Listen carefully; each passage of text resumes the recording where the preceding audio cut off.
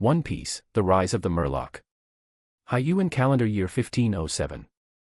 At a depth of 10,000 meters under the sea, this is a place that is difficult for humans to reach. Humans can only come by boat through coding. In this place, there is a beautiful Fishman Island. All the way down the Yangshu Eve, the sunlight becomes thinner and thinner. Poor fishmen and mermaids live in dimly lit coral reef apartments. Explore further down. This is a place where the sun cannot shine at all. Darkness, chaos, and killing are the only theme songs here. Here. It's the infamous Fishman Street. Ugh. My head hurts. The darkness receded like a tide. Li Xiang groaned and woke up from his deep sleep. He opened his hazy eyes and looked around. Where is this place? Li Xiang looked around. Surrounded by unfamiliar scenes, dilapidated houses, broken tables and chairs, and messy furniture scattered all over the floor. It can be seen from the signs of fighting around that there have been more than one battle here before. Why am I here? Li Xiang touched his painful head, and his mind suddenly felt like water was boiling, and a lot of messy memories poured in. Fishman. Fishman Island. Fishman Street. Fishman William. The messy memory was like a mess of code, which Li Xiang couldn't accept at once, and he fainted. After 2 hours passed. Li Xiang woke up from coma again, spread out his hands, and looked at the sea blue skin that was different from normal humans, as well as the palms that were larger than ordinary people, especially the membrane between the fingers that resembled frog webs, which reminded him all the time. Li Xiang. He is no longer human. Now it's William the Fishman. It's just that he doesn't like the name. How so? I remember that after the college entrance examination, there was a flood on the way home. I was electrocuted without knowing it, and then I lost consciousness and passed out. But this thief, just give me a reincarnation and travel to the world of One Piece. Why do you want me to be a fishman? Looking up and down his body, Li Xiang's eyes were full of confusion, discomfort and fear. If I remember correctly, in the world of One Piece, although the fishmen are very strong and have 10 times the strength of normal humans, they are discriminated against by humans and are wantonly slaughtered and enslaved. Damn it. Thinking of this, Li Xiang felt angry. When other people travel through the world of One Piece, they either start with the domineering Ryuran Wakahuo, or the ice dragon descends.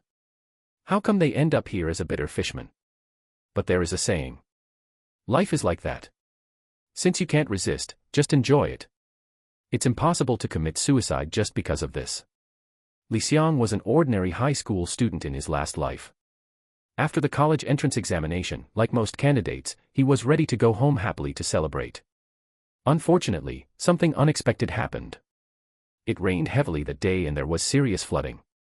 The wires laid under the floor short-circuited, electrocuting Li Xiang who was passing by. Li Xiang never thought that the time travel method that he used to find extremely painful when reading novels would actually happen to him. What's even more extreme is to become a fishman. Li Xiang still remembers the pain when he was electrocuted, the fear of facing death, and the lingering nostalgia for his parents, teachers, and friends. Therefore, even now facing such a painful start, Li Xiang did not want to try to die again. Li Xiang clenched his fists, a fierce look flashed in his eyes. I died so useless in my last life. Since I am given a chance in this life, I will live well no matter how difficult it is. Li Xiang thought this and walked out of bed. In order to get familiar with his new body, Li Xiang found a mirror and looked at it carefully. I see. Li Xiang is now 2 meters tall, wearing a tattered gray short-sleeved shirt, blue shorts underneath, and his bare feet. Li Xiang raised his arm, and he could see that his arm was no different from that of an ordinary adult man, with sea blue skin. A fin protrudes from the back and penetrates the clothes, making it look particularly ferocious. I go. This fishman is really completely different from a human.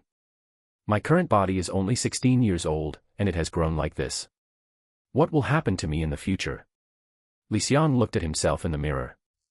Different from the rough and ugly faces of ordinary fishmen, Li Xiang's appearance is more human-like and looks very delicate. The nose is as straight as a knife, making him look even more heroic. Li Xiang flexed his arms. It can be seen that the biceps brachii are very developed, and the muscles are as big as fists. They are as hard as granite and feel very strong. I didn't expect that in my last life I was just a weak scholar, but in this life I have such a good figure. If I had been in the past, I would have been surrounded by those rotten girls. Li Xiang bared his teeth in the mirror. Different from humans, Li Xiang's teeth are densely packed with inverted triangles, and each tooth is very sharp. Out of curiosity, Li Xiang touched the fawn with his finger, and a bloody streak was immediately scratched out. Well, I am indeed a fishman. My current body has the blood of a great white shark. I am indeed a naturally carnivorous creature. Li Xiang observed his new body and felt a little excited in his heart. According to the original work of One Piece, fishmen have 10 times the wrist strength of normal humans. I don't know if it is true. Looks like I have to give it a try. With this thought in mind, Li Xiang walked to the hall of the house and came to the broken table and chair. There was also an intact chair here. Okay, let's use this wooden chair to test my current strength. Take a deep breath and relax your body. Clenching his fist, and with a loud shout, Li Xiang punched down. Boom. There was a loud noise, and the wooden chair could not withstand Li Xiang's strength and punched out. Li wanted to withdraw his fist and saw that there was not even a trace of redness or swelling on the back of his hand. Carefully recalling the backlash when his fist hit the wooden chair just now, he looked thoughtful in his eyes. The fishman race is so strong. If it were me in my previous life, my fist would have hit the wooden chair. Not to mention it would have penetrated the wooden chair, but my hand would have been injured first. But now, not only am I not injured at all, I don't even feel any pain. It's really amazing. Happy, Li wanted to go back to his bedroom and prepare to sort out the memories in his mind. At this time, a glance from the corner of his eye. Li Xiang saw a bag of money lying in the corner of the bedroom.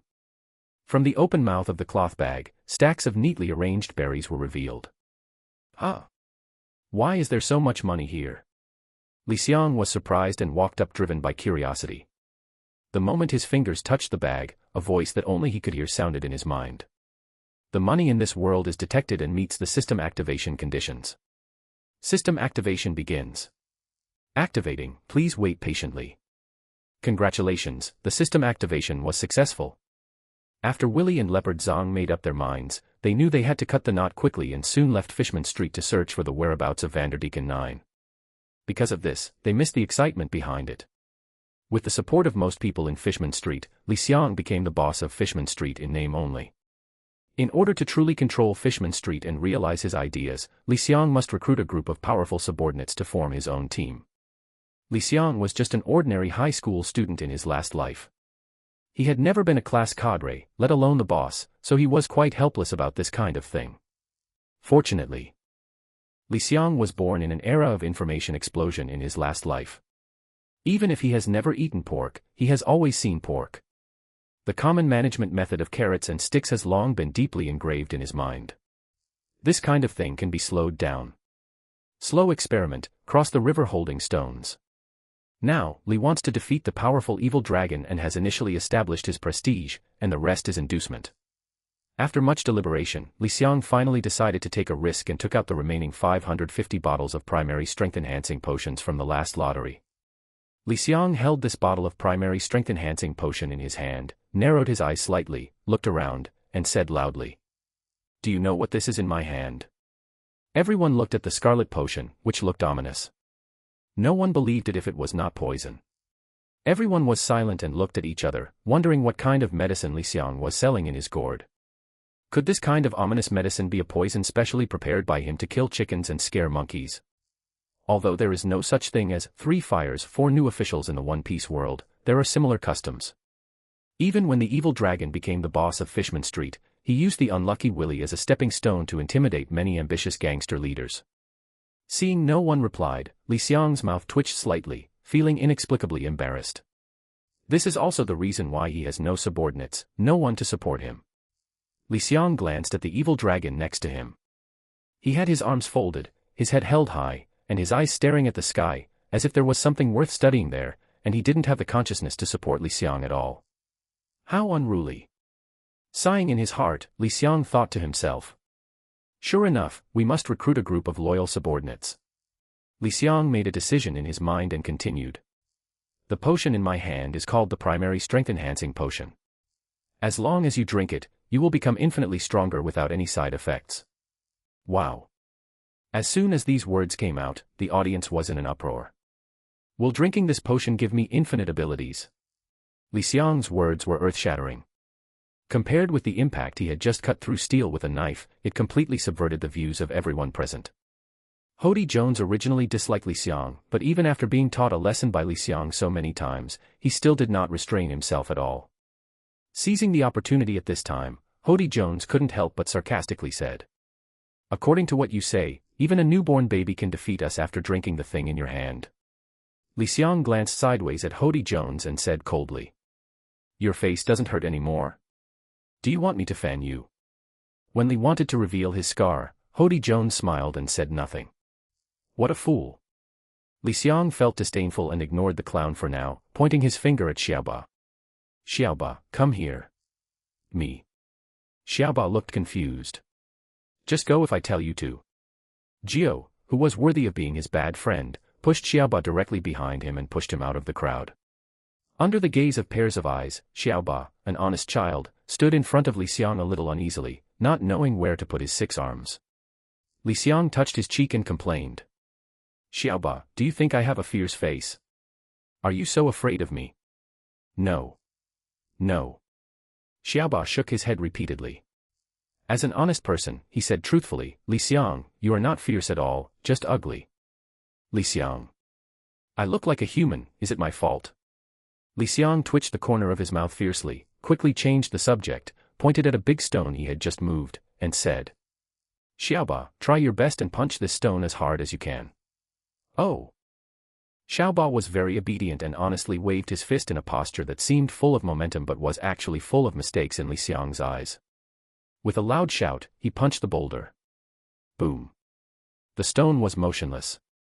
Xiaoba looked frustrated and said dejectedly, "This rock is too hard, I can't break it." Li Xiang had already expected this result. Li Xiang still remembers that he was unable to break stones at first, but after drinking 250 bottles of primary strength-enhancing potions, he was able to break them. Therefore, Li Xiang took out 250 bottles of primary strength-enhancing potions and placed them on the ground. He patted Xiaoba on the shoulder and comforted. "Don't be discouraged. After you drink all these potions, try again." "What?" Xiaoba looked at the red potion on the ground with a suspicious look on his face, picked up a bottle and opened the cork, and a choking smell hit his nostrils. "Is this really drinkable? You won't have diarrhea after drinking it, right?" Li Xiang had a smile on his face, but his heart was full of dissatisfaction. "Drink when I tell you to, don't talk so much nonsense." Oh. Xiaoba was good at everything, but he was too honest. When the others saw how terrifying this potion was, they all were afraid of it like a poisonous scorpion. Li Xiang asked him to drink it after just a few words. Gulyalu. Gulyalu. Xiaoba drank 250 bottles of potion in one breath and burped. Belch. Then. Xiaoba felt a sense of heat all over his body, and the temperature inside his body rose rapidly. Even the seawater around him was affected, with bubbles popping out. As Xiaoba's good friend, Jiu couldn't help but worry. "Xiaoba, are you all right?" Xiaoba felt uncomfortable at first, but the pain came and went away quickly. Soon, Xiaoba felt a force flowing out like a flood. "I feel better than I've ever felt." Li Xiang had experienced the feeling of surging power, smiled slightly and said, "Xiaoba, try again and hit the stone just now." Xiaoba nodded heavily. At this moment, the muscles of Xiaobalia's arms were taut and looked extremely strong. "Break me." Xiaoba clenched his fist and punched out, straight up. Snapped. The stone that was originally able to withstand his punches could no longer bear it this time. It split instantly and exploded. Wow. There was an uproar. The eyes of the masses are sharp, and Xiaoba's performance before and after the 2 times cannot be faked. It has been confirmed that what Li Xiang said is true, and the medicine in his hand is indeed effective. Suddenly, Li Xiang became the center of attention again. A pair of greedy eyes were focused on him, like a jackal staring at its prey. Other things. Li Xiang looked at the siren with a sultry look on his face, and the sight of him letting you pick and choose was really exciting. "Ah, no, how could you think about such dirty things?" Alas, as a man, especially a young and vigorous young man. Li Xiang couldn't help but ask. "Could it be that I can still ask you to provide me with some special services?" Li originally thought this was just a joke. But I didn't expect it. Siren's eyes flashed, his fishtail swung, he swam forward and got close to Li Xiang. The scent of orchid fragrance exhaled made people couldn't help but indulge in the gentle countryside. What was even more exaggerated was that the two artifacts on his chest that were comparable to the Himalayas were leaning against Li Xiang, and a strong sense of oppression swept over him. But talk. Why is this so soft? Master, Siren said that everything is available in this Krypton Gold Mall. Even if you want someone else, they can still do that shameful thing to you. Siren has charming eyes and a rosy face. She exhales fragrance and talks about things that will make every man's blood boil. Cough, cough, cough. In his last life, Li Xiang was just a high school student, a living single. Not to mention holding a girl's hand, he could even count the number of times he talked to girls in one slap. Although the Siren is a mature woman, she looks like she is ready for you to pick and do whatever you want with her. But Li Xiang didn't do anything. Those who are lustful but not bold are talking about people like Li Xiang. Subconsciously, Li Xiang took a few steps back and kept a certain distance from the Siren. That's not what I meant. Don't get me wrong. Li Xiang explained. I understand. Master, you are an innocent little virgin. Siren said seductively. Seeing Li Xiang's embarrassed look, Siren covered her mouth and smiled. It can be said that looking back and smiling can captivate a country and make 3,000 beauties eclipse. Okay, Master, let's get down to business. Siren's expression calmed down and he became serious. Master, today is the first day of operation of the Krypton Gold Mall, and there is a first deposit event for this purpose. As long as the owner recharges 10 belly at one time, not only can he get 100 million diamonds, but he can also get a great value gift package. Having a heartbeat is worse than taking action. Master, hurry up and recharge. Li Xiang squinted his eyes and said tonelessly. Why is this routine so familiar? Isn't this just a black-hearted businessman who wants to drain players of their money? I've seen too many black-hearted businessmen like you. Hearing what Li Xiang said, Siren's heart tightened, thinking that Li Xiang didn't want to top up. With anxiety in her heart, Siren stretched out a pair of jade arms, hugged Li Xiang's arms tightly, and said coquettishly. Master, just recharge, I will give you extra rewards. Extra reward? Looking at the Siren so close, a strand of hair with the fragrance of dragon's birth was close to the tip of his nose, which made Li Xiang distracted and almost lost control. But... Siren, let me go first, I want to recharge. Li Xiang blushed and broke away from Siren's hands. Really? Siren showed a hint of surprise. She thought that Li Xiang said what he just said and hated black merchants so much that he didn't plan to top up. Now it's really a turn of events for her. Real. Li wanted to hand over the 100,000 berries in his hand to Siren. Recharge me. Master, you are the best. The Siren let out a cheer of pleasure. He looked even more excited than Li Xiang. Siren couldn't help but get close to Li Xiang's face. Under his stunned gaze, her sexy red lips touched Li Xiang's face lightly, and then left like an electric shock. This. Li Xiang touched his face, and when his fingers touched the place Siren kissed, he seemed to still feel a trace of residual heat. Seeing Li Xiang's actions, Siren huffed and turned red. She looked so gorgeous that Li Xiang was stunned. Fortunately, right now, the system made a ding sound, pulling Li Xiang back. Congratulations to the host for receiving a first deposit gift package. There was a flash of light, and bright light gathered on Li Xiang's hands. Then a black iron box formed, which looked very simple and heavy, but Li wanted to hold it but didn't feel the slightest weight. This is a first-time recharge gift package. Doesn't it look too shabby? Li Xiang's eyebrows twitched. Forget it.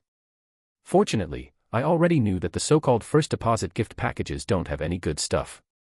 Siren comforted. Master, don't underestimate this black iron treasure chest, there might be something good in it. What do you think we should do if there are no good things? Perhaps because it was rare for a beautiful woman to chat with him, Li Xiang wanted to tease the Siren, and then deliberately said. If that's the case, you have to compensate me. To Li Xiang's surprise. When Li Xiang questioned the products of the Krypton Gold Mall, Siren suddenly lost the green tea virtue he seemed to have before. Instead, he straightened his face and said in an unusually serious tone. Master, we Krypton Gold merchants always do not bully the young and old in the city. Although this first recharge gift package is just the lowest grade black iron treasure box, the items it contains are definitely not inferior products from cats and dogs. Siren was suddenly so serious that Li Xiang couldn't react for a moment and froze in place. through the siren's eyes. Li Xiang saw her persistence and confidence, and immediately lost the intention to continue joking, and turned to look at the black iron treasure box in his hand, with a little more expectation in his heart. What's going to be in there? With full expectations, Li Xiang clasped his fingers on the lid of the treasure chest. It was not locked and he opened it easily. A burst of light flashed, almost blinding Li Xiang's Krypton Gold dog eyes. If I had known earlier, I would have closed my eyes just now. I complained in my heart. When Li Xiang regained sight, what appeared in front of him was a long sword made of ice. 12 meters long, exuding bursts of cold air, lying quietly inside the black iron treasure chest. Is this a good thing for the first recharge gift package?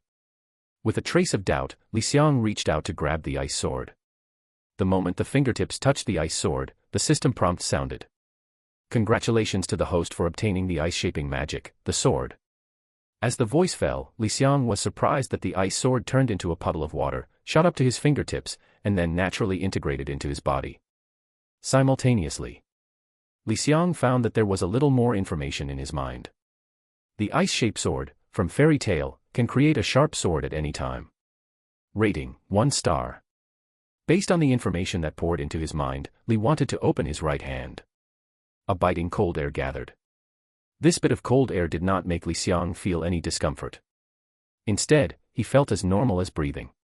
Under Li Xiang's gaze, air conditioning gathered. Since it was the first time to use it, a full 3 seconds passed. An ice sword like the one in the black iron treasure chest appeared again, but this time, it was lying in Li Xiang's right hand. Li Xiang looked at the ice sword in his hand. There was a biting chill, but he didn't feel any discomfort. Li Xiang has also watched the animation Fairy Tale, and is very interested in the ice modeling magic from this animation. He shook it in his hand. The ice sword drew several circles in the air. The low temperature of the sword body reacts with the heat of the air, and a mist wraps around the sword body, making it look like a work of art. Siren may still be thinking about Li Xiang's distrust of her before, and said, "Master, what I said is right. There are definitely good things in the first deposit gift package. You can exit the Krypton Gold Mall now and go out to try this ice sword." "Then how do I exit?" Li Xiang asked.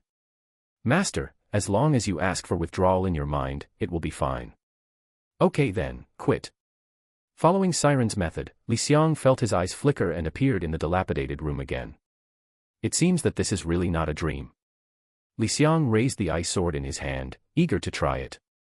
Travelers have had golden fingers since ancient times. Now let's see how sharp this ice sword is. Li wanted to walk to the table and chair where he had previously tested his fist strength. Before, he punched down and pierced the wooden chair. And now. Laugh. Li Xiang raised his sword and struck. The sharp blade cut through the air, letting out a scream, and then struck the wooden chair. Then, something surprising happened to Li Xiang. The ice sword was like cutting into butter. Li Xiang didn't feel any resistance at all. With a click, he easily split the wooden chair in half. What a sharp sword! Li Xiang had previously seen that the system's evaluation of the ice sword was only 1 star, and thought it was very cool. He did not expect that an item with this kind of evaluation could have such a sharp effect. I thought about it. Li Xiang wanted to continue testing this ice sword. So he walked out of the room and came to Fishman Street. Compared to other places on Fishman Island, Fishman Street has no light at all and is full of darkness and gloom. Not a single person was seen on the entire street. On both sides of the street were equally dilapidated houses, like an old man in his 80s or 90s, exuding an unsettling aura of despair. Ugh! Li Xiang didn't know whether it was good or bad to travel to Fishman Street and become a fishman. And I can't see anyone now, so I don't know what era it is now. No matter, let's try the ice sword first. After all, in the world of One Piece, big fists are the truth. Li wanted to find a big stone as tall as a person. He breathed into his fist and punched the big rock with all his strength. Boom. There was a dull sound, and the big stone remained the same, standing motionless without even a single scratch on it. Sure enough, even if my current strength is 10 times that of an ordinary human's wrist, my body is still too young to be able to hit this stone. Then now, let's try the power of the ice sword. Li Xiang has never learned any swordsmanship. He just held the ice sword in a way that felt comfortable to him, and then chopped it down on the big rock with one strike. Click! A countershock force hit him, and Li Xiang's right hand went numb due to shock, and he almost couldn't hold the ice sword. But Li Xiang had no intention of paying attention to this at this time, and his eyes were fixed on the big stone. I see. The large stone as tall as a person had a deep crack split from top to bottom. The ice sword went down easily until it got stuck in the middle of the big rock. That's not bad. Li wanted to know that the reason why the ice sword was stuck in the middle was mainly because he didn't understand swordsmanship at all and didn't know where to exert his strength. He just used brute force to cut it down. That's why he didn't cut the big stone in half in one go. It seems that I have to go to the Krypton Gold Mall to buy a basic sword skill. Do it when you think of it. With a thought, Li Xiang's eyes flashed and he appeared in a white space again. The siren rushed forward enthusiastically, hugged Li Xiang's neck, and said coquettishly, "Master, do you miss me? Are you back so soon?" Cough. As a bachelor who has been single for 10,000 years, Li Xiang still found it difficult to accept the passionate siren, so he used force in his hands to break away from her. "Don't make trouble, I'm here to buy basic sword skills." When it comes to business, Siren's face changes as quickly as turning the page in a book. One moment he was charming, but the next moment he seems to be serious and not the same person. "Okay, master, basic swordsmanship is 1 diamond. Thank you for your patronage." Although Li Xiang also wanted to buy elite swordsmanship, it was worth 500 million diamonds, equivalent to 50 berries, which immediately put Li Xiang away. After all, Li Xiang had previously recharged 10 berries, which was only 100 million diamonds. Li Xiang took something like a CD from Siren's hand. It suddenly flew into my mind, and suddenly there was a lot of knowledge in my mind. After acquiring the basic swordsmanship, Li wanted to exit the Krypton Gold Mall and couldn't wait to find another big stone, which was also as tall as a person. "This time, I will definitely be able to cut you in half." Silently encouraging himself, Li wanted to follow the knowledge in his mind. Take a deep breath, step into a lunge, use strength from your waist, hold the ice sword in your right hand and strike with force. If Li Xiang only used his arm strength before, the strength he exerted was 1. Then, this time with the correct way of exerting force, the power that can be exerted will be doubled to 2. Laugh. The blade of the knife slashed without any hesitation, making an unpleasant sound like cutting through cowhide. Then, a big stone as tall as a person clicked and split in half. Success. It didn't take long for Li Xiang to be happy with his experiment. 2 other fishmen appeared on Fishman Street, walking towards Li Xiang. One person has an octopus face and 8 arms, and he is clearly Hachi from the original work. The other person looked carefree, and the strange thing was that his mouth often pouted, which was exactly what he chirped in the original novel. It's just that the 2 people look very young compared to the original work. From a distance, Jiao saw Li Xiang holding a sword and waving it around, shouting at the top of his lungs. "William, what are you doing there? Are you ready for the tribute that will be paid to the evil dragon boss this month and last month? Don't blame me for not reminding you. This is the last time to urge you. If you still default on the tribute this month, the evil dragon boss will come to settle the score with you personally." William is the name of the original owner of Li Xiang's body. Li Xiang was confused when he heard what he said. What tribute is that? What the hell is that? Also, I won't be called William from now on. Call me Li Xiang. Seeing Li Xiang's appearance, Jiao thought that Li Xiang was pretending to be stupid and didn't want to give money, so he said angrily. "Okay, I don't care what name you want." "Wait, no, Li Xiang, why are you pretending to be stunned? Who in Fishman Street doesn't know that everyone has to pay a tribute of 1 belly to the evil dragon boss every month?" At this time, Xiaoba kindly reminded. "Li Xiang, 1 berries is not a lot of money. You already defaulted on your payment last month. If Jiao and I hadn't guaranteed it for you, you would have died a long time ago. If you default again this month, even we can't guarantee that you won't be beaten to death by the evil dragon boss." "Wait, let me take a moment." Li Xiang waved his hand, interrupting the chatter between Jiao and Xiaoba. Li Xiang rubbed his temples and said with a headache. "I remember that the boss of Fishman Street is Figelteg. When did the evil dragon become the boss?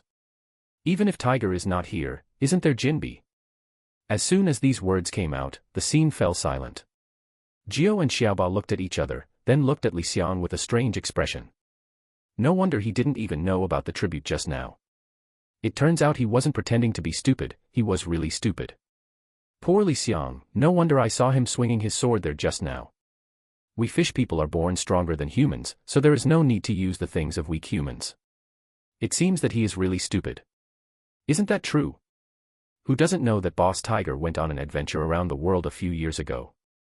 There has been no news in the past few years. Moreover, Boss Jinbei later entered the Ryugu army, but he has always been our fish. The pride of the streets, Li Xiang is so stupid to even forget this. No matter whether he is really stupid or not, the task assigned to us by the evil dragon boss still needs to be completed. Yes, if we don't collect everything this month, the evil dragon boss will definitely be angry. Seeing Jiao and Xiaoba treating themselves as transparent people, making comments as if nothing had happened, and opening and closing their mouths, they felt stupid. Li Xiang's forehead suddenly had veins popping out. "Hey," I said. Li Xiang roared loudly. "What year is it now? Also, what the hell is that tribute?" Jiao looked at Li Xiang strangely. As a kissing fishman, he pouted his bright red lips and said, "This year is the year 1507 of the Haiyuan calendar. I even forgot this. I feel really sad for you." Even though he said that, Jiao still stretched out his hand and said displeasedly, "Hurry up and hand over the tribute. Don't you know that in order for the evil dragon boss to imitate Jinbei boss and join the Dragon Palace army, it will cost a lot of money?" It turned out to be the case. After hearing this, Li Xiang probably understood the current situation. It turns out that it is now 13 years before the original plot begins. But not to mention that Li Xiang used all 10 belly to top up, and now he has no money. Even if he had money, Li Xiang would not hand over a berry. Therefore, Li Xiang said simply, "It doesn't cost you money, it costs your life, so you'd better leave." Jiao seemed to be meeting Li Xiang for the first time. He stretched out his open hand, grabbed Li Xiang's sleeve, and lifted Li Xiang high with terrifying strength. In order to increase his power, Jiao moved his face closer, keeping only one finger away from Li Xiang. The bright red pouty lips almost touched Li Xiang, making Li Xiang's skin crawl. Jiao ignored Li Xiang's expression and said aggressively, "What? What did you just say? If you can, try saying it again. Let me tell you, in this Fishman Street now, the evil dragon boss is the sky and god. If you dare to disobey the rules set by the evil dragon boss, not to mention you will be unlucky, even me and Xiaoba will be implicated by you." When it comes to himself, Xiaoba is no longer the good guy he was before, just staying aside and watching what happens. Li Xiang shook his head. With an embarrassed look on his face, he said word by word. "I said, I don't want money, I want my life." Every word is sonorous and there is no room for maneuver. Well done, Li Xiang. He was so angry that even his green face turned red. "It's a shame that Xiaoba and I helped you intercede with the evil dragon boss last month, but I didn't expect that you still won't pay the money this month. I'm very sorry." Li Xiang shrugged and apologized to the original owner of this body. Jiao has always had poor tolerance and is easily angered, otherwise he would not have lost to Usopp in the original work. Seeing that Li Xiang was determined not to pay, Jiao's remaining patience was instantly wiped out. "You are really courting death." In a rage, Qiyu punched Li Xiang on the left side of his face. Receiving a strong impact, Li Xiang's 2-meter-high body actually flew into the air and was thrown far to the ground, raising a cloud of dust. Seeing this, Xiaoba couldn't bear it. He stopped Jiao who was about to kill him and said anxiously, "Jiao, calm down first. Li Xiang is also a member of our Fishman Street after all. If you have anything to do, you can sit down and discuss it slowly. Xiaoba, don't stop me." Jiao's heart was filled with murderous intent towards Li Xiang, and he said angrily, "Didn't you listen to what that guy Li Xiang said? It doesn't cost you money, it costs your life. Since he doesn't plan to pay, then he should act according to the rules of Fishman Street. Whoever has the bigger fist will be justified. Say it." Jiao waved his hand arrogantly, pushed Xiaoba aside, and walked towards Li Xiang menacingly. "It really hurts." Li Xiang touched the swollen left side of his face. If it weren't for the strong physique of the fishman, with the physique of an ordinary human being, he would have fainted from the powerful blow just now. Seeing Jiao rushing forward, Li Xiang was filled with anger and his eyes were blazing with fire. "I was electrocuted to death in my last life and died so useless. I will definitely live a wonderful life in this life. How could he be defeated by a mere sidekick from the original work?" Li Xiang held the ice sword tightly. He roared lowly and was not frightened by the chirping at all, and rushed forward. A strange color flashed in Jiao's eyes. You didn't escape. You're still challenging me head-on. Do you want me to say you are brave, or do you want me to say you are stupid? At this time, the distance between the two sides has been reduced to 50 meters, very close. Right now. Gio took a deep breath quickly while running.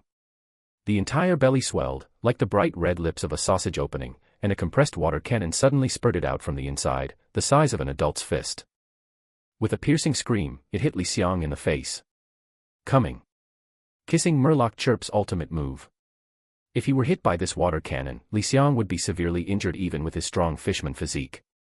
Seeing that Li Xiang was about to suffer disaster, the kind-hearted Xiaoba could not help but close his eyes and did not dare to look any further. However, what makes Xiaohachi strange is the expected dull sound of falling to the ground did not sound. Instead, there was a scoff in the air, just like the sound of tearing off clothes. In the end, what happened? Driven by curiosity, Xiaoba opened his eyes and shifted his gaze to Li Xiang. But he was shocked to see Li Xiang waving the blue ice sword and cutting the water cannons in half. Not only was he not affected at all, but he took advantage of it to get closer to Qiyu. This magical scene made Xiaoba open his mouth. With a look of disbelief on his face, he muttered to himself. It turns out that the weapons used by those fragile humans are so powerful. Even Qiyu's special move can be easily broken. Then I have 6 arms. If I use 6 swords in the future, am I invincible? Just when Xiaoba was enjoying himself, Li Xiang had already arrived in front of Gio, raised the ice sword in his hand and waved it down. Li Xiang slashed down with his ice sword. The biting cold air filled the sword, forming a scratch in the air outlined by the mist. Gio had seen Li Xiang use this strange sword to block his attack before, and knew that this sword was extremely sharp and rare. Wherever he dared to take it hard, he turned around and hid to the right. Laugh. As expected, Gio grew up in Fishman Street where villains roamed the streets. He has a lot of combat experience and is not comparable to a good student like Li Xiang. In an instant, he managed to avoid Li Xiang's sword move. The ice sword slashed down diagonally from Gio's head, cutting off most of his hair in an instant, and a large amount of fine hair fell into the air. Unfortunately, it missed the target and did not hit Qiyu's body. During the battle, Gio Wuxing didn't care that his hair was cut into a Mediterranean shape. While Li Xiang's old strength was gone and new strength was yet to emerge, a fierce light flashed in his eyes and he clenched his right fist. Seize the gap. A straight punch hit Li Xiang's waist with unusual ferocity. Boom. Li Xiang didn't expect that his confident sword would miss, Qiyu's reaction would be so quick, and his counterattack would be so quick. Wait until there is a dull sound. The waist and eyes are one of the weak points of the human body, and a sharp pain suddenly surged into my heart. In pain, Li Xiang broke into a cold sweat and his back was instantly soaked. Damn it. I never had a fight in my last life, so I'm at a disadvantage now. Although he was furious in his heart, Li wanted to understand that Gio was making a killing move at this moment. If he was careless, he might lose his life just after crossing over. Facing the first crisis since time travel, Li Xiang opened his eyes wide and tightened his muscles. I was electrocuted to death in my last life for being so useless. I have a Krypton Gold Mall in this life. As long as I have money, I can become stronger. How could we lose here after such a good start? Li Xiang held the ice sword tightly with both hands. At this moment, a drastic change occurred within him. The basic swordsmanship he had acquired was turning from knowledge into instinct at an astonishing speed, and was integrated into Li Xiang's bones. Give me death. Hearing Li Xiang's heartfelt roar, his heart trembled. It was unbelievable to see that Li Xiang suffered injuries to his waist and eyes. In pain, instead of retreating, he rushed forward like a madman. The ferocity of a hungry tiger pouncing on food made even Gio, who had been living in the chaotic Fishman Street all year round, feel frightened. Absolutely will die. Seeing Li Xiang coming with the sword again, his heart trembled wildly. This time, he completely lost his previous calmness and rolled around like a donkey with the most embarrassing appearance, barely avoiding Li Xiang's pursuit. But what made Gio feel extremely sick was that Li wanted to beat the drowned dog hard, and the ice sword continued to slash at him sharply. You bastard, I have followed the evil dragon boss for so many years, not just because I have to flatter you. Being forced to look anxious, Gio became angry. While struggling to avoid Li Xiang's attack, he opened his mouth repeatedly, and water cannons sprayed out like water, and 7 water cannons were sprayed out at the same time.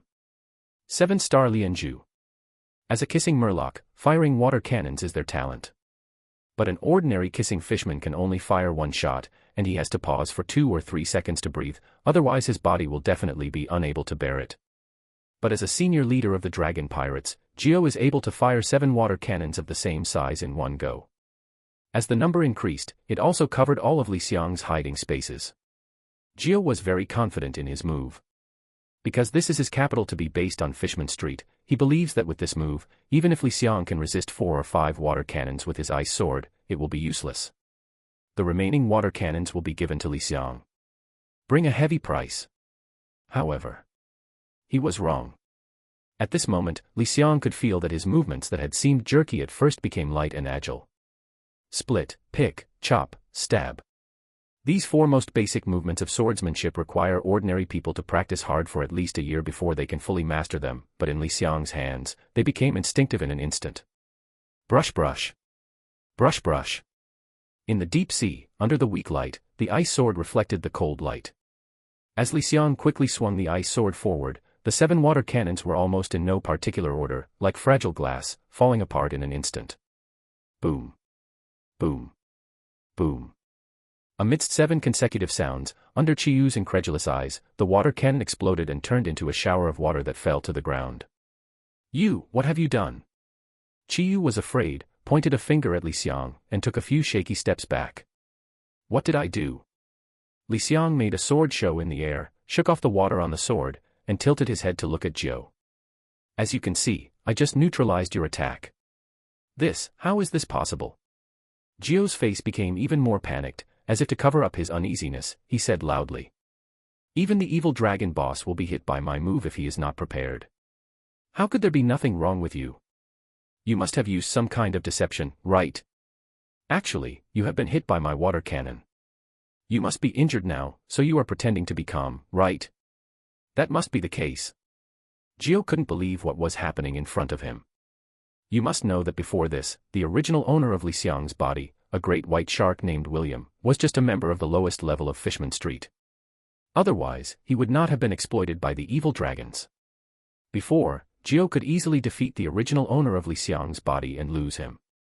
Of course, that was before, not now. Xiaoba, who had been watching with cold eyes, actually saw Li Xiang neutralize Gio's attack, but couldn't see Gio's self-deception and couldn't help but say. But Li thinks he's really not injured. Lies exposed. Gio suddenly became angry and roared loudly. Xiaoba, shut up. Xiaoba smiled awkwardly, touched the back of his head, and whispered. What's so bad about it? It's obvious that what they say is the truth.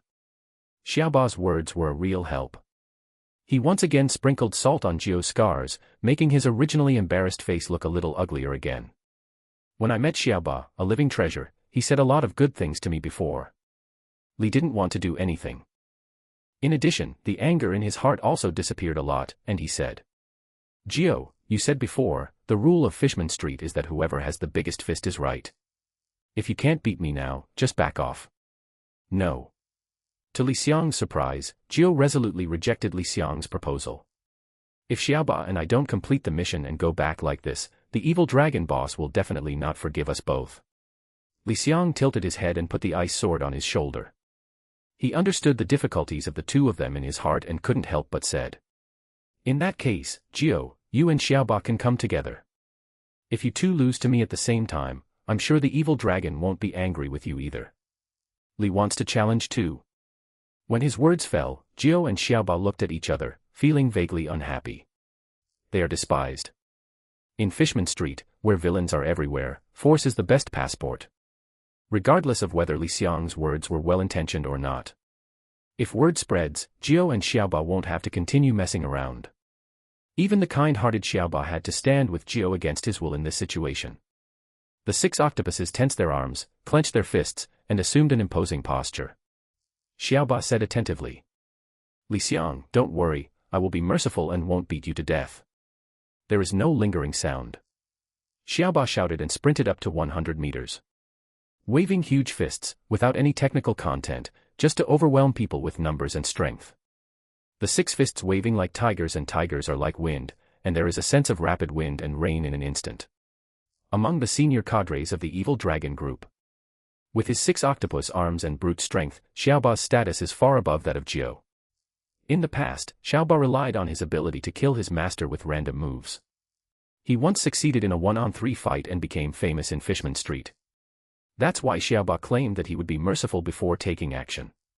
If Li Xiang was just a poor fishman, with his experience of never having a fight in his previous life, he might really be beaten to pieces by Xiaoba. Well done. Li Xiang was not timid but overjoyed. The basic swordsmanship had turned into instinct. His steps slipped, and the rough ground seemed as smooth as a mirror. He actually moved half a meter sideways to avoid Xiaoba's fist punched with brute force. Simultaneously, Li Xiang exerted force on his waist, flicked his right wrist, and raised the ice sword diagonally from the lower left to the upper right, with the sword's edge pointed directly at Xiaoba's waist. And just then, having seen the sharp edge of Li Xiang's ice sword, Jiu turned pale with fright. He was afraid that his companion would suffer, so he quickly opened his mouth to inhale. A fist-sized water cannon flew out. Hitting the ice sword, water splashed out, but he also completed his mission. Relying on the inertia of the impact, Li Xiang's sword edge was deflected away. Li Xiang felt a tremor coming from the sword, and he almost lost his grip on the hilt and let the ice sword fly out. Fortunately, Li Xiang is in a hurry to make a living. Taking advantage of the situation, he changed his move from the original diagonal pick to a horizontal slash. From right to left, he lightly stroked one of Xiaoba's arms. With the sharpness of the sword tip, it was as easy as destroying a piece of wood, and it pierced the tough octopus skin on Xiaoba's body in one go. A blood flower bloomed in the air with a splash of blood, which was alluring and bloody. Hiss!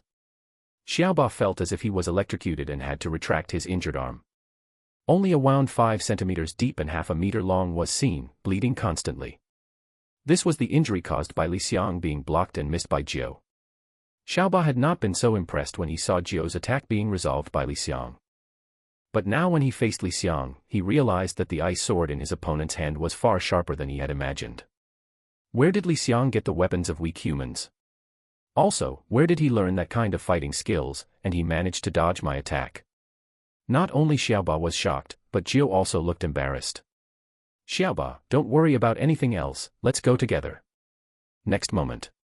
Jiu didn't care how bad the reputation of 2-on-1 was, he immediately joined the battle group. Together with Xiaoba, they attacked Li Xiang. Xiaoba faced Li Xiang head-on, waving his 6 fists fiercely and quite oppressively. Chirping on one side, he saw the opportunity and spit out water cannons, hitting Li Xiang's weak spot every time, making Li Xiang quite embarrassed. Xiaoba and Jiu are both famous thugs in Fishman Street. When two people join forces, it's obviously not as simple as 1 + 1. Li Xiang quickly understood. I'm a little too proud of myself. For a while, Xiaoba seized an opportunity, swung his huge fist, and hit Li Xiang in the chest with a bang. Li Xiang's 2-meter-tall figure was immediately thrown away and hit a wall behind him, sending up a burst of smoke and dust. Hiss! It hurts. Even though the fishman's physique was stronger than that of ordinary humans, Li Xiang still felt a heartbreaking pain in his back. Li Xiang got up from the ground, wiped the blood from the corner of his mouth with the back of his hand, and looked at Xiaoba and Jiu coming from the opposite side. To Xiaoba and Jiu's surprise, there was no fear in Li Xiang's eyes, but a flaming fighting spirit. You two are very powerful together. But, I feel an extremely happy feeling deep inside my heart. Li Xiang's eyes were filled with fire. Lift the ice sword and advance instead of retreating. This time it's completely Saburo's style of play, with no blocking and defense at all, and all his moves are deadly swords. This madman. I have always been barefoot and not afraid of wearing shoes. Feeling Li Xiang's desperate energy, Xiaoba and Jiu suddenly cried secretly in their hearts, how dare they fight Li Xiang? The movement of his hand suddenly became awkward, and he was suddenly suppressed by Li Xiang. For a time, there was a situation where one was overwhelming too. Jiu and Xiaoba looked at Bing Jian with fear and did not dare to be touched at all. Coupled with Li Xiang's completely lifeless style of play, 100% of his combat power cannot be used, and he can only fight equally with Li Xiang. Taking advantage of this opportunity, Li Xiang continued to master the basics of swordsmanship while wielding his sword. Split, pick, chop, stab. He seemed a bit rusty at first, but gradually became more comfortable in the fierce battle. Reflecting on the battle, Li Xiang swung his sword faster and faster, with more and more sword shadows overlapping each other, squeezing the counterattack space of Jiao and Xiaoba. Jiao and Xiaoba are just gangsters from Fishman Street. Sora has brute strength, but no exquisite skills. As Li Xiang continued to improve, he began to feel powerless to fight back. Xiaoba felt even more strenuous.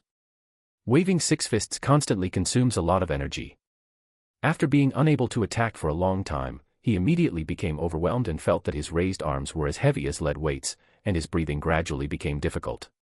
Compared to Xiaoba, chirping is much easier, but after using the water cannon for a long time, my throat feels dry. On the other hand, Li Xiang. But it seemed that it was not affected by the protracted war at all, and instead the fight became more and more fierce. The ice sword in his hand was swung so tightly that it gave people a feeling of suffocation. Although Li Xiang was just a good student in his last life, after receiving basic swordsmanship and fighting Xiaoba and Jiao, Li Xiang's combat experience improved by leaps and bounds, and he soon noticed the fatigue of the two people opposite him. Li Xiang has sharp eyes. When he saw Xiaoba hit him with a punch, he immediately attacked him. The cold edge of the ice sword in his hand slashed. Jiao was shocked and reminded loudly. "Xiaoba, be careful." But alas, it's too late. Xiaoba had no time to react, and the tip of the sword was directly at Xiaoba's throat. Just as Xiaoba closed his eyes and waited for death, Li Xiang smiled softly and said, "It seems that you have lost."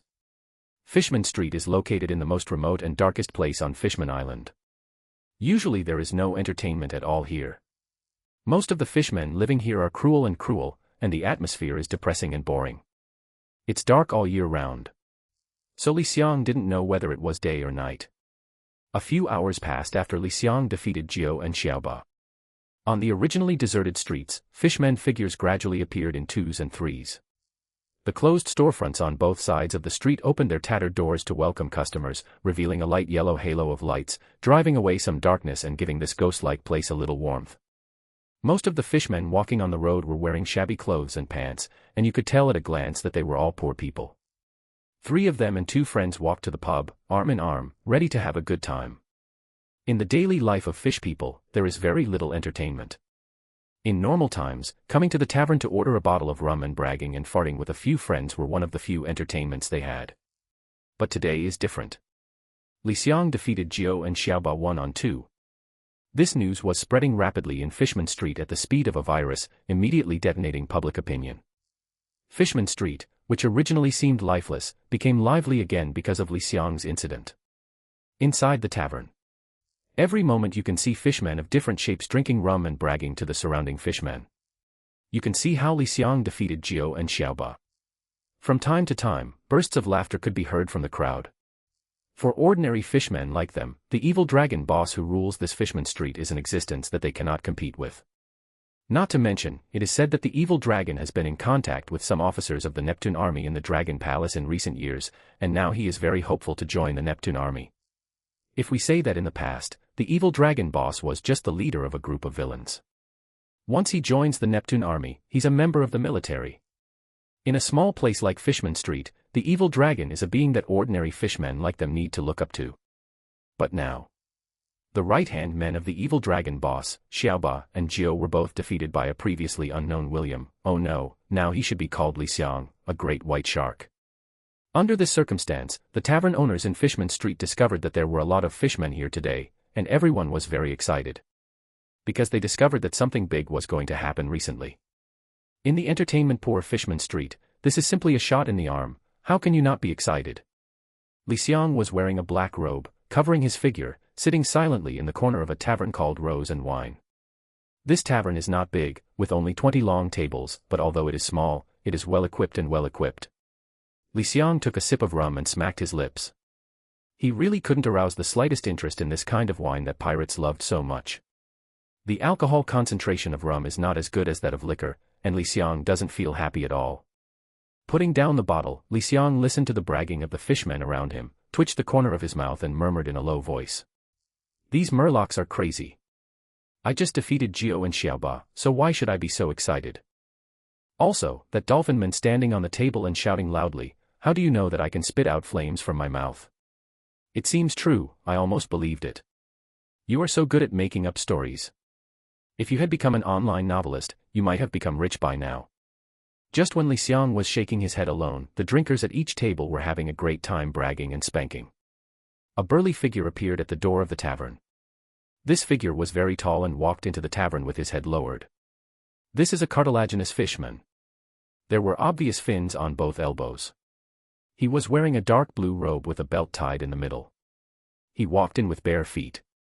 After noticing who it was, the originally bustling tavern suddenly became silent as if its throat had been cut.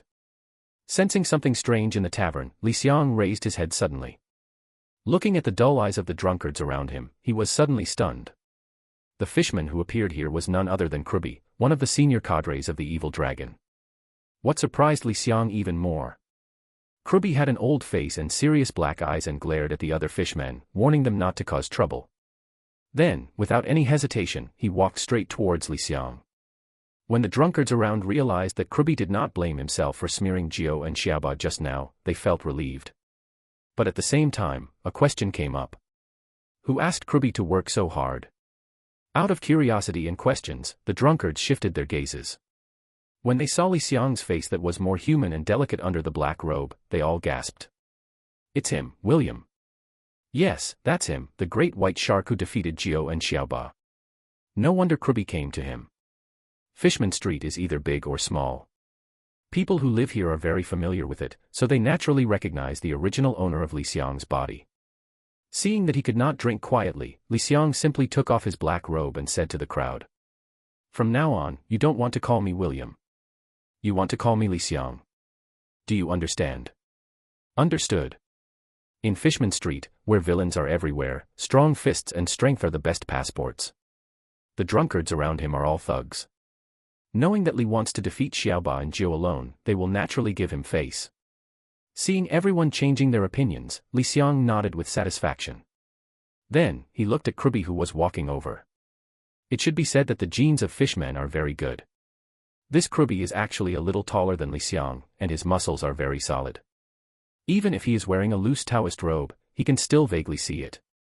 Li wanted to make a gesture to sit down and said. How did you know I was here? I remember I was always very low-key.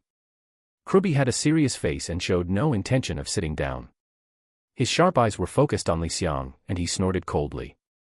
Here in Fishman Street, no one can escape the control of the evil dragon boss. It's so easy knowing you're here. Oh. Li Xiang raised his eyebrows, secretly surprised by the evil dragon's control over Fishman Street. However, he was not suppressed by Croobie's momentum. Instead, he smiled softly and said. Then why are you looking for me? Do you want to drink with me? It just so happens that I'm in need of a companion here. Croobie looked displeased at Li Xiang's slightly provocative attitude. However, thinking about the task assigned by the evil dragon, he still resisted the urge to beat Li Xiang violently. Croobie crossed his arms over his chest. With a straight face, he stared at Li Xiang condescendingly and said coldly. Li Xiang, do you know that you have committed a serious crime? You made the dragon boss very unhappy. In the eyes of the fishmen watching the excitement around. Surprisingly, Li Xiang didn't panic at all. Still sitting quietly on the mahogany bench, he poured himself a glass of rum. The crystal-clear wine filled the cup with white foam. Li Xiang squinted his eyes and lowered his head to take a sip. Seeing Li Xiang's careless look, Croobie raised his eyebrows and clenched his fists involuntarily. Just when Croobie's murderous intention was gradually revealed, Li Xiang put down his wine glass and said slowly. I thought it was such a big deal, it was just a good thing that ruined the evil dragon. You. Croobie's eyes widened, and a hint of murderous intent was revealed. Don't look at me like that. Li Xiang was not afraid and said.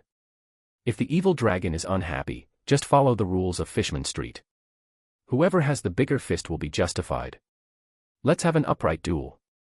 As soon as these words came out, the surrounding Murlocs who were watching the fun and not taking it too seriously seemed to have found something good for entertainment, and they all started to cheer. Duel. Duel. Duel. There were 20 or 30 fishmen around, and they all roared together, and the sound spread throughout the narrow tavern. Even the wine bottles on the nearby table shook, and a lot of filled wine poured down, spilling all over the table.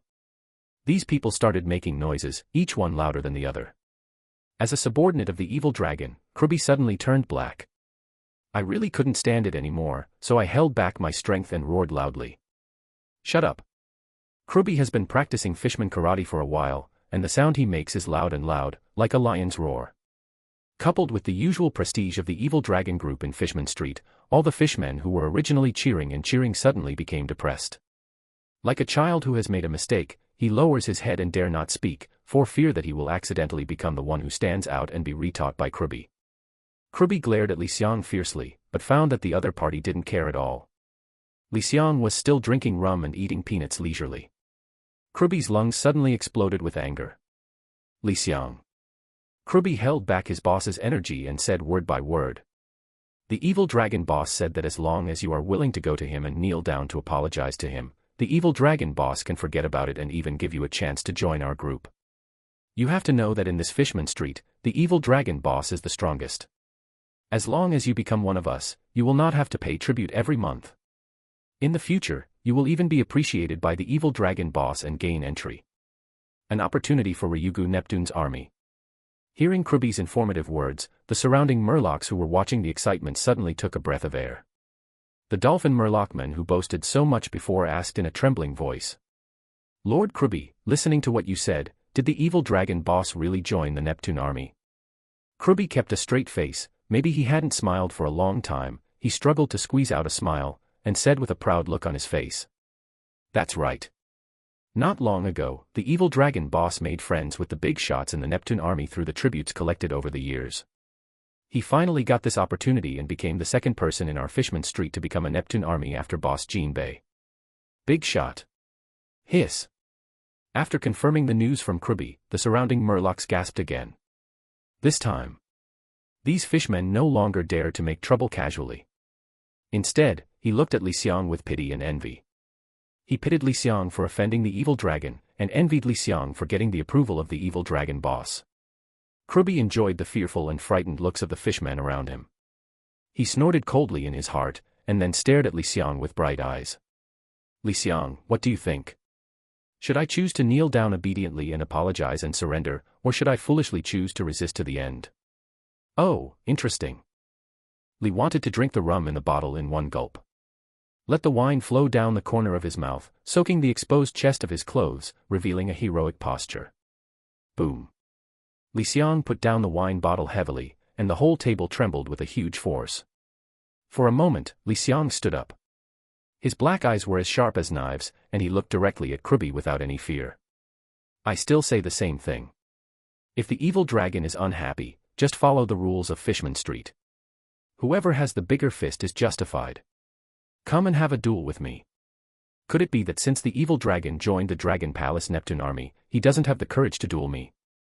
If this is the case, I suggest that the boss of this Fishman Street should be replaced by another person. Otherwise, let me be the boss of Fishman Street. How? As soon as Li Xiang finished speaking, it was like throwing a stone into the river, which immediately caused an uproar. Neither the Melaneaters around nor Croobie thought that Li Xiang not only had not thought about compromising. He even wants to drive out the evil dragon and become the boss of Fishman Street. In fact, Li thought this was something he decided after careful consideration. If he wants to become stronger, the fastest way is to obtain more powerful abilities through Krypton Gold in the Krypton Gold Mall. The problem is coming. Where does the money come from? Li Xiang learned from other fishmen in the tavern that fishmen in Fishman Street were generally rejected by Fishman Island, and it was impossible to make money through part-time work. If it was to rob the pirate ships passing by Fishman Island, Li Xiang didn't have the ability now. If he were to do something like other fishmen in Fishman Street, Li Xiang, as a good student of the new era, really couldn't do it. Under these circumstances, Li Xiang naturally aimed at the location of the evil dragon in Fishman Street. Croobie didn't know what Li Xiang was thinking. At this moment, he only felt his face getting hot. It was because he was angry. As one of the most loyal subordinates of the evil dragon, Croobie has long regarded the evil dragon as his idol. What Li Xiang said is tantamount to provoking the evil dragon. Li Xiang, you are looking for death. For a moment, even Croobie, who had always been calm, was overwhelmed by anger. Completely ignoring the evil dragon's instructions not to conflict with Li Xiang again, a big hand like a cattail fan slapped Li Xiang in the face. Unexpectedly, Li Xiang, like a prophet, leaned back to avoid Croobie's angry blow. At the same time, Li Xiang flipped his right hand, and the ice magic shape, the ice sword, quickly took shape. There was a flash of cold light, and Croobie was caught off guard. The tip of the sword touched the opponent's throat, making a small gash on the skin of the opponent's Adam's apple, and a drop of blood oozed out. Li Xiang narrowed his eyes. Others had no way of knowing what he was thinking. They could only see him smiling and saying, "Can't you sit down and talk properly? We have to fight and kill." "You think so, Croobie?" When Li Xiang held the ice sword against his throat, Croobie's face turned the color of pig liver. He could feel the biting coldness constantly emanating from this strange ice sword. Just a few breaths. The scratched skin on his Adam's apple was frozen. Waves of cold air kept pouring into his body along the previously opened gap. If he continued like this, he would be frozen into a popsicle in about half an hour. In the face of the threat of death, Croobie was stubborn. He didn't say a word, and he wouldn't bow his head and give in even to death. Li Xiang secretly admired him for being a tough guy, but he retracted the tip of his sword first. Seeing that Li wanted to let him go, Croobie turned around awkwardly out of pride, not daring to stay here any longer for fear of hearing the ridicule of the fishmen around him. Walked to the door of the tavern. When he was about to step out the door, Croobie paused for a moment. Behind Li Xiang's back, he said without looking back. "Li Xiang, you will regret it. I admit that you are very strong, but with the strength of the evil dragon boss, even if Xiaoba and I join forces, we are no match for him." "Okay." Li Xiang tilted his head and looked at Croobie in a funny way. "Is this to repay me for not killing you, so you deliberately leaked the information?" Croobie stiffened. "As you wish." After saying these words, Croobie left even faster, feeling as if he was running away. TSK. A big man can be so arrogant. It's a pity that he's not a girl. Looking at Croobie's back, Li Xiang squinted his eyes, and could see a glint of light through the gap. Li Xiang knew that Croobie would not lie, so he suddenly felt a sense of urgency and said to the tavern owner, "Boss, check out." The tavern owner was a jellyfishman with several tentacles swaying from side to side and said, "No, no, no. Since you dare to provoke the evil dragon boss because you don't want to live long, just treat it as my invitation to you. Now I just ask you to leave as soon as possible."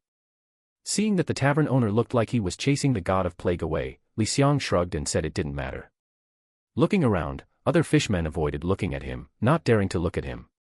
He immediately let out a laugh, stepped out of the tavern door, and went straight back home. As soon as he got home, Li wanted to enter the Krypton Gold Mall immediately. "Master! You are back." The siren let out a cheer and rushed forward immediately. Two jade arms hugged Li Xiang's neck, hanging on Li Xiang's body like a koala. The two big balls on his chest, which looked like cheating, were even more squeezed and deformed, giving Li Xiang a deep pressure. Li Xiang silently said that these two big goals were too foul. Due to the urgency in his heart and no other thoughts, as usual, Li Xiang pushed the charming siren away under the siren's shy and annoyed gaze. "Owner." Siren uttered a sweet voice and glanced down at her breasts. "Am I that unattractive?" Cough, cough, cough. Li Xiang hurriedly coughed a few times to interrupt Siren's next words, so as not to be attracted to her by his wild imagination and ruin his own affairs. "Siren, let me ask you, does the Krypton Gold Mall have other functions besides the products you showed me last time?" "Of course there is." Siren drew his right hand in the air, and a rotating compass appeared in front of Li Xiang. "Master, this is a lottery compass. There are 3 choices. Each choice costs a certain number of diamonds, and you can get very powerful props." Li Xiang narrowed his eyes and complained in a toneless voice. "I'll go, isn't this a lucky draw for unscrupulous businessmen?" Cough, cough, cough. Siren couldn't help but take a deep breath and explained. "Master, our Krypton Gold Mall has always been honest with children and old men since ancient times. We are not the kind of unscrupulous merchants who only cheat money." Li Xiang did not listen to Siren's words. Everyone knows that no businessman can be dishonest. If you believe in the integrity of businessmen, then congratulations, your wallet will shrink again. Li Xiang continued to ask. "Siren, let me ask you, can you get the Jinjin fruit in this lottery roulette? Do you dare to tell me, what is the probability of getting this?" When the question of probability was mentioned, Siren immediately lowered his head, wringing his fingers, and hesitated. "You can get it if you can, but the probability, this, that. How much is it?" "Only 1 in 100,000. "Okay, I knew it." Siren pouted and said coquettishly. "Master, you are so evil. You bully others like this. While speaking, Siren swayed his snake waist, and a wave suddenly surged in front of him. Li Xiang spent a lot of energy and silently recited a few words of Amitabha Buddha in his heart, and then he reluctantly looked away. Then, Li Xiang walked towards the lottery wheel, which was divided into 3 choices. The first one is a draw and costs 100 diamonds. The second one is 10 draws in a row, which costs 1,000 diamonds and is guaranteed to draw props. The third one is 10,000 consecutive draws, which costs diamonds. It also guarantees that you will get the props and at the same time, you will also receive a consecutive draw for free. Seeing the reminder that he will definitely draw props later, Li Xiang knew that if it was just a single draw, maybe this black business Krypton Gold Mall would dare to give you a buy. This is darker than Penguin Game. Fortunately, Li Xiang recharged 10 belly before and received 100 million diamonds. Although I spent 1 diamonds to buy basic sword skills, I still have 99 diamonds. Li Xiang is not short of money now, and he can't afford elite swordsmanship. Who knows that thing actually costs 500 million diamonds. So choose the third option directly and boldly. Let's draw 99 times in a row. When the diamond was put in, the roulette wheel immediately started spinning rapidly, and the pointer kept stopping. After a while, it finally stopped. Ding! Congratulations to the host, you have obtained 100 primary physical strength enhancement potions, 50 primary speed enhancement potions, and 250 primary strength enhancement potions. Just when Li Xiang thought there was more to come, he realized that the system had finished speaking. Looking at the bottles and cans on the ground, Li Xiang felt like he wanted to cry without tears. I spent 99 diamonds and got these hundreds of bottles of strengthening potions. Siren, come here and I promise not to beat you to death. Li Xiang roared and rushed towards Siren. But despite the frail appearance of the Siren, he actually stretched out a jade arm, and with lightning speed, grabbed Li Xiang's shoulder and forced Li Xiang to stop. Master, listen to me. Siren breathed out a sweet fragrance and looked at Li Xiang's charming eyes with rippling eyes. With Siren's efforts, Li Xiang calmed down again. Master, these strengthening potions will do you no harm at all. Aren't you going to fight a dragon in the future? By drinking these strengthening potions, you can save several years of training. After hearing Siren's explanation, Li Xiang was dubious. Is it really that good? Of course, the Krypton Gold Mall does not bully young adults. Siren clapped her chest in assurance, and there was another wave. Li Xiang reluctantly looked away from the Siren's waves. Hesitantly, he picked up a transparent bottle with the words, Primary Physical Strengthening, kindly posted on it. Shake the bottle. You can see that the thick green liquid inside is rippling, looking like some kind of dark cuisine. Forget it, the money has been spent, let's see what the results are. Li Xiang muttered. He took off the stopper on the bottle, closed his eyes, and poured it into his mouth. The viscous green liquid, like slime, slid down the throat and into the intestines.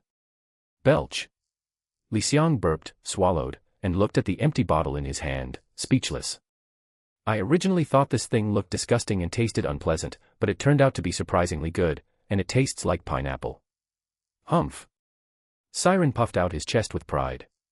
Master, now you know you were wrong. Cut. Li Xiang curled his lips and was about to say something. Suddenly, a warm current surged into his body, flowing towards his limbs and veins. This is. Li Xiang immediately felt that his body became a little stronger at this moment. However, Li Xiang glanced at himself up and down, and it seemed that nothing had changed. It seems that I didn't drink enough, so the change is not so obvious. Thinking like this, Li wanted to drink the remaining 99 bottles of primary physical strengthening potions in one go. Heat. So hot. Li Xiang let go of his hand, and the empty bottle fell to the ground, but he didn't have time to pay attention. His whole body was so hot that the originally blue skin of the great white shark turned red, as if it was roasted. However, this uncomfortable feeling only disappeared in the blink of an eye and returned to normal quickly, making Li Xiang feel as if he had had a nightmare, which was a bit unreal. Therefore, Li Xiang immediately asked. Siren, what happened just now? Is it a side effect of the medicine? Owner. Siren cooed. That's because you drank so many potions in one go, and your body changed too quickly and obviously. Have it. Li Xiang looked up and down. Although my body feels stronger, it doesn't seem to have changed much. Master, if you don't believe me, lift up your clothes and look at your belly. As he said that, Siren pouted his mouth and looked unhappy. Okay. Li Xiang obeyed, lifted up the corner of his clothes, and was stunned for a moment. I saw that my originally flat belly actually had six-pack abs. However, if you have six-pack abs, it doesn't seem to be of any use. In order to test his current physical strength, Li Xiang picked up a wooden stool leg with his right hand and smashed it on his left arm. Boom. The wooden bench actually broke on its own. And it doesn't hurt. If it were before, even with a fishman's physique, he would feel pain, but now he can't feel it at all. It seems that these potions are quite good. Nodding, Li Xiang looked at 50 bottles of primary speed-enhancing potions.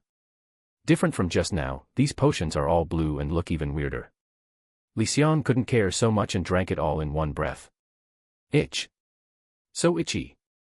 Li Xiang only felt that his legs were itchy, his calves became stronger, and then his body became lighter. Siren, please help me calculate my current speed while I sprint 100 meters. Okay, master.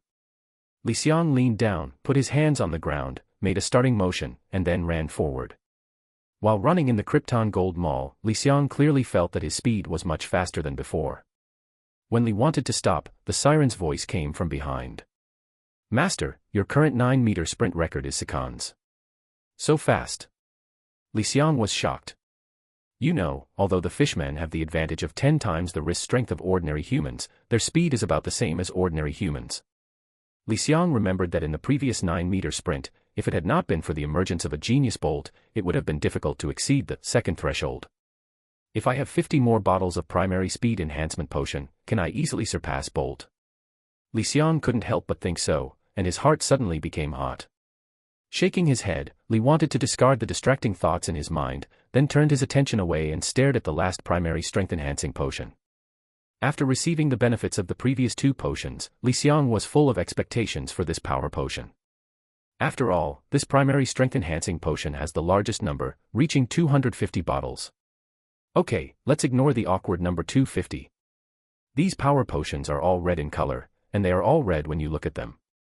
Li Xiang didn't care about anything else and drank it all in one breath. Gulyalu. Gulyalu. Because there are more primary strength-enhancing potions, Li Xiang's changes are more obvious. The muscles on both arms swelled violently, and veins were entangled like small green snakes, which looked very scary. In just a few moments, both arms grew several times larger. Call. Li Xiang breathed a sigh of relief, then looked at his 2 arms, feeling surprised in his heart. I saw that these 2 arms were as thick as an adult man's thighs. I'm dizzy. If I drink the primary strengthening potion again in the future, will I turn into a muscular man? Is it expensive for me to evolve into a muscular brother like Billy? That would be too scary. I don't want to be King Billy. Li Xiang quickly shook his head to get rid of the terrible thoughts in his mind. No matter, let's see how my power is now. I can feel that my whole body is full of power. In order to test his strength, Li Xiang exited the Krypton Gold Mall and found a big rock outside. Last time, I hit the rock with my fist and nothing happened. Let's see how it goes now. Thinking this, Li Xiang took a deep breath and clenched his fists. Drink. With a loud shout, Li Xiang punched hard and hit the stone with a bang. To Li Xiang's great surprise, the next moment, the whole stone made a rattling sound, and then fell into pieces, shattering into pieces of gravel and scattered on the ground. Ah! I am so powerful now. Li Xiang lowered his head and glanced at his fist. There was a trace of white mark on it, and even the skin was not scratched by the stone. Obviously, even the counter-shock force could not harm Li Xiang's current physique. Just when Li wanted to feel novel and wanted to continue testing. Sudden. There was a loud noise on Fishman Street. Look. The evil dragon boss is here. Oh my god. The one riding at the feet of the evil dragon boss can't be a sea beast, right? Are you really worthy of being the evil dragon boss? Even such a powerful sea beast surrenders to his feet. It's hard to imagine how strong this man is now. Following the crowd's voices, Li Xiang turned around and looked. At the end of Fishman Street, a 4-story tall white manatee carried several people above its head. Amidst the exclamations of everyone below, it slowly came to Li Xiang. Suddenly, a dark shadow enveloped Li Xiang. Li Xiang narrowed his eyes. He was very impressed with this manatee. It was Mumu, the pet of the evil dragon group. Above Mumu's head, the leader was clearly the evil dragon, and behind him stood Croobie, Qiyu, and Xiaoba. Facing the scrutinizing eyes, the evil dragon crossed his arms over his chest, revealing his chest muscles as strong as granite from his open shirt. The evil dragon had no intention of coming down. He looked down at Li Xiang, his jagged nose like a sharp sword thrust into the sky, revealing two dark nostrils. Standing on top of Momo's head, the tall figure of the evil dragon was like Mount Tai weighing down the top, putting heavy pressure on Li Xiang. No one on either side spoke. The atmosphere became tense for a moment, like a bowstring being tightened. Even the fish people around who liked to watch the excitement held their breath and watched the situation nervously. Many timid Murlocs swallowed secretly and felt cold sweat on their palms and backs. Just when the tension in the atmosphere reached its peak. Ah! A chuckle sounded suddenly like thunder on the ground.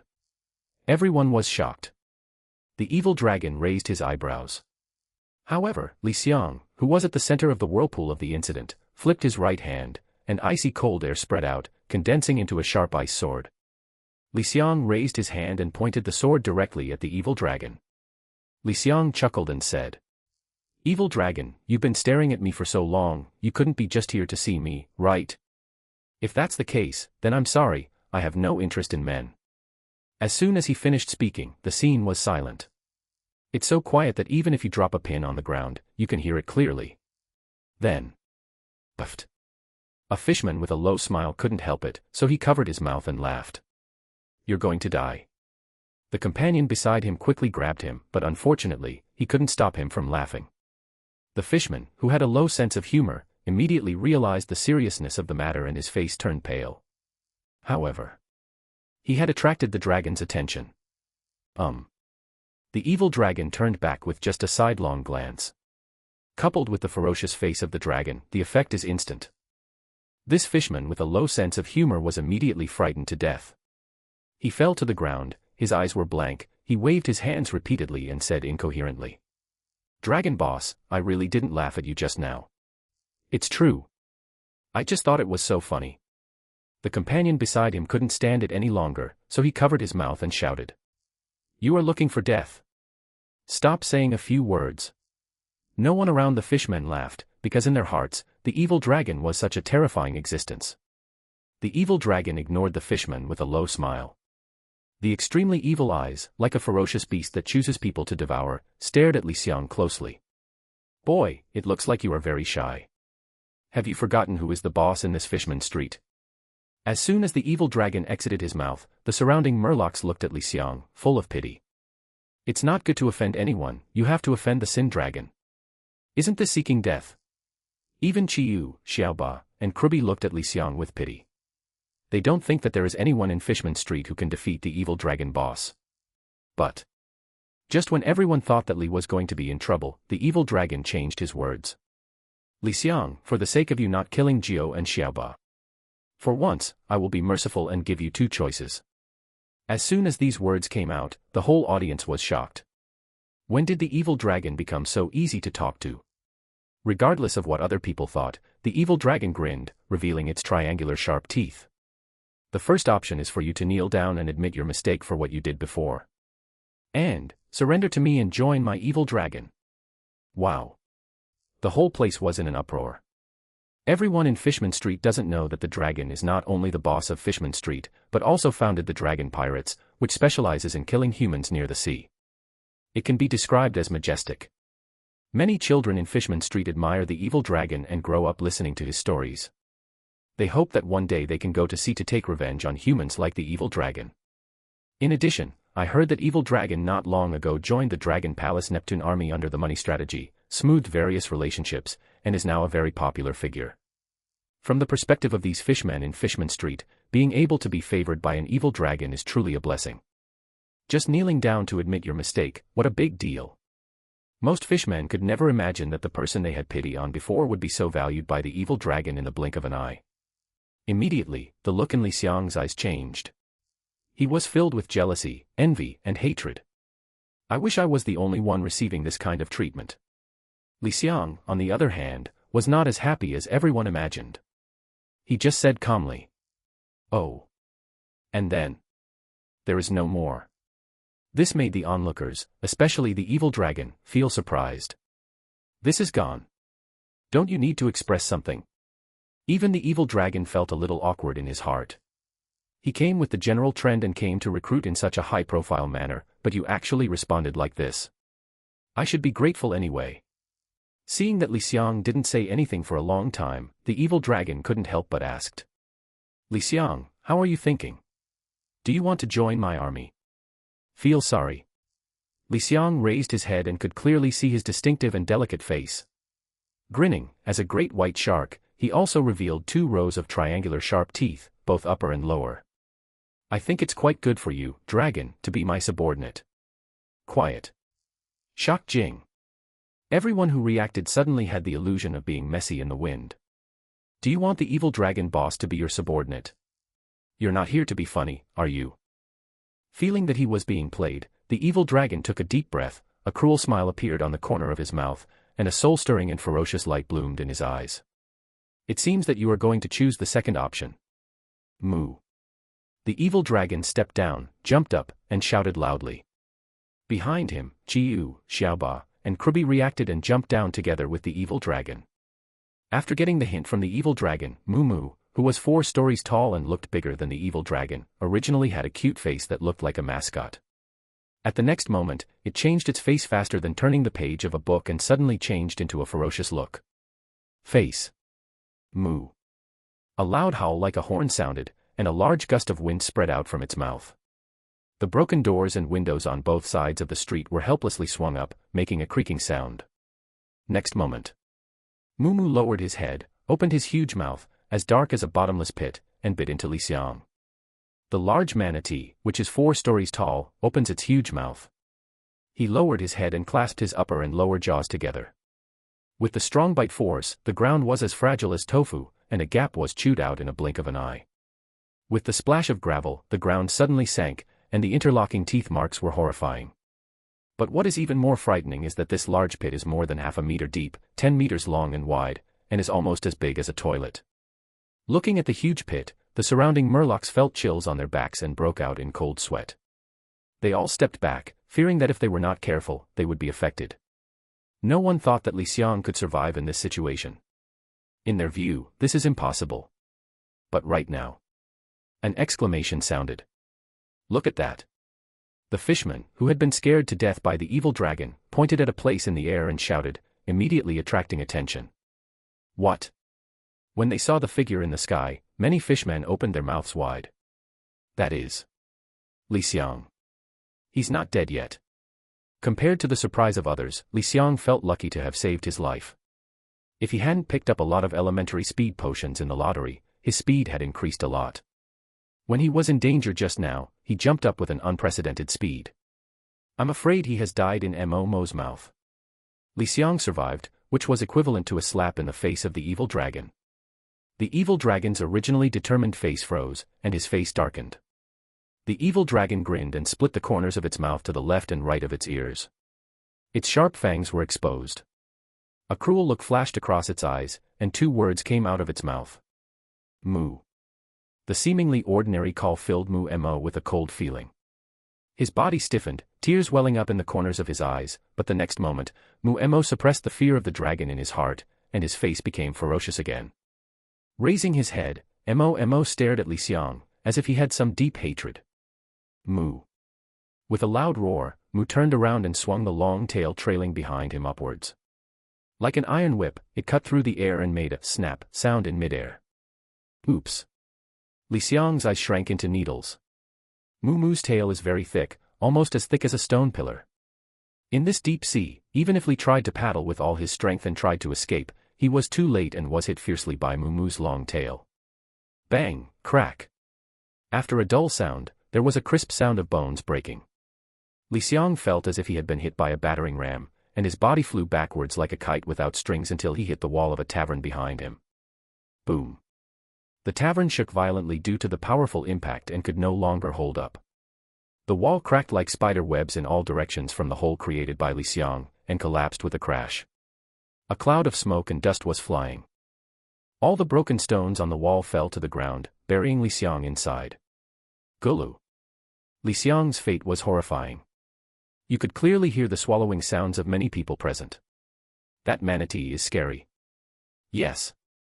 With such a powerful blow, I'm afraid that Li Xiang is already dead. It's really unimaginable how powerful the evil dragon boss is now that he can tame such a powerful manatee. I don't dare to think about it. I don't dare to think about it. The evil dragon boss is the god of our Fishman Street. Hearing the comments of people around him in awe and fear, the evil dragon was very satisfied and nodded imperceptibly. The evil dragon waved to Moo. Mo immediately changed his appearance. He was no longer as ferocious as before. He was as well behaved as a dog, with his head prostrate in front of the evil dragon. The corners of the evil dragon's mouth curled up slightly. Moo, good job, I'll give you some extra food when I get back. Moo. Moo growled diligently, as if to please his master. The evil dragon stepped on Mo's head, without looking in the direction of Li Xiang, and said to Jiao, Xiaoba, and Croobie, "Let's go back." Contrary to the evil dragon's expectation, Xiaoba remained unmoved. Xiaoba pointed to the direction where Li Xiang fell and said, "And many more. Li thinks he's still alive." One word shocked thousands of waves. Neither the evil dragon nor the people around him thought that Li Xiang could survive the attack just now. The evil dragon turned around, his eyes focused. Interesting. In the center of everyone's attention, a hand reached out from the debris and struggled to remove the rubble on it. Then, a dusty figure emerged from the wreckage. Wow. There was an uproar in the crowd. Even though the evil dragon was not far away, they couldn't stop them from whispering and discussing. Him. He's alive. Why is he alive? He is obviously not dead yet. Oh my god, if it were me, I would have died a long time ago. Yeah, I don't know what kind of monster this Li Xiang is, but he can't even die. I have a hunch that Fishman Street will undergo a big change. Call. After letting out the exhaust gas held in his chest, Li Xiang felt much better. Touching his chest, Li Xiang felt lingering fear. It's okay, it's okay. The products in the Krypton Gold Mall are great. The primary constitution potion is quite good. The powerful attack just now only caused me to break 3 sternums. That's what he said, but Li Xiang's eyes when he looked at Moo were full of vigilance. It seems that I was a little careless and proud. This period of smooth sailing, coupled with the defeat of Jiao and Xiaoba, I thought that no matter how strong the evil dragon is, it can't get any stronger. I didn't expect that even Moo, who looked like a novice in the original work, could make me so embarrassed. I really can't underestimate the important characters in the original work. You must remember this. After all, I don't want to get the hard-won opportunity to travel through time and die here like this. Li Xiang was thinking all kinds of things in his mind, but in reality only a second passed. Seeing this, the evil dragon raised his brows, jumped off Moo's head, turned his back to Mo, and grinned widely. Moo, you disappoint me very much. Mo's whole body trembled, his body stiffened, tears glistened in the corners of his eyes, and he uttered a pitiful cry. Moo. It seems like begging for mercy, like begging. The evil dragon seemed to be convinced and took a deep breath. Moo, I'll give you one last chance. Don't let me down again. Mo wiped the tears from the corners of his eyes, and his face became fierce again. He patted his thick chest, as if to be brave, as if to swear, and roared loudly. Moo. Then. Mo turned around suddenly, as if he saw an angry bullfighting in red cloth. His 2 copperbell-sized eyes were red, with bloodshot eyes covering his pupils. At this moment, Moo's heart is only to kill Li Xiang. At this moment. The distance between Mo and Li Xiang is more than 100 meters. As a sea beast, although Moo has simple wisdom, he is not smart enough. Therefore, Mo didn't have any technical content, and relied on his arrogant physique to rush directly towards Li Xiang. At the same time, the tail behind it was slightly raised, ready to move. Once Li wanted to avoid it, he would throw his tail over. With the thickness of its tail, it will be difficult for enemies to avoid it. In many of its past experiences, it relied on this simple set of combos to kill enemies. Seeing this, Xiaoba and Jiao both looked attentively. Before, Li Xiang showed mercy to them in a one-on-one fight and did not take their lives. The 2 of them were naturally grateful to Li Xiang.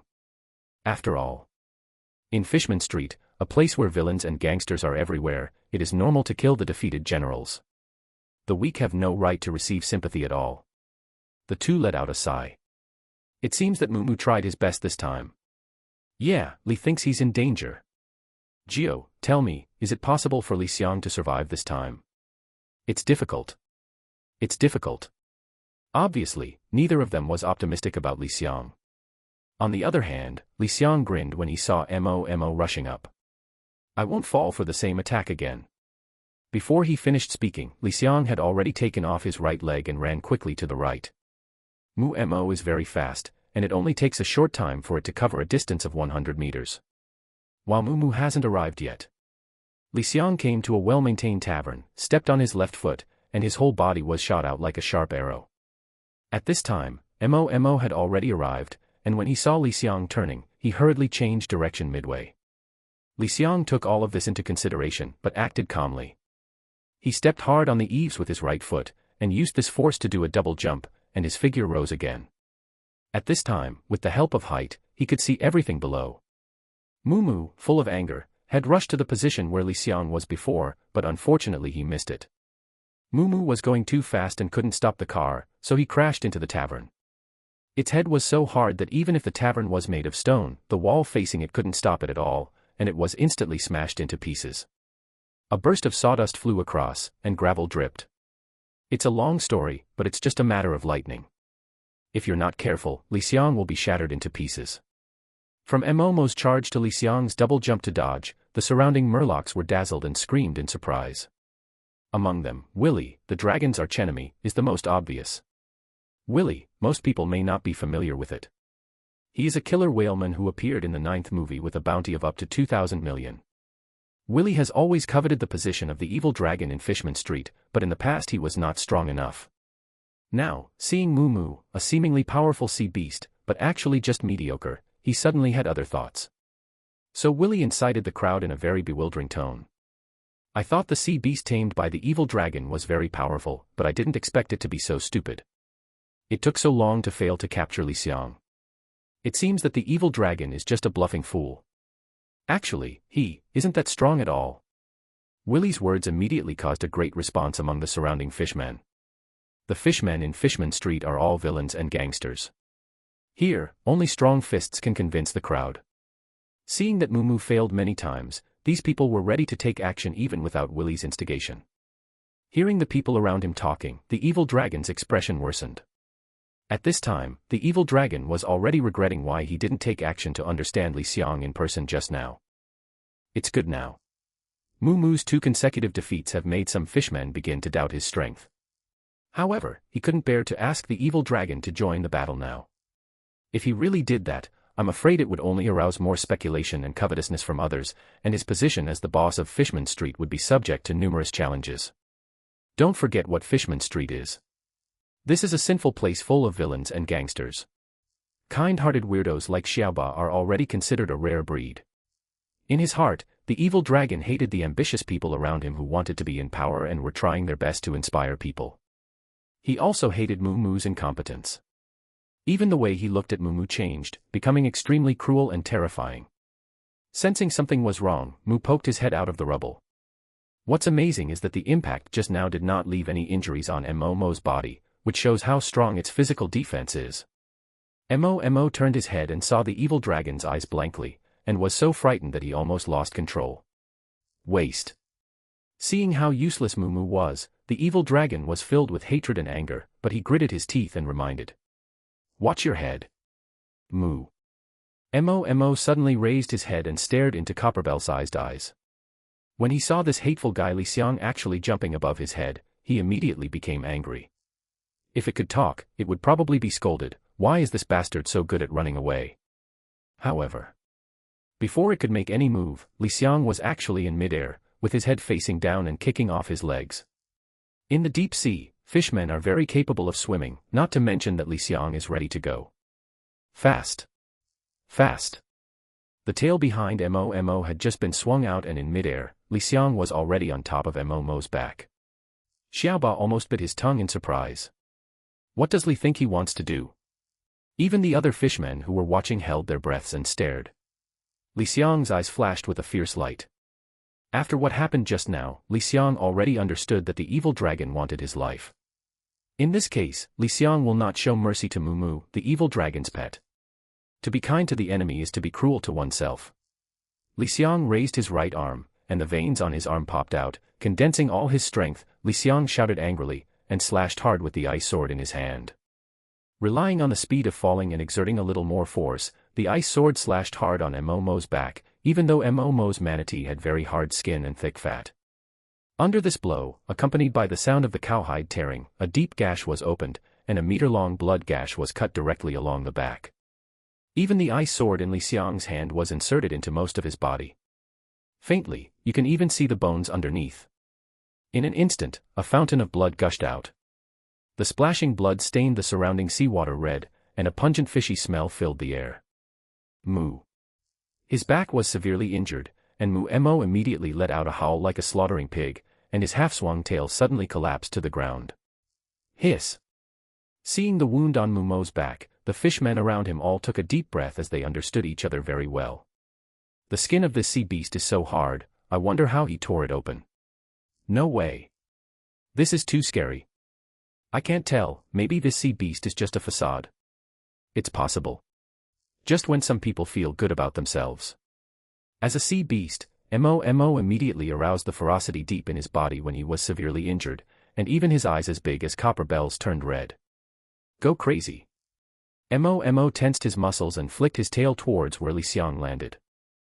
Along the way, some fishmen were unable to dodge and were hit by Moo's tail as thick as a stone pillar.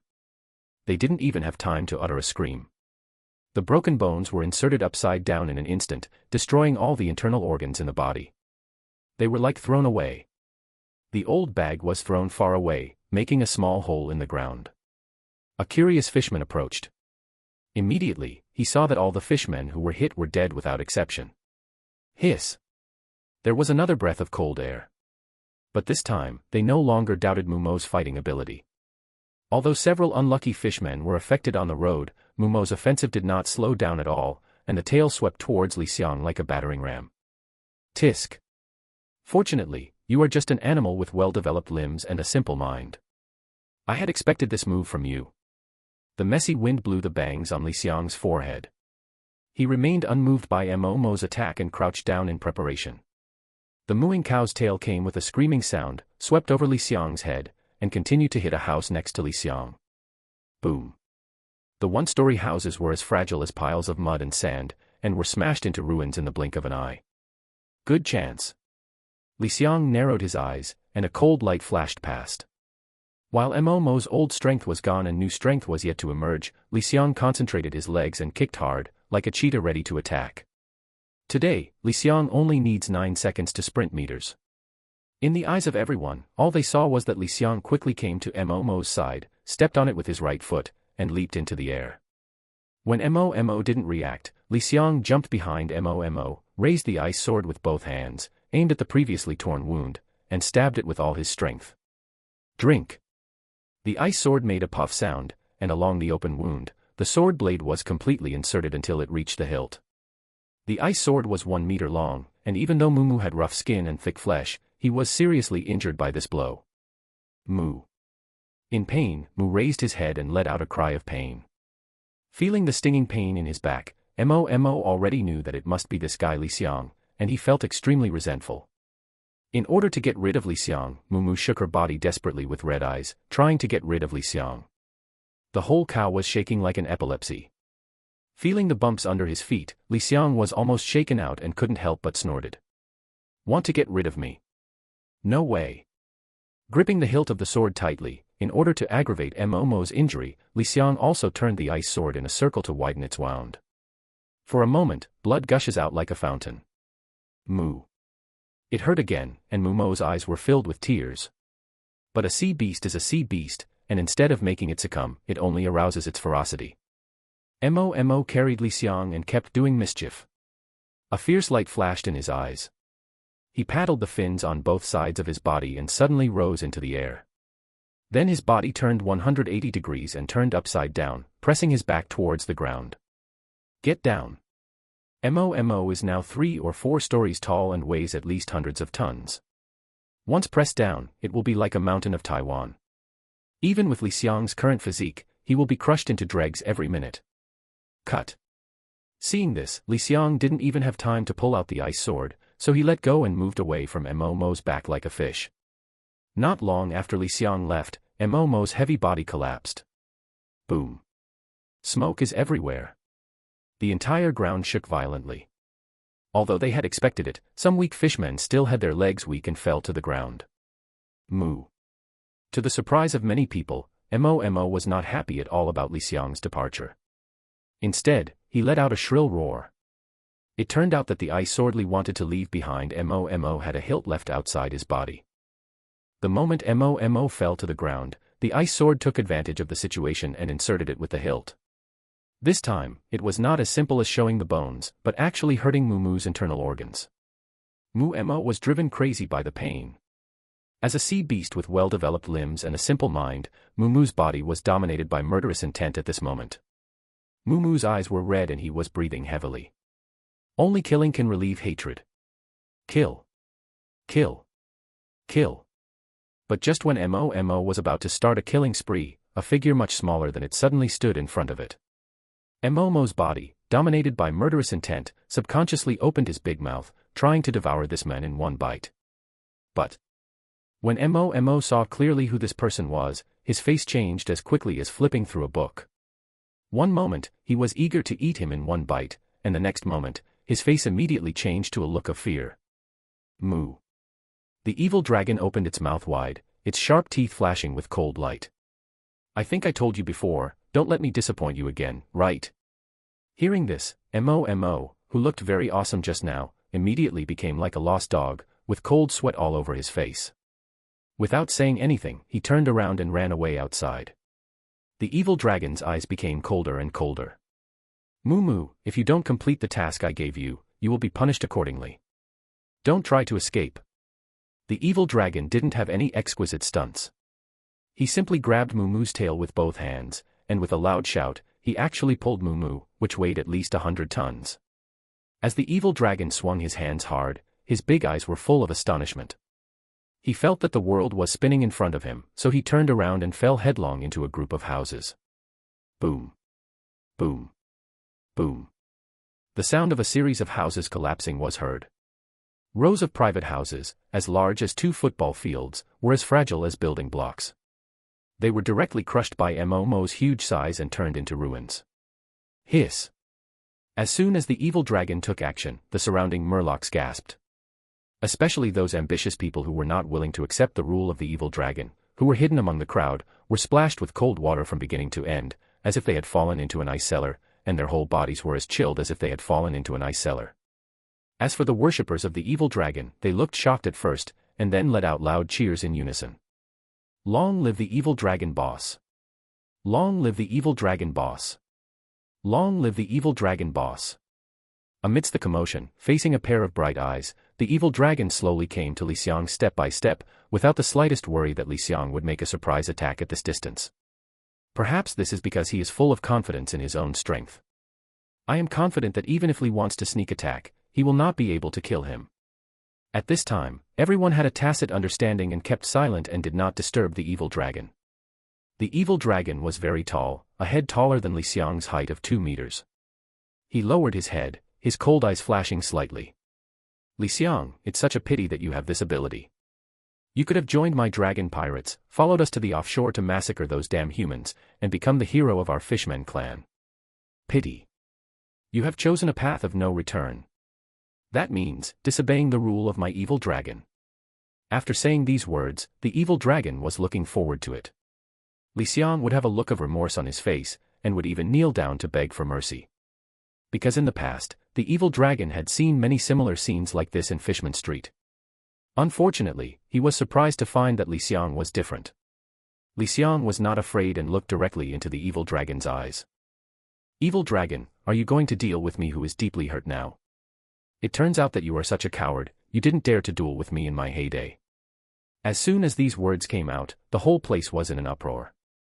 In fact, under the instigation of some Murlocs with ulterior motives, especially Willy, the dragon's mortal enemy, there was a lot of discussion. What Li wants to say seems to make sense. The rules of Fishman Street have always been that whoever has the bigger fist is right. If dragons didn't defeat their enemies with force in the past, why would they need to use sea beasts first? Yeah, isn't this just a wheel battle? It's against the rules. It is. It is. Obviously, if the evil dragon attacks Li Xiang now, it will probably cause considerable dissatisfaction. Listening to the discussions among the people around him, the evil dragon raised his brows and flashed a fierce light in his eyes. However, it was hard for him to say anything. After all, this kind of thing was getting darker and darker. You know, just like Fegeltag back then, he became the boss of Fishman Street because he was called the boss because he defeated all the invincible opponents in Fishman Street with his fists. And his evil dragon did the same thing. If today, the evil dragon takes advantage of Li Xiang to be injured by Moo, and attacks Li Xiang, it will arouse a lot of dissatisfaction, and his position in Fishman Street will also be in jeopardy. Thinking of this, the evil dragon had a headache and glared at Li Xiang fiercely. Unexpectedly, Li Xiang didn't notice it at all and instead smiled at him. Just when the evil dragon felt extremely troubled, Li Xiang suddenly spoke. Dragon. A month from now, when I'm healed and I'm still here, I'm going to challenge you. The evil dragon looked interested. Oh. Are you so confident that you can defeat me in a month? Don't forget, the most you just fought was a tie with my pet Moo.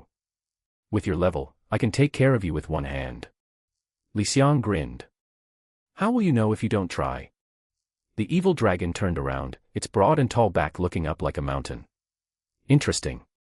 I want to see what gives you the courage to challenge me. After saying that, the evil dragon dragged Moo out of the ruins. Mo had been unconscious for a long time and didn't feel anything at all. The evil dragon was furious and slapped Mo on the face. Snapped. The loud slap left a red mark on Mo's face. Wake me up. As the evil dragon shouted loudly, Moo realized it and opened his hazy eyes. As soon as he saw the evil dragon, Moo subconsciously wanted to run away, but unfortunately the evil dragon had already taken the lead and stepped on Moo's head. Let's go. All of a sudden, Moo succumbed to the evil dragon's power and left with the evil dragon and a group of his men on his back. After the evil dragon and his gang left, most of the people watching the excitement dispersed and went about their own business. They were arming and preparing to go to the tavern to relax and brag about the battle with their friends. The noisy streets became quiet again. Just as Li Xiang was about to go home, a figure appeared in front of Li Xiang. He is clearly Willy, the dragon's nemesis. It was him just now who had been spreading unfavorable remarks about the evil dragon among the crowd. Willy looked at Li Xiang up and down as if he was meeting Li Xiang for the first time, and made a tut-tut sound in his mouth. William, oh no, I should call you Li Xiang now. I don't know what's wrong with you to change your name. But you did a great job just now, making that bastard evil dragon make a fool of himself in front of everyone. Willy stepped forward and stretched out his arm as if familiar, trying to put his arm around Li Xiang's shoulders. Since time traveling, Li Xiang has always been particularly sensitive to outsiders, thinking that Willy was going to do something bad to him, so he took a few steps back and hid away.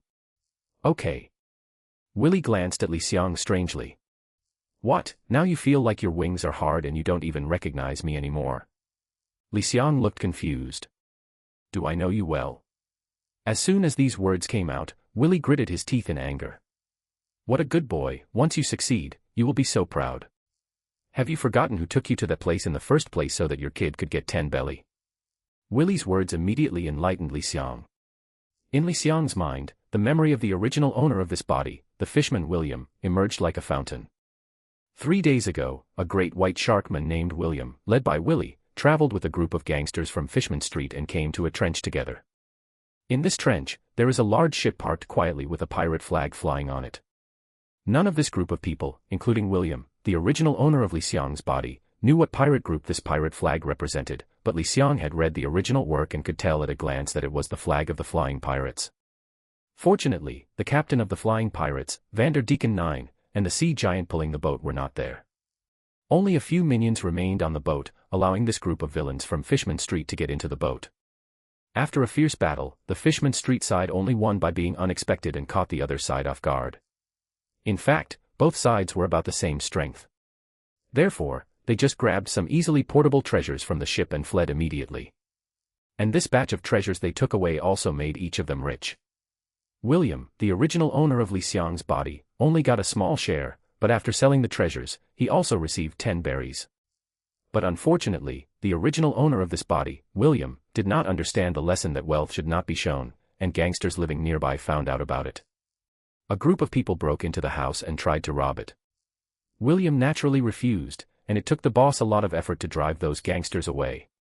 But he himself was seriously injured and lay unconscious on the bed. This gave Li Xiang the opportunity to resurrect his body. Li Xiang felt strange before. In this shabby place like Fishman Street, there was no legitimate job. If he relied on stealing and robbing, where did the original owner of this body get 10 belly? It turned out to be like this thing. Seeing the look of realization on Li Xiang's face, Willie raised the corners of his mouth, hooked Li Xiang's shoulder, and said familiarly, "Brother, you finally remembered. This time, brother, I came to you specifically because my brother found the location of the pirate ship again. Seeing that you have become more powerful now, I came to you specifically to fuck him again. Yes, vote. Last time we just tied with that group of people and didn't have time to snatch more treasures, but I believe that this time with your joining, brother, we will be able to defeat each other and snatch all the treasures on that ship. Think about it, what a fortune that is. A conservative estimate is that the items on that ship are worth at least 1,000 million berries. Oh. It would be absolutely false to say that Li Xiang was not moved after hearing Willie's proposal. As long as he has a lot of money, Li Xiang can use it to become stronger and defeat the evil dragon. But Li Xiang's eyes habitually narrowed, making it impossible to tell what he was thinking from his appearance. Li Xiang remembered that in One Piece the movie, the Willie in front of him was a complete villain, cruel and tyrannical, without credibility. That's what he was like. Li wanted to follow Willie and work hard to rob the flying pirate's treasure, but he was attacked by him on the way back. This kind of thing Li couldn't do, but Willie would definitely do it.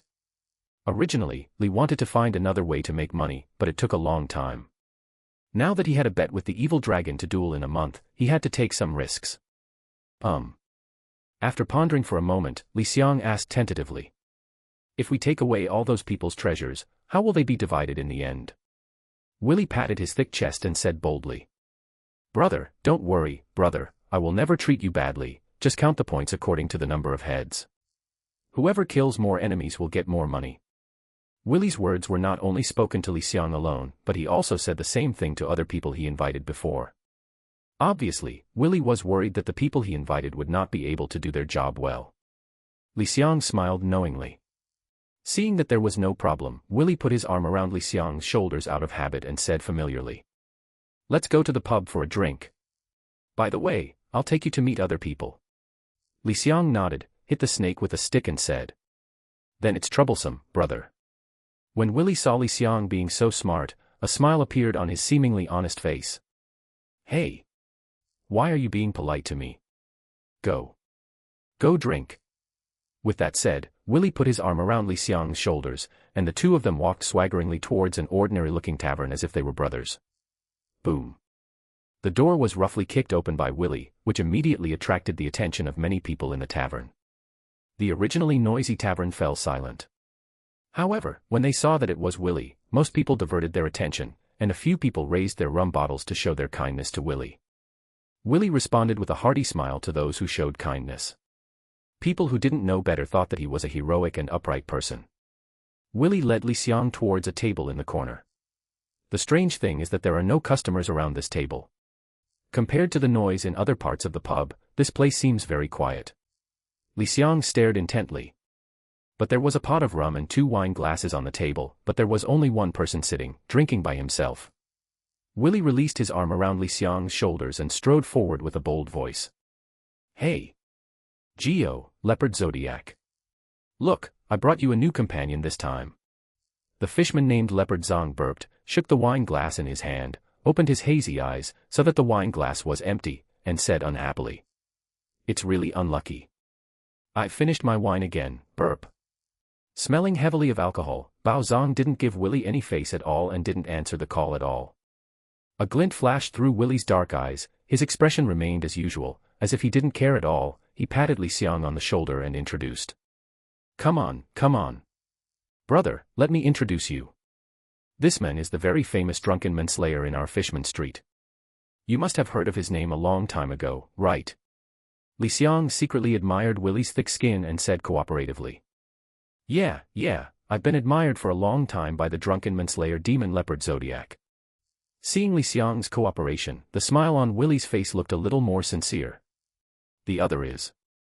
Just when Willie was about to introduce him, the seemingly empty seat opposite Bao Zong was suddenly dazzled, and a man with black and white stripes appeared on his body.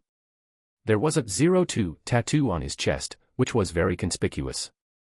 "I'm Gio, please give me your advice." Being interrupted in front of someone, the smile on Willy's face suddenly solidified. But after a while, Willy seemed as if nothing had happened. He patted Li Xiang on the shoulder affectionately and said, "Brother, this is Brother Gio." With his shark-bearded ability, he can freely blend into the surrounding environment, making it difficult for people to detect. He is an indispensable investigator for our group. Li Xiang saw that Willy was slapped in the face twice in a row and still managed to keep his composure. He was secretly impressed but also wary. This is a very deep guy. In order to avoid unnecessary trouble, Li Xiang said very cooperatively. "It turns out to be Brother Jiao, whom I have admired for a long time. I'm Li Xiang, please take good care of me in the future." Jiao stared at Li Xiang and blinked. "Li Xiang, I know you. I happened to be present when you and Mo were fighting just now. I have to say, your skill with that ice sword is amazing. Especially the last blow, which directly hit Mumu hard, which is really admirable." Li Xiang was a high school student in the new era in his last life. After being praised, he was about to say a few words of humility. "Where?" Li Xiang just spoke, but at this moment, Bao Zong, who was originally sleepy, suddenly opened his eyes, and a light flashed past. Simultaneously, Bao Zong pressed his right hand on the handle of the sword and drew the sword at an astonishing speed. The moment Bao Zong took action, the inheritance from the basic swordsmanship made Li Xiang's alarm bells ring loudly and he felt bad. Li Xiang simply followed his instinct, spreading his right hand, and the cold breath condensed. Ice shape ice sword. Compared to drawing the sword, Li Xiang condensed the ice sword faster. He struck first and blocked it first. Clang. The iron sword and the ice sword collided violently, making an unpleasant friction sound. Due to lack of preparation, Li Xiang took 2 steps back even though he blocked the sword. Each step was very heavy, obviously he was struggling to relieve his strength. Only when the 2 swords collided did Willy react, with an unhappy look on his face, and said, "Brother Baozong, what are you doing?" Leopard Zong stood up drunkenly, swinging his right hand crookedly. The knife in his hand was like a coiled snake, staring at its prey. Ignoring Willy's ugly expression, Bao Zong said to Li Xiang rudely, "Does a brat like this deserve to be able to use a sword well? I just barely managed a tie with a stupid manatee. There's nothing worth bragging about." Willy's face turned dark instantly. When Li Xiang was insulted, the first person who was upset was none other than Willy. After all, he was the one who brought Li Xiang, and Bao Zong obviously wanted to slap him in the face. However, Leopard Zong was useful for his next plan, so he had to endure it. But Li Xiang doesn't have so many worries. Li Xiang broke out in a cold sweat. Just now, if his speed had been slower, he might have died by now. The feeling of death standing right in front of you is terrifying. Even if he was treated with inexplicable hostility by Bao Zong, he was actually almost killed by him. Li Xiang felt a blockage in his heart, as if a huge stone was pressing on his chest, and he couldn't help but feel unhappy. A sudden anger arises spontaneously. This is an unforeseen disaster. If you die, you will really die, and there will be no chance of time travel again. Li wants to be a fishman in this life, with a Krypton Gold Mall to exist. He can become stronger by spending Krypton Gold. He has many things he wants to do. Once he dies, everything will be over. Li Xiang looked at Bao Zong's drunken face and felt it was particularly annoying. Li Xiang doesn't have as many worries as Willy. If someone wants to kill him, why should he stay there without resisting? Li Xiang's eyes were like spitting fire. He raised his hand, a cold aura filled the air, pointed the ice sword at Bao Zong, and murderous intent burst out in his eyes. Die. There was not much space in the tavern, and the distance between the two sides was only about 3 meters. Li Xiang raised his sword and in the blink of an eye, with a slash of the sword, the sharp sword light came to Bao Zong. It's a long story, but it happened in a matter of seconds, and even Willy and Gio didn't react. Especially Willy, his eyes widened. He didn't expect Li Xiang to be so bold and dare to attack Bao Zong. That was a famous hired killer in Fishman Street. Even he had to treat him politely for fear of offending this guy. Seeing that the sharp sword tip was about to touch Bao Zhang's throat. However, Bao Zong smiled contemptuously at the corner of his mouth. He had already expected it, leaning back slightly at a 45-degree angle, and easily avoided Li Xiang's sword edge. The ice sword was so sharp that it only had time to cut off a lock of Leopard Zhang's hair. Scattered broken hair fell from the sky. At this moment, Bao Zhang swung up the wine bottle he was holding in his left hand. Boom. I don't know what kind of material this wine bottle is made of, but it is extremely thick. It collided with Li Xiang's ice sword, making a dull impact sound, but it was not damaged at all. All of a sudden, Li Xiang's ice sword was knocked away. At this moment, Li Xiang felt his right hand tremble, and a tremor came from his palm, which almost made him let go and take off his sword. Leopard Zhang is worthy of being the #1 swordsman on Fishman Island. Even though he has not yet reached his peak state more than 10 years later, his attainments in swordsmanship are enough to crush Li Xiang. A playful look flashed in Bao Zhang's eyes, and he took the opportunity to bully him.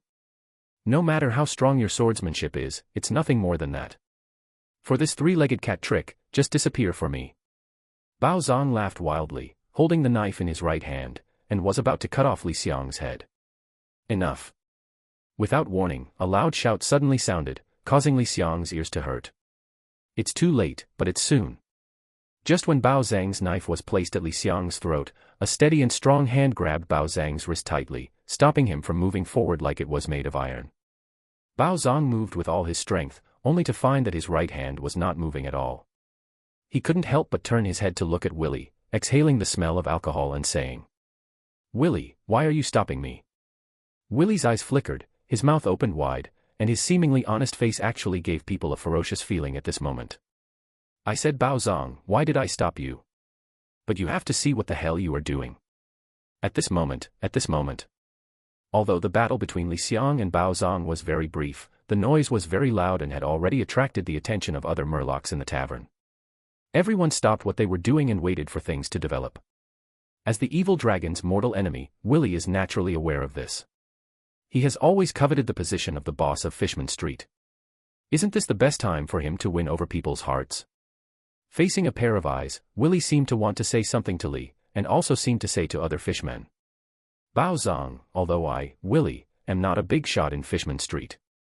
As he spoke, Willy poked Bao Zhang's chest again and again with his fingers, each sound getting louder and louder. "But let me tell you, I brought Li Xiang here, and he is mine now. If you want to touch him, you have to get through me first. Fishman Street is a sinful place full of villains and gangsters. Fights often occur here, so the fishmen living here have learned to survive as a team since childhood. Among them, a boss who is powerful and can stand up for his younger brothers will definitely be welcomed by most fishmen."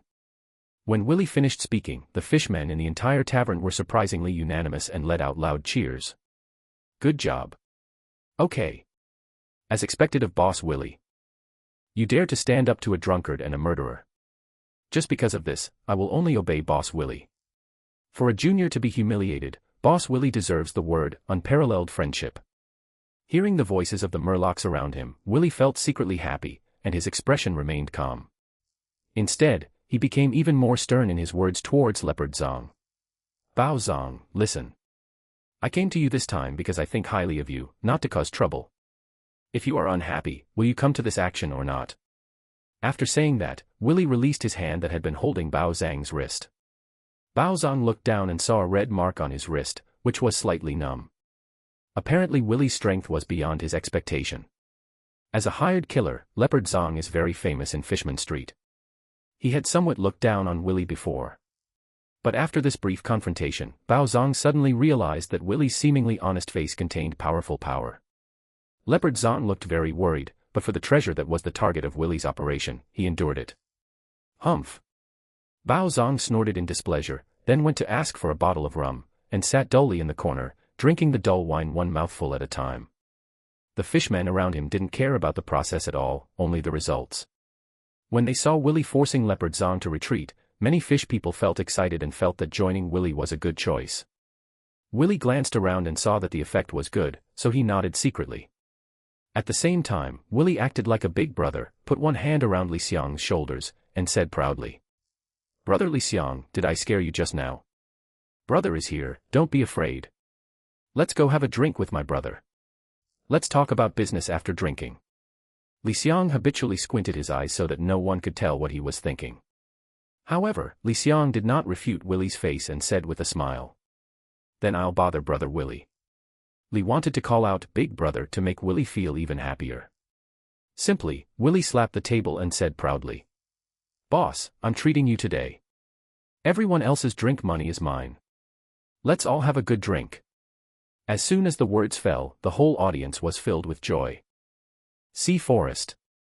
Thousands of meters below the sea, there are endless possibilities, and this is the case in this beautiful forest. However, Li Xiang did not come here for tourism. Under the leadership of Willie, Li Xiang, Bao Zong, and Jiao arrived at a nearby trench after a day. Li Xiang narrowed his eyes slightly, stared into the distance, and thought to himself. Is that the flying pirate's ship? It's so big. Even from a distance of nearly 1,000 meters, you can see clearly. After all, the Flying Pirates is an ancient three-masted sailing ship. Compared with ordinary ships, it is extremely large. From a distance, it looks like a hill. Due to its long history, this ship has an old hull, holes in its sails, many places are covered with moss, and it carries an indescribable air of death. At the bottom of this 10,000-meter deep seabed, it looks like a ghost ship. Baozong took out the wine bottle and drank a few sips. What? This is the destination, my knife is already thirsty. Baozong played with the sword in his hand, his eyes wandering between Willie and Li Xiang from time to time, his eyes flashing, his attitude unclear. In the past 2 days, Willie and Li wanted to make him very unhappy, but Baozong was always worried about it. If it weren't for finding the treasure here, he would have gone crazy. Now, the goal has been achieved. Just when Liuzo was about to tear up the agreement and take possession of the flying pirate's treasure, a figure suddenly appeared in front of the three of them. He turned out to be Gio, who had just returned from the front to inquire about information invisibly. Moreover, to Leopard's expectation, Gio's face looked quite bad, he was breathing heavily and looked quite embarrassed. This made Liuzo temporarily give up the idea and planned to hear what happened from Gio's mouth first. Willie felt vaguely uneasy in his heart and couldn't help but ask. "Brother Gio, why do you look so bad? Did something happen to the ship in front?" Gio took a breath. Unexpectedly, he grabbed Willie's collar and said angrily. "Willie, you bastard, you actually lied to me and said you were going to rob the treasure of an ordinary pirate ship. It turned out to be all lies." Willie looked confused. Hey, brother Gio, what on earth are you talking about? Why can't I understand?" Seeing that Willie's expression didn't look fake, Gio's mouth twitched sharply. "You don't know whose pirate ship that ship in front of is? Those are the infamous flying pirates. The flying pirates have existed for hundreds of years, and there are various legends circulating on Fishman Island. However, few people have encountered them, and even if they did, they would not be able to return home." As time went by, the rumors about the flying pirates became more and more mysterious, and were passed down from mouth to mouth, forming an existence similar to ghost stories. According to legend, the captain of the flying pirates possesses the power of the devil, has unpredictable abilities, and can kill people thousands of miles away. No matter where you are. No matter what time it is.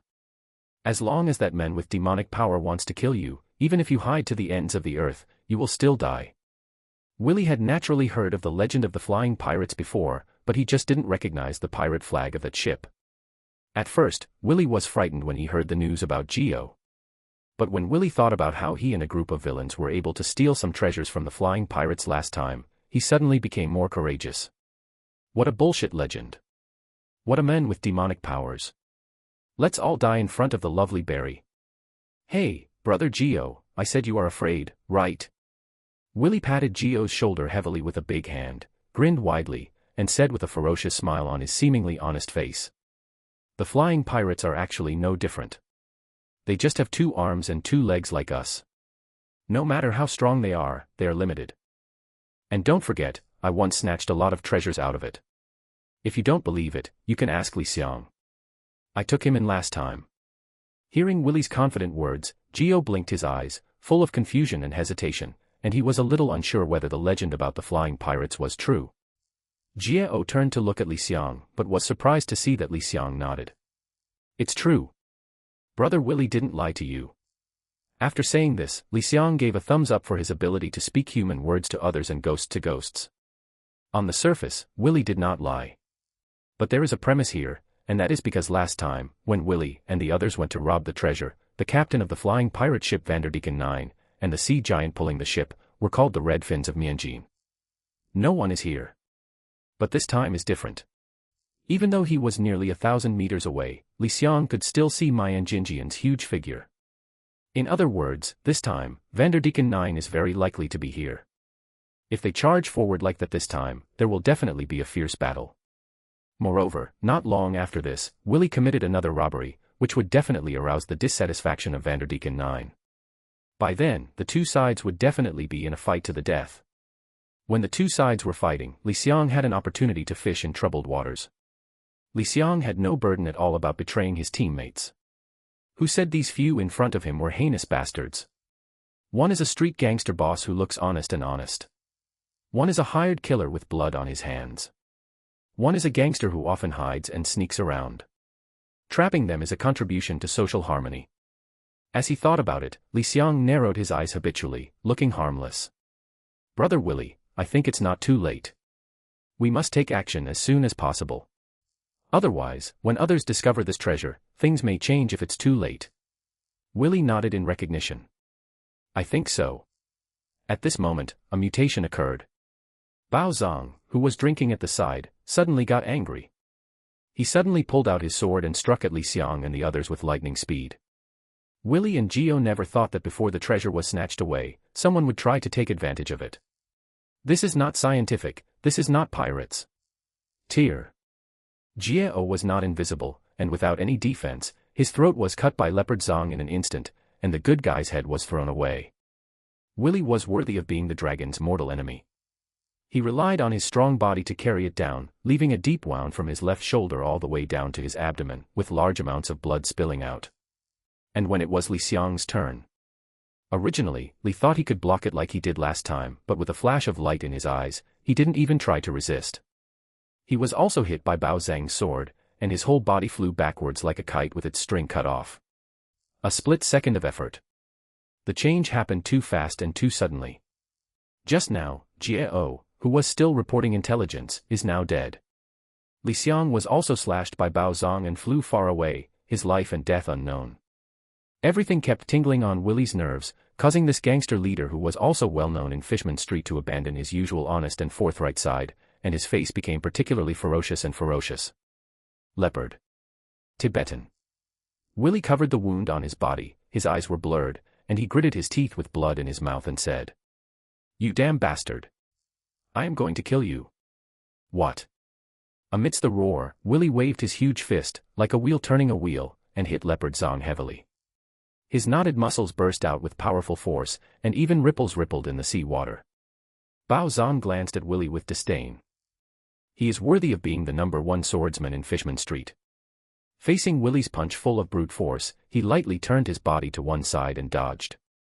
Watching Willy pass by him, staggering and falling to the ground due to excessive blood loss, Bao Zong said disdainfully, "Don't say you can't beat me now that you're seriously injured. Even if you're intact, I can take care of you at any time with one hand." After the words fell, Baozi picked up the sword and stepped forward. Bao Zong has become very skilled in this kind of thing during his employment career.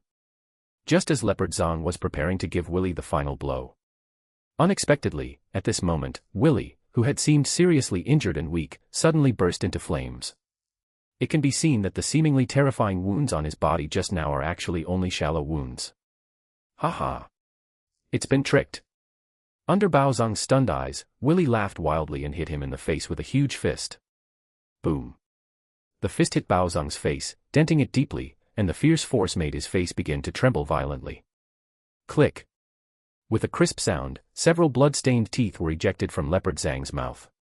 At the same time, Bao Zong felt as if he had been severely hit, and his body kept spinning and flying out. Cough. Cough. Cough. Bao Zong covered his mouth, took a few deep breaths, looked at Willy who came over in surprise, and asked, "How did your injury heal so quickly?" Willy opened his mouth widely, and his usually honest and forthright face was completely torn away, revealing a row of white teeth, which made him look particularly cold and cruel. "I'm a killer whale. It's too early to seriously injure me with such a level of slashing." Bao Zong looked at Willy suspiciously.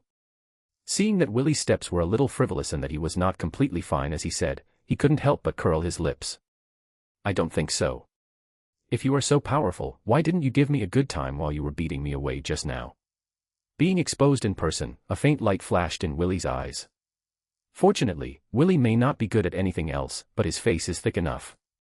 Ha ha ha. Ha ha ha. Willy laughed as if he had heard a joke. Seeing this, Bao Zong's eyes became more suspicious. Why are you laughing? After laughing for a while, Willy stopped smiling. Then, like an old friend, he came to Bao Zhang's side under Bao Zhang's vigilant eyes, patted Bao Zong on the shoulder, and said, Horizu, I'm laughing. You are worthy of being the #1 swordsman in Fishman Street. You are much stronger than the two parallel imports, Jiao and Li Xiang, who were killed by you. This is the partner I am looking for. In Willy's opinion, Li Xiang must have died after being slashed by Bao Zong, and he never thought about the possibility of pretending to be dead.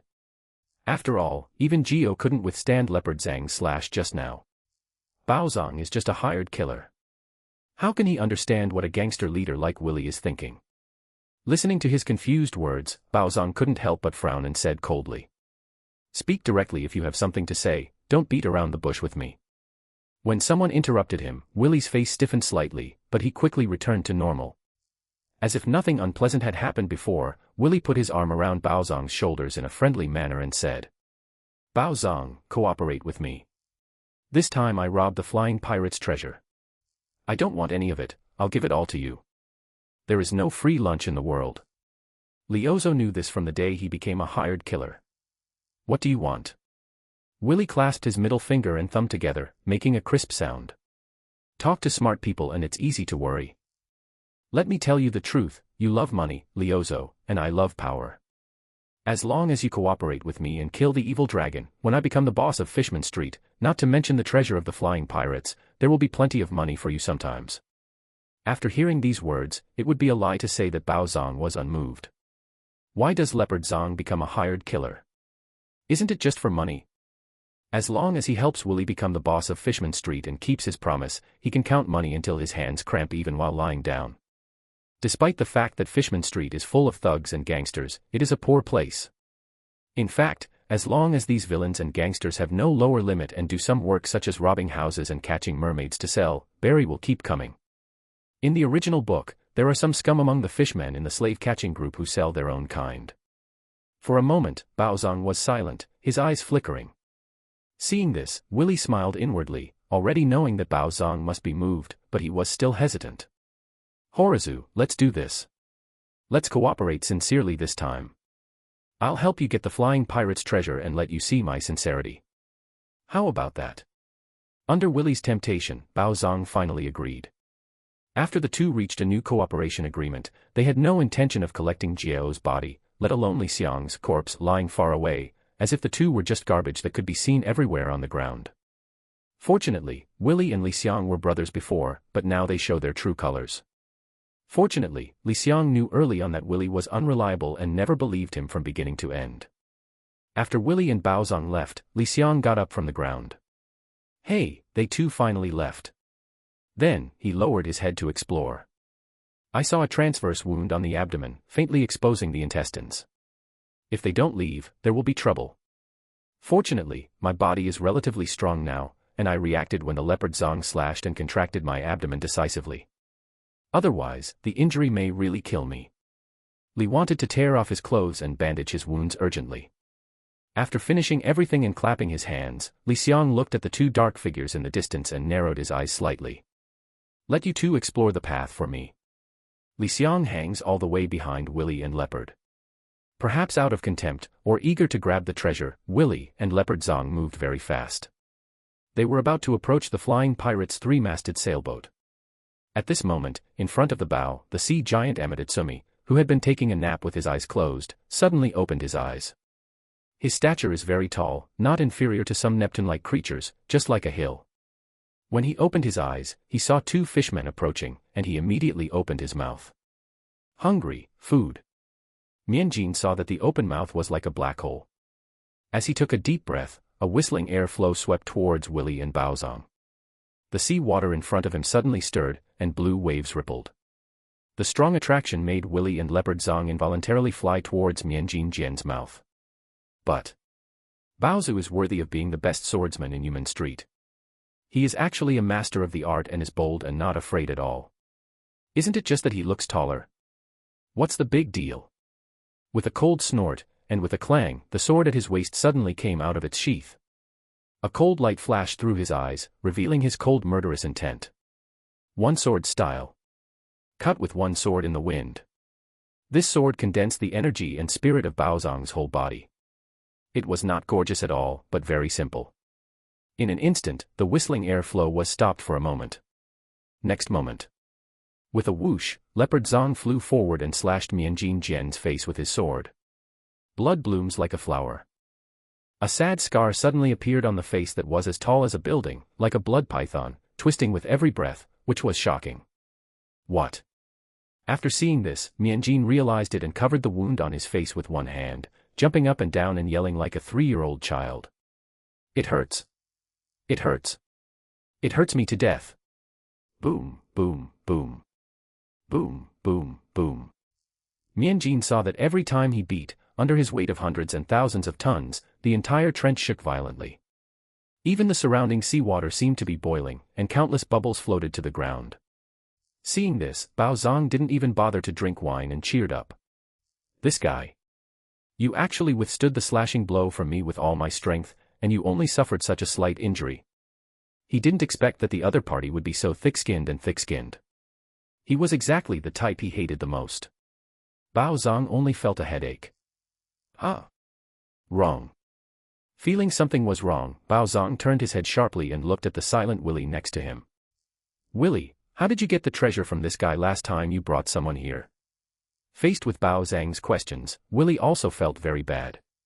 The last time he brought people here, there was obviously no such thing. Originally, in Willy's view, with Leopard Zhang's joining, even if the other party seemed tall and powerful, it was nothing more than that. Did not expect. But he was kicked onto the iron plate. Damn. Realizing that he had been tricked, Bao Zong had murderous intent in his eyes, and was about to use black hands to get rid of Willy to vent his hatred. But at this moment, the crew members who were originally staying on the flying pirate's ship were affected by the vibration outside and ran out of the deck one by one. These people don't recognize Bao Zong, but they recognize the villain Willy. They immediately pointed at Willy and the two, and said to Mianjin. See you in Mianjin, it's him. Last time, he took advantage of you and the captain to go out and led someone to steal our treasure. The person next to him must be his accomplice. You should capture them all alive. As the crew members identified him, Mianjin's lantern-sized pupils turned. Coupled with the hatred that had just been stabbed by Bao Zong, the old and new hatreds immediately turned into blazing anger. Mianjin raised his arms, made a fist-clenching gesture, looked up to the sky and roared. Thief! All have to die. Willy and Leopard Zong stiffened. The next moment, the two of them unexpectedly moved away from each other in unison. Laugh. Mianjin saw his fist strike out, like two torpedoes flying.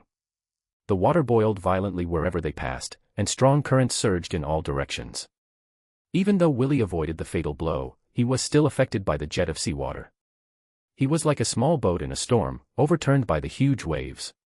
His body fell suddenly and hit the soft mud like sand. Compared to Willy's embarrassed appearance, Leopard Zong is stronger and in much better condition. However, his originally neatly combed hair became very messy, making him look unkempt and dirty. Damn Willy. Damn giant. Seeing that Mianjin was unwilling to give up, Bao Zong was also completely furious. Soon, a fierce battle broke out between the two sides again. Li Xiang had a clear view of all this. At this time, he was hiding behind a rock.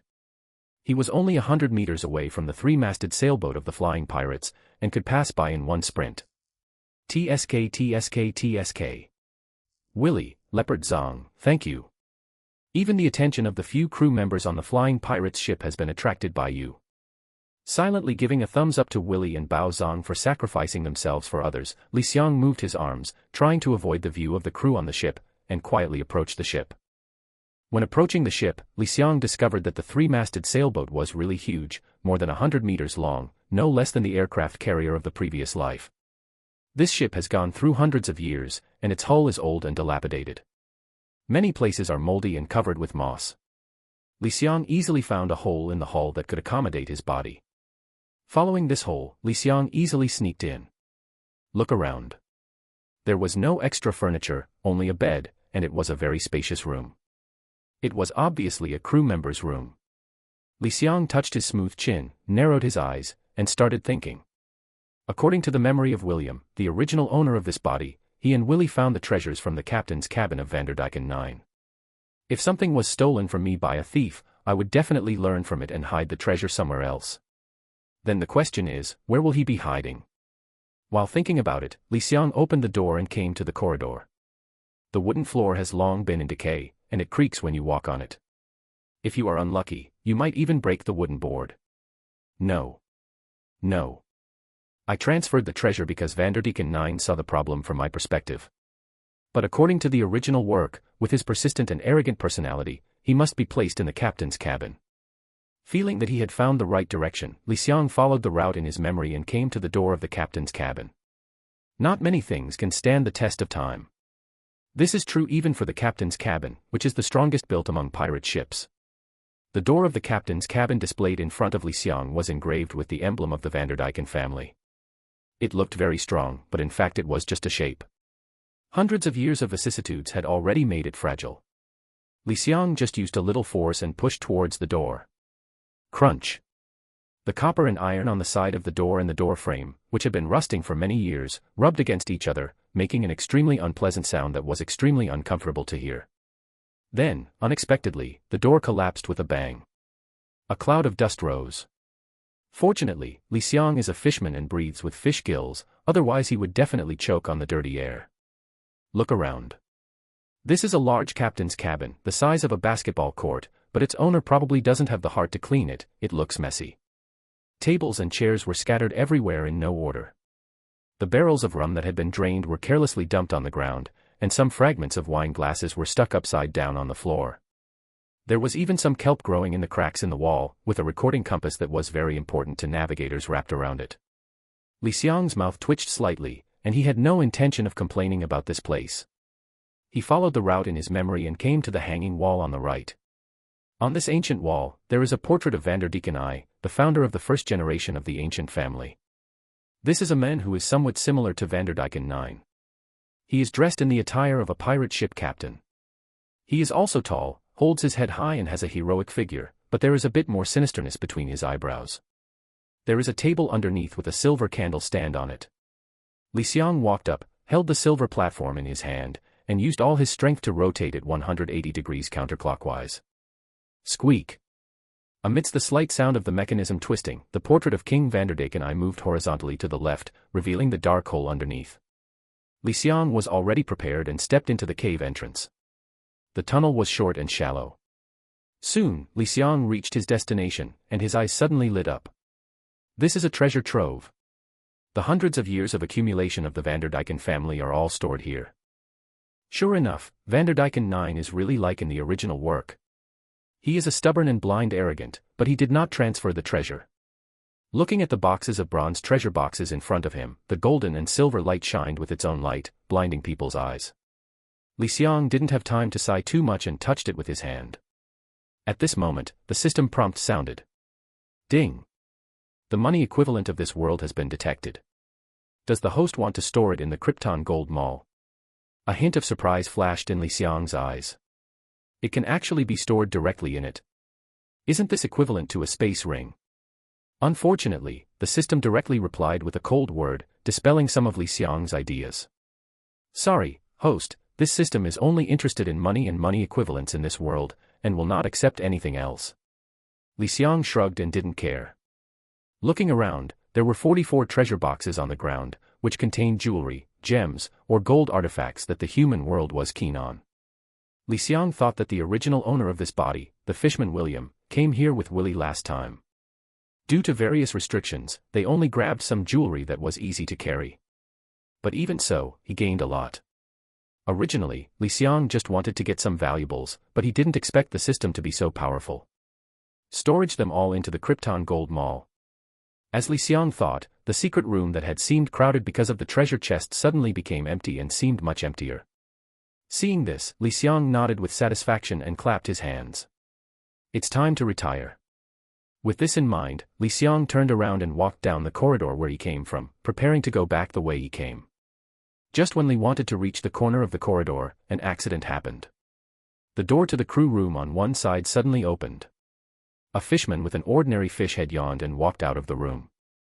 He immediately saw the stranger Li Xiang. There are not many crew members in the Flying Pirates, and they are already very familiar with each other. So when he saw Li Xiang, the fishman immediately realized that he was an enemy. Intruder. Die. The fishman waved his fist and rushed towards Li Xiang menacingly. Hey! I thought I wouldn't be discovered. With a sigh, Li Xiang was in a hurry and had no time to summon the ice sword, so he had to punch the same way and hit the opponent straight. After Li Xiang drank 250 bottles of primary strength potions, he could even smash rocks, not to mention that the opponent was just an ordinary flesh and blood body. Bang, click. Unsurprisingly, there was a snapping sound. The moment the fishman's right hand collided with Li Xiang's, it broke vertically at 90 degrees. A severe pain came from his right hand, and the fishman was terrified. He opened his mouth wide and was about to let out a cry of pain to attract the attention of other partners in the boat. At this moment, the fishman's eyes flashed. Li Xiang, who was 1 meter away from him, suddenly walked up to him and was very close to him. Before the fishman even made a sound, his neck was held tightly by Li Xiang's steady and strong hands. Woo, woo. Being grabbed by the throat, the fishman's eyes widened in fear and he let out an unexplained whimper. He seemed to have anticipated the outcome he was facing, and kicked his legs in vain in midair, trying to get rid of Li Xiang's shackles. Unfortunately, Li Xiang's strength was overwhelming to him, and no matter how hard he struggled, it was all in vain. Li Xiang looked at the fishman apologetically. As an ordinary high school student in his last life, it was really difficult for him to kill someone. This is not a virgin mentality, it is just a normal mentality of a student who was born in a peaceful era. It would be strange if Li wanted to kill someone randomly without any psychological disturbance. But when Li Xiang thought about it, Vanderdaken 9 was not a good person, and he probably didn't have many good people under his command, so he felt a little less guilty. Taking a deep breath, Li tried to muster up his courage. Feel sorry. There was an empty sentence left in the narrow corridor, and as Li Xiang twisted his hands hard, the fishman turned his head, completely lifeless, and collapsed on the ground. The first time he killed someone, even though the opponent was a fishman and a scum among pirates, Li Xiang was still a little uncomfortable with it. His palms and backs were covered with sweat, and his vest was soaked with cold sweat. Don't stay here for long. With this in mind, Li wanted to leave in the direction he came from. Perhaps Vanderdaken 9 was looking for the whereabouts of Neptune, and Li Xiang left very smoothly. Boom. Boom. Boom. When Li Xiang walked out of the cabin and came outside, huge roars echoed in the sea. The water is turbulent and the waves are rolling. The coral reefs on the seabed were smashed piece by piece, and massive sardines were swimming around like headless flies. Countless sand grains in the bottom layer were flying, making the surrounding seawater for hundreds of miles extremely filthy, and the visibility dropped sharply. Fuck. Such a big battle. Li Xiang hid behind the hull and watched the battle in the distance, feeling his heart surge. Izumi, who belongs to the Flying Pirates, and Willy and Hazoso, who are hundreds of times smaller than him in size, seem to have a huge disparity in strength, but they are evenly matched in a fight, with back and forth. Mianjin Jiankong had a huge amount of brute strength, but no skills. He fought with great openness, but his hit rate was extremely poor, and he couldn't hit Willy and Leopard Zong at all. On the other hand, Willy and Leopard Zong took advantage of their small size to be as slippery as loaches and their movements were full of intelligence. At critical moments, they were able to successfully avoid Mai and Jinmi while leaving a trail on each other. Road scars. If this situation continues, it will only be a matter of time before Willy and Lyozo defeat Izumi. But even if they win and successfully sneak into the captain's room of Vanderdaken 9, it will be in vain and they will just make wedding clothes for others in vain. After all the treasures inside were taken away by Li Xiang. Thinking of this, Li Xiang raised the corners of his mouth proudly. You just take your time here, I'll leave first.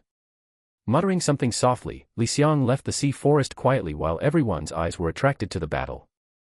In order to avoid any changes along the way, Li Xiang did not dare to delay at all. He traveled all night under the stars and the moon, and returned to his residence in Fishman Street the next day. Regardless of being tired, as soon as Li Xiang returned home, he immediately entered the Krypton Gold Mall with a thought. Owner. As expected, as soon as Li Xiang came in, the siren jumped up to him with cheers, his hands wrapped around Li Xiang's neck, hanging on Li Xiang like a koala, and a pair of plump buns in front of him were squeezed of deformation. That feeling of comfort can be experienced by yourself. Siren pursed his lips and said with an unhappy look. Master, why did it take you so long to come this time? I miss you so much. At this time, the two parties were in such close contact that Li Xiang could actually feel the body temperature of the other party. Nephrite is warm and fragrant. With the heat of passion. Looking down, Siren's hair smelled of ambergris floating in wisps, making people extremely addicted. Cough, cough, cough.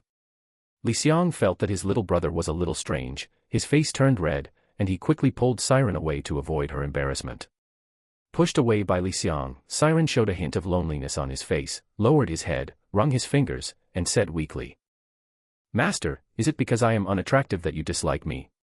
Li Xiang had a drop of cold sweat on his forehead and waved his hands repeatedly. No, no, no, you are not charming, you are too charming. Siren raised her head, her face as pure as a saint seemed to be able to bloom with light, a hint of cunning flashed in her eyes, and she said. I don't believe it. If I'm so charming, master, why don't you make out with me? Li Xiang was just a single dog in his last life. He couldn't bear the Siren's direct gaze, so he quickly raised his hands in surrender. In order to change the topic, Li Xiang looked around and asked. Where are my treasures that were previously collected by the Krypton Gold Mall? When it came to business, Siren was not as unserious as before, his face straightened, and he said. Master, all those treasures have been exchanged for diamonds. This treasure is worth 1,000 million, which was exchanged for 1 million diamonds. Hearing Siren's words, Li Xiang felt happy, but then he felt something was wrong. And many more. The Vanderdyken family's accumulation over hundreds of years is only worth 1,000 million. Are you trying to trick me? Siren shook his head and explained. Master, you can tell me that it is treasure that has been stored for hundreds of years. After such a long time, they are still in the deep sea. No matter how precious the jewelry was at the beginning, most of it has been corroded by time and has little value. What Siren said made sense, but Li Xiang was speechless. But after listening to it, Li Xiang always felt that something was not quite right, and that he had been cheated by a rogue businessman. Fortunately, Li Xiang was quickly attracted by the wealth of 1 million diamonds. Siren, I remember the great swordsman level swordsmanship I saw last time. It only costs 1 million diamonds, so exchange it for me. Siren stretched out 2 green jade fingers, shook them, and said. Sorry, master, you are currently unable to purchase great swordsman level swordsmanship. You need to purchase elite swordsmanship and swordmaster level swordsmanship before you can purchase it. Li Xiang's mouth twitched fiercely, as expected of a black businessman. Siren retorted, Master, our Krypton Gold Mall has always been a child and an old man. Regarding the black businessman, Li Xiang was unable to refute, so he had to accept his fate and said. Then give me elite swordsmanship and swordsman level swordsmanship. Siren's face turned red, he took out a calculator and started calculating, and said excitedly. Elite swordsmanship, 500 million diamonds. Swordsman level swordsmanship, 3,000 million diamonds. A total of 3,500 million diamonds, thanks for the review. Money is like water. Li Xiang's wallet suddenly became empty, leaving only 6,500 million diamonds. Siren is indeed a salesman of the Krypton Gold Mall. In order to drain Li Xiang's wallet to the maximum extent, he said loyally. Master, now that you have sword skills, how can you not have sword moves? Even if it's for nothing else, just to improve your combat power, it's still worth it. Master, I have a detailed list here. Do you want to know the famous sword moves in each world? Li Xiang was still too young and naive to believe in the evil spirit of Siren, and took a series of sword moves from her. Looking up and down, Li Xiang almost couldn't help but curse. Plasma Blast, also known as Demonic Sword Invasion, is owned by Kiritani Kazuto, the male protagonist from Sword Art Online. It can make your sword have powerful damage. Prerequisites, swordsman level swordsmanship, evaluation, 3 stars, worth 9,999 million diamonds. Wind Wound, owned by the male protagonist Inuyasha from Inuyasha, exerts powerful slashing ability, prerequisite, elite swordsmanship, evaluation, 2 stars, worth 3,000 million diamonds. A serious sword, owned by the male protagonist Jintoki Sakata from Gintama. This sword is really serious. You have to believe me. Prerequisites, elite swordsmanship, 2-star rating, worth 3,000 million diamonds. The sword moves in the Krypton Gold Mall are obviously somewhat different from the settings in the original anime. For example, the sword moves from Naruto's White Fang require the use of chakra, which is not needed here. Only. When he saw the sword moves of the Gintama hero, Li Xiang really wanted to ask, what the hell was this serious sword move about? Even the introduction is full of Buddhist style, which makes people look confused. Is that possible? Well, the problem is coming. What should I exchange for? Wait online, hurry. Li Xiang looked through the list of sword moves in the Krypton Gold Mall and found something very annoying. The sword moves he could afford were either low-cost performance or unreliable. After thinking about it, Li Xiang finally gave up on buying sword moves at this stage and waited until he had enough money. Seeing that Li Xiang had no intention of purchasing, Siren's big eyes rolled around and a sly look flashed past. Siren Nephrite's body came closer, and her two beautiful jade arms naturally took Li Xiang's right hand, stretched out the fingers of her free left hand, and gently drew a circle on Li Xiang's chest, which made Li Xiang feel heartbroken. Itchy. Siren looked at Li Xiang and blushed for a moment, a smile flashed in his eyes, exhaled the fragrance, and said, "Master, you still have 6,500 million diamonds. If you want others to do something embarrassing, that's not impossible." As he spoke, Siren twisted the soft snake waist, and the delicious fragrance filled the air, as if it was vaguely hinting at something. As a good student of the new era who has received an education in Japanese films, Li Xiang, although he has read countless films, is still a conservative boy at heart. He finds it difficult to accept this kind of thing and immediately pushes Siren away. Li Xiang waved his hand and said firmly, "Siren, don't think about it, I will never let you do that kind of thing." The smile in Siren's eyes grew stronger. She stretched out a jade finger, placed it tightly on her thick red lips, stuck out her pink tongue, licked it, and said charmingly, "Really? My little master." Siren also deliberately highlighted the small characters, intending to use provocation to stimulate Li Xiang's consumption.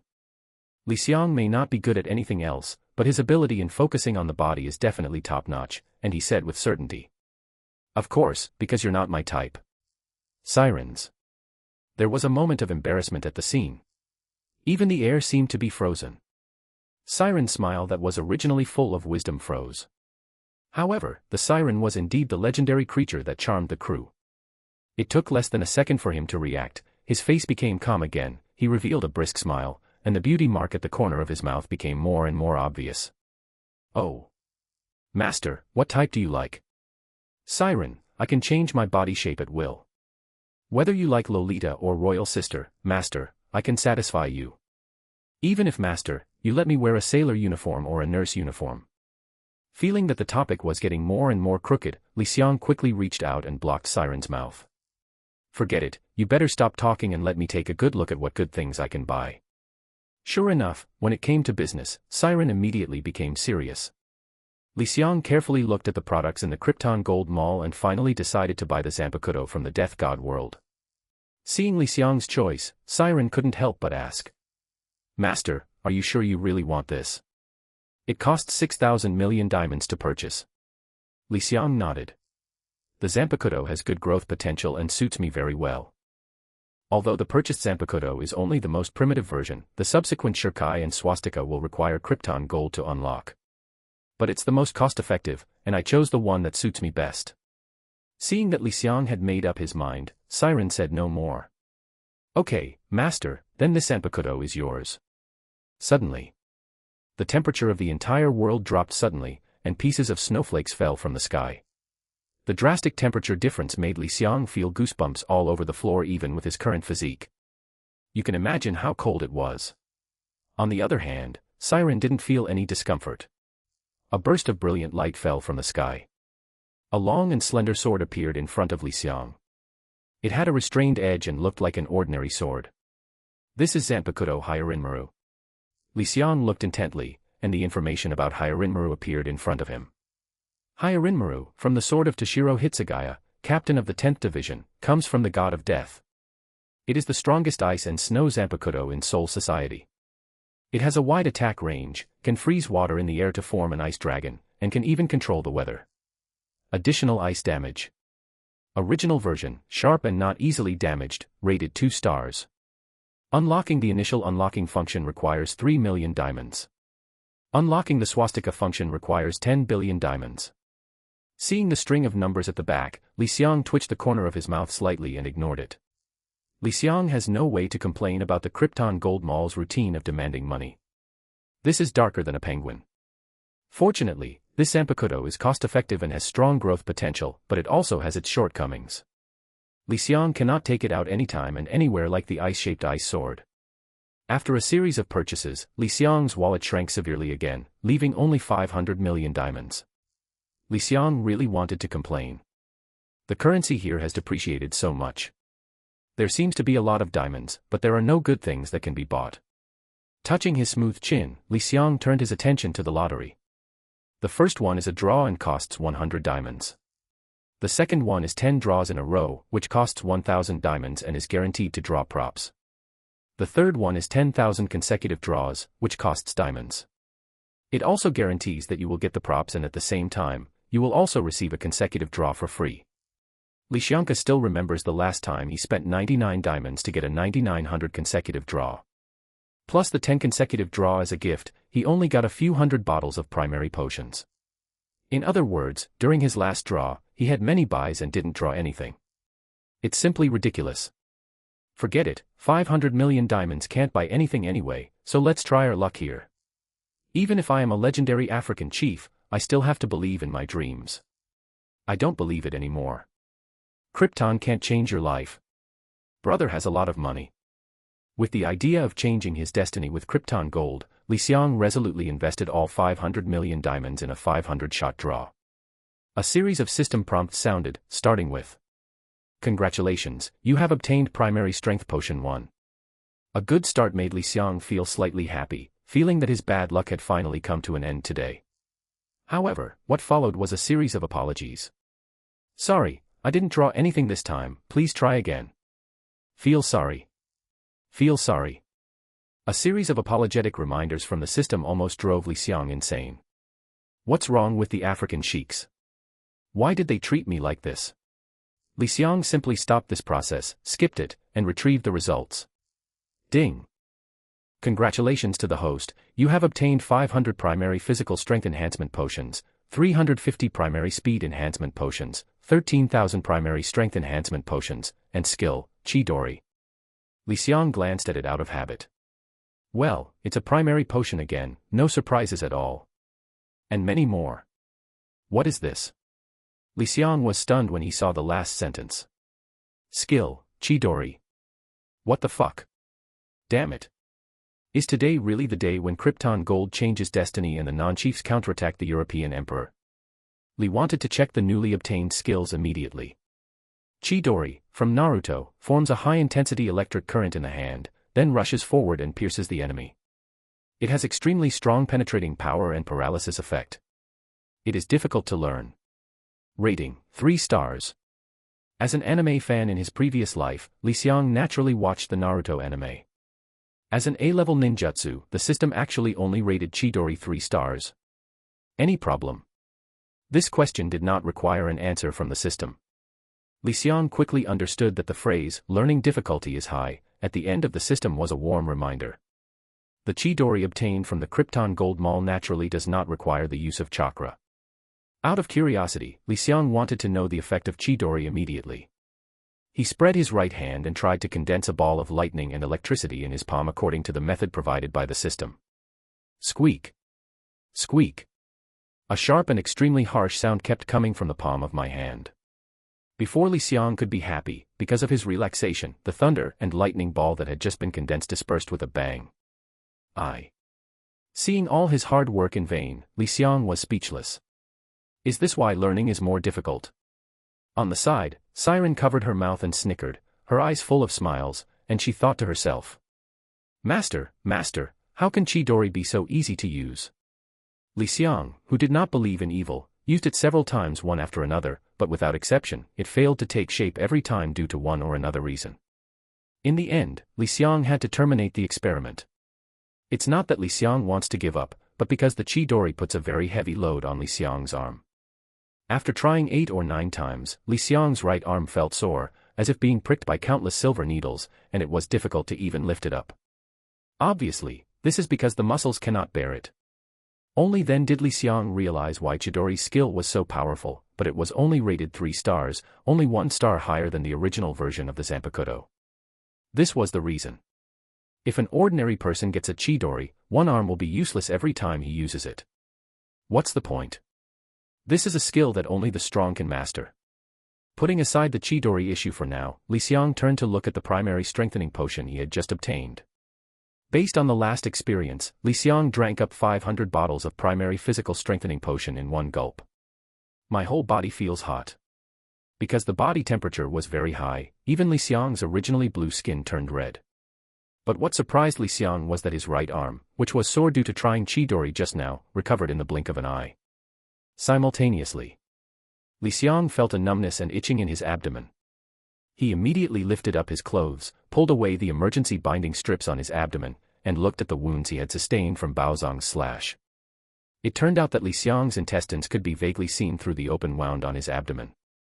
After drinking the primary constitution-enhancing potion, although the wound did not heal immediately, at least the wound was barely stitched together, leaving only a scar that was cut by a knife, as hideous as a centipede. Not bad. Seeing that the effect was good, Li Xiang nodded repeatedly. I don't know if I will be injured if I get hit by Mumu's tail again. Putting aside this suicidal thought, Li Xiang continued his efforts and drank all 350 bottles of primary speed-enhancing potions. The last time I drank the primary speed-enhancing potion, my 9-meter sprint record was seconds. I wonder what it will be this time. With this in mind, Li Xiang ordered Siren. I'm going to do an experiment later, please remember to help me calculate the time. Siren returned a sweet smile. Okay, master. Nodding, Li Xiang bent his knees, leaned forward, put his hands on the ground, and made a preparation for running. Run! A gust of wind blew up, and Li Xiang flew out like an arrow. Siren blinked and said happily. Congratulations, master, you have made great progress this time. The 7-meter sprint only took seconds. Li Xiang wiped the sweat from his forehead, his face unable to hide the joy in his heart. Although I don't know what the 100-meter sprint record of ordinary humans in the One Piece world is, but if you look at it from the perspective of the previous life, I have undoubtedly surpassed many people now. However, just thinking that now he is no longer a human being but a fishman, Li Xiang feels a little disappointed. After all, in his previous life, he lived as a human for more than 10 years. This change in identity is not something you can just adapt to.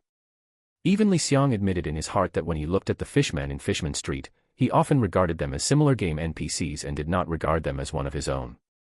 Even if he wanted to become the boss of Fishman Street, although his original intention was to obtain money more easily, he still had the idea of killing monsters and upgrading as a young man. With a deep sigh in his heart, Li Xiang stopped worrying. Just when Li Xiang was about to drink up all the 1,300 bottles of primary strength-enhancing potion, Siren, who had been silent all the time, suddenly spoke. Master. Don't drink it yet. Li Xiang looked at her doubtfully. What happened? Siren explained. Master, for each type of primary strengthening potion, each person can only drink 1,000 bottles to be effective. If it exceeds 1,000 bottles, no matter how much you drink, it will be useless. After hearing Siren's explanation, Li Xiang lowered his head, looked at the 4 characters, elementary potion, written on the potion bottle, and twitched the corner of his mouth. You don't need to say it. These 4 words of elementary potion have already exposed the nature of the black businessman. If I'm not wrong, there will be some intermediate potions and high-level potions in the future. The purpose is to make me pay more money, right? After being exposed by Li Xiang, Siren didn't look embarrassed at all, but clapped his hands. Clap clap clap. Clap clap clap. Siren's lips curved into a sweet smile, his eyes curved into crescent shapes, and he said happily. Master, you are so amazing. I understand everything. I admire you so much. Li Xiang narrowed his eyes and said speechlessly. Why can't I feel the slightest bit happy when you say these words from your mouth? Siren said with determination. Master, that must be your illusion. Creating happiness with heart is also the purpose of Krypton Gold Mall. Li Xiang turned his head away. It's a pity that I don't have Wating's father, so I can't spend money to make me happy. After complaining, Li Xiang picked up the primary strength potion and drank it.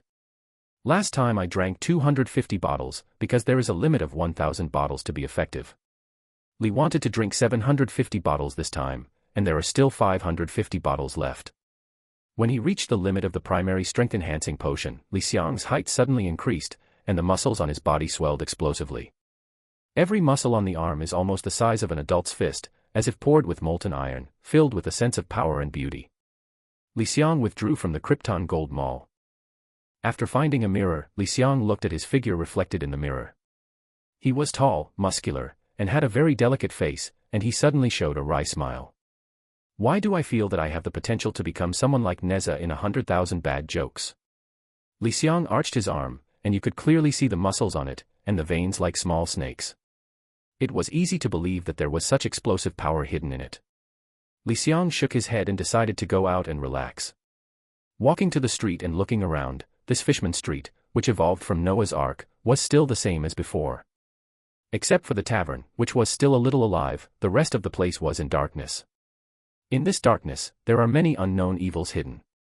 Li Xiang was walking on the road, and from time to time he could hear the sound of punches and kicks coming from the surrounding alleys, as well as the screams and cries of pain from the victims. In this regard, Li Xiang helped without any intention. He is not a saint, he was just an ordinary high school student in his last life. What's more, in this sinful place, fighting is as common as drinking water and eating. This is Fishman Street, a place full of villains and gangsters. Li Xiang has used his fists to prove that he is very strong. So the journey was smooth, and no guy without eyes came to rob him, which made Li Xiang feel a little disappointed. There was no punching bag for him to vent some of his depression. Finding a random tavern, Li Xiang stepped in. The smell of sweat mixed with the strong aroma of rum hit my nostrils. Fortunately, Li Xiang was breathing through fish gills, otherwise he would have choked to death from the turbid air. When the tavern owner saw Li Xiang, who had become famous in recent days, his face was filled with a joyful smile. He came forward to greet him and said flatteringly, "Isn't this Li Xiang? It's a rare visitor. Please invite me quickly. Come in and have a good rest." Li Xiang looked at the sardine boss, who had a stooped figure and a face covered with wrinkles left by the years. He rubbed his palms together in a flattering manner. Looking around again, this is a very small pub that can only accommodate 10 tables of people. The layout is extremely simple. The paint is even peeling off in many places on the walls and is covered with moldy fungi. This is a small boss who makes a living. In this regard, Li Xiang somewhat understood the other party's groveling attitude. Nodding, Li thought, "I just came in on Saturday." The sardine boss, who didn't realize that Li Xiang had no money to buy wine, felt as if he had found a treasure when he saw Li Xiang nodding. He nodded and bowed. "Please come in." Following the sardine boss, Li Xiang found a seat and sat down, then looked around and kept silent. When the sardine boss saw that Li Xiang had no intention of buying a drink and was really just sitting around, he sighed helplessly and left without saying anything else. Li Xiang looked around and saw a table of guests in the corner, competing in arm wrestling, and his eyes suddenly brightened. These people were not arm wrestling in the ordinary sense, but betting against each other. There were stacks of berries on the table, and the Murlocs watching the show were cheering. What surprised Li Xiang was that the two people arm wrestling were actually prominent characters in the original work. Like Li Xiang, he is from Jaws, Hody Jones. The other person is the king squidman, Icarus. Compared with Li Xiang's sea blue skin, Hody Jones's skin is whiter, as if he has albinism. Li Xiang was thinking about where to go to test his current strength. He really wanted to sleep and someone would give him a pillow, and he couldn't ask for it. Li Xiang walked over. There was a burst of noisy sounds. "Work harder. Come on. Hurry up, it's almost. Holy shit. Icarus, what are you doing? Why are you so useless? Are you not feeding? Hurry up and push harder. Ah. You're going to lose. Icarus, you loser. Pay me back." Oh yeah, Hody Jones wins again. Is this the 99th time he has won the arm wrestling match in a row? Yes, you are worthy of being a great white shark. This power is inherently powerful. Isn't that right? Look, in a few years, Hody Jones might be able to follow the example of the evil dragon boss and form a pirate group of his own. After a competition, Icarus looked downcast and was deeply shocked. Hody Jones looked proud, leaning back on the chair, assuming a comfortable posture, and accepting all kinds of compliments from the people around him. Just when a group of people were having fun with themselves, Li Xiang stepped in and said suddenly, "If you don't mind, would you like me to compete with you?" The complimenting voices around him fell silent. Hody Jones was being praised so much that Li Xiang's sudden words undoubtedly wielded a big stick and knocked him from heaven to the ground, making him particularly unhappy. Hody Jones turned his head sharply, his eyes filled with predatory cruelty glaring. When he saw that the person speaking was Li Xiang, Hody Jones looked unhappy and spit on the ground. I bother. Who am I talking about? It turns out to be you, a guy who doesn't know the heights of the world and dares to challenge the evil dragon boss. Hody Jones has always admired evil dragons, so he was very dissatisfied with Li Xiang's actions. It's just like fans seeing their idol being criticized, it's unbearable.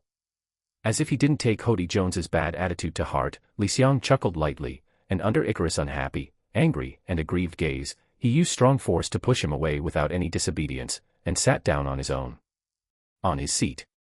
Looking at the pile of berry piled up like a hill on the table, Li Xiang's smile grew thicker and his eyes narrowed, making it difficult to tell what he was thinking. Hody Jones frowned. Hey! I said you are not welcome here. Get out of here. The fishmen gangsters at this table were all headed by Hody Jones. When they saw him speaking, they all followed suit one by one and shouted enthusiastically. Get out. Go away. Roll. There was a lot of people and a lot of noise. Hody Jones leaned back on the chair with a comfortable look on his face, his eyes dark, wanting to see what kind of expression Li would show after he made a fool of himself. Unfortunately, he was disappointed. Li Xiang's eyes were narrowed as always, making it impossible for him to guess what the other person was thinking in his heart.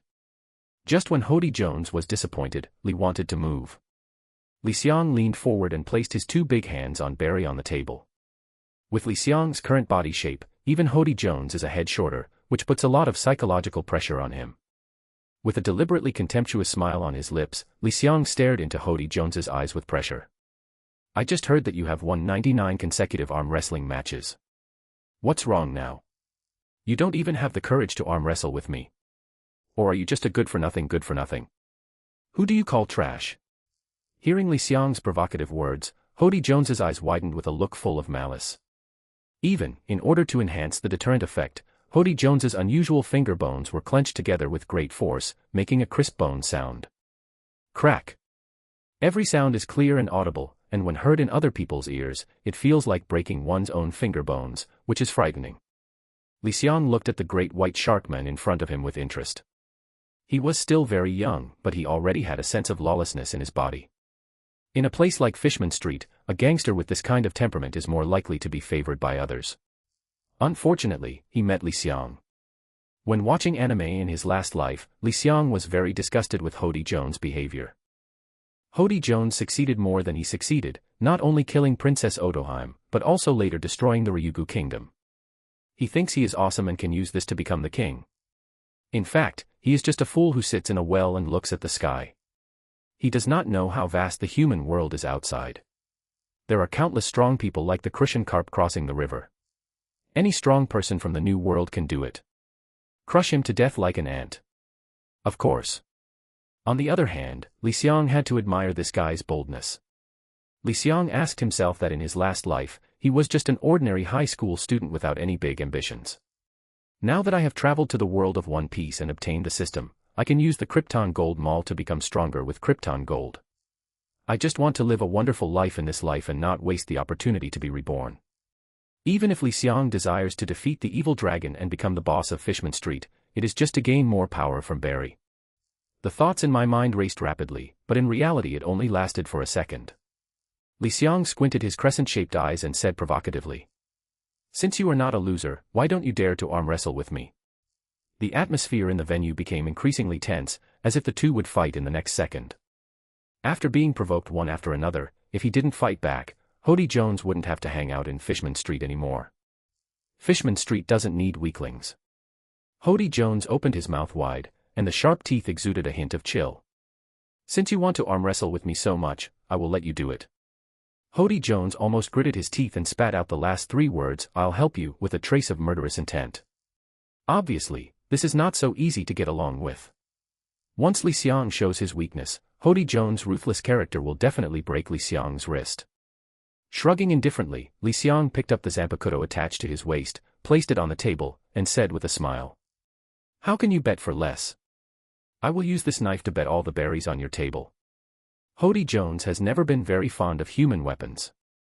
He glanced at the Zanpakuto, which was no different from an ordinary tachi, and said disdainfully. Only this scrap of metal. For an ignorant guy like him, Li Xiang secretly rolled his eyes. In order to prove that his Zanpakuto was worth the money, Li wanted to unsheath the sword under the watchful eyes of Hody Jones and others. Look carefully, this is no ordinary knife. As soon as he finished speaking, everyone present saw only a flash of light. A breeze came slowly. Everyone was startled suddenly, and then took a closer look. But I saw that a corner of the tabletop was cut off as easily as a hot knife cutting through butter, and the cross-section was extremely smooth, as if it was originally like this. Everyone suddenly felt scared. If the knife had hit them just now, they would probably end up like this table. But after being frightened, the other fishmen except Hody Jones, including Icarus who had just been defeated by Hody Jones, all stared at the Zanpakuto in Li Xiang's hand with greedy eyes. In a place like Fishman Street, where armed fights often occur, if you want to live better than others, in addition to having good skills, having powerful weapons is also a good choice. If they weren't worried about Li Xiang's strength, I'm afraid these Murloc gangsters would have to return to their old profession. Being stared at by pairs of greedy eyes, Li Xiang suppressed his nausea and had a calm expression on his face. Hody Jones, in this case, my bet is acceptable to you, right? Hody Jones nodded. Of course can. Hody Jones wasn't worried at all that he was going to lose. As a great white shark, Hody Jones has been stronger than other fishmen since he was born.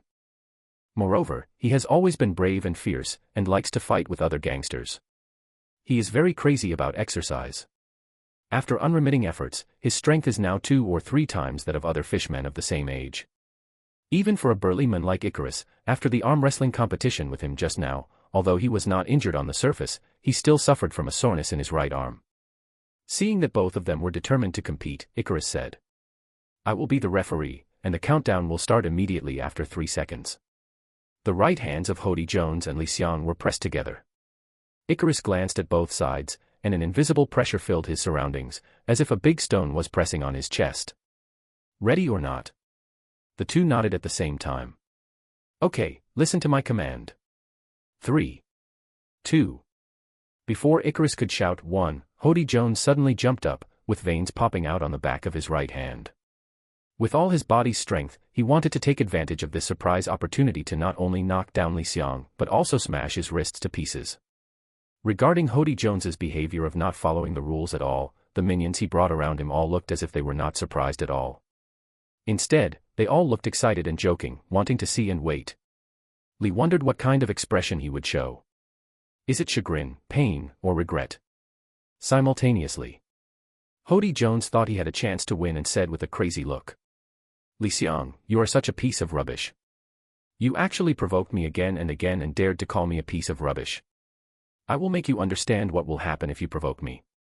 Arm wrestling requires not only strength, but also skills." What? With a loud roar, Hody Jones held Li Xiang's right hand tightly and moved Li Xiang's arm to the table. In the game of arm wrestling, whoever makes the first move will get the upper hand. From a mechanical point of view, if one side is suppressed and wants to turn defeat into victory, it means that it needs to put in more effort. Seeing Li Xiang's arm being pulled down bit by Hody Jones, Li Xiang's chance of turning defeat into victory became increasingly slim. The fishmen around him began to cheer for Hody Jones. They could already foresee that Li Xiang would bleak end. Just when Li Xiang's arm was about to touch the table, Li Xiang smiled. Game over. In theory, there is no possibility of a desperate counterattack in activities like arm wrestling. But now, what happened in this tavern has completely subverted the previous understanding of Hody Jones and his team. I see. The moment Li Xiang exerted force, the muscles in his arms tightened to the extreme, and small snake-like veins appeared, twisting with every beat of his pulse. At the same moment, Hody Jones's expression suddenly changed. At this moment, he deeply felt a huge force coming like a wave, and the arm that was about to suppress Li Xiang to the table actually moved at a firm and slow speed in full view of everyone. Lift up bit by bit. Hody Jones held back all the energy to suck milk, and his face, which was originally white, turned a burning red color starting from his neck. Wisps of sweat evaporated and steamed up from the top of his head. It can be seen that he has tried his best. But, no use. At this point, even a fool can see that Li Xiang will win. How could this be? At this time, Hody Jones couldn't even speak as neatly as before. He gritted his teeth, his pupils shrank, and his eyes became wild. He is going to win. Under Li Xiang's stunned gaze, Hody Jones broke the rules and actually stood up, stretched out his left hand, and together with his right hand, pressed his whole body's strength and gravity on it. Shameless. This is cheating. Seeing this scene, Li Xiang just wanted to shout, I have never seen such a shameless person. If it were any other ordinary fishman, I'm afraid he would have been overthrown long ago. However, Li Xiang has now drunk a total of 1,000 bottles of primary strength-enhancing potions, reaching the ultimate level of this type of potion.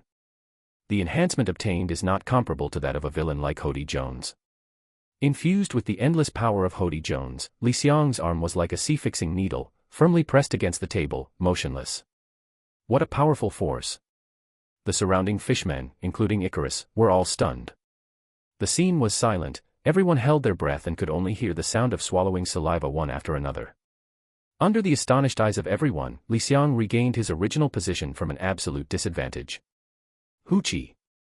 Hoochie! Hoochie!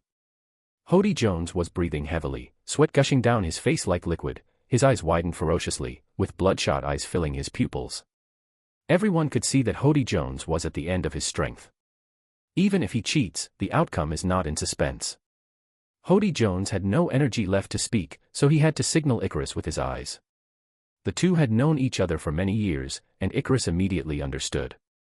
As a referee, he was supposed to uphold the principle of fairness and justice, but this secular rule did not work on the villains and gangsters.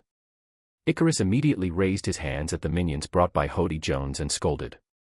You guys, don't you see that your boss is in trouble? Why don't you hurry up and help? Can you still be so shameless?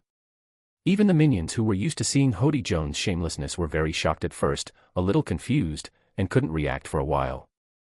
Seeing this, Icarus secretly cursed an idiot.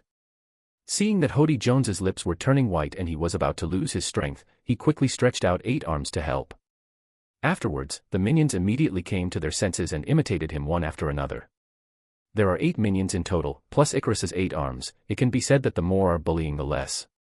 For a moment, the already narrow table seemed even more crowded, covered by arms. Hody Jones was secretly happy. I should win this time, right? He raised his head and glanced at Li Xiang, but was shocked to find that the other person's expression was as usual, not affected at all. Could it be said that even there are so many of us, we can't handle him? No. This kind of thing. Hody Jones comforted himself in his heart, but he became increasingly uneasy. Ah. At this moment, Li Xiang let out a chuckle. I saw him tilting his head and saying slightly disappointedly. Is this all you can do? Really? Too weak. As the last word "lo" fell, Li Xiang finally burst out with real power. At this moment, all the cheaters, including Hody Jones, felt palpitations, as if they and others were not pressing an arm but trying to die on a Sea King. In front of the Sea Kings, the combined power of all of them is like a worm shaking a tree. They are simply overestimating their capabilities. Boom. Li Xiang suddenly exerted his strength, and together with the arms of those minions, they all pressed down on the table. Then, the table couldn't bear the huge force.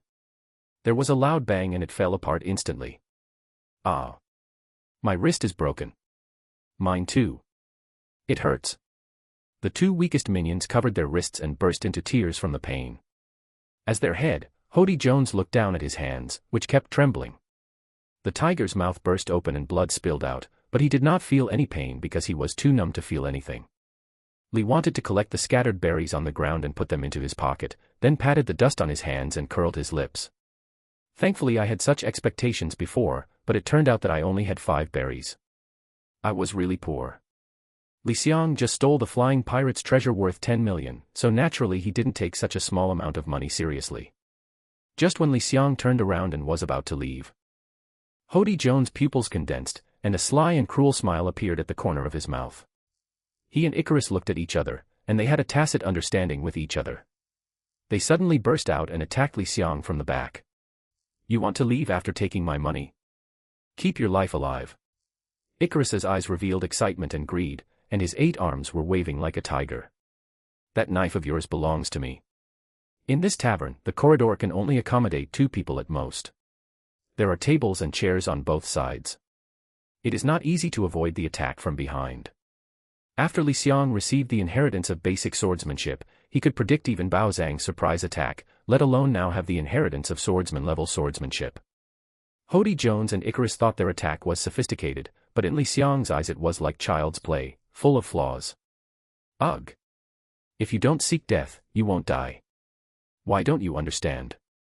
Li Xiang lowered his head, bent down suddenly, and successfully dodged the attacks of the two men. At the same time, Li Xiang pressed his right hand on the handle of the knife. With a clang, the hyarin pill was unsheathed and turned around 360 degrees. A cold light flashed at an alarming speed, and two cries of pain rang out at the same time. Li Xiang remained half-kneeling on the ground, slowly sheathing his long sword, and two tall figures suddenly fell behind him. It's dizzyingly fast. In the blink of an eye, as the sneak attack party, Hody Jones and Icarus had a bone-deep gap in their bodies and collapsed on the ground. After a while, a pool of blood flowed out on the ground. Seeing that they were exhaling more and less inhaling, if they were not sent for treatment, they would die even with the Fishman's strong physique. Under the shocked and frightened eyes of all the Murlocs in the tavern, Li Xiang sheathed his sword, stood up slowly, patted the insignificant dust on his body, and pointed at the minions brought by Hody Jones. One member said, "You. Come out for me." "That's right, don't look around, I'm talking about you. Come here. You are responsible for carrying these two things on the ground out for me. Don't make other people's pubs dirty." Under the gloating eyes of the other minions, the minion whom Li Xiang spotted walked over tremblingly, not daring to raise his head to look at Li Xiang, as if he was a Neptune creature wearing fishman skin, for fear of being killed by him. Eaten alive. Li Xiang ignored the subsequent aftermath and went to the bar to find the tavern owner. The already deep wrinkles on this elderly sardine man's face were wrinkled like a tightly twisted towel. Seeing Li Xiang coming, the tavern owner sighed inaudibly, but he didn't dare to question him loudly. Because he doesn't have the ability. Fishman Street is such a place. The tavern owner was also a gangster when he was young, but when he got older, he used his little savings to open a tavern here to barely make ends meet. The sardine man thought that Li Xiang was here to blackmail or something. After all, he was used to this kind of thing. Some of the notorious gangsters in Fishman Street always want to take advantage of the loopholes to make some money, and then recruit people to expand their small territory. But who knows? Li Xiang took out the 5 berries he had just won from Hody Jones from his pocket and placed it on the bar. "Boss, I'm really sorry for smashing your table today. Please consider this money as my compensation." The tavern owner's face was filled with astonishment.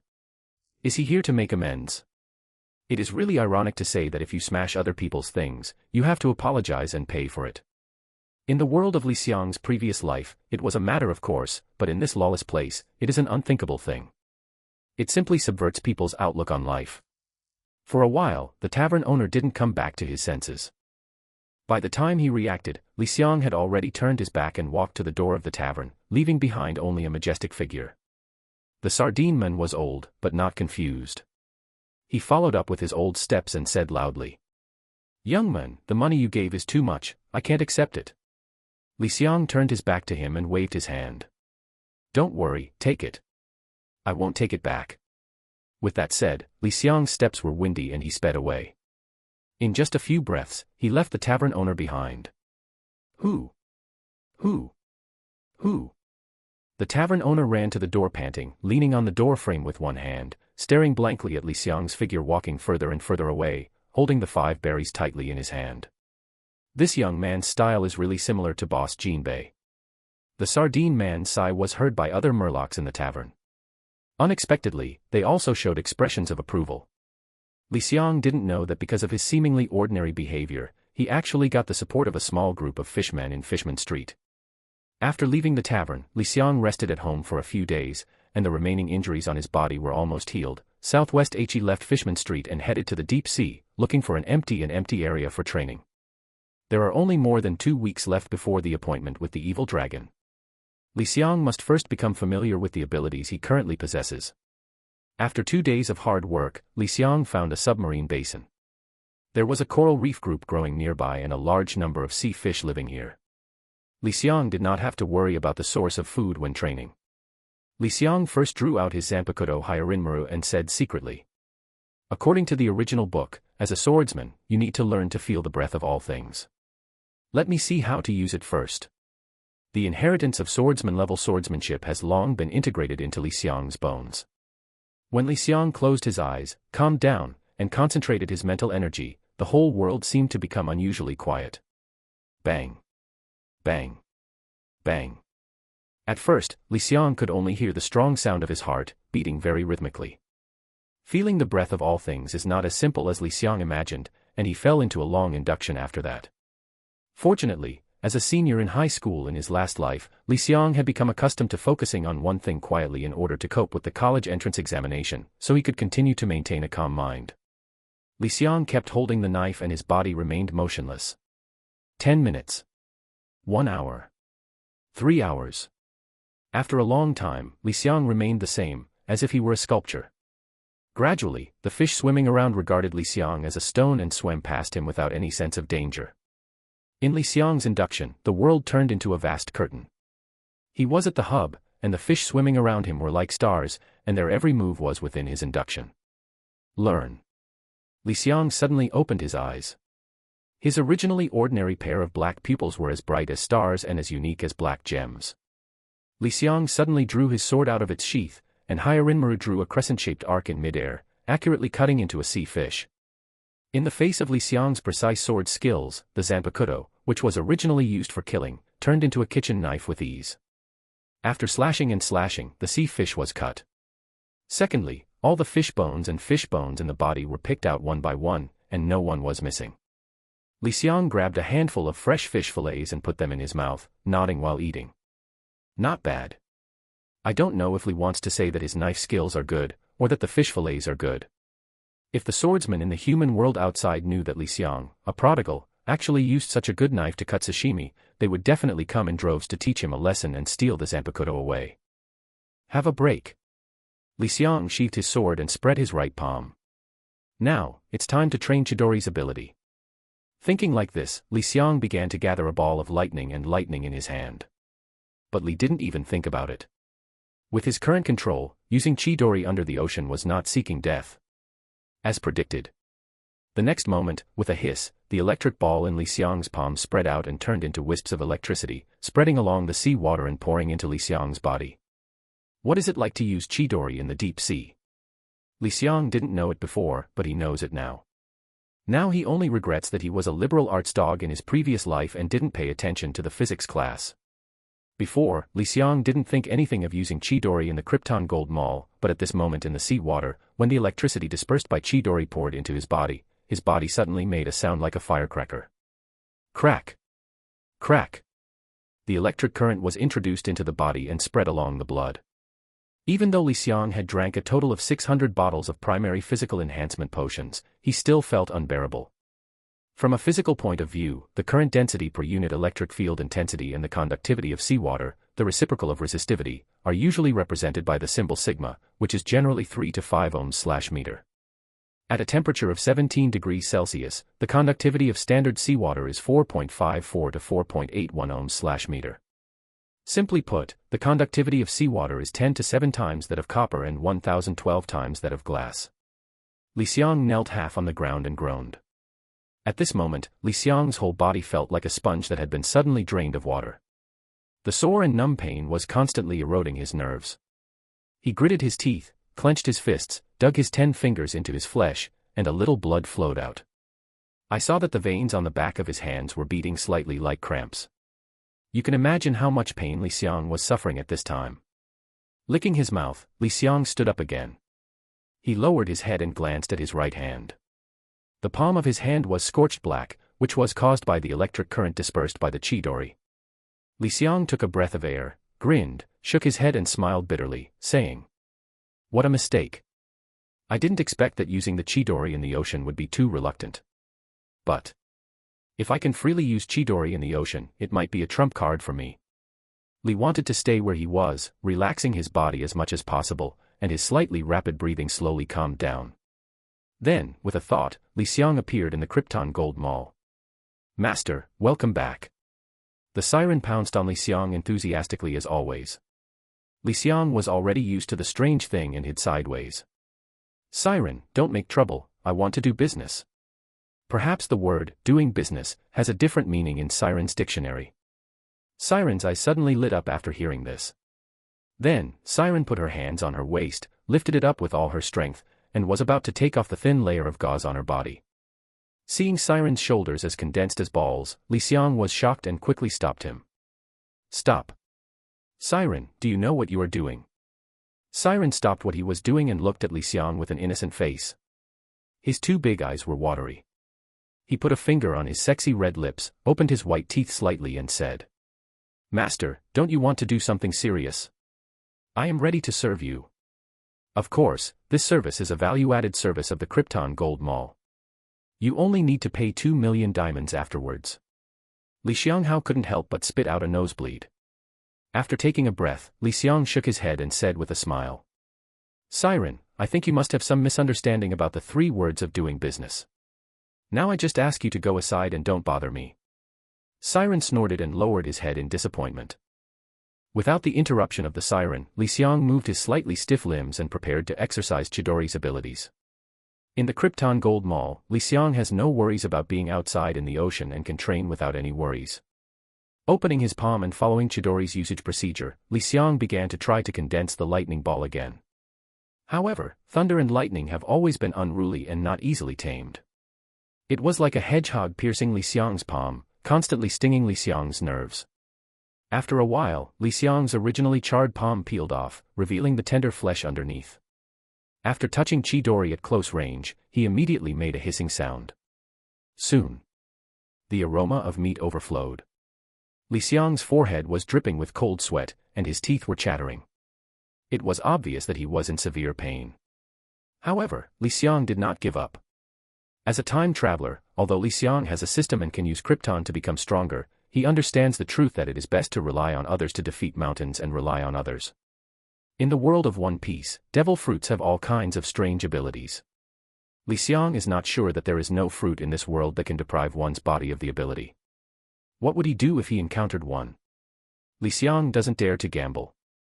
Therefore, Li Xiang is determined to gain the ability to control Chidori. No matter how hard and tiring he is, he must grit his teeth and persevere. It is difficult for ordinary people to imagine what it feels like to be hit by electric current, but Li Xiang understands it very well, because he was electrocuted to death in his previous life. Therefore, Li Xiang not only has to withstand the impact of the current, but also faces the culprit who brought his death in his previous life.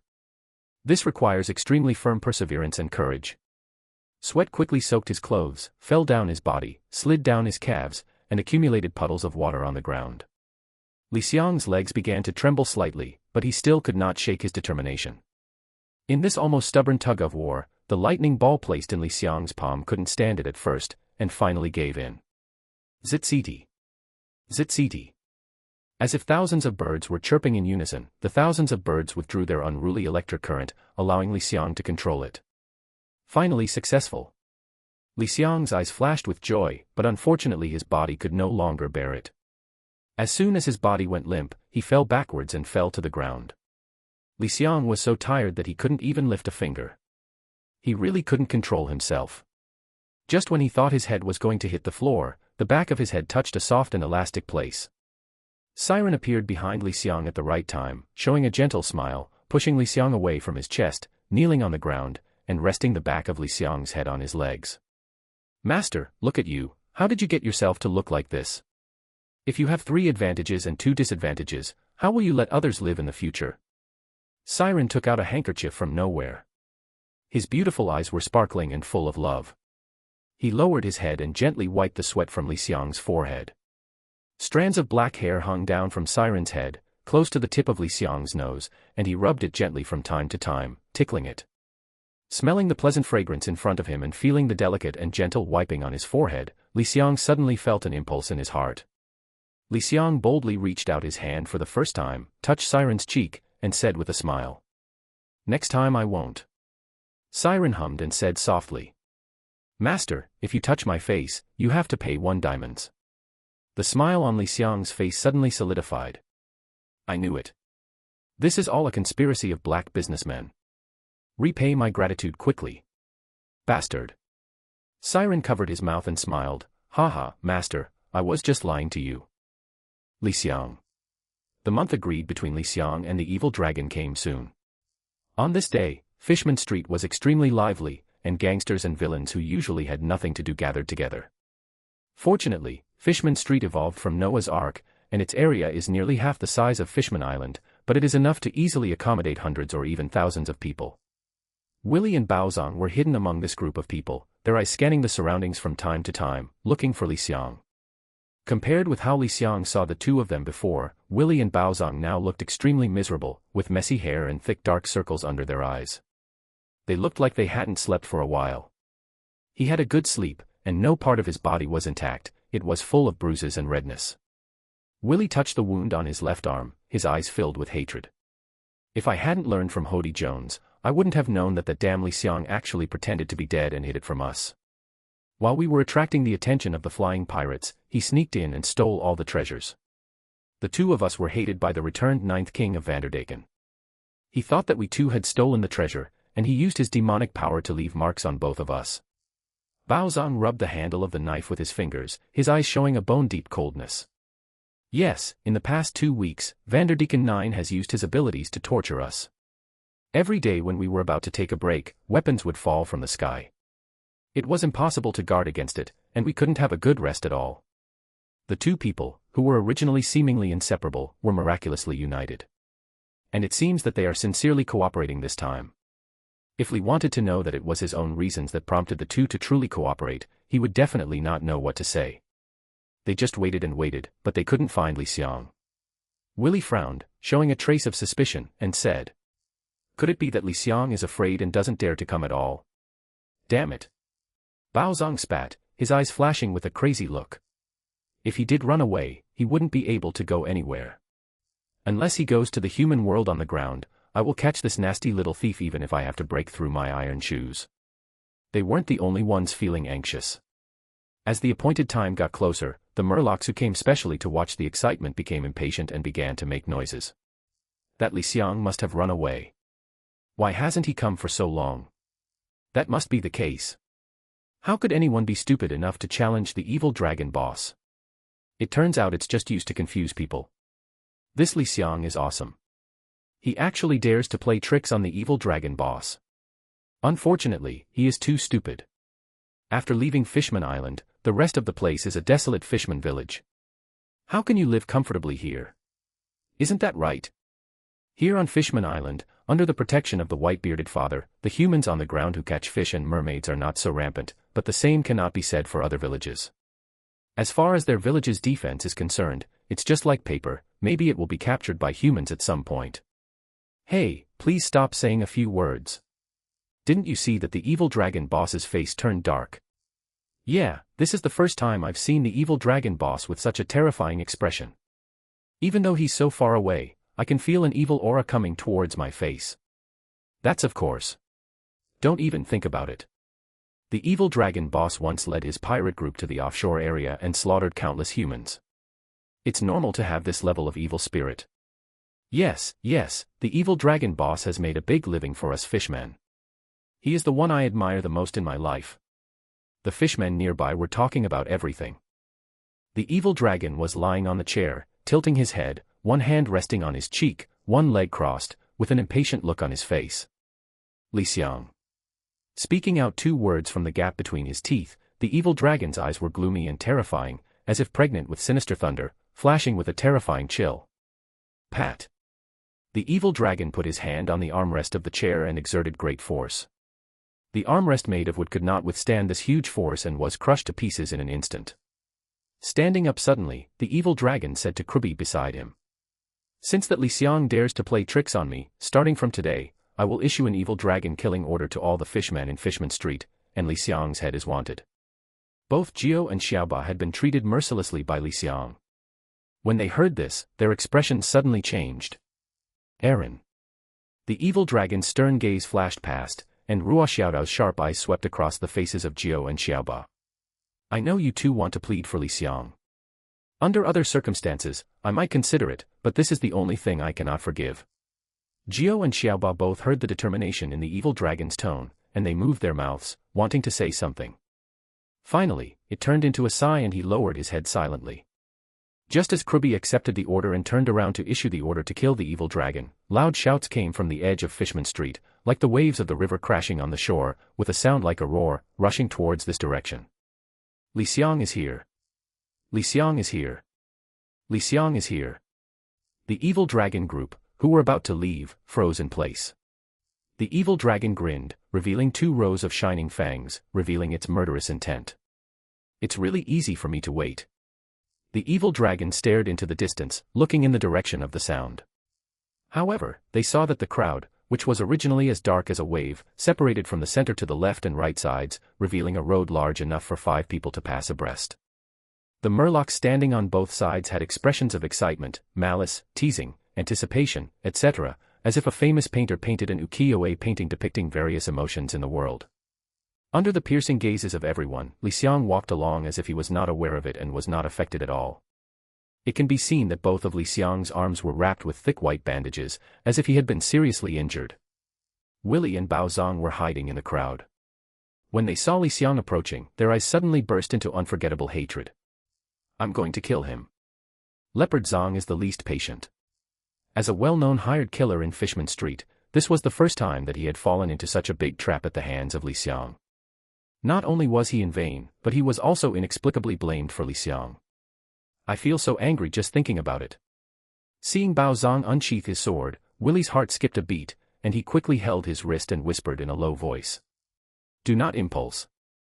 Bao Zong glared at Willy fiercely, wondering how Li Xiang could remain calm at this time when Li Xiang was right in front of him. Willy smiled bitterly and nuzzled his lips in the direction of the dragon. The people who are most angry right now are not us, but the evil dragon. Let's just wait and see what happens. Sorry, there was a traffic jam just now, so I'm late. Li Xiang's eyes narrowed into crescent-shaped arcs, and he used the same excuses he had tried many times in his previous life. It's a pity that when Li Xiang said these words here, the people present immediately felt a gust of wind blowing through them, making them feel chilly. Xiaoba was the most honest person. He rolled his eyes and said truthfully. Li Xiang, your joke is so cold. The evil dragon crossed his arms, snorted coldly, tilted his head back slightly, straightened his nose, and glanced sideways at Li Xiang. The evil dragon discovered that after being the boss of Fishman Street for so long, apart from his mortal enemy Willy, it was Li Xiang who made him the most angry. The evil dragon's pair of extremely evil dark eyes burst out with a cold light, and its whole body exuded a terrifying evil spirit, which was bone-chilling and made the surrounding Murlocs feel as if they had fallen into an ice cellar. The weaker Murlocs had already begun to tremble. He looked at the evil dragon with a horrified expression. Li Xiang, I thought you weren't coming. The evil dragon had a cold face and walked towards Li Xiang with a sinister aura. His big feet stepped on the ground, and the floor of Noah's Ark, which had not been damaged after hundreds of years of being soaked in sea water, left footprints one after another under his feet. The fishman who was up to no good did not believe in evil. He squatted down secretly and tried to hit the floor with his fist. Not only did it not cause any trace, but the recoil from the floor hurt him so much that he burst into tears, which only made the people around him laugh. Li Xiang was not affected by the aura of the evil dragon at all. He stood upright on the ground like a steel gun, his waist straight, and his eyes as bright as stars, looking directly at the evil dragon without fear. Why don't I come? The victory in this duel must belong to me. As soon as these words came out, the audience fell silent. Then, there was a bang and an astonishing uproar broke out. Bao Zong, who was hidden in the crowd, was stroking the handle of the knife with his right hand. If he hadn't been held down by Willy on the side, he might have rushed forward and killed Li Xiang with one blow. This kid Li Xiang knows how to talk big words. Bao Zong smiled contemptuously and said to Willy, does he think that by taking advantage of our carelessness and tricking us once, he can stand on the same level as the rest of us? It's so funny. We're the small group of elites who have been fighting from thousands of low-level gangsters for more than 10 years to stand at the top of the Fishman Street food chain. What does Li Xiang think he is? Why does he think he can defeat the evil dragon that even I am ashamed of? Bao Zong's words resonated with Willy, and he couldn't help but nod his head. Willy looked at the burly figure of the evil dragon from a distance, his eyes undisguised from the jealousy, envy, and hatred in his heart, and his fists clenched secretly. Evil dragon. That is my biggest enemy in this life. Isn't it possible that Li can defeat it just by trying to defeat it?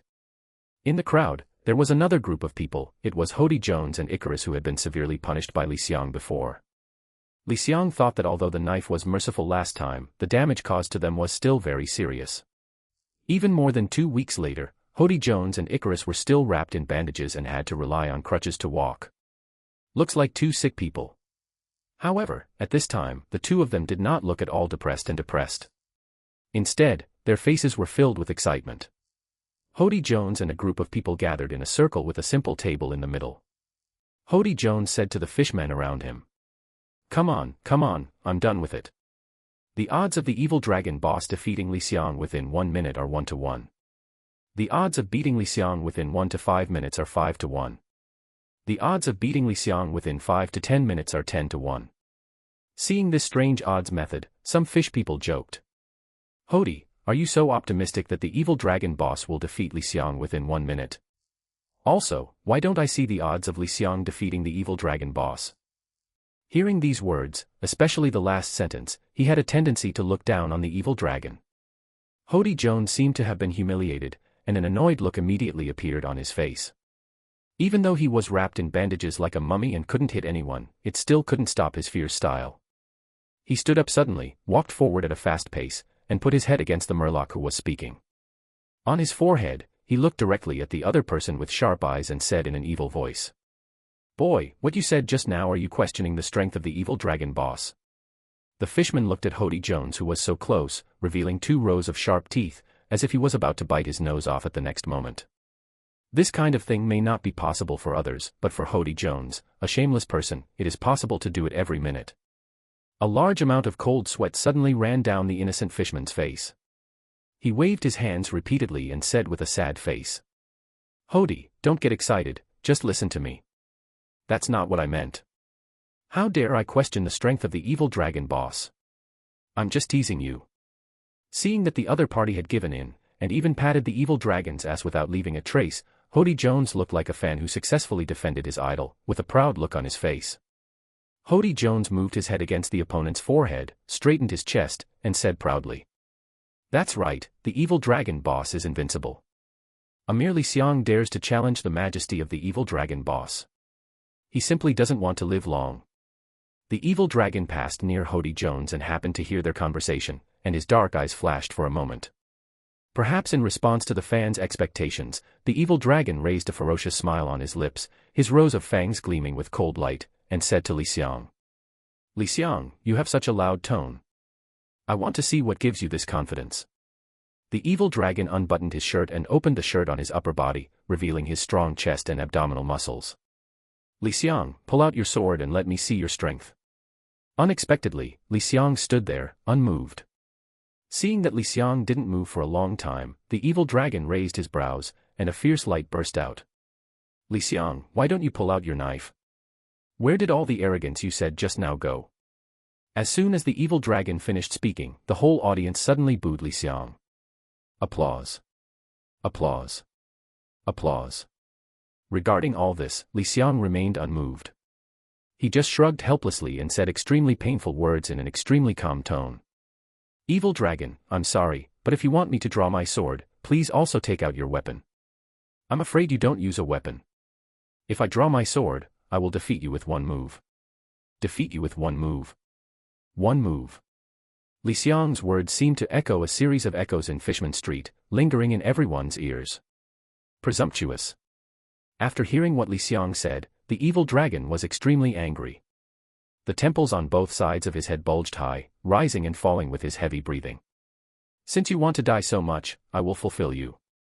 The evil dragon grabbed the seawater with both hands and used the unique method of the Fishman clan to condense the seawater in his hands into water bombs and shoot them towards Li Xiang.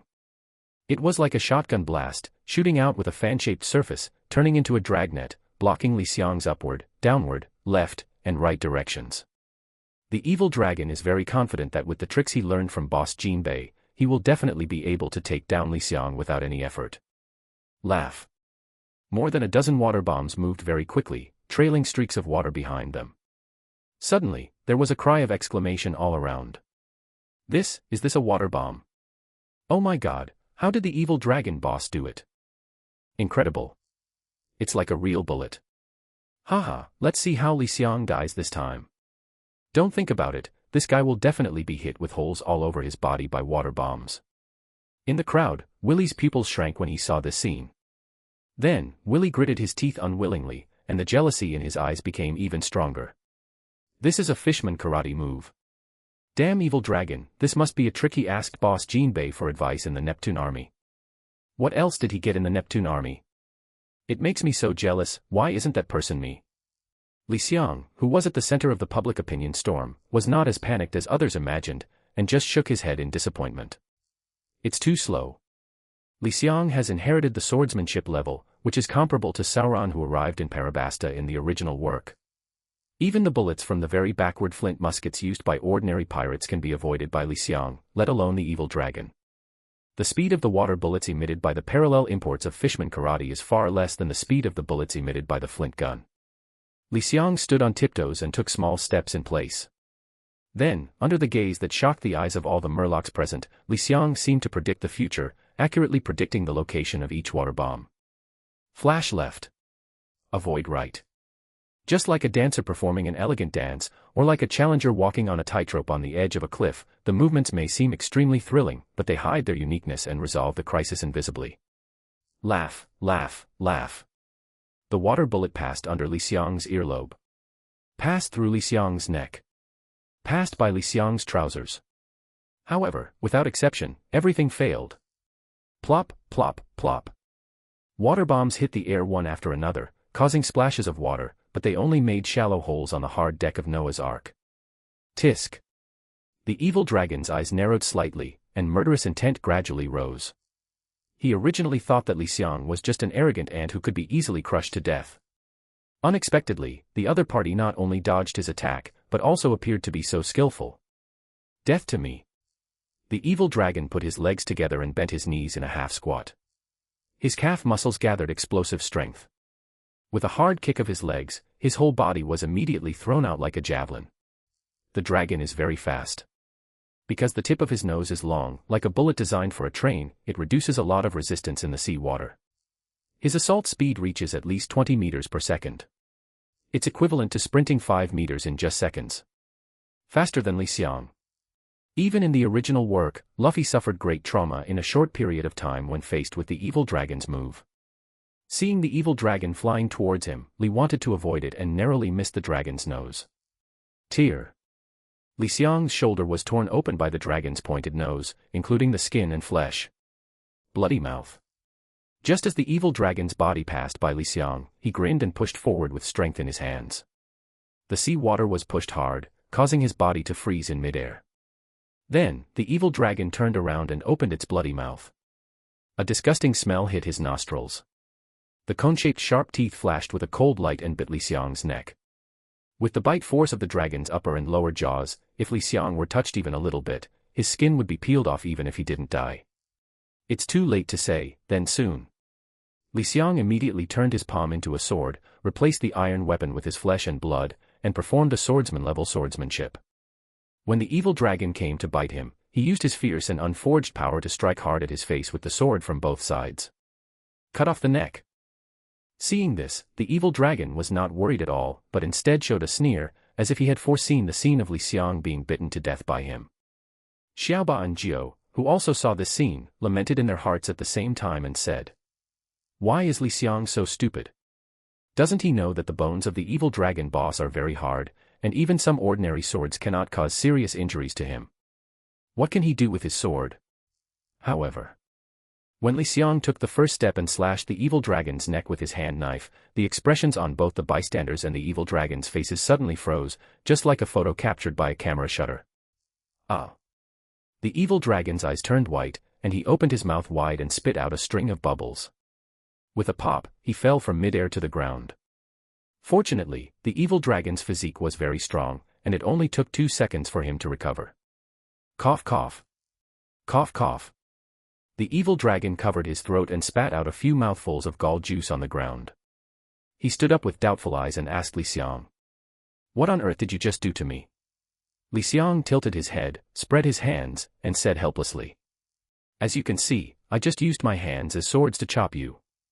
This is impossible." The evil dragon looked unbelieving. "With the bone density of my body, how could it be possible for your hands to cause such an effect on me?" Ugh. Li Xiang looked at the evil dragon with a caring look. "Don't you know that there are 8 meridians in the human neck that connect to the most important parts of the human body? Even if you are a fishman, you are no different from humans in this regard. Even if your bones are very hard, it doesn't matter. I just targeted the meridians in your neck. When your 8 meridians are injured at the same time, the most important parts of the body will be involved, causing short-term spasms. This is common sense. Don't you know? Evil dragon. Everyone in the audience. No one understood what Li Xiang was talking about. At this moment, they were in a daze, feeling how important reading was. The evil dragon took a deep breath. The young evil dragon began to realize the seriousness of the matter. The Li Xiang in front of him did not claim to be a king, but actually had the strength to challenge him. The evil dragon looked seriously at Li Xiang for the first time. It's just that they haven't seen each other in just a month, and the other person has grown a lot taller. He is already as tall as himself. His 2 arms are muscled and thick as an ox, and contain powerful strength. It's a pity that he is such a strong warrior, but he looks so ugly. That's right. In the eyes of the evil dragon, Li Xiang's face, which was more delicate than that of a human boy, was simply ugly to the sky. After sizing it up, the evil dragon grinned. Li Xiang, I admit that you have the strength to compete with me.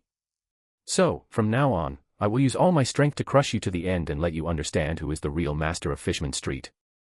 As he spoke, regardless of how big a stir these words would cause in the crowd, the evil dragon peeled off the teeth from his mouth and put them in his palm to use as a weapon. The evil dragon opened and closed its hands, and its 2 sinister teeth rattled, making an irritating sound. Seeing the evil dragon using such a shabby weapon, Li Xiang raised his eyebrows and said with an unhappy expression, "Are you sure you're going to use your teeth as weapons?" "What?"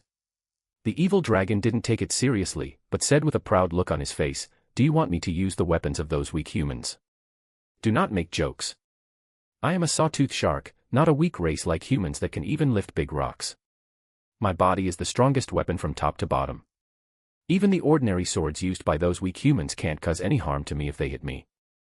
Faced with a fanatical racist like the evil dragon, Li Xiang had no intention of arguing with him. Shrugging, Li Xiang put his right hand on the handle of the knife at his waist, about to draw the knife.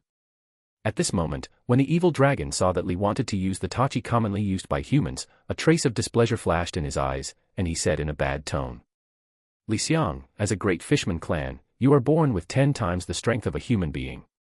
You actually want to use the weapons of a weaker race to deal with me. Boy, do you know that in this sacred duel, you are insulting me by doing this." Li Xiang thought that he was a human being in his last life, and even though he traveled through time and became a fishman in this life, he still had human thinking in his bones. Even he sometimes feels that he is out of tune with the surrounding environment. He looks at people like the evil dragon like he looks at game NPCs. Therefore, when Li Xiang heard the racist sentiments in the evil dragon's words, he felt extremely uncomfortable. "Excuse me."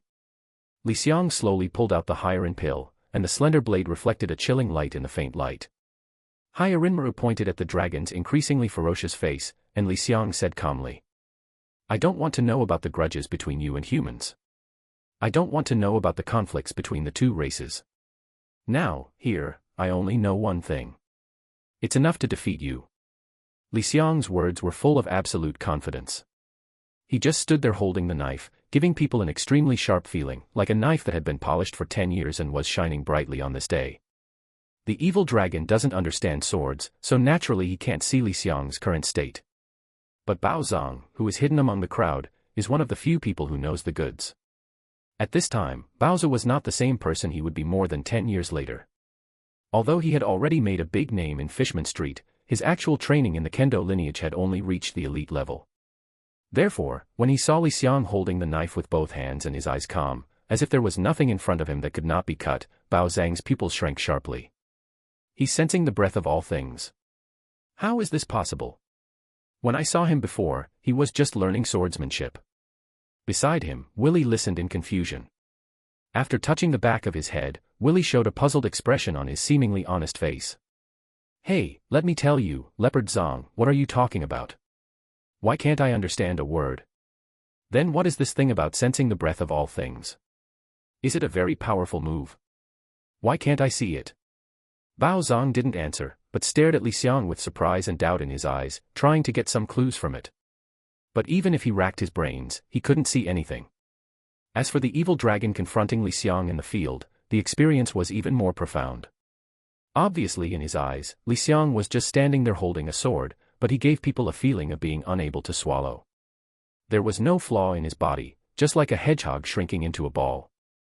Cut. Why think so much? Just charge forward and crush him with absolute strength. The evil dragon calmed down, put his legs together, bent his knees and half squatted, and was ready to go. With a kick of his legs, he flew out like an arrow from a string. Fast. Incredibly fast. In the eyes of others, the evil dragon was really like a sharp arrow shot out. In just a few breaths, the evil dragon had already arrived in front of Li Xiang. The evil dragon opened its bloody mouth, revealing its cold sharp teeth. Together with the sharp teeth on both hands, it attacked Li Xiang in 3 directions, left, middle and right. Willy, who was hiding in the crowd, saw this move and immediately exclaimed. Here it comes. The evil dragon's special move. Iron Teeth Kung Fu. Speaking of this, Willy suddenly felt a dull pain in some parts of his body. He once fought against an evil dragon and was defeated by him using this move. The feeling of being bitten by countless sharp teeth, even after so long, he still vividly remembers it, as if it happened yesterday. Bao Zong also paid attention to Li Xiang, with expectation in his eyes. Let me see what it's like to sense the breath of all things. Under the gaze of many eyes, Li Xiang seemed unaware. It was as if the evil dragon so close was just a fly that could be easily swatted to death. Li Xiang's sword seemed to be slow, but in fact it slashed at the evil dragon very quickly. At the same time, Li Xiang's voice sounded in the evil dragon's ears. You know, you have 13 flaws on your body, and each flaw is enough to kill you 3 times under my knife. The knife shines. Blood spurts. A deep bone-deep scar was cut all the way from the evil dragon's right shoulder to the left side of his abdomen. With a look of astonishment on his face, the evil dragon staggered away from Li Xiang, plunged into the ground behind him, and hit the ground with his face. Because of his speed, even his long pointed nose was crooked. The evil dragon stood on the ground with trembling hands, trying to stand up with a struggle. But no matter what, when he did this, he directly injured his body and spilled a large amount of blood for free. Then his body became even weaker and he fell heavily to the ground. The evil dragon was still in disbelief and punched the ground angrily. How could I lose? The reason is very simple. Li Xiang walked up to him step by step, faced him condescendingly, and said, It's not that I am too strong, but that you are too weak. It's not that I'm too strong, but that you're too weak. Li Xiang's words were as loud as morning bells and evening drums, making the evil dragon's heart burn with rage. However, the injuries on his body were so severe that even with his strong physique, he could not get up for a while. Being defeated by a guy that he had looked down on before, especially when this person defeated him with a weapon that he hated and despised humans from the bottom of his heart, all of this deeply affected the pride that the evil dragon had always had. Heck! The evil dragon was extremely angry and clenched his teeth. He even gritted his teeth so hard that he broke his teeth into pieces and swallowed the blood in his mouth. The evil dragon lost too quickly, too quickly. From the moment the evil dragon made his move to the moment he was defeated, only 10 seconds passed. Everyone just felt that in the blink of an eye, the evil dragon lost, and lost inexplicably. Whether it was the evil dragon's men or the other Murlocs who were watching the show, they were all confused. Hidden in the crowd, Bao Zong stared closely at Li Xiang, his pupils filled with incomparable desire. There is no swordsman who does not long for a higher realm, just like there is no man who does not long for beautiful women. Great! So this is the breath that senses all things. Willy, who was standing next to him, heard this and recovered from the shock of the dragon's failure. Perhaps too excited, Willy grabbed Bao Zong's collar, suppressed the panic in his heart, and asked angrily. So, what's going on with this ability to sense the breath of all things? A trace of envy, a trace of desire flashed in Bao Zong's eyes, and his lips moved. That is. Just when Bao Zong was about to speak out, a sudden loud shout rang out from the crowd. I don't agree. Being interrupted, Bao Zong immediately closed his mouth, and together with Willy, looked in the direction of the sound. However, they saw Hody Jones walking out of the crowd with bandages all over his body and a cane on his hand. Hody Jones looked at his idol lying in a pool of blood, with tears in his eyes. He pointed at Li Xiang with trembling fingers and shouted. What shady thing did you do to make the evil dragon boss like this? Li Xiang tilted his head and looked at Hody Jones strangely. That look was like looking at a mentally retarded person. Shrugging, Li Xiang said in a relaxed tone. As you can see, I just gave the evil dragon a very ordinary blow. Slashing the evil dragon in a very ordinary way. A knife. As if he couldn't bear to see his idol being extremely insulted, Hody Jones looked extremely angry and shouted excitedly. This is impossible. Every fishman in the entire Fishman Street knows how strong the bones of the evil dragon boss are. Even if an ordinary human sword cuts on him, it will not be able to cause any harm to him. Just your broken copper sword tie, how could you possibly hurt the evil dragon boss? Hody Jones' impassioned words immediately aroused the recognition of other fishmen. Hody is right, this Li Xiang must have used some shady means. That's right, the evil dragon boss is so powerful, how could he lose so unclearly? Protest. Protest. Protest. Just as the crowd was furious, the evil dragon's face twisted and roared loudly. Shut up, all of you. The evil dragon tremblingly struggled to get up from the ground. Even if Croobie next to him tried to help him, he slapped him away. The evil dragon covered the wound on his body and glanced at all the fishmen around him with cold eyes, especially pausing for a few seconds on Hody Jones. If you lose, you lose. There's nothing to shout about. Hody Jones looked dissatisfied, scratched his neck and said. But. Nothing. The evil dragon glared at Hody Jones fiercely, making the latter look aggrieved. Li Xiang did not expect that with his swordsman-level swordsmanship, he defeated the evil dragon who was just the leader of the gangsters, and unexpectedly aroused the suspicion of so many people. Li Xiang wanted to laugh at the ignorance of these people and think they were pathetic. What's ridiculous is that they are trapped in a small place like Fishman Street, and their vision is extremely narrow. They think that fishmen are inherently stronger than humans and can be proud of the world. Sadly, this world is dominated by humans. Although humans are naturally weak, they have developed countless ways to become stronger. Through acquired efforts, they can catch up with the naturally superior race of fishmen. Once again thinking about his identity as a fishman through time travel, Li Xiang sighed in his heart and walked to the middle of the crowd and said, You keep saying that the dragon's body can withstand the damage of ordinary swords. Then have you ever thought that I have the power to cut even steel? Cut the steel. As soon as Li Xiang finished speaking, Hody Jones burst out laughing, and he was still laughing. Ha ha ha. Ha ha ha. It really made me laugh. What nonsense are you talking about cutting through steel? This is simply not something that humans can do, and you are not bragging like you are. What Hody Jones said was immediately recognized by the other fishmen, who nodded. For a country bumpkin like Hody Jones, Li Xiang twitched the corner of his mouth and was no longer able to complain. If that's the case, fine, I'll tell you with practice, I'm not lying.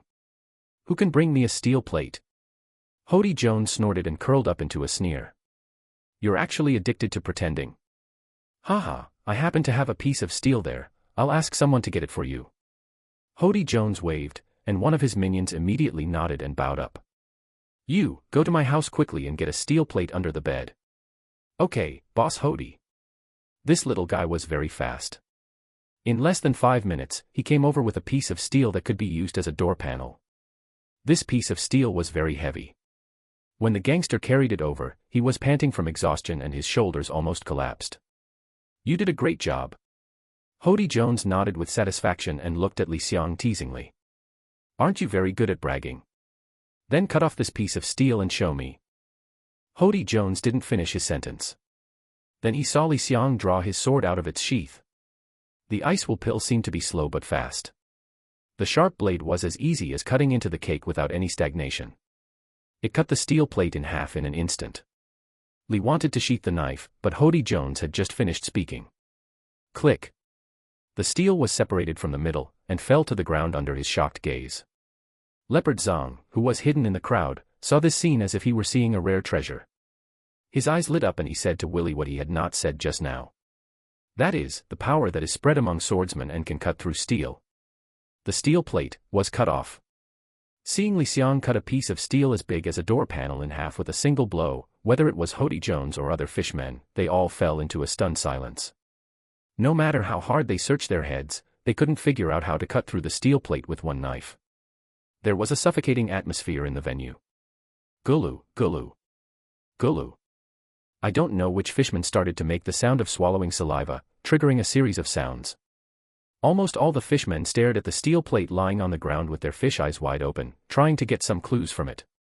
Perhaps unwilling to cause trouble, or perhaps thinking he had found the truth, Hody Jones was the first to break the silence.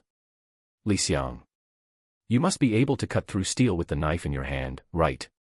I bet if I give you a piece of scrap metal, you won't be able to do it. This time, Hody Jones' question was not recognized by other fishmen like before. After all, the weapon itself is also part of a person's strength. So what if it is proven that Li Xiang relied on the weapon to cut through steel? It's just Hody Jones being unreasonable. Being provoked again and again by him, even the clay figurine was a little angry, let alone Li Xiang. Li Xiang's eyes narrowed slightly, and the light flickered in the gaps. Hody, what do you mean? What do you mean? Hody Jones thought he had found a handle against Li Xiang. A blush of excitement appeared on the pale shark's face, and he sneered, I said you used some dishonorable method to defeat the evil dragon boss.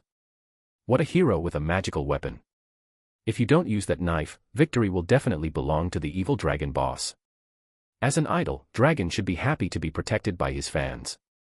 However, the reality is exactly the opposite. The evil dragon is a person with extremely strong self-esteem. At this time, his face is so gloomy and terrifying, so black that it seems like it can drip with ink. Hody. Enough. Don't embarrass yourself again. No. Hody Jones refuted his idol for the first time, scratched his neck and said, Dragon boss, no matter how much you try to stop me, I will definitely give you this bad breath. The evil dragon was so angry that his lungs were about to explode.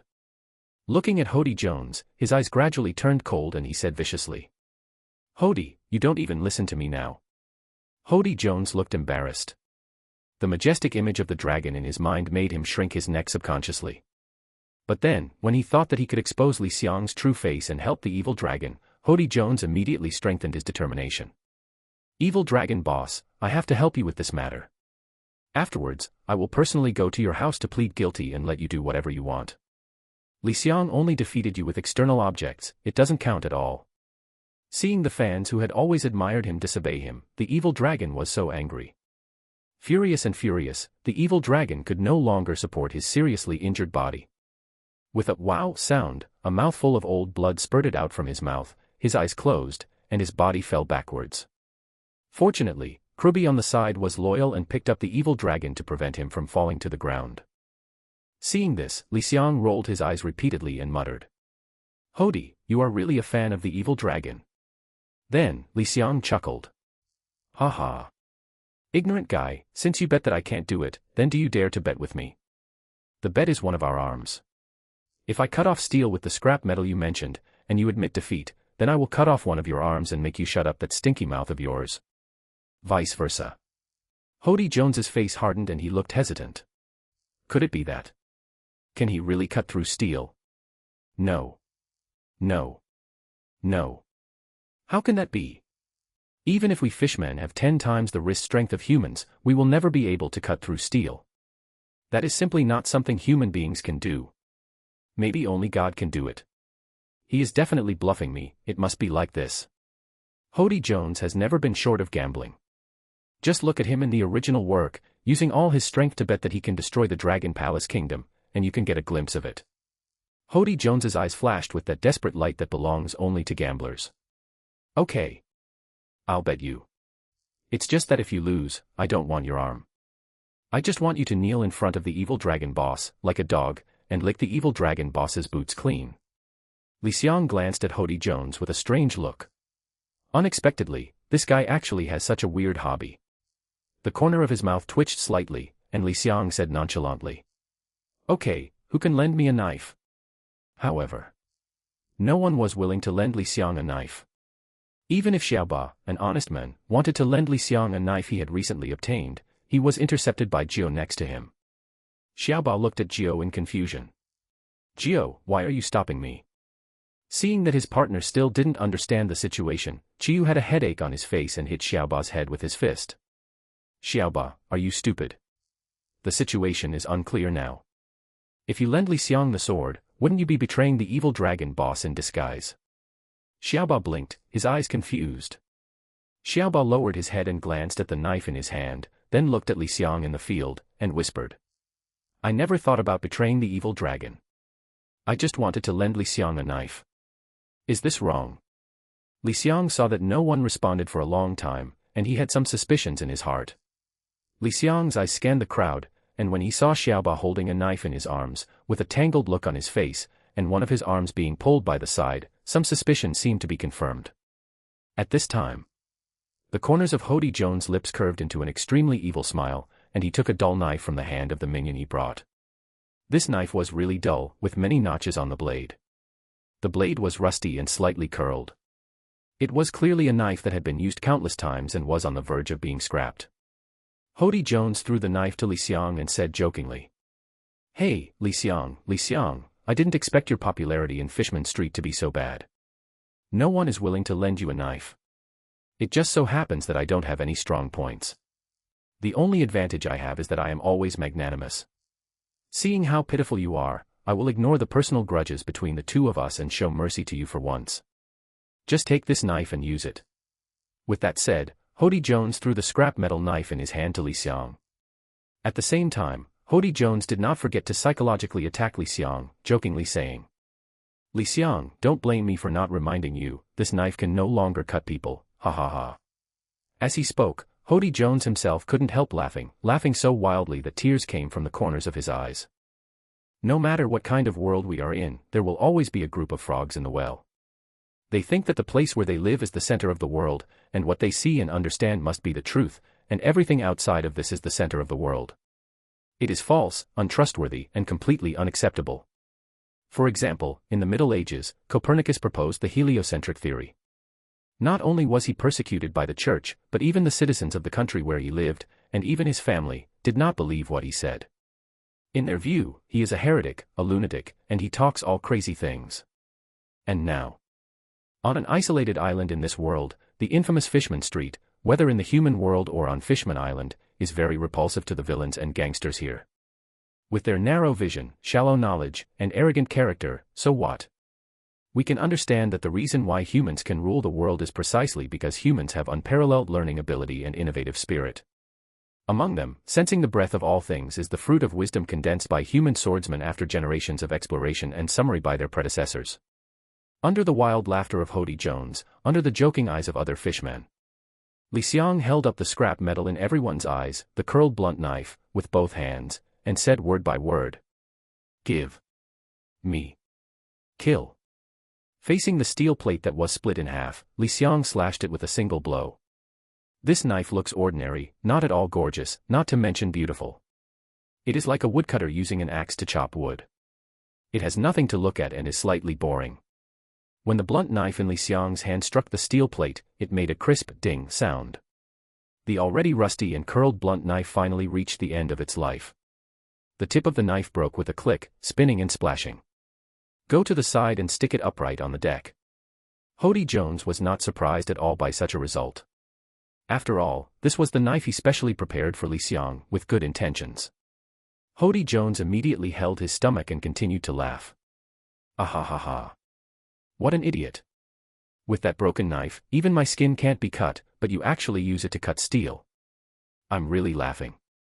Hody Jones said, swaggering towards Li Xiang and jokingly said, "Li Xiang, according to the bet we just made, I will accept one of your arms."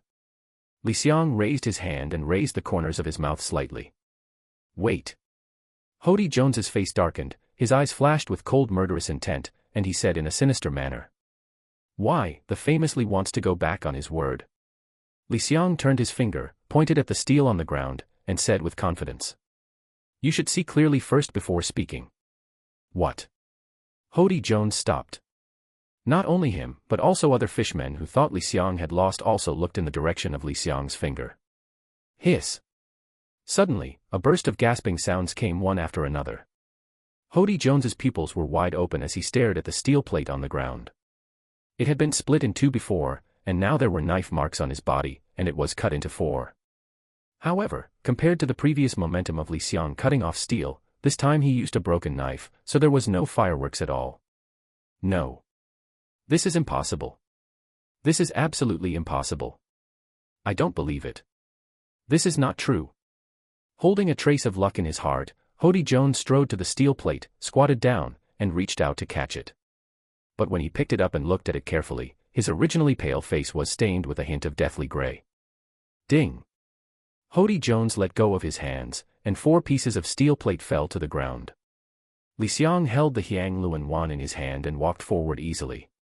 His eyes narrowed like crescents, and his delicate face gave people a sense of harmlessness, but the words he spoke made people panic. D. Jones almost became incontinent. Hody, according to the bet we just made, I will accept one of your arms. Hody Jones's face changed drastically. The injury that Li Xiang caused him more than 2 weeks ago has not healed yet, and now that Li Xiang is so strong, even if he wants to escape, he can't escape from Li Xiang's wuxishan. And in Fishman Street, a place full of villains and gangsters, if you lose an arm, you won't have to live anymore. By then, without Li Xiang taking action, the gangsters Hody Jones had offended before would come and take his life. Hody Jones' eyes flickered. He was indeed the gangster leader. In order to keep his arm, and more importantly, to survive, he gritted his teeth and risked his life. Buffed. Hody Jones knelt on his knees. Under Li Xiang's stunned eyes, he held Li Xiang's calf with both hands and cried loudly. Li Xiang, no, it's the boss. I was wrong. I really knew I was wrong. It was all petty ignorance and greed that caused me to offend your majesty. I was wrong, I slapped you. As he spoke, Hody Jones looked at Li Xiang, then slapped him hard on the face. Bang bang bang. Bang bang bang. Every blow was done with all his strength, leaving deep red palm prints on his face, and one even broke his teeth. While fanning, Hody Jones looked sad and stammered. Boss, let me calm down your anger. Please forgive me if you have enough. I have never seen such a brazen person. Li Xiang twitched the corner of his mouth fiercely. Among the fishmen he had seen so far, in terms of thick-skinned and shameless, Hody Jones was undoubtedly the most thick-skinned and shameless. Although Li Xiang had already seen the shameless side of Hody Jones, he had never seen anyone be so shameless. Not only Li Xiang, but also other fishmen who knew Hody Jones all turned their heads away as if they didn't know him. What a shame. Li Xiang couldn't help but complain. Hody, you shouldn't have such an arrogant name. You are so shameless. I might as well call you a bitch. Hody Jones is not angry but happy. Hody Jones, as a veteran of the gangsters, has lived in Fishman Street for so many years and has long understood one thing. It's better to die than live. To lose an arm is to be close to death. In the face of death threats, in order to survive, all the bullshit dignity and bullshit integrity must go to hell. As long as he keeps this arm and survives, when he becomes stronger in the future and has a chance to defeat Li Xiang, his lost dignity and lost prestige can be put back on his body like clothes thrown on the ground. Hody Jones nodded like a pug and said with a flattering smile. Boss, the title you gave me bitch is so good. It uses 2 simple words to express my character in a profound and simple way, making it clear to everyone. I, Hody, no, I, bitch, really express my sincere gratitude to you, boss, admiration. But what he didn't know was that the more he humbled himself and cherished his life, the more Li Xiang wanted to chop off his arm. Li tried to push Hody Jones away, the tip of the knife pointed diagonally at him. Feel sorry. I always keep my word. If I tell you to chop your arm, I will chop your arm. I will never miss the mark. The tip of the knife was pointed with a cold light, pointed diagonally at Hody Jones' nose, and the mournful face of Hody Jones was reflected on the blade. Old boss. Don't do this. Yes, if you have something to say, please say it. If he hadn't read the original work and knew the character of Hody Jones, Li Xiang might have let him go because he felt so pitiful. There is a widely circulated fable in Li Xiang's last life, about the farmer and the snake. The farmer kindly left the poisonous snake, but the other party killed the farmer after it recovered. Li Xiang dare not guarantee that Hody Jones will change his mind and turn around, and use his money. The inevitable character will definitely come back to bite Li Xiang in the future. Li Xiang held a knife in his hand, with a smile on his face, looking harmless to humans and animals, but he said words that made people break out in a cold sweat. Hody, just relax, I will be very gentle. In just a moment, I will cut off your arm without feeling any pain. Just when Li Xiang raised the knife and was about to drop it, the evil dragon ran from a distance, and its tall figure suddenly stood in front of Hody Jones, stopping Li Xiang's action. Li Xiang looked attentively. The evil dragon's face was pale, and he had obviously just woken up. His upper body was hastily wrapped with strips of rags, barely blocking the wound. It was obvious that he had forced himself to come over. Li Xiang felt unhappy, raised his eyebrows coldly, and said, "Evil dragon, what are you doing?" There was an expression of pain between the evil dragon's brows, and even his legs were trembling and his body was shaky. Even if he fell to the ground in the next second, Li Xiang would not feel strange. But even so, the evil dragon still stood firmly in front of Hody Jones, like a hen protecting its chicks, with its arms spread out to firmly protect him behind it. The evil dragon grinned and said matter-of-factly. Li Xiang, if you want to chop off Hodi's arm, just come and chop mine off. I will be punished in his place. As soon as these words came out, whether it was Li Xiang, Hodi Jones, or other fishmen, they were all shocked. Li Xiang looked at the evil dragon suspiciously, filled with doubts. Was he beaten stupid by himself? How could there be such stupid people in this world who would be punished for others? Isn't that stupid? Li Xiang asked tactfully. Evil dragon, do you know what you are doing now? The evil dragon was not like Willy, who only came out to show off to win people's hearts. His demeanor was extremely natural and he said matter-of-factly. Hodi just made a bet with you just to stand up for me. Since he lost, I, as the boss, should bear the consequences for him. The suspicious look in Li Xiang's eyes became even more serious. After all, in the original work, evil dragons are famous for their cruelty. Even though they know that they love and protect their own kind, it's not like that, right? Hodi Jones looked at the back of the evil dragon as majestic as a mountain in front of him, and listened to what he just said word for word. He thought that what he had done had actually harmed his idol, a tall man who was more than 2 meters tall. He actually knelt on the ground, with tears in his eyes, and said sadly, "Boss." This was not like the pretentious tone he had shouted out to please Li Xiang before, but a call from the bottom of his heart. Hearing the call of boss, the evil dragon grinned and looked at Li Xiang. His face looked calm, and he had calmly accepted his next fate. Whether it's good or bad. If I can't protect my little brother, who am I? The evil dragon calmly said these words. Not only the subordinates he brought, but even some usually neutral fishmen felt waves in their hearts. These fishmen gangsters may not look at each other normally, or they may have enmity, but at this moment, they all unexpectedly agreed and shouted. Dragon. Dragon. Dragon. The momentum is huge and the momentum is like a rainbow. Willy, who was hidden in the crowd, saw this scene, his eyes were red with jealousy, and he gritted his teeth and said, "This guy, the evil dragon, is really putting on a good show." Unfortunately, Willy purely interprets the evil dragon with a villain's heart. He has no trace of acting at all. He purely wants to protect Hodi Jones from the bottom of his heart. If I can't even protect my own little brother, then who am I, the evil dragon? The evil dragon's words immediately shocked Li Xiang. For the first time, Li Xiang did not look at these fishmen from the perspective of humans in the previous life, but looked at them from the perspective of fishmen. Heroes have emerged from the grass since ancient times. Perhaps the evil dragon is not a hero in the eyes of humans, not even a strongman, but in the eyes of the fish people in this Fishman Street, the evil dragon is a boss worth following, even if there is a mountain of swords and a sea of fire ahead.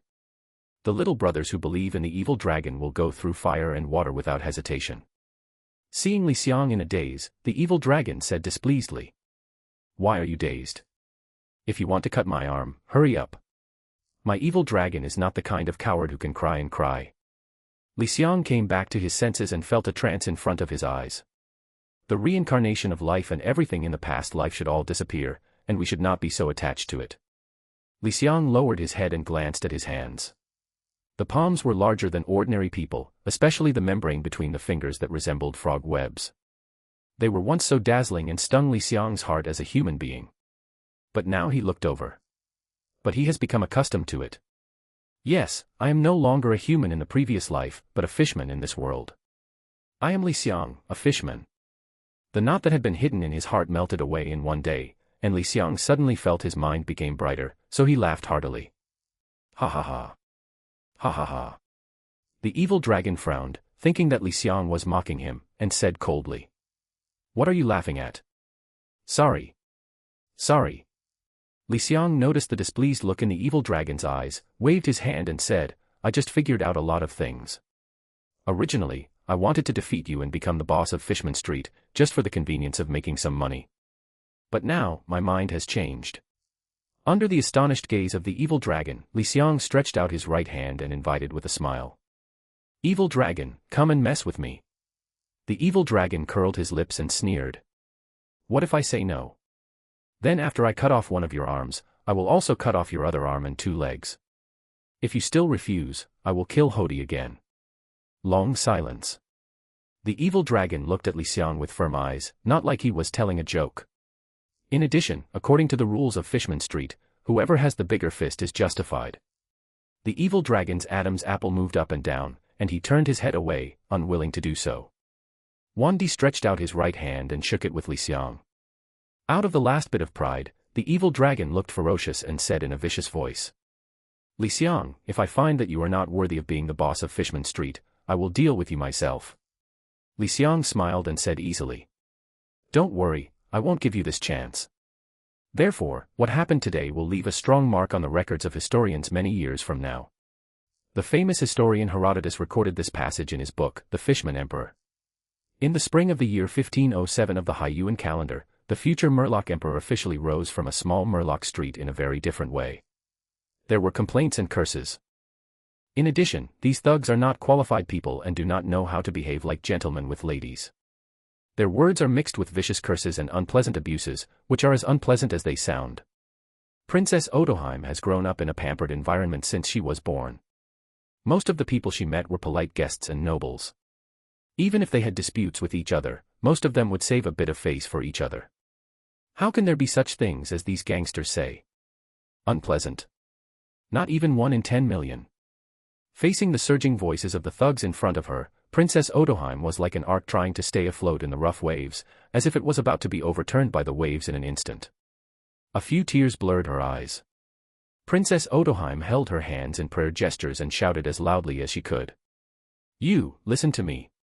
However, no matter how hard Princess Odoheim shouted, her voice was soon drowned in the turbulent wave of public opinion. No one wanted to listen to her cry. And no one cared if she actually wanted to help them. They just want to vent. Vent the depression in your life, vent the unfair treatment you have received over the years, vent your jealousy and resentment towards the rich and nobles. Seeing Princess Odoheim's tears falling silently, Li Xiang shook his head helplessly. He hated to see a woman shed tears in front of him. Taking a deep breath, Li Xiang opened his mouth and roared at those thugs. Shut up. This roar directly covered everyone's voices, like a thunder on the ground, so loud. Everyone. As if the cassette was stuck, the originally overwhelming public complaint suddenly stopped, leaving only wordless silence. Everyone looked at Li Xiang with their mouths wide open. Li Xiang plucked his ears with his little finger and raised his hand impatiently. Have you said enough? Enough said, get out of here. Get out of here as far as your thoughts go. Don't appear in my sight. Otherwise, don't blame me for being rude. In order to enhance the deterrence, Li Xiang secretly used his muscles to strengthen and stamped one foot on the ground. The ground trembled violently, just like a dinosaur stepping on the ground, crushing the deck inch by inch. This deck is a very strong wooden board, and ordinary fishmen cannot break it with all their strength. Obviously, Li Xiang's deterrence is still useful. Those fishmen seemed to have their throats strangled one by one. They didn't even dare to fart and ran away in dejection. After all, they were not careerists like Hody Jones who did not care about life and death. They were just a group of fishmen living in the world. They were just low-level gangsters on the street, but none of them had the guts to face the angry Li Xiang. In less than a moment, everyone was gone. When Li Xiang saw it, he could only shake his head, sighing in his heart that they are really a bunch of guys who can't hold up the wall. As expected, Jinbi is a rare species. Li Xiang turned around and saw Princess Odoheim's pear blossoms covered with rain. He gently wiped the tears on her face and said, Don't take what those guys say to heart, I'll take you back first. Okay. I don't know if Princess Odoheim heard it, or maybe the ideal was too full and the reality was too skinny, which shocked the princess who was a deaf ear to things outside the window, and did not mention anything else to Li Xiang. Taciturn, he returned to the Dragon Palace Kingdom and handed him the promised 3,000 million berries. After getting the money from Princess Odoheim, Li Xiang left the palace and went to Xia Li's Mermaid Cafe on Mermaid Island. Charlie was sitting on the sofa, smoking a pipe in boredom, and there was a cloud of smoke. Seeing Li Xiang walking in with a briefcase, Xia Li rolled her eyes. You bastard, what are you doing here? Although there was dissatisfaction in her words, Xia Li was still very honest. She personally made a pot of coffee for Li Xiang and placed it in front of him. There were no other customers in the coffee shop now, and Xia Li now belonged to him, so Li Xiang simply opened the suitcase, revealing wads of banknotes. Oh my god. Charlie covered her mouth with both hands, her pupils filled with the green color of berry banknotes, showing an expression of disbelief. There are at least 1,000 million belly here, right? Charlie has been running a coffee shop for so long, but she has never seen so much money. This made Li Xiang feel filled with emotion. The gap between the rich and the poor in the pirate world is also too big. In the eyes of others, Princess Otoheim can take out the money that she cannot earn in a lifetime, and this is just give Li a salary to work as a bodyguard for a period of time. Perhaps, after the membrane between men and women is broken, the two parties will become intimate. Li Xiang did not feel embarrassed like other girls, but instead said with a smile. This is not 1,000 million, but 3,000 million. Charlie, do you believe it or not, this is milk powder money for you. Xiaoli was not the kind of lady who showed her shyness. Instead, she glared at Li Xiang coquettishly. You bastard, where did you get so much money? Are you going to rob a rich man? If that's the case, you bastard, please return the money to me as soon as possible. Although we come from a bad background, we are not reduced to sneaking around. The experience of living in Fishman Street since she was a child did not make Xiaoli develop bad habits. Instead, it made her understand more, so she advised Li Xiang lie. This made Li Xiang feel dumbfounded. Although Xiaoli kept saying scumbag to the left and scumbag to the right, the kind of care that was like a family member made Li Xiang feel the warmth that he had not seen for a long time. Li Xiang patted Xiaoli's beautiful hand and gave him a reassuring smile. Okay, this is the reward given to me by Princess Otoheim. Princess Otoheim. Hearing Li Xiang talk about another woman, and a woman with a prominent status, Xiaoli suddenly became wary like every ordinary girl who falls in love. You bastard, the princess is very beautiful, isn't she? So. Am I as beautiful as me? Far worse than you. Then do you think, am I better looking or is she better looking? You look good. Charlie breathed a sigh of relief, with a smile in her eyes. It's almost there. After getting the answer she wanted, Xiaoli felt completely different. Although Li Xiang was the overlord at first, why didn't Xiaoli feel grateful for Li Xiang's life-saving grace, so she pledged herself to him. Li wanted to interact with the lady too little, and he didn't understand why she was asking so many questions. He took out 1,000 million berries from the suitcase and handed it to Xiaoli. You bastard, why did you give me so much money? Charlie asked doubtfully. Li Xiang smiled and said, you are my woman now. I am embarrassed to watch you suffer here alone, right? With this large sum of money, you can open a larger cafe on Mermaid Island and hire more people to help you. Charlie felt moved in her heart. Having a strong support makes a difference. Unable to help herself, she moved her lips closer to him. The two kissed passionately. After a long time, the lips parted, and there was still transparent saliva in the middle, making the atmosphere even more ambiguous. Seeing this, Xiaoli's face turned red and she quickly pushed the 1,000 million back to Li Xiang. What are you doing? Li Xiang was stunned. Charlie gave him a cute look and said, you bastard, I don't look at useless faces. I don't need your money. After saying that, Charlie turned around proudly and fled the scene in panic. The bold and passionate kiss just now left a burning red heat on her face, and a surge of heat and impulse surged through her body. She was afraid that if she continued to stay here, she would be unable to help but desire more. That's really embarrassing. Li Xiang narrowed his eyes slightly and looked at Xiaoli's back. The tight clothes outlined her beautiful curves, exuding mature charm all the time, which made her mouth dry for a while. Can't think about it anymore. Li Xiang gritted his teeth, swept away the beautiful scenery in his mind, and entered the Krypton Gold Mall as if he was running away. Owner. The siren, the sea monster whom I hadn't seen for a long time, pounced on me affectionately. Siren rubbed his face affectionately on Li Xiang's chest and said aggrievedly, Master, I miss you so much. Why did it take you so long to come see me? Siren's tone was full of deep boudoir resentment, as if Li Xiang was a prodigal son who abandoned his family and his son. Ahem. Li Xiang pushed Siren away, straightened his clothes, and said with a solemn expression, Siren, don't make trouble, I'm here to do business. Li Xiang handed 3,000 million belly to Siren. I want to top up the money and unlock the first solution to Hirinmaru. When it came to business, Siren seemed to have changed. He took the money seriously and said, Okay, master. Thanks for the review. Unlocking the initial unlocking function requires 3 million diamonds. 3,000 million berries can be exchanged for 3 million diamonds. The transaction was successful, and Li Xiang couldn't wait to test Hirinmaru's willy. Li Xiang said goodbye to the reluctant Siren, left the Krypton Gold Mall without stopping, left Charlie's Mermaid Cafe, and came to a relatively remote place on Mermaid Island. This is the edge of Mermaid Island, with no residents around, which is perfect for Li Xiang's experiment. Li Xiang pulled out the Zanpakuto from his waist and held it in both hands. Sit upright in the frosty sky. Hirinmaru. Li Xiang shouted the slogan Hirinmaru Shiji. The next moment, there were waves of frost, like opening a frozen refrigerator, and wisps of white smoke visible to the naked eye overflowed from the zanpakuto in Li Xiang's hand. The temperature suddenly dropped a lot. The surrounding seawater was also frozen into ice, and Li Xiang's figure holding a knife was reflected on the diamond-shaped ice. The shape of the zanpakuto has also changed accordingly. From the initial shape of an ordinary tachi, it has gradually evolved into an iron chain growing out of the end of the sword. At the end of the iron chain is a crescent-shaped blade, which looks like an ice dragon from a distance. Tail. This is not over yet.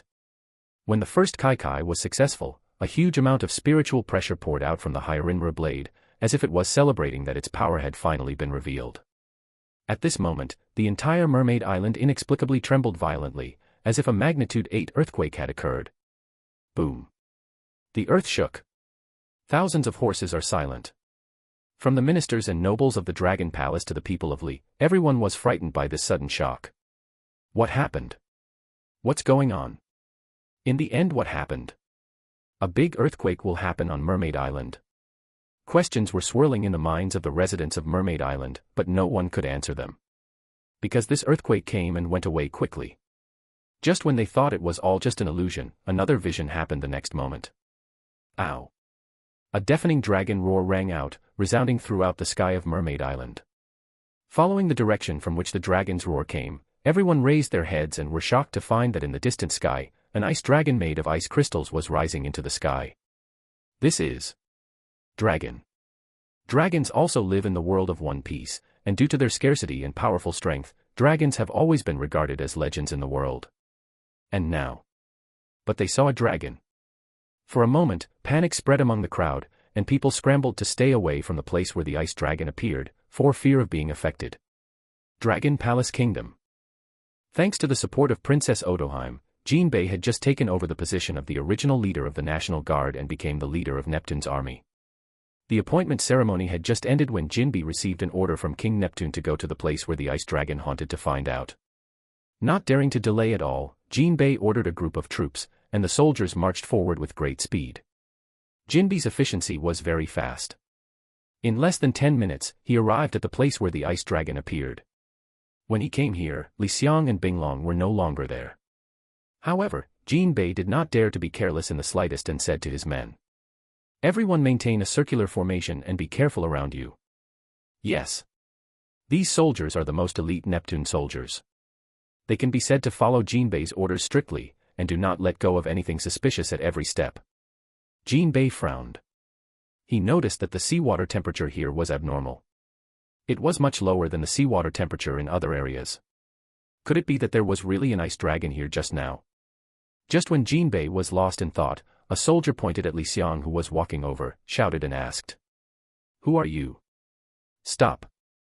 Being interrupted from his thoughts, Jinbei turned his head displeased and saw Li Xiang walking over as if nothing had happened and asked pretentiously, "Hey Jinbei, how are you healing from your injury?"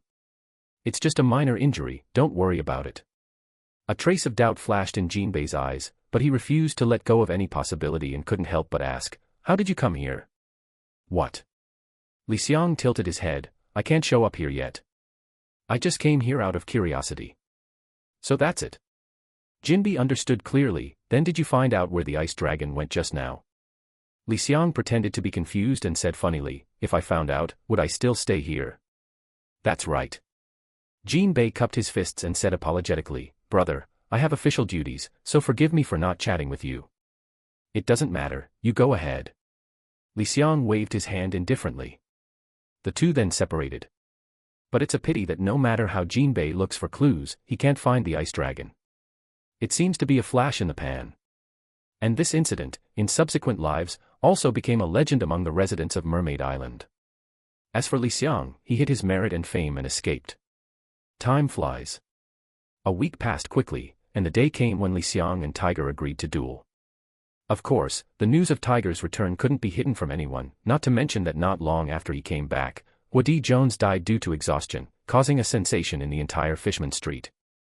The news about the duel between Tiger and Li Xiang has been spreading for a long time. Even Jinbei, who is far away on Mermaid Island and is still looking for traces of the so-called Ice Dragon, heard a little bit of the news and did not hesitate to put down his work. Also come to Fishman Street. Fish Street. There is no distinction between day and night here. After all, in this 10,000-meter deep seabed, even sunlight cannot penetrate. Boring, dark, and boring as always, should be the eternal theme here. However, on this day, the originally lonely Fishman Street became extremely lively. Fishmen were either alone or in groups, coming from all directions, and everyone's face was full of excitement, with a hint of solemnity. After all, the duel between Li Xiang and Tiger means the competition between the old and the new boss. Anyone who wants to hang out in Fishman Street in the future will not miss this day, because no one knows whether they will stand. Wrong team, thus being purged after the duel. Fishman Street Avenue, which is the widest street in Fishman Street, is now densely packed with surging crowds. The first 3 circles and the next 3 circles surround this airtight place, leaving only the middle and core area, revealing an open space. Jinbi is known as the sea hero and the former boss of Fishman Street, so he is very famous here. When he arrived, the crowd naturally parted to both sides, revealing a broad avenue. Stepping on the deck that he had not seen for a long time, Jinbei felt a little heavy in his heart, but his face showed no signs of it. He came to the front of the crowd, where the view was the best and he could clearly see the duel. After passing through the dense crowd, his eyes suddenly opened up, revealing an open space with a radius of 500 meters. In the center of the open space, there was a person waiting here for a long time. However, they saw that Li Xiang had his eyes closed, like a statue made of black iron, standing quietly in the center. He held the unsolved Hiron pill in both hands and inserted it upside down on the ground. His figure stood on the ground like a straight steel gun. The back is very straight, just standing there gives people a kind of deep pressure inexplicably. That was due to the gradually gathering momentum. Seeing this, Jean Ping's already heavy heart became even heavier. He has become stronger again. Jinbei had reason to be surprised. It had only been a week since he last saw Li Xiang, but the feeling was completely different. At this moment, Li Xiang was like a sharply sharpened knife, preparing to deal with the bloodthirsty beast. While Jinbei was deep in thought, there was a roar in the crowd from far to near. Jinbei suddenly turned around and saw that on the way he had just come, the crowd once again separated to the left and right like a sea wave. A figure that was much bullier and taller than the ordinary fishmen stood on the deck, carrying a thick scent all over his body. The murderous intent came. It's like a ferocious beast with its fangs spread out. He has a rough face, scarlet skin, dazzling tattoos, wearing a chest-revealing black vest, and big bare feet. He looks so ordinary, but has an extraordinary temperament that is unforgettable. He is Tiger. The neutral Murlocs were afraid of Tiger's murderous aura. They lowered their heads and did not dare to look at him. They were like courtiers welcoming the uncrowned king here, showing unusual respect. The fishmen who had already been subdued by Li Xiang showed their unruly temperament one by one, looking up and down at the long-lost uncrowned king with provocative eyes. The fish people have long been familiar with Tiger's heroic deeds. I think back then, when Tiger came to Fishman Street from a trip abroad, he defeated the entire Fishman Street with 1 man and a pair of fists in 3 days and 3 nights. At that time, even Jinbi was no match for Tiger. No one can ignore this legend of the year, just like no one can ignore Tiger's iron fist, because the fishmen who ignore him are either dead or surrender at his feet. This fishman, who will be a legend in the future, strode to the center of the crowd. Only at this moment, Li Xiang sensed Tiger's arrival, and finally woke up from his deep sleep. He raised his eyelids, and a light flashed past his eyes, making people wonder if it was a thunderbolt. You finally came. Tiger's originally black and white eyes were covered with bloodshot eyes. Woody Jones died because of him. This feeling of guilt and frustration has been lingering in his heart, constantly tormenting the big man, making him not have a good night's sleep for a week. Because every time he closed his eyes, he would dream of the nightmare scene of Li Xiang killing Woody single-handedly. For Tiger, this is tantamount to torture. The enemy was extremely jealous when they met, and a violent murderous intention overflowed from Tiger's body. The fish swimming nearby were frightened and fled in a hurry, as if they sensed the arrival of a vicious sea beast. Li Xiang. With deep-seated resentment, a hoarse sound like 2 pieces of grinding iron coming from Tiger's mouth. I want you to pay with your life. Li Xiang was extremely calm about Tiger's hatred and murderous intent. Tiger values every friend in Fishman Street and treats them as his own family. But what the hell does this have to do with Li Xiang? Since Woody Jones ignored the mercy of the sword and wanted to betray Li Xiang and stab him in the back, he had to be prepared to be liquidated. Even if it offends Tiger, so what? Everyone is responsible for his actions. Li wanted to pull out the Hyarinmur that was stuck upside down on the ground and pointed diagonally at Tiger across from him. Tiger, since you want to avenge Wadi Jones, use your skills. But I will show no mercy. As Li Xiang finished speaking, waves of cold air burst out from Hyarinmur's seemingly slender sword body. This cold air was so cold that white cold air that could be seen with the naked eye overflowed, like a strong blow. The cold air of the 12th lunar month in the northern land made the surrounding Murlocs subconsciously shiver. This is not over yet. Next moment. The fishmen, including Jinbei, all opened their eyes wide and saw in disbelief that the seawater around Li Xiang's body was infected by the freezing cold and began to form into small ice cubes. A trace of evil flashed in Tiger's eyes. From Tiger's point of view, this little bit of coldness can't deal with him. After all, his physique is the best among the entire Fishman clan. Tips for carving insects. With a cold snort, Tiger rushed forward with his iron fist in hand. The Tiger of today is not the Tiger of 7 days ago. 7 days ago, Tiger was like a bereaved dog. Not long after he escaped from the celestial dragons and returned to Fishman Street, he saw the death of Wadi Jones. He suddenly lost control of his emotions and was unable to display his strength, running rampant like a reckless beast. It's different now. Although Tiger's heart was still full of anger and guilt, he was not dominated by these emotions. When Tiger waved his fist and rushed towards Li Xiang, his whole aura suddenly changed. Li Xiang's pupils suddenly shrank. At this moment, Tiger gives people the impression of a running Neptune, full of unparalleled domineering and brute force. Seeing the powerful momentum shown by Tiger, the people around me kept silent, and the expressions on their faces solidified. As soon as the experts make a move, they will know if there is any. Tiger's seemingly ordinary punch made Li Xiang tremble in his heart.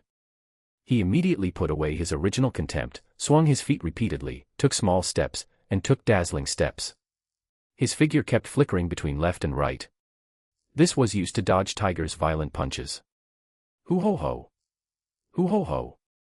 Tiger's every punch had the power to tear a tiger into pieces and crack an ox into pieces, creating sonic booms that shattered eardrums.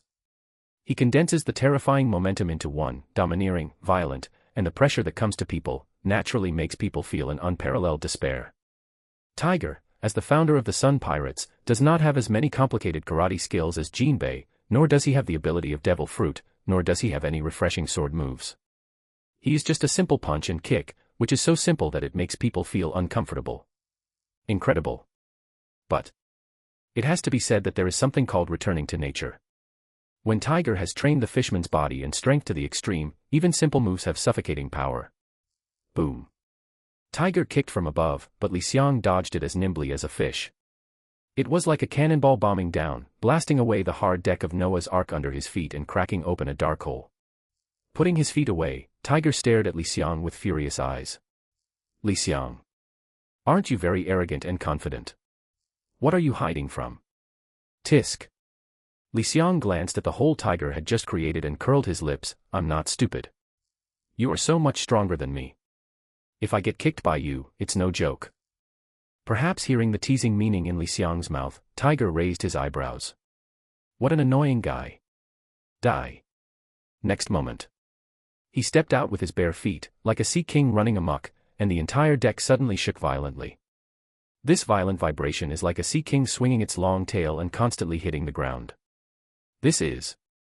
Seeing Tiger's increasingly violent figure, Jinbei was extremely surprised. Boss Tiger has practiced Fishman judo to the extreme. Among the fishmen, there are two power systems, karate and judo. In judo, it is divided into two factions, one uses softness to overcome hardness, and the other uses hardness to overcome hardness. It's just that compared to the faction of using softness to overcome hardness, there are very few Murlocs who practice it, because the cost performance is too low and it is too difficult to practice. Out of 10,000 Murlocs, not one person may be able to successfully practice it. Obviously, Tiger, who can climb the Red Earth continent with his bare hands, is one of the best. In the eyes of others, Tiger just stepped on the ground and rushed towards Li Xiang in an ordinary way, but in the eyes of Jinbei, a master of Fishman karate, he saw a different scenery. In Jinbei's eyes, every time Tiger takes a step, there is a shock force transmitted from his feet to his body. A force that is difficult for outsiders to detect spreads into the bone marrow of his body, causing his body to emit a series of fried beans. A crackling sound. Jinbei couldn't help but be surprised by Tiger's whimsical ideas. Because in the past, Jinbei only concentrated this power in the palm of his hand to form terrifying palm strikes, or used it to control the sea currents to form various moves. But Tiger used this destructive power all over his body. How crazy this is! At this moment, Tiger is less arrogant like a beast and more majestic like a king, showing the magnanimity of a judo master. And as the concussive force in Tiger's body spread throughout his body, his steps became more agile and swift, as flexible as a bobcat, and as agile as a flying crane. He did not look like a 3-meter-tall man at all, but rather like an elegant ballet. But neither other fishmen nor Li Xiang would regard Tiger as a superficial dancer. So fast. Li Xiang looked at Tiger faster and faster, and the opponent's figure in his vision became increasingly blurry, and finally turned into a dark figure and rushed towards him. His scalp suddenly felt numb, and the alarm bell rang loudly in his heart, reminding him the danger has arrived. Muscle building. Seeing that Tiger's speed was too fast and he could no longer dodge, Li Xiang's eyes flashed with a ruthless look. He gritted his teeth and stirred up the protein in his body. The next moment, the muscles in his chest rose and fell violently with every heartbeat, like an inflated air cushion that suddenly expanded.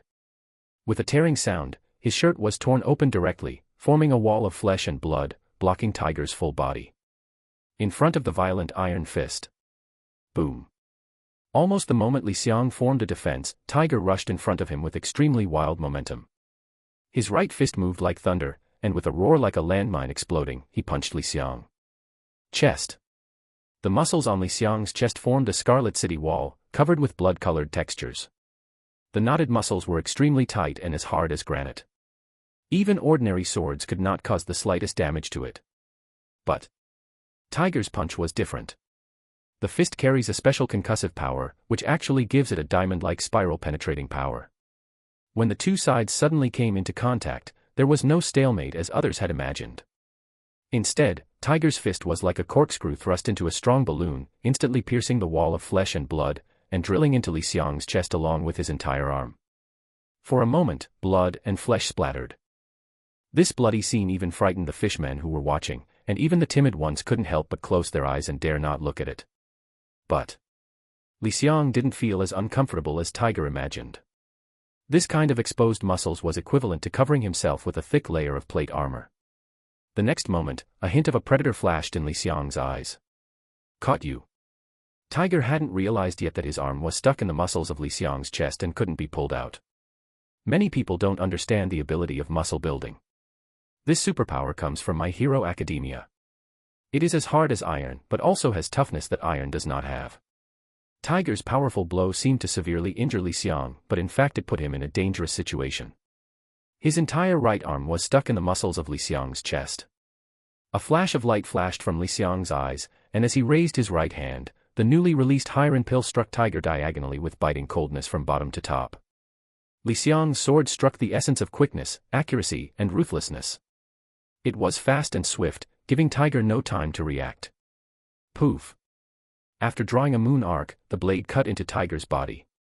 To Li Xiang's expectation, it was like cutting on a cold coral reef.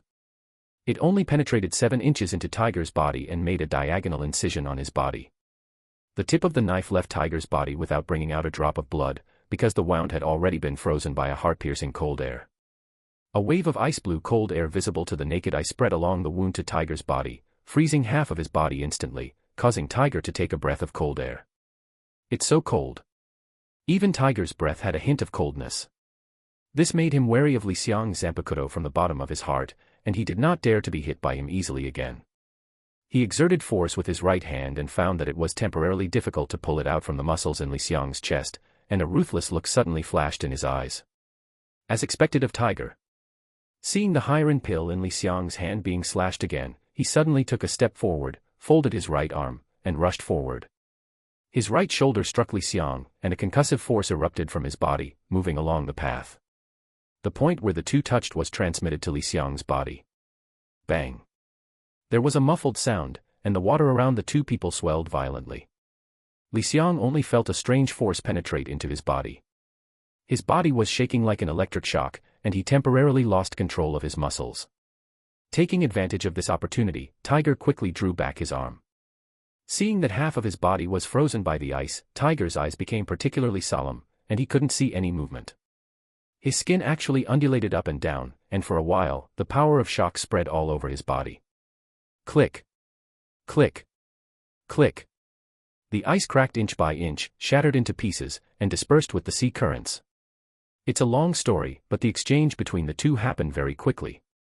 Jinbei stood outside the field, looking frightened and feeling quite uneasy. Both of them are so strong. I didn't expect that the last time Li Xiang fought against me, he didn't use his full strength. Thinking of this, Jinbei showed a wry smile. He originally thought that the last time he lost to Li Xiang, he lost because of insufficient intelligence. He didn't expect that the other party actually hid such a magical knife. This knife is in the deep sea. With its ice ability, its strength can be greatly enhanced. It's like cheating. Compared to Jinbei, an outsider, the two people in the game had a clear understanding of each other's strength through the previous round of confrontation. 100 meters apart, the two faced each other, their eyes facing each other, and they could see the caution in each other's eyes. The atmosphere suddenly solidified. Sensing the momentum between the two of them, everyone remained silent and stared at the venue attentively. One person can be called a swordsman. One person can be called a judo master. Neither of them are ordinary people, and neither of them showed any flaws. Tiger was the first to lose his temper. Tiger stepped out with his bare feet, and a concussive force erupted from the soles of his feet, pushing him forward like a cannonball, making deep pits on the hard deck, and he rushed up at a faster speed. However, Li Xiang did not intend to confront Tiger head-on. He held the Hierin pill in his hand and inserted it upside down on the deck. Freeze everything. Hierin Maru. As if in response to Li Xiang, the blade hummed, and then, in the horrified eyes of everyone, a flash of white spread in everyone's eyes. Click. Click. Click. This is the sound of freezing. From under Li Xiang's feet, like overgrown weeds, the ice spread in a crazy manner. After a while, it spread to the feet of Tiger and to the feet of bystanders, causing the latter to look panicked and fall back one by one.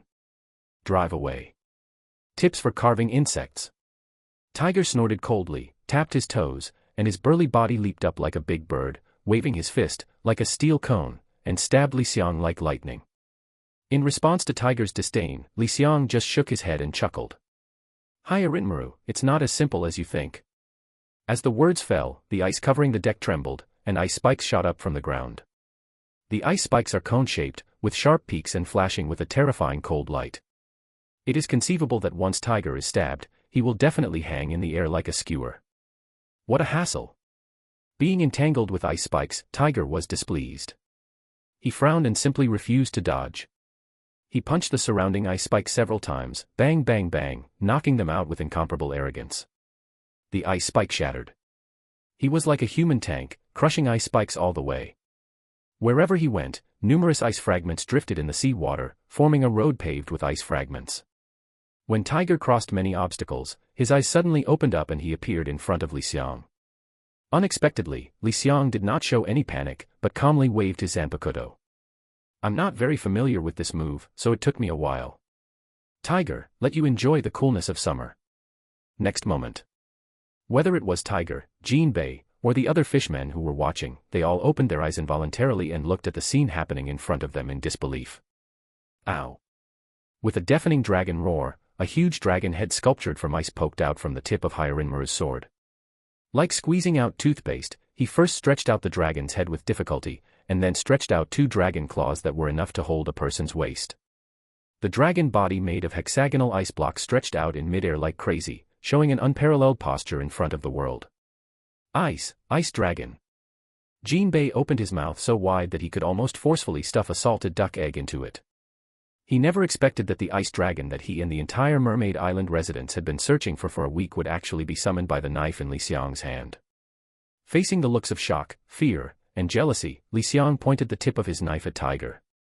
Against the background of the ice dragon, Li Xiang's figure became more majestic, giving people a deep pressure, like a big mountain pressing on everyone's hearts. In front of everyone, Li Xiang sneered at Tiger with disdain. I am the boss of Fishman Street, who do you think is? Get out of here. As Li Xiang finished speaking, the ice dragon summoned by Hierin-Maru opened its mouth big enough to swallow a person, and spit out a long dragon's breath. Call. Visible to the naked eye, dreamlike blue ice dots quickly spread across the ocean, covering Tiger's entire body in just an instant.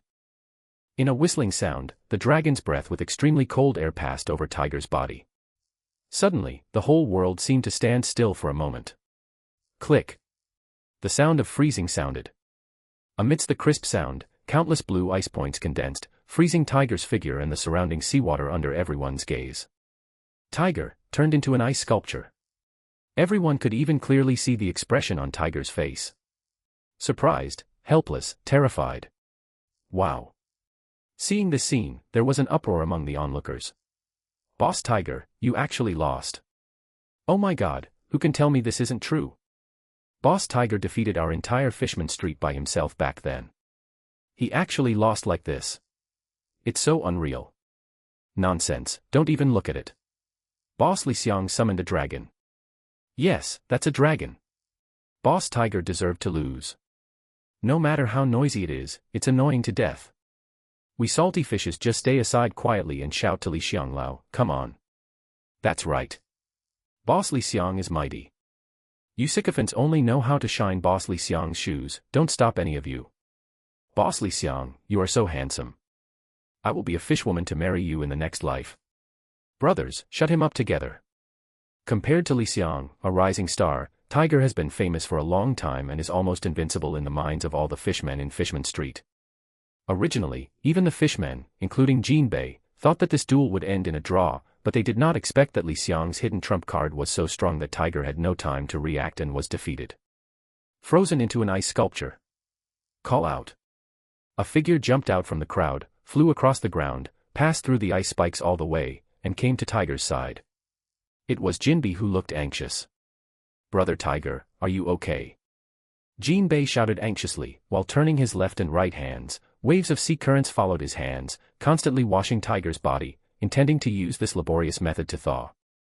Seeing this, Li Xiang gave up and stepped forward. Don't worry, he's fine. With that said, Li Xiang put Hyarinmaru on Tiger's shoulders. The next moment, in Jinbei's surprised eyes, the ice sculpture exuding extremely cold air, even he felt goosebumps falling all over the place when he was so close.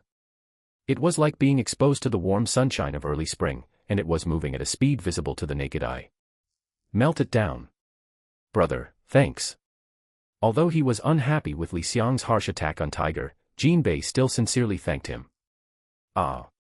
Tiger, who had just escaped from the ice, still had some ice chips on his skin, which kept consuming the heat in his body.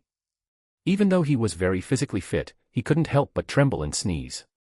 Seeing this, Jinbei took off his clothes without thinking, covered Tiger, and asked with concern. Brother Tiger, is this a little warmer? Okay. Tiger tightened the clothes he was wearing. He felt like he was in the extremely cold place of the North Sea. He was shivering with cold and his teeth were chattering. He couldn't speak at all, so he had to respond with a nasal voice. Li Xiang narrowed his eyes slightly, looking at Tiger who was weak and shivering, and then at Jinbei who looked concerned, with a subtle expression on his face.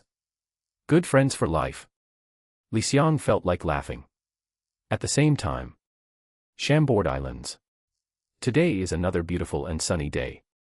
From time to time, seagulls fly across the calm sea, holding a live fish in their mouths. For Moonlight Moria, today is also a good day, because after this period of time, his pirate ship was finally successfully coated and was able to launch to the mysterious Mermaid Island. The dark hull, with an ominous aura, was like a sharp arrow speeding across the sea, breaking through the white waves, and moving away from the Chambord Islands at an extremely fast speed. Moria's tall body like a giant stood on the bow of the ship like a dark iron tower, facing the sea breeze, with a light called ambition bursting in his eyes. Kaido, here I come. Are you ready? Just when Mariah was immersed in the fantasy of stepping on Kaido and punching Big Mom, a fish-like figure was already close to the bottom of the boat. Whoops. Whoops. Whoops. Vanderdecken clasped one hand on the bottom of the boat, breathing heavily, and kept wiping the sweat from his forehead with one hand. Hey, I'm so exhausted. My waist is almost broken. I will never do such tiring work next time. After a moment of rest, Vanderdecken took off his gloves and pressed them against the hull of the ship. Li Xiang, let you feel my uncle's anger. In the last sneak attack, Vanderdecken had already left the mark of the target fruit on Li Xiang, and this time, he was going to throw the pirate ship, together with the pirates on it, at Li Xiang remotely. Puff! A thick mist of blood spurted out from Vanderdeeken's mouth. In the blink of an eye, his complexion turned pale, and his face looked much older. For Vanderdeeken, it is far beyond the capacity to use the fruit's ability to project such a huge ship with hundreds of people on it. But the flames of revenge are burning in his eyes. Throw it out. Accompanied by a heartrending roar, the pirate ship shook violently. Giggle. Giggle. The hull began to tilt violently, and Moria, who was standing on the bow of the ship, almost lost his footing and fell to the ground. And this is just the beginning. What's going on? The shadow under Mariah's feet twisted for a while, and the old tree held his feet tightly like entwined roots, preventing him from falling on the bumpy hull. No one answered. Because the other crew members were all knocked over by the sudden violent tremor, there was a chaos on the deck. However, what happened next made Moria feel an inexplicable malice. The rudder began to lose control and rotate rapidly. No matter how hard the navigator tried to save it, the entire pirate ship was diving into the deep sea under an irresistible force, heading towards an unknown goal. So, what the hell is going on here? Mariah was confused. Today, the sun is shining and the breeze is gentle. But deep in the deep blue sea, it was quite uneasy. A three-masted pirate ship that was as black as a battleship, with a hull of more than 100 meters long, fell from the sky like a meteor, bringing an unexpected noise to the calm sea, and flew towards the far distance. Wherever it passed, a long white wave was dragged behind the stern of the ship. The friction between the ship's hull and the sea made a thunderous rumble, which shocked the surrounding fish and fled in all directions like birds. Due to the speed, even the coating surface on the pirate ship was rippled, resisting the loss from friction. Of course, the loud noise made by this pirate ship naturally attracted the attention of the sea kings swimming nearby. The huge sea kings were approaching quietly, just like hunting, and were about to open their gluttonous mouths to swallow their prey. But, at this time, they suddenly felt the terrifying aura emanating from the figure standing on the bow of the ship. Immediately, humanized panic appeared on the faces of these sea king creatures. Without thinking, they turned around and fled faster than when they came. Leave and go. Soon. Just when the Fishman Street was celebrating another victory for Li Xiang and establishing his status as the boss, this pirate ship suddenly fell from the sky with a loud rumbling sound. What's that sound? Li Xiang raised his head suddenly, and his pupils suddenly shrank into needles. In his line of sight, a huge object was approaching at an extremely fast speed. From a very small black spot, it quickly grew in size in just a moment, occupying the entire field of vision, and was as dark as a cloud. Overhead. What the hell? What is disaster from heaven? This is. Seeing a pirate ship crashing down on his head, Li Xiang immediately took steps to escape far away. Not only Li Xiang, but also Tiger, Jinbei, and other fishmen, faced with such a disaster, they all became like birds and beasts and did not dare to fight hard. Boom. Thanks to the extremely fast speed, the pirate ship hit the deck of Noah's Ark with a loud bang. It's like the sky is falling apart. The entire Fishman Street groaned with unbearable force, and with this as the core, extremely violent waves suddenly set off. The surrounding bungalows were directly washed away by the waves, and the hard deck on the ground was like a carpet. It was stirred up in waves, and then shattered inch by inch, opening a huge pit. As for the dark pirate ship, one corner sank deeply into it and was stuck there. Li Xiang climbed up from the messy ruins and looked around with lingering fear. Seeing that the houses within 100 miles around him had turned into a ghostly scene, he couldn't help but secretly swallow a saliva. "Boss, are you okay?" The brother-in-law, the evil dragon, rushed over and asked with concern. "I am fine." Li Xiang shook his head. Before the fishmen in Fishman Street could step out of the shadow of the fallen pirate ship, a huge howl like a demon from hell came from the pirate ship. Where is this place? Why is this voice so familiar? Just when Li Xiang felt strange, a huge figure more than 6 meters tall emerged from the pirate ship. He has a hair like a shallot, looks like a demon, has 2 horns on his forehead, very sharp ears and teeth, and wears a shirt with a bat-shaped collar and gothic art clothing. He is Moonlight Moria. Moria's eyes swept down from the hull of the ship. His expression was full of thunderous fury, and his green-faced fangs were like evil ghosts in hell. It was extremely scary. The fishman he saw shuddered, as if he was being hunted by a hunter at the top of the food chain. As if he was being stared at by a eater, every cell in his body was wailing, and his body was trembling uncontrollably, falling to the ground like a puddle of soft mud. Domineering. Moria, who has always been considered a coward by later generations, is one of the few men at this age and era who has the courage to challenge Kaido. Not even Hawkeye Mihawk, not even Sand Crocodile, not even Tyrant Bear dared to challenge Kaido, who is known as the strongest creature. But Moria dare.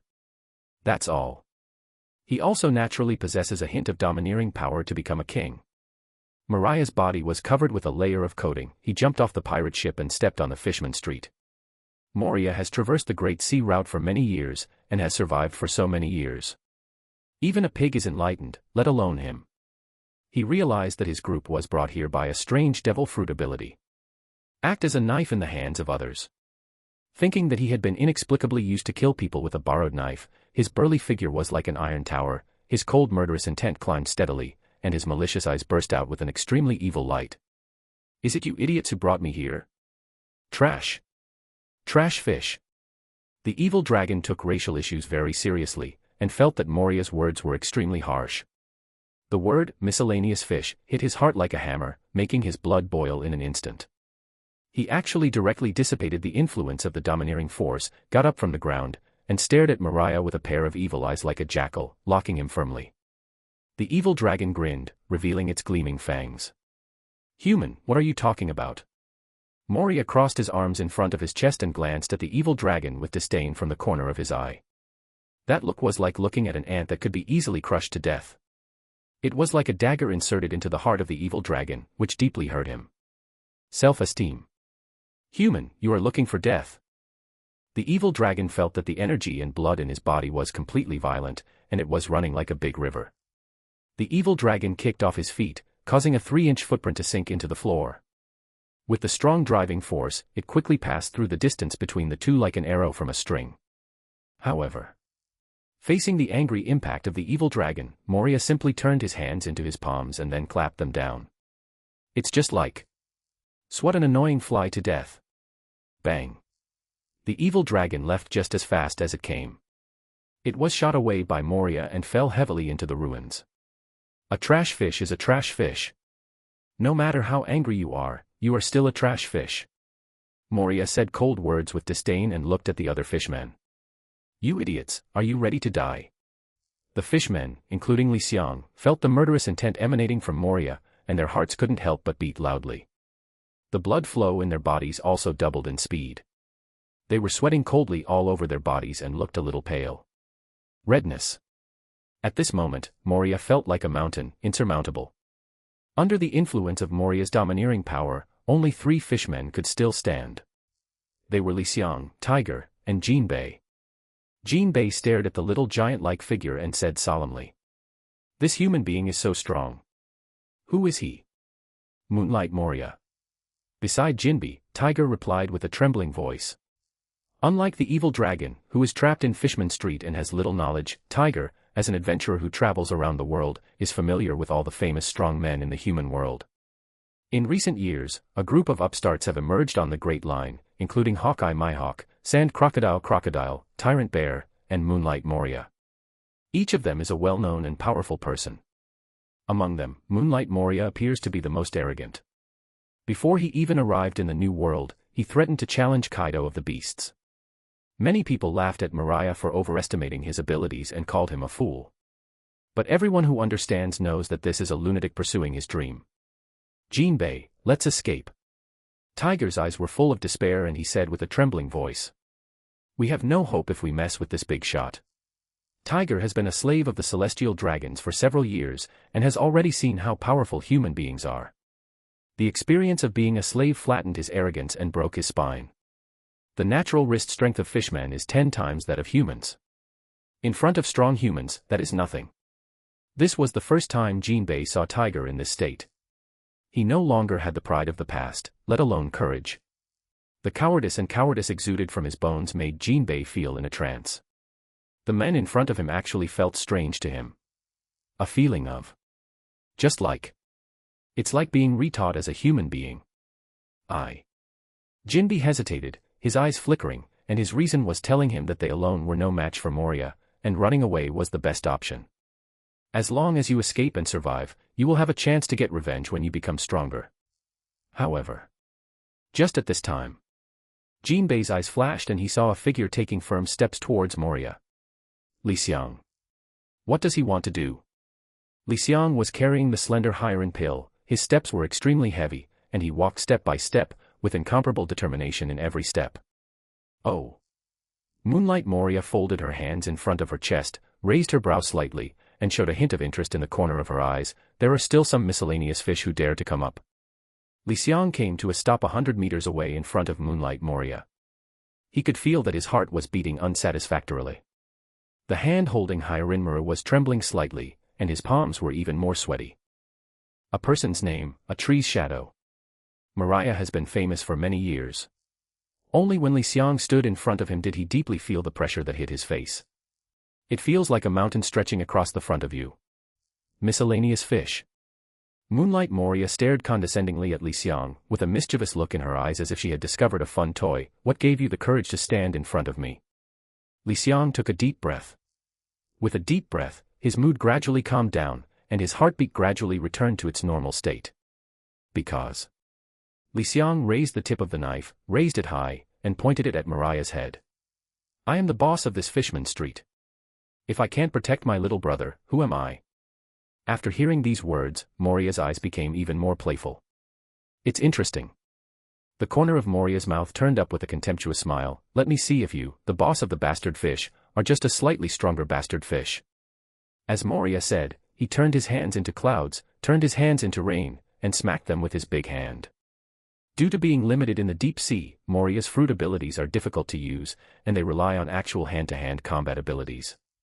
However, at this moment, the momentum all over Mariah's body was actually twisted into a ball, and when he was patted down by a big hand, it was like a mountain pressing down. Li Xiang's pupils suddenly shrank. The masters were fighting each other, and their lives were hanging by a thread. The evil dragon had just been attacked like a fly by Mariah's hand, and flew away with a palm. Now his life or death is uncertain. Moria's attack came so fast that Li Xiang's brain didn't have time to think. He reacted almost instinctively. He stepped forward like a dragonfly touching water and moved more than 10 meters in an instant. Li Xiang held the Hiren pill and raised his hand to chop it down from a distance. Freeze everything. Hirenmuru. Ow. A dragon roar sounded, and an ice dragon whose entire body was made of hexagonal ice broke free from the tip of the knife. With the bone-chilling coldness of freezing sea water, it rushed towards Moria with great power. What ability is this? Seeing this, Mariah's original playful mood of teasing the toys was completely gone at this moment. There was a wave of emotion in his heart, and his eyebrows were slightly frowned, with a touch of caution. Shadow Mage.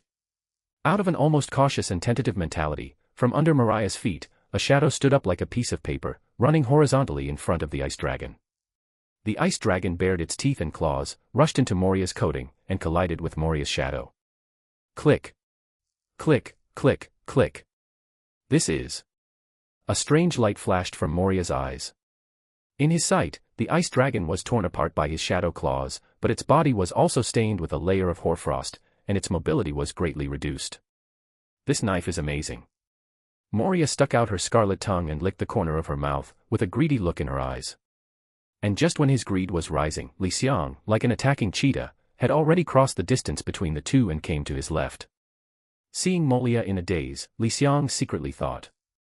Good chance. It rises like the wind and falls like an arrow. As Li Xiang's legs strengthened with muscles, he stepped on the ground. The deck could not bear it for an instant and was blown open. With the help of this strong driving force, Li Xiang jumped up from the ground like a cannonball, with the Hiren pill in his hand. A decisive arc was drawn in midair, and it struck fiercely at the coating on Moria's body. As long as the coating on his body is split, Moria, a devil fruit user, will completely lose his fighting ability. By the time. However, everyone seems to have overlooked one thing: Moria is not alone. Seeing that the captain was about to suffer, the sniper on the pirate ship fired a gunshot from the special fire gun in his hand. The specially processed bullet actually broke through the barriers of the sea and hit Li Xiang like a heavy cannon. Belly. Bang. Blood bloomed, his abdomen was injured, and a sharp pain spread to his brain nerves. However, Li Xiang bit his tongue with his teeth, and a fishy smell filled his mouth. He endured the pain forcefully, and chopped down the Hiren pill in his hand firmly.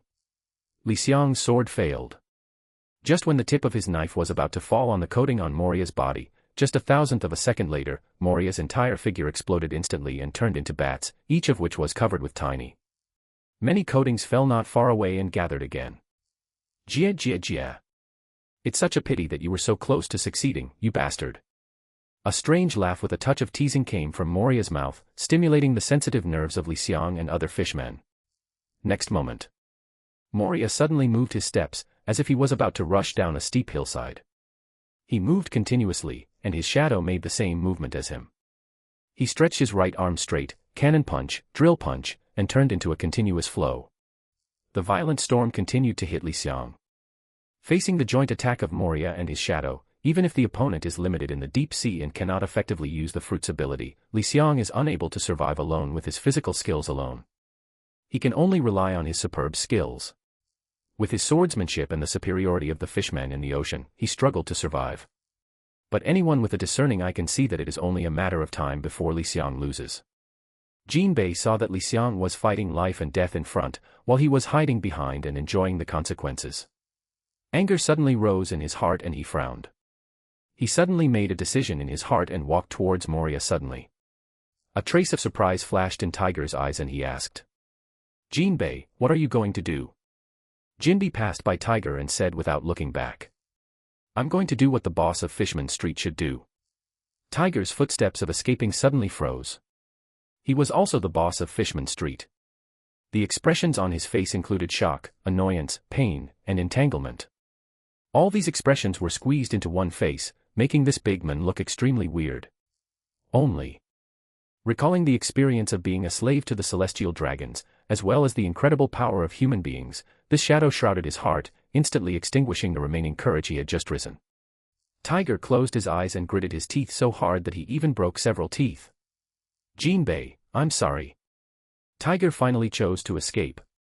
Feeling the familiar figure behind him walking further and further away, a trace of deep disappointment flashed in Jinbei's eyes.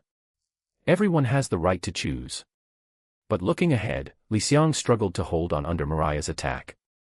He immediately put away this disappointment and turned it into a determination to sacrifice his life for righteousness. Since ancient times, the only difficulty is death. Moonlight Moria is a great pirate, and with Jinbei's ability as the leader of the Neptune army, he is no match for him. Maybe give him a few more years, and with his talent, he can catch up with Moria's strength. Jinbei knew this very well, and his reason also told him that as long as Li Xiang blocked the front for a while and bought some time, he and Tiger could escape together. However, if that were the case, Jinbei would no longer be Jinbei. Life and death are bearish. If you don't agree, just do it. Accompanied by this determination to sacrifice life and death, at this moment, Jinbei's momentum soared, as if a real tiger descending from the mountain. That kind of courage that goes forward without caring about life and death was like a bright star in the dark night, even in the middle of a play. Even Mariah, who tortured Li Xiang, could hardly ignore him. "Brother, I'm coming."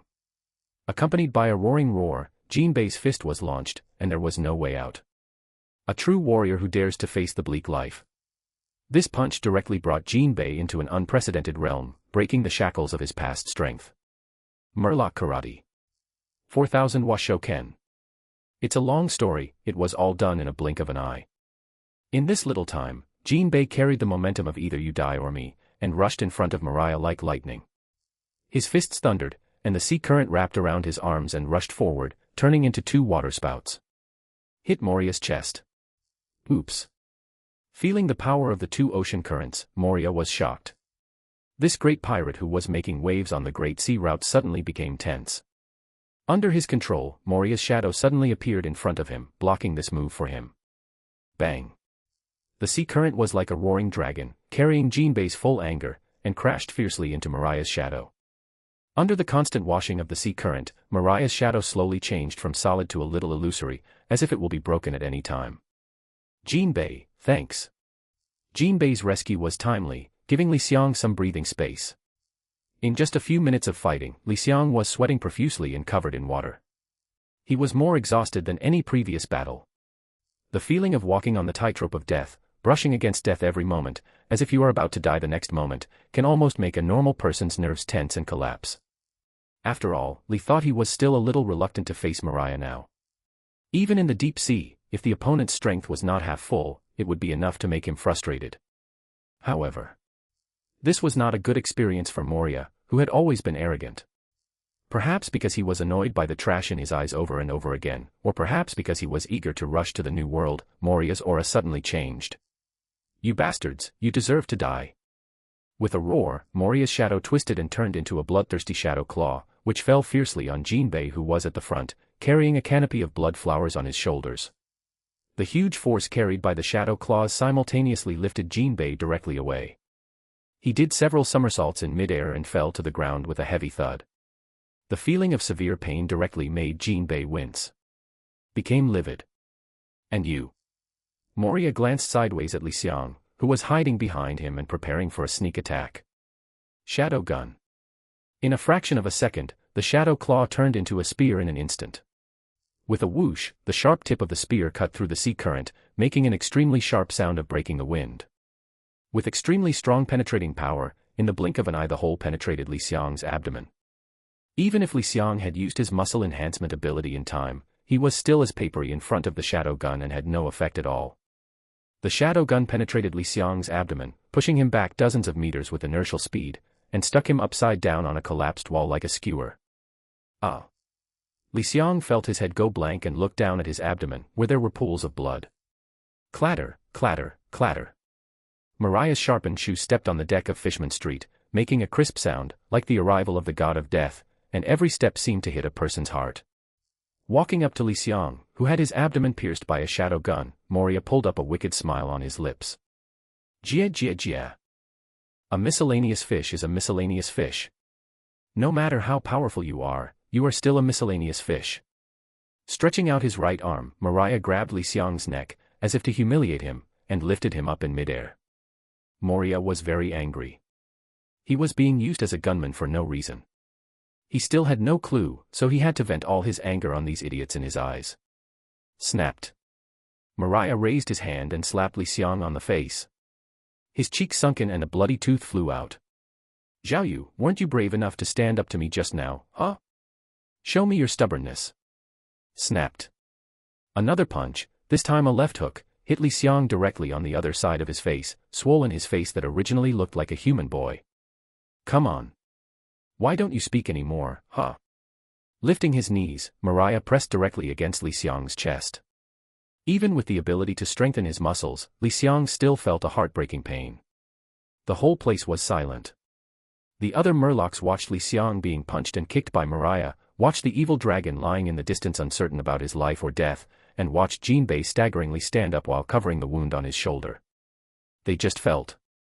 My buttocks were suffocated and stuck in my chest, as if there was a big stone pressing on my body. I couldn't vomit and felt unhappy. At this moment, the impact of Moria's previous domineering power has passed, and many fishmen have been able to stand up again. However, among them, many fishmen imitated Tiger and ran away secretly while Moria was beating up Li Xiang. There are only a few fishmen who choose to escape. The fishmen in Fishman Street are a very strange creature. In normal times, they are bullies and thugs who bully the weak and fear the strong. But in the face of some big and bad things, they always make unexpected moves. Xiaobalia's arms were tightly grasping the newly purchased sword, and he looked around. Chiyu, Croobie, Icarus, Dose, and some unnamed Murlocs who did not join Li Xiang's command, all of them had an unexpected tacit understanding, and they all clenched their weapons in silence. Everyone. Xiaoba was the first to break the silence. "You have all seen the fate of Boss Li Xiang, Boss Jinbei, and Boss Evil Dragon. Now there is still a chance to escape." "What are you talking about, Xiaoba?" He pursed his sausage-like scarlet lips and said in a nonchalant voice. Croobie clenched his hands into fists, veins popped out on the back of his fists, and said simply, "There are only Croobie who die in battle, there are no Croobie who run away." Icarus stretched out his 8 arms and said with a ferocious smile, "Since we have chosen to stand here, we are ready to wake up. This is our home. I will never tolerate someone destroying our home." Their words also represent the thoughts of most of the fishmen present. Indeed, the gangsters and thugs in Fishman Street are usually very timid, bully the weak, fear the strong, and are timid and afraid of getting into trouble. They can be said to be useless.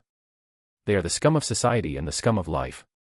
But In their bones, there is a spirit that is difficult to express in words. Under the leadership of Li Xiang and Jinbei, these gangsters who usually bullied the weak and feared the strong actually took up arms and launched a desperate charge towards Moria. Kill. For Boss Li Xiang. For Boss Jinbei. For our home. Fuck him. Come on. As if it was a market, the charges of these Murlocs had no formation at all, and there was no teamwork at all. They looked very messy, and there was no order at all. It was just a wave of charges. However, it has a kind of charm that is better than me. Facing the great pirate Moria, who has been sailing the grand route for many years, these fishmen, who are usually just villains, actually launched a charge. To others, this is ridiculous. But in Li Xiang's eyes, it was so tragic. You. Li Xiang raised a gap in his swollen eyelids and looked at those familiar figures shouting slogans for Li Xiang. A surge of heat suddenly surged in his heart, and he felt that what he had done was not in vain. Moria threw Li Xiang to the ground as if he were throwing away a broken toy, and turned to glare at the Murlocs who rushed up. You bastards. No matter who comes here, you will die. Moria waved his hands, and the shadows under his feet lifted up and turned into shadow bats, flapping their wings and rushing into the fishmen like a torrent. His shadow bat is not very strong, but the fishmen in Fishman Street are even weaker. A large piece of them will fall down in the blink of an eye, making them vulnerable to a single blow. But those fishmen who had obtained Li Xiang's primary strengthening potion came to Moria despite being attacked by bats one after another. Die, monster. Xiaoba waved his 6 arms, and 6 swords flew through the air, drawing 6 sharp arcs in midair, and slashed at Moria together.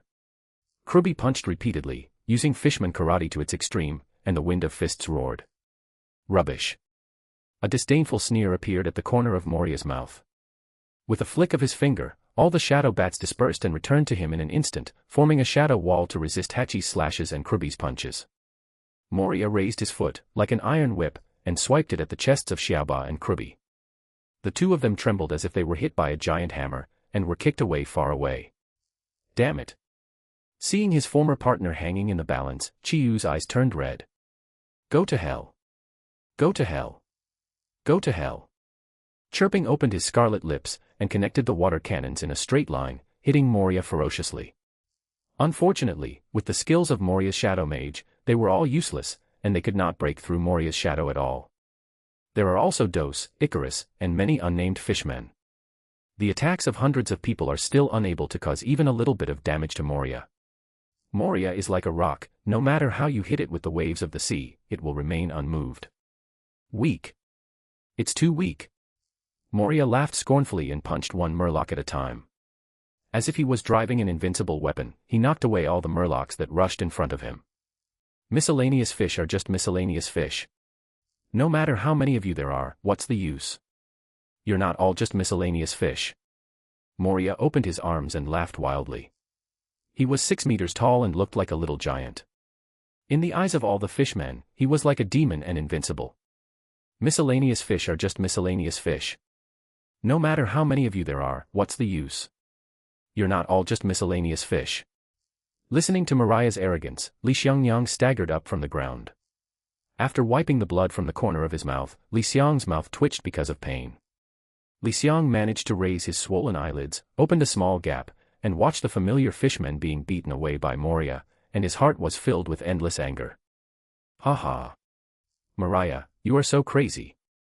Good. Very good. Sneering in a low voice, a flash of madness flashed in Li Xiang's eyes. Don't forget, Li Xiang still has a trump card. That is Chidori. Using Chidori in the deep sea, the power will be increased several times. Chidori is more powerful than the ice that Hyarinmaru has broken. Li Xiang opened his hands, and as usual, light blue arcs of electricity swam in his palms like snakes, gathering more and more. The arc of electricity swam and jumped on his hands obediently, like a cute little bird. However, this time, unlike in the past, Li Xiang did not immediately condense these arcs into electric balls, but kept compressing, and compressing these arcs. As the arc continues to increase and compress, the color of the arc gradually changes from light blue at first to dark blue, and then a little purple appears from the center, spreading to the surroundings like cloth being rendered. Go ahead and turn all the arcs purple. As the color deepens, the voltage surges instantly. Not enough. Not enough. Still not enough. The madness in Li Xiang's eyes became even stronger. Even so, he still couldn't guarantee that he could kill Moria. He needs to be the decisive force, the last straw that can completely break the camel's back in an instant, and use absolute power to crush that extremely arrogant bastard. Let him know that even a trash fish still has dignity. He continued to compress the arc in his hand. This was completely beyond Li Xiang's control. It was like a tamed hound, but it seemed to be provoked, showing its ferocious fangs. TSK TSK TSK. TSK TSK TSK. Electricity is the most unruly power. Li Xiang's extreme compression was immediately counterattacked by the electric arc. His hands were instantly burned black by the electricity, giving off a burning smell. Just as Li Xiang continued to gather strength, more and more Murlocs threw their heads and blood. Among them, the brother-in-law, the evil dragon, climbed up from the ruins. Seeing Li Xiang preparing to use his big move, a trace of ruthlessness flashed in his eyes. He dragged his seriously injured body with the consciousness of death. While Moria was busy dealing with attacks from all directions, the attacking fishman, without noticing, sneaked up from behind and bit Moria's abdomen with a pair of bright fangs. Tear. A mouthful of bloody, fresh loin meat was torn out by sharp teeth. The feeling of a bloody forest and the violent vision of red blood are simply unparalleled. You bastard fish. Damn it. Moria was furious under the pain. He didn't expect that he would be injured by the trash fish he had always looked down on, and his chest burned with malice. Looking at the evil dragon biting his waist again, still thinking about taking advantage of it, a crazy killing intent flashed in Moria's eyes. He raised his arm, and an elbow fell like a thunderbolt from a giant hammer. Boom. The elbow hit the evil dragon's back hard, making a muffled sound like a drum. The evil dragon's back instantly sunk into a notch, and plasma spurted out from between the teeth as if it was free, splashing all over his face. The blood made him look extremely hideous and terrifying, as if he was an evil ghost crawling up from hell. The evil dragon grinned and stared at Moria with his ferocious eyes. His ferocious look was like a vicious villain who was determined to tear off another piece of flesh from his enemy even if he died. As if feeling that his majesty had been greatly insulted, Moria was extremely angry. I told you to relax. Miscellaneous fish. Moria raised his arm, and the power of shadow covered it. He hit the dragon's back with his elbow, one after another, and hit it with such force that the dragon's back was bloody, and the muscles and bones exploded. However, faced with this kind of torture, which can be called torture, the evil dragon still bit Moria's waist and wouldn't let go. The evil dragon boss. Seeing this, the other fishmen went crazy.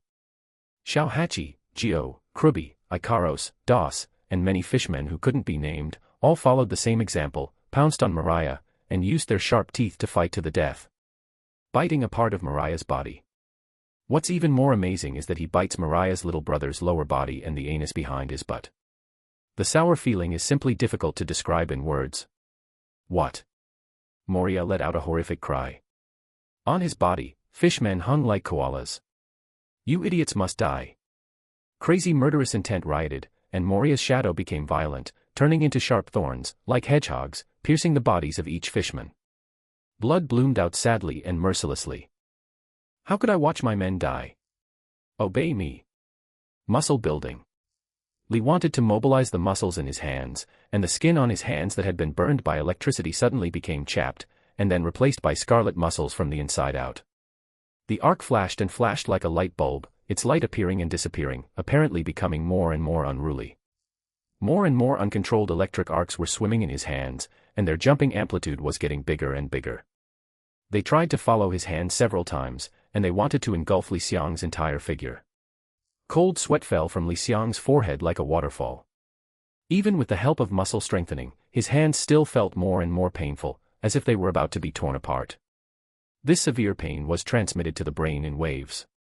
Just like the bite of a poisonous snake, it is not something that ordinary people can persist. Even as strong as Li Xiang, various thoughts are constantly flooding in his heart, hoping to stop what he is doing. Li Xiang opened his eyes angrily, and the veins on the back of his hands popped out, beating violently like strings being plucked. Just a little bit. Just a little bit. It's almost gone. Just hold on. Li Xiang gritted his teeth tightly, his eyes were filled with bloodshot pupils, and his face was distorted by severe pain, looking extremely ferocious. He could feel that the arc full of destructive power became extremely violent, and the muscles and tendons in his hands were being torn apart crazily. The pain that was unimaginable to ordinary people made him feel desperate. But compared to the despair that Moria gave to their group, this is nothing. Only by surviving the last darkness before dawn can we usher in the first glimmer of dawn. Persistence is victory. Chirped to death. Croobie is dead. Icarus is dead. Doss is dead. Amidst the miserable wails of the fishmen, Li Xiang seemed particularly calm. Do not. It is not so much calm as it is the accumulation of murderous intent. It is a deeper murderous intent, so cold and chilling. All the fishman's hopes were pinned on Li Xiang alone, which caused a sudden increase in pressure on him, as if he was carrying a huge mountain on his shoulders. The efforts of the evil dragons and the others were not in vain.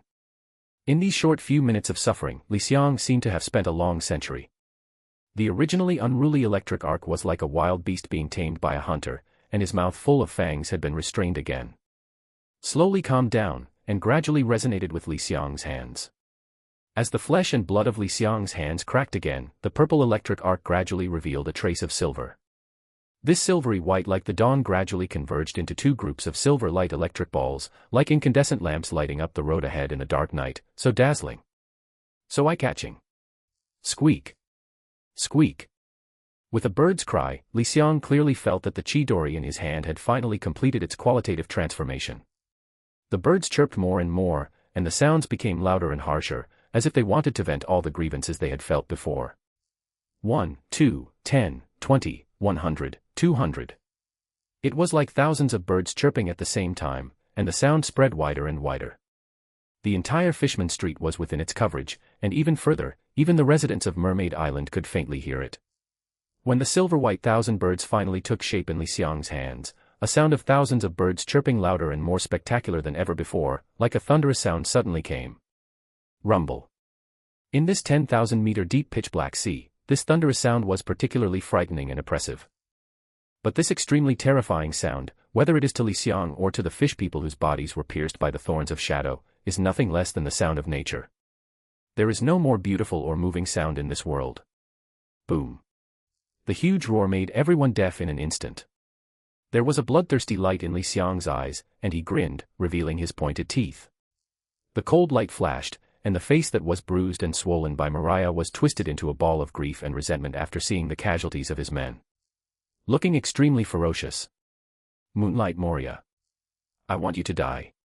The sea, in front of the silver Chidori, was violently ups and downs in fear. Li Xiang came on the boiling waves. Holding the silver light electric ball in his hands, his face illuminated with white light, Li Xiang rushed forward on the waves, coming full of anger, like a messenger of revenge coming. Jia jia jia. Moria screamed strangely and threw away the fishman that was beaten to death in his hand like garbage. A cold light flashed in his eyes. Those miscellaneous fish just now were just to buy you time, right? But I will tell you idiots with practical actions that all your efforts are useless in front of me, Moonlight Moria. Shadow method. Before the word master could be blurted out, Moria's shadow had just poked out a corner. The deck behind him suddenly cracked open, and a figure jumped out from inside. At lightning speed, two extremely thick arms came out from behind. He grabbed Mariah from behind. It's Jinbei. Jinbei looked at Li Xiang, a trace of determination flashed in his eyes. Life is what I want. Righteousness is what I want. You can't have both, and those who sacrifice their lives for justice. This is shiping. Haixia is very flat. Jinbei used fishman karate, wrapping his arms around the sea current, and the sea water kept hitting Mariah, thereby interrupting Mariah's ability to use the fruit. Brother. Take advantage of now. Do it quickly. No one is a fool, and no one does not cherish his own life. But no matter which world they are in, there are always some people who will sacrifice their lives in order to implement their ideas. And obviously, Jinbei is one of the fools. Stupid is admirable. There was a trace of hesitation in Li Xiang's eyes. At this moment, Jinbei hugged Mariah's lower back tightly, and the distance between the two was very close. Once Li Xiang's silver-white Chidori hits Moria, the extremely strong voltage will even affect Jinbei. Li Xiang had a very fond impression of Jinbei, his big brother, and did not want him to be severely injured or even die here. But when you see the determination in Jinbei's eyes, they are such bright eyes, as dazzling as gems, he has already ignored life and death. Sacrifice your life for justice. For the brothers of Fishman Street, Jinbei willingly gave up his life. Even if he has great talent, even if he can become a shichibukai and do great things in the future, he will do anything for the sake of loyalty. I understand. At this moment, Li Xiang, who was also the boss of Fishman Street, understood the meaning in Jinbei's eyes. He gritted his teeth and rushed in front of Mariah. He took out the two groups of silver-colored Chidori with destructive power. All of them hit Mariah. Goodbye, Moria. And Jinbei. Two groups of silver-colored Chidori exploded on Moria's chest like landmines. With this as the core, dazzling white light bloomed brilliantly and wantonly, and silver arcs like small snakes flew wildly in the air. Mariah and Jinbei behind him were covered. Mariah opened his eyes angrily, and his vision was suddenly covered by endless silver light. He was continuously washed by the abominable Jinbei with seawater. His body was limp and unable to exert any strength, and he made a sound as sharp as a night owl in vain. A shrill voice. Oh no! Boom! The deafening explosion covered Mariah's voice, and the bursting white light was released like an out-of-control torrent, drowning the figures of Mariah and Jinbei. Li wanted to use his muscle-enhancing ability to wrap his body with all the muscles in his body, like a lonely boat floating in a violent storm, and was blown away by the aftermath of the explosion that followed. Bang! The muscles covering Li Xiang's surface were melted by the extreme high voltage and high temperature, and the black figure with smoke crashed into the ruins behind. Cough! Li Xiang's face was covered with blood and he fell into a pool of blood. Due to excessive use of his muscle-enhancing abilities, his strong body shriveled up, leaving only skin and bones. Li Xiang raised his right arm tremblingly, as if to shout to Jinbei who was leaving, or to the surviving fishmen. Brothers. We won. Boom. Like a spring thunder, it bloomed in the deep sea. With the violent explosion, the entire Fishman Street shook violently, scaring the nearby fish schools and sea kings from approaching. The water surged violently, causing an uproar. Silver electric snakes flew wildly in the air. As time passed, the thick smoke gradually dissipated, gradually revealing the scene underneath. I see. On the deck, a 100-foot wide deep pit appeared. The deck at the edge was completely melted, and thick smoke was still rising. Two charred figures covered in electricity lay in the pit, their breaths dissipated and their lives hanging on by a thread. Jinbei was pinned down by Mariah's body. Perhaps Mariah's body was too large and withstood most of the current, so his injuries were relatively minor and he was able to open his eyes first. Only. Jinbei felt a sense of emptiness within his body, and he didn't even have the strength to lift his fingers. Even Jinbei was injured like this. One can imagine the severity of Mariah's injuries. Seeing this, the crew members who were originally on board the Moria pirates were all stunned. Originally, in the eyes of these crew members, Moria's strength was more than enough to deal with these miscellaneous fish. This was indeed the case at the beginning. At most, Li Xiang and Jinbei's counterattacks made their eyes shine. That's all, but with the prejudice and arrogance they have always cultivated, they feel that Li Xiang and Jinbei are just trapped beasts still fighting, and failure is only a matter of time. However, destiny is the most elusive thing. It is difficult for you to guess what fate is thinking. When you think something is definitely like this, it's like a naughty boy with a bad fate who just gives you a different ending, just to piss you off. Just as these crew members were watching the excitement with great interest and were preparing to give Moria a victory dinner, it happened that at this moment, the entire battle situation took a 180 degrees turn. In their eyes, Li Xiang, who was just a country bumpkin, actually defeated the Captain Moria they had always admired with his thunderball.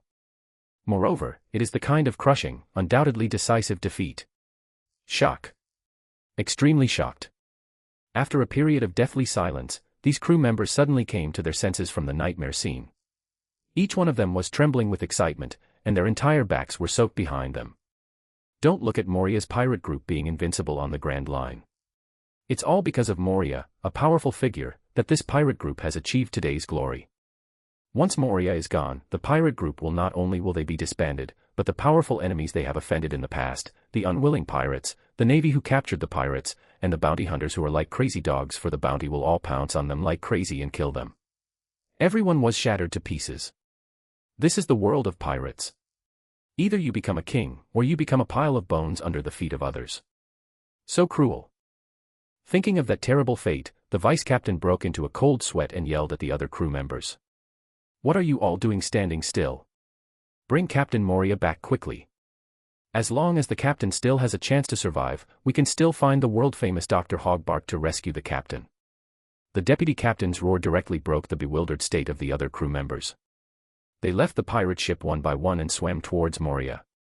Facing the actions of these pirates to rescue Moria, the fishmen in Fishman Street could only stare, unable to move at all. Because, in the short and fierce battle just now, most of the hundreds of Murlocs left behind died in that battle, including Chiu, Croobie, Ikaros, Dos, and so on. Even the stronger Murlocs were not spared, so you can imagine how brutal the battle was.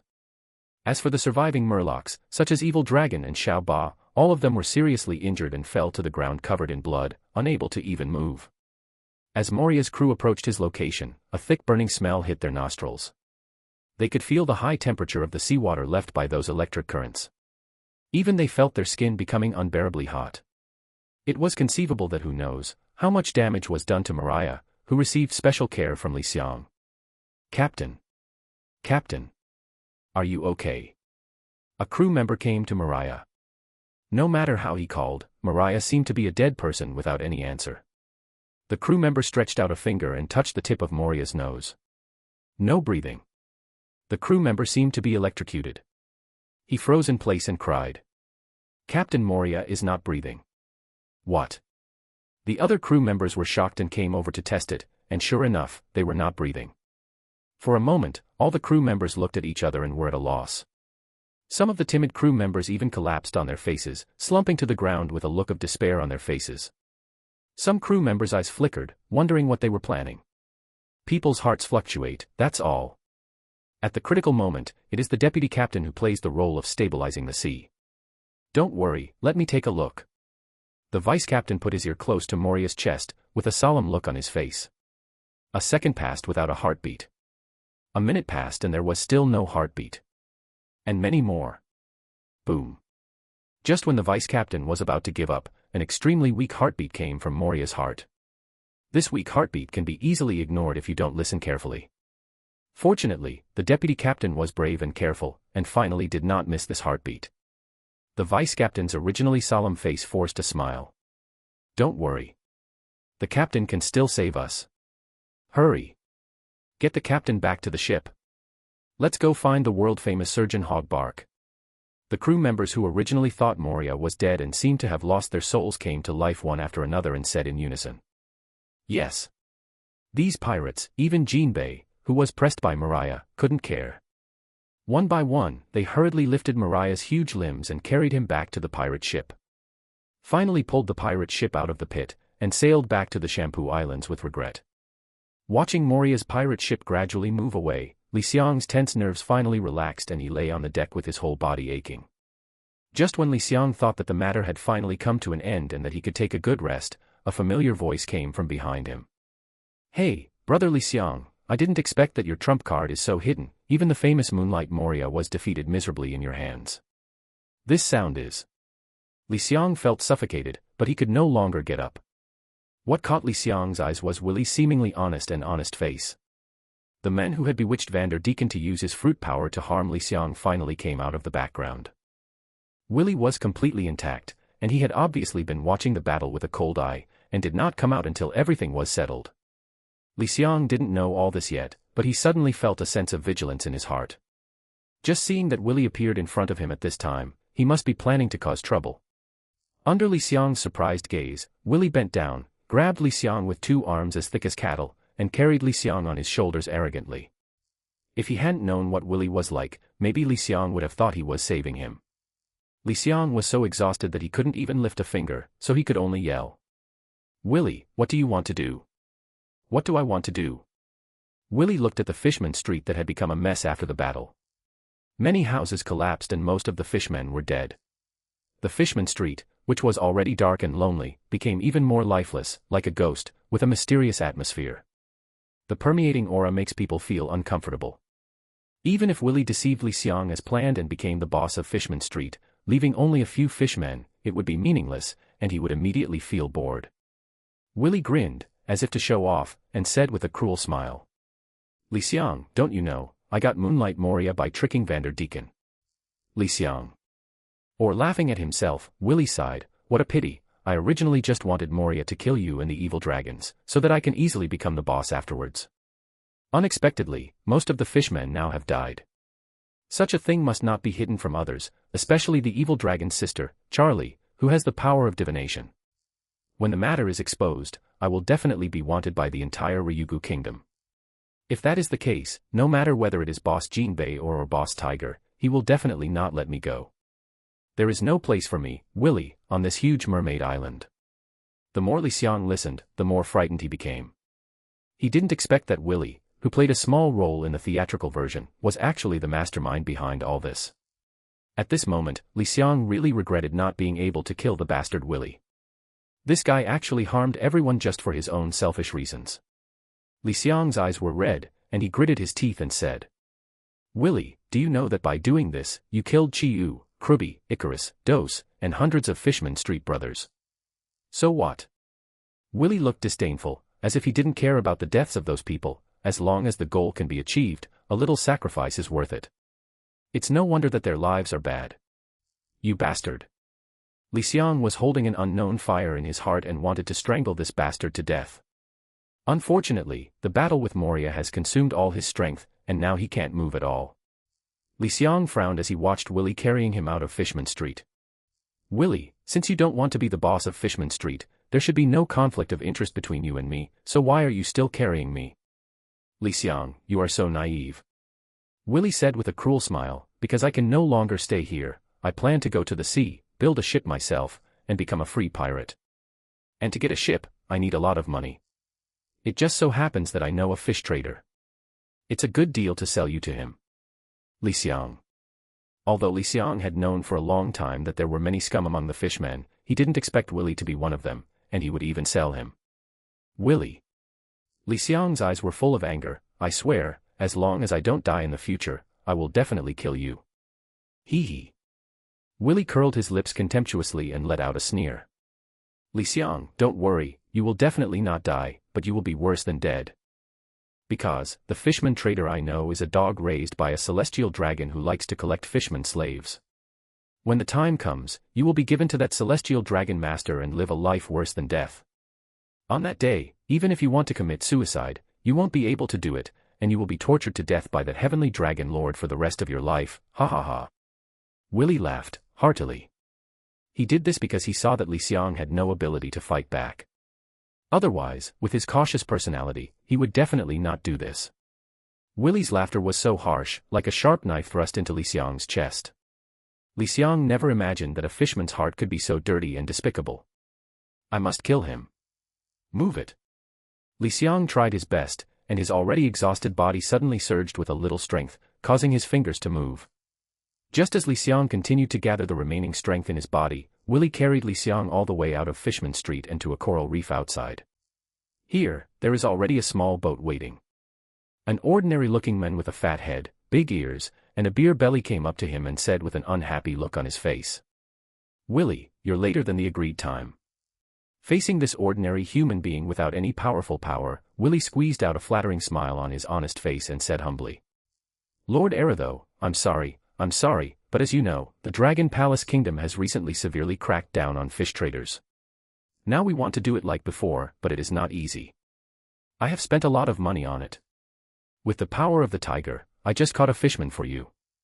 With that said, Willy lifted Li Xiang down and was about to hand it over to the human named Arthur. But right now, Li Xiang, who originally seemed like a dead fish with no ability to resist, summoned up all the remaining strength in his body, suddenly stretched out his right paw, and in Willy's horrified and incomprehensible eyes, the sharp nails scratched his chest, and stabbed him. In the end, it directly punched a hole in his heart. "Ah, you." Willy's eyes gradually dimmed, he pointed a finger at Li Xiang, and fell to the ground with his eyes fixed on his face.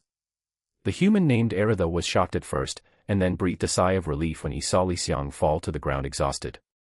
He didn't look at Willy at all, but looked up and down at Li Xiang's skinny figure, and marveled. This little guy is really thin, but looking at his fierce look just now, if he gives it to his master, he will be very happy, right? With this in mind, Alajuo carried Li Xiang into the boat and then left. From beginning to end, he didn't pay any attention to Willy's body, treating him as transparent air. There were complaints and curses. In addition, these thugs are not qualified people and do not know how to behave like gentlemen with ladies. Their words are mixed with vicious curses and unpleasant abuses, which are as unpleasant as they sound. Princess Odoheim has grown up in a pampered environment since she was born. Most of the people she met were polite guests and nobles. Even if they had disputes with each other, most of them would save a bit of face for each other. How can there be such things as these gangsters say? Unpleasant. Not even 1 in 10 million. Facing the surging voices of the thugs in front of her, Princess Odoheim was like an ark trying to stay afloat in the rough waves, as if it was about to be overturned by the waves in an instant. A few tears blurred her eyes. Princess Odoheim held her hands in prayer gestures and shouted as loud as she could. "You, listen to me."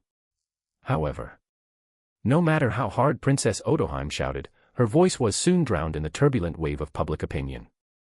No one wanted to listen to her cry. And no one cared if she actually wanted to help them. They just want to vent. Vent the depression in your life, vent the unfair treatment you have received over the years, vent your jealousy and resentment towards the rich and nobles. Seeing Princess Odoheim's tears falling silently, Li Xiang shook his head helplessly. He hated to see a woman shed tears in front of him. Taking a deep breath, Li Xiang opened his mouth and roared at those thugs. "Shut up." This roar directly covered everyone's voices, like a thunder on the ground, so loud. Everyone. As if the cassette was stuck, the originally overwhelming public complaint suddenly stopped, leaving only wordless silence. Everyone looked at Li Xiang with their mouths wide open. Li Xiang plucked his ears with his little finger and raised his hand impatiently. "Have you said enough?" "Enough said, get out of here. Get out of here as far as your thoughts go. Don't appear in my sight. Otherwise, don't blame me for being rude." In order to enhance the deterrence, Li Xiang secretly used his muscles to strengthen and stamped one foot on the ground. The ground trembled violently, just like a dinosaur stepping on the ground, crushing the deck inch by inch. This deck is a very strong wooden board, and ordinary fishmen cannot break it with all their strength. Obviously, Li Xiang's deterrence is still useful. Those fishmen seemed to have their throats strangled one by one. They didn't even dare to fart and ran away in dejection. After all, they were not careerists like Hody Jones who did not care about life and death. They were just a group of fishmen living in the world. They were just low-level gangsters on the street, but none of them had the guts to face the angry Li Xiang. In less than a moment, everyone was gone. When Li Xiang saw it, he could only shake his head, sighing in his heart that they are really a bunch of guys who can't hold up the wall. As expected, Jinbi is a rare species. Li Xiang turned his head and saw Princess Odoheim's pear blossoms with rain. He gently wiped the tears on her face and said, "Don't take what those guys say to heart, I'll take you back first." "Okay." I don't know if Princess Odoheim heard it, or maybe the ideal was too full and the reality was too skinny, which shocked the princess who was a deaf ear to things outside the window, and did not mention anything else to Li Xiang. Taciturn, he returned to the Dragon Palace Kingdom and handed him the promised 3,000 million berries. After getting the money from Princess Odoheim, Li Xiang left the palace and went to Xia Li's Mermaid Cafe on Mermaid Island. Charlie was sitting on the sofa, smoking a pipe in boredom, and there was a cloud of smoke. Seeing Li Xiang walking in with a briefcase, Xia Li rolled her eyes. "You bastard, what are you doing here?" Although there was dissatisfaction in her words, Xia Li was still very honest.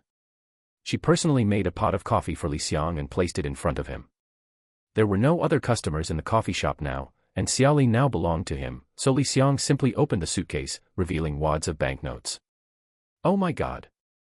Charlie covered her mouth with both hands, her pupils filled with the green color of berry banknotes, showing an expression of disbelief. "There are at least 1,000 million belly here, right?" Charlie has been running a coffee shop for so long, but she has never seen so much money. This made Li Xiang feel filled with emotion. The gap between the rich and the poor in the pirate world is also too big. In the eyes of others, Princess Odoheim can take out the money that she cannot earn in a lifetime, and this is just give Li a salary to work as a bodyguard for a period of time. Perhaps, after the membrane between men and women is broken, the two parties will become intimate. Li Xiang didn't feel embarrassed like other girls, but instead joked. "This is not 1,000 million, but 3,000 million. Charlie, do you believe it or not, this is milk powder money for you." Xia Li was not the kind of lady who showed her shyness. Instead, she glared at Li Xiang coquettishly. "You bastard, where did you get so much money? Are you going to rob a rich man?" If that's the case, you bastard, please return the money to me as soon as possible. Although we come from a bad background, we are not reduced to sneaking around. The experience of living in Fishman Street since she was a child did not make Xiaoli develop bad habits. Instead, it made her understand more, so she advised Li Xiang. This made Li Xiang feel dumbfounded. Although Xiaoli kept saying scumbag to the left and scumbag to the right, the kind of care that was like a family member made Li Xiang feel the warmth that he had not seen for a long time. Li Xiang patted Xiaoli's beautiful hand and gave him a reassuring smile. Okay, this is the reward given to me by Princess Otoheim. Princess Otoheim. Hearing Li Xiang talk about another woman, and a woman with a prominent status, Xiaoli suddenly became wary like every ordinary girl who falls in love. You bastard, the princess is very beautiful, isn't she? So. Am I as beautiful as me? Far worse than you. Then do you think, am I better looking or is she better looking? You look good. Charlie breathed a sigh of relief, with a smile in her eyes. It's almost there. After getting the answer she wanted, Xiaoli felt completely different. Although Li Xiang was the overlord at first, why didn't Xiaoli feel grateful for Li Xiang's life-saving grace, so she pledged herself to him. Li wanted to interact with the lady too little, and he didn't understand why she was asking so many questions. He took out 1,000 million berries from the suitcase and handed it to Xiaoli. You bastard, why did you give me so much money? Charlie asked doubtfully. Li Xiang smiled and said, you are my woman now. I am embarrassed to watch you suffer here alone, right? With this large sum of money, you can open a larger cafe on Mermaid Island and hire more people to help you. Charlie felt moved in her heart. Having a strong support makes a difference. Unable to help herself, she moved her lips closer to him. Don't be like this, there is still work for me to do in the bar. Maginot said with some discomfort. Let's do it tomorrow. Li Xiang said with a smile, his voice was like a devil, tempting Maginot. Isn't this bad? Maginot said timidly. There's nothing wrong with it. Li Xiang said with a smile, and the hand around Maginot's waist began to move downward. Don't, if you do this to me again, I will be happy. Maginot felt Li Xiang's movement and pressed Li Xiang's hand. Her face turned red and she reacted fiercely. I'm sorry. Li Xiang stopped moving for a moment, feeling a little embarrassed.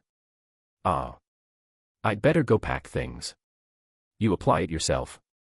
Seeing Li Xiang stop moving, Maginot immediately broke away from his embrace and hurriedly went to clean up the mess made by Li Xiang in the bar fight with Garp. Yeah. Li Xiang looked at the frightened little wine girl and suddenly became a little embarrassed. It was too hasty. I picked up the hot towel, endured the pain, pressed my left eye, rubbed it slowly, and breathed in and out slowly to regulate the blood and speed up circulation. When I took off the towel again, the wet towel was all black and red, and all the congestion was gone. He came out and his eyes returned to their original appearance. It's night, and the dark night sky is dotted with sporadic dots. Windmill Village is located in the square in the center of the village. The whole village has gathered here. Amidst the burning bonfire, you can see a big pot in the middle of the square, cooking the flowers that Li Xiang caught during the day. Spotted Leopard, the villagers sang and danced happily, laughing and singing mixed together. It was very warm to watch. This is Li Xiang's farewell party. After being informed by the village chief, the villagers already knew that Li Xiang was leaving the village tomorrow, so the villagers in the village spontaneously organized a farewell party to see Li Xiang off. That night, Li Xiang also sang and danced with the villagers, laughing heartily. For a moment, he even forgot his identity as a time traveler. What a nice village! Seeing the happy smiles of the villagers, Li Xiang murmured with a smile on his face. The next morning, on the south bank of the village, a small fishing boat prepared by the villagers was moored on the coast. As the villagers saw him off, Li Xiang boarded the boat. Goodbye, brother Li Xiang. Come back soon. Boy Li Xiang, be sure to pay attention to your safety. The village welcomes you back at any time. Brother Li Xiang, take care. The villagers headed by the village chief waved and shouted to Li Xiang on the boat. Goodbye everyone, I will definitely come back. Li Xiang also waved his arms and shouted to the villagers on the coast until the island where Windmill Village was located in his sight had turned into a small black dot. Kingdom of Goa. Known as the most beautiful country in the East China Sea and one of the countries joining the world government, the entire country consists of a large island and several small islands, located in the northern part of the East China Sea. On this day, above the Gorbo Mountain in the territory of the Kingdom of Goa, the sound of feet on the wind roared. Is this the Kingdom of Goa? It looks quite big. Suspended high in the air with the help of the moon step, Li Xiang's short black hair and clothes were constantly swaying in the strong wind. Below, a city surrounded by a huge wall was clearly visible, but on the right side outside the wall, there was a large garbage dump with charred marks. Is it the terminus of non-deterministic things? Li Xiang took out the map and looked at it, then walked towards the woods below. Roar! In the woods, a huge tiger looked at Li Xiangshu falling from the sky, and immediately raised its head and roared at Li Xiangshu vigilantly. You are so presumptuous in front of me, you are really looking for death. Li Xiang raised his right hand and shot out a purple-blue chidori that hit the giant tiger. The giant tiger roared in pain, and in the sizzling white smoke, the giant tiger directly turned into a charred corpse. Li Xiang threw the map away and walked out of Gorbo Mountain. Since the landing location was just outside the Gorbo Mountain, Li Xiang walked out of the Gorbo Mountain within a few steps and arrived at the smelly terminal of uncertainty. It smells really bad. Li Xiang frowned and pinched his nose and continued walking. Hey, look at that guy. On the garbage pile, men in shabby clothes who were rummaging through the garbage pile saw Li Xiang. They immediately looked at each other and surrounded him with malicious smiles. Hey! Boy, stop. A big man with messy hair stood in front of Li Xiang and sneered, do you know where this place is? Uncertainty Terminal, I don't think I've seen you before. Li Xiang stopped, looked at the 6 homeless people surrounding him, frowned, and muttered, what the hell is this country? It's so chaotic outside the country. Hey! Boy, what are you talking to yourself about? We won't make it difficult for you, just hand over all the money and let you leave. The homeless man on Li Xiang's right smiled ferociously, looking at Li Xiang with greed in his eyes. Li Xiang sighed and said as if talking to himself, this country is really terrible, but for the sake of ordinary people, I will spare your lives. After saying that, Li Xiang passed by one of the homeless people and continued walking forward. The 6 homeless people were stunned for a moment, and then they immediately came to their senses. Boy, are you looking for death? One of the tall homeless men suddenly became furious, turned around and wanted to arrest Li Xiang. However, before he could make any move, the dark aura of despair burst out from Li Xiang's body. In an instant, the 6 tramps froze, looking horrified, seeing the horrific fantasy. A black cavity suddenly opened behind them, and a huge hand stretched out from it. Ah! Monster! Help! No! No! Hearing the frightened screams from behind, Li Xiang shook his head helplessly, clenched his fists and said helplessly, in the corners of this world, there is unparalleled filth and darkness lurking. As he spoke, Li Xiang walked through the uncertainty terminal and came to the tall city wall. He paused and walked in. The entire capital city of the Kingdom of Goa is surrounded by a huge wall. The only entrance and exit is the gate at the terminal of the uncertainty. Entering the gate is Duan Town, where hooligans and vagrants gather. Dirty chaos and violence have no place here. No, walking further in is a relatively clean and tidy street. Here is the central street where civilians live. After the central street, there is a huge wall. Within the wall, there is Gao Town where the nobles live and the royal family lives. Of the royal palace. Walking into Duan Town from the gate of the uncertainty terminal, Li Xiang thought for a moment, and the whole picture of the Kingdom of Goa suddenly came into his eyes. Nice. For Li Xiang, who had only seen the small village of Windmill Village in the past few days, the capital of the Kingdom of Goa still surprised him. It was unimaginable that a country in the East China Sea could be so prosperous. There were a few guards at the entrance of Duan Town, but after taking a look at Li Xiang, there was no reaction. After Li Xiang looked at the towering palace in the distance for a few times, he smiled softly and continued walking into Duan Town. In Duan Town, sewage and garbage can be seen on the streets from time to time. Tramps and hooligans in ordinary clothes are shuttled among them, with their eyes rolling around. Occasionally, when they see a carriage loaded with goods heading out of the city, they suddenly become agitated. His eyes lit up. It's a garbage truck. Quick! We must not let those people outside take away all the good things this time. That's right. Follow me quickly. The tramps and hooligans discussed in low voices in groups, and then followed them one by one. Li Xiang frowned when he saw the oncoming garbage truck and the group of hooligans and homeless people following behind. He didn't know much about the Goa Kingdom.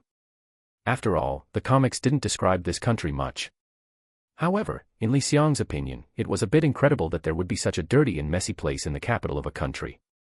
It seems like there is something wrong with this country. Li Xiang murmured to himself, walked straight through Duan Town without stopping, and came to Central Street, which was very neat and clean compared to Duan Town. There are houses of different heights, clean streets lined with shops and stalls, and civilians who are not gorgeously dressed but are very clean coming and going on the streets. Compared with the dirty and messy Duan Town, it is a huge difference. Different places. And at this time. New World, Garo Island. In a 2-story building that looks very ordinary. Notify me, and do my best to search for Li Xiang's traces. Once you find the target, report it to me immediately. Yes, Captain Marco. In the spacious hall, several intelligence officers nodded in agreement. Damn it, that lunatic Kaido came to challenge Dad at this time. Marco frowned tightly, staring at a wanted list in his hand with murderous intent. Looking at the young figure in the photo, he clenched his fist tightly and balled it up. Kill that guy skewered. No matter where you go on the sea, you will only die. Merlin Ford, Naval Headquarters. What did you say? Did that Whitebeard guy fight with Kaido?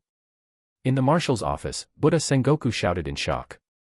Yes, Marshal, this is urgent information from the naval surveillance ship we sent out to monitor the Whitebeard pirates' every move. That lunatic Kaido of the 100 Beasts has gone to challenge Whitebeard again. Lieutenant General He on the side looked calm and indifferent, as if he was not too surprised by the news. Apparently, this is not the first time the Navy has received news of the battle between Kaido the Beast and Edward Newgate the Whitebeard. Marshal, should we? Don't act rashly for the time being. That guy with white beard will not easily give others an opportunity, especially for the Navy, an old opponent. He must be on guard. Buddha's warring states directly rejected the suggestion from the phone bug. The status of the 4 emperors in the New World is as unshakable as that of a monarch. Although there is friction with each other, there is almost no all-out war. Everyone knows that annihilating the 4 pirate emperors of the New World is equivalent to wiping out most of the pirates. Once the threat and containment of the 4 emperors are lost, the Revolutionary Army, which has made the world government feel a great threat, will be unable to support itself. The world government, which will then have most of its forces free, will only be able to find the headquarters of the Revolutionary Army and eliminate it. A matter of time. At that time, the status of the world government will once again be as unshakable as it was hundreds of years ago. But just because you want it, doesn't mean you can do it. Even the world government, which controls most of the world, does not dare to despise the power of the 4 emperors. In order to contain the 4 emperors and prevent their power from continuing to expand, organizations such as the King's Shichibukai were established. Otherwise, according to the strength of the world government, it would have sent a large number of troops into the New World to annihilate the 4 emperors. If it were another young Kobe or the red-haired Shanks fighting Whitebeard, Sengoku would definitely be very happy and even want to watch from the other side. When 2 tigers fight, one of them will be injured, and it may even be a loss for both. In this way, the Navy may have an opportunity to break the deadlock in the New World. But Kaido of all beasts is completely alien. That guy always challenges Whitebeard alone, instead of leading his pirates to fight him in an all-out war. Even if he loses to Whitebeard, the pattern of the New World will still not change, otherwise the Warring States period will not so helpless. For this man who has been caught by the Navy many times. Even if he is hanged, the chain will be broken. Even if he is put on the guillotine will be smashed. Even if he is stabbed with a spear, the spear will break. No matter what, it is difficult to kill him. The dead monster gave Sengoku a huge headache. Can't be killed, can't be trapped. It wasn't just the Sengoku who felt so helpless, even Whitebeard felt the same. He has defeated Kaido the Beast many times, but even with the power of shock, he still has difficulty killing him. If you want to capture the immortal beast Kaido, you can only exhaust his physical strength, but even then, in the face of that powerful physique and terrifying recovery ability, you still can't kill him. The Navy even tried every possible means to pry open Kaido's mouth and forcefully feed him 2 devil fruits, but they couldn't use the repulsive effect of the devil fruits to explode them. Even if he is physically exhausted or even faints, Kaido's instinctive consciousness will still resist any external force. His amazing bite force makes it impossible to even pry open his teeth. Whitebeard is known as the strongest man in the world, so his strength goes without saying. He has defeated Kaido many times with overwhelming strength and captured him, but he did not suffer any serious damage. Moreover, the forces under Whitebeard's command are not just decorations. If the Navy makes a big move, it will still be unable to hide it from the other party. How can it be so easy to reap the benefits? Even if they really send out a large number of troops, by the time the Navy arrives on the battlefield, the battle between the two sides may have ended long ago. As an old rival, Warring States knew very well that with Whitebeard's cunningness, he would not give the Navy any chance to take advantage of it, and he might even take the opportunity to defeat the Navy. The most feared thing about Whitebeard Edward Newgate, besides his Yonko-level strength, is his terrifying ability that can shake the sea, trigger tsunamis, and destroy almost everything. Unless he himself was seriously injured, or was confined to a small island, unable to use the power of the earthquake fruit arbitrarily, even if the Navy dispatched more troops to encircle and suppress it, it might not be effective, and it might even lead to a major defeat. Returned with heavy losses. No matter how many troops there are, no matter how many warships there are, no matter how many strong men there are, when a tsunami comes down, how many will be left? This is the harsh reality. Even though Admiral Akiji's frozen fruit ability had frozen the sea in advance, the unstoppable strong earthquake alone was enough to cause heavy losses to the Navy. This is the terrifying thing about Whitebeard Edward Newgate. At his peak, even the world government was unwilling to provoke him. The strongest man in the world, this title was not given by Whitebeard himself. Even the Navy, as the enemy, had to admit that Whitebeard was indeed qualified to hold this title. Pay close attention to changes in the battle situation. If there are any new situations, report them immediately. In addition, notify the 3 generals and other senior generals who have no missions to be on standby at any time. Even if he doesn't have high hopes, Buddha's Warring States period still retains a trace of luck in his heart. After all, nothing is absolute. If something unexpected happens, Whitebeard and Beast Kaido really fight to the death, but the Navy is unprepared and misses the best opportunity. That is definitely his dereliction of duty as a marshal.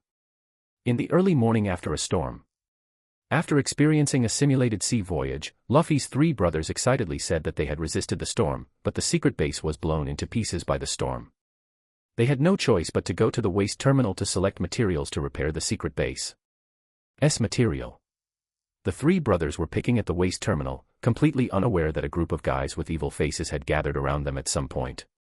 Soon, Sabo was surrounded. A dramatic scene happened. The people surrounding them were none other than the Blue Gem Pirates, who had a long-standing grudge against them. Seeing this, Luffy and Ace quickly stepped forward to support. After months of training, the Blue Gem Pirates, who were previously unreachable, are no longer an insurmountable opponent. The 3 brothers worked together and quickly defeated all the Blue Gem Pirates. But before the 3 brothers could be proud, Blue Gem took out a commander from his arms and immediately told the 3 brothers to crawl on the ground and not dare to act rashly. As the saying goes, no matter how good your kung fu is, you can still use guns. The 3 brothers are far from being strong enough to ignore guns. But just relying on Blue Gem alone, even if he was holding a gun, the 3 brothers were not afraid. At least Luffy had already eaten the rubber fruit and had the ability to withstand bullets. Although Luffy is a crybaby now, if it really comes down to a life and death duel, Luffy can still resist. However, Blue Gem is not alone. Just when the 3 brothers were about to fight to the death, the sound of neat footsteps suddenly came over. Yo! You're finally here. The time is just right. Master, I didn't hurt the young master at all. Blue Gem chuckled and put the gun back. But the 3 brothers looked stiff. Sob, in particular, looked at the latecomers in disbelief. I saw that this was a group of heavily armed soldiers who were as strong as biochemical infantry. Everyone held a rifle in their hands. In front of them, a middle-aged nobleman in luxurious clothes had a look of helplessness on his face. It's Sabo's father. The top nobleman of Goa Kingdom who was born in Gaojian. There is no need to mention anything that follows. The members of the Blue Gem Pirates who have recovered, coupled with the professional army of Gaojian and the suppression of Sabo's father's identity. The 3 brothers have no power to resist at all. They were all subdued directly. Let me go. Let me go. Sabo, Luffy struggled hard, but was choked by someone, and his strength was useless. Now the lives of your fellow pirates are in my hands. What will happen to them depends entirely on your decision. Sabo's father looked at Sabo, with a faint threat in his calm tone. Sob. No. Ace was shocked and wanted to stop him. But the situation was like this. In order to allow his father to save the lives of Ace and Luffy, Sabo could only promise to obey his words in the future and give up any thoughts he shouldn't have. In that case, I'll leave those brats to you.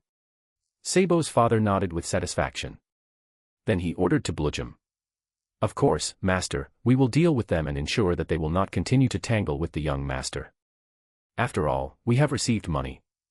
Blue Gem laughed. That's good. He glanced at Blue Gem. Sabo's father waved his hands in disgust, and 2 soldiers immediately stepped forward to restrain Sabo, and then returned to the town. Luffy burst into tears. But it was of no use, as they were not strong enough to make any resistance at all. Sabo returned to Hightown. Luffy and Ace were captured by Blue Gem and his gang. In Blue Gem's hiding place, Blue Gem advised Luffy and Ace to give up the boring idea of becoming brothers with the noble young master. The nobles in Gao Town are all the same. He is only with you for the sense of superiority. They will not treat us guys outside Gao Town as human beings. Blue Gem sat down. On the chair, he said nonchalantly. You're talking nonsense. Sabo wouldn't think that way. Luffy retorted loudly. I know the behavior of nobles better than any of you. Blue Gem said, then turned his head and looked at Ace, who said nothing. How about it? We used to have grudges, Bergem. I can let things go, after all, I like stronger ones. If you are really doing good for that noble young master, you should know that you should stay away from him. After all, compared to becoming a gangster or a pirate, becoming a noble is the real happiness. When you grow up, you will understand at this point. Of course, if you are still stubborn, then I have no choice but to deal with you here. Talking. The pirates in the entire hiding place all showed cruel smiles. Luffy still wanted to retort. But at this moment, Ace suddenly said, I know. Ace. Luffy looked at Ace in unison. There's nothing we can do about it. Ace said expressionlessly, we really don't know what happiness is for Sabo. A reasonable choice. Blue Gem laughed. The true face has been revealed, and the other party keeps getting closer. He can't leave to confirm the authenticity of the other party's words. Even if it is to delay time, look for opportunities to escape, or believe in the dignity of the other party as a strongman, Long intends to just listen. Then the so-called transaction. Tell me and listen. Long said coldly, with a stern face, and it was hard to tell what he was thinking. Despite this, his body still did not stop moving, keeping vigilance and precautions against Li Xiang. I have already dealt with those clowns. Luffy and others can handle the rest of the trivial matters. The plan to eliminate the garbage mountain is doomed to fail. Li Xiang smiled, approached again, and then continued.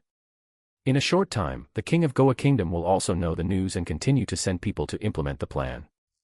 I will stay here for a while and continue to stop them. Then, is the most critical part.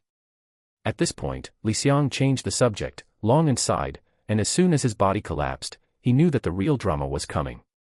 The proud Tianlong people will not tolerate the filth in front of them, and they will definitely remove the kingdom of Goa. By then, their kingdom will be just a place with a false name. In addition, I am the leader of the Shichibukai, and the navy will not. We will come to help, and the rest will be left to you. Sure enough, the men in front of me is the men who recently ascended to the top of the Shichibukai. After finally holding back his exclamation, Long secretly praised himself. He was glad that he was extremely cautious and did not act rashly. He was able to snatch the head of the Shichibukai, and the people who provoked the Whitebeard pirates were not far behind. You mean to ask me to overthrow this country, but I don't have the power? No, it's not necessary. I also know that you don't have the power now. You only need to take away those who still have hope. For the rest, you will corrupt them and plant your seeds in the kingdom of Goa until the chaos breaks out. When the time comes, I will bring people to deal with it and turn this place into the first in the world to belong only to me or the headquarters of the inspection agency that the Lord Tianlong behind me will establish. It's such a big tone that he wants to threaten a country and become the base camp of that inspection agency, but it's not impossible. As a child of Garp and a former senior Navy general, Long had heard of the Celestial Dragon meeting held not long ago, and knew that the power of this so-called inspection agency was extremely huge. Although it was not as powerful as the 5 old stars, if it were added to the head of the Shichibukai with the support, it may be possible to reorganize the kingdom of Goa into a huge departmental headquarters in the future. Thinking of this, Long couldn't help but look at Li Xiang in front of him again, extremely curious as to what kind of energy this person had and what the connection was, so that he could actually use the terrifying government power. Long's expression suddenly changed. Smart people think more and carefully. Because of this, they felt that they were caught in a big net without knowing it. Moreover, how did the other party know his whereabouts? Even the Demon King Ivan and the Tyrant Bear don't know his whereabouts. The man in front of him knew his whereabouts, but did not bring about a naval encirclement and suppression. He didn't need to know the reason, and he didn't need to know what the relationship between the man and a certain Tianlong was. Long then chose to believe the mysterious person in front of him for the time being.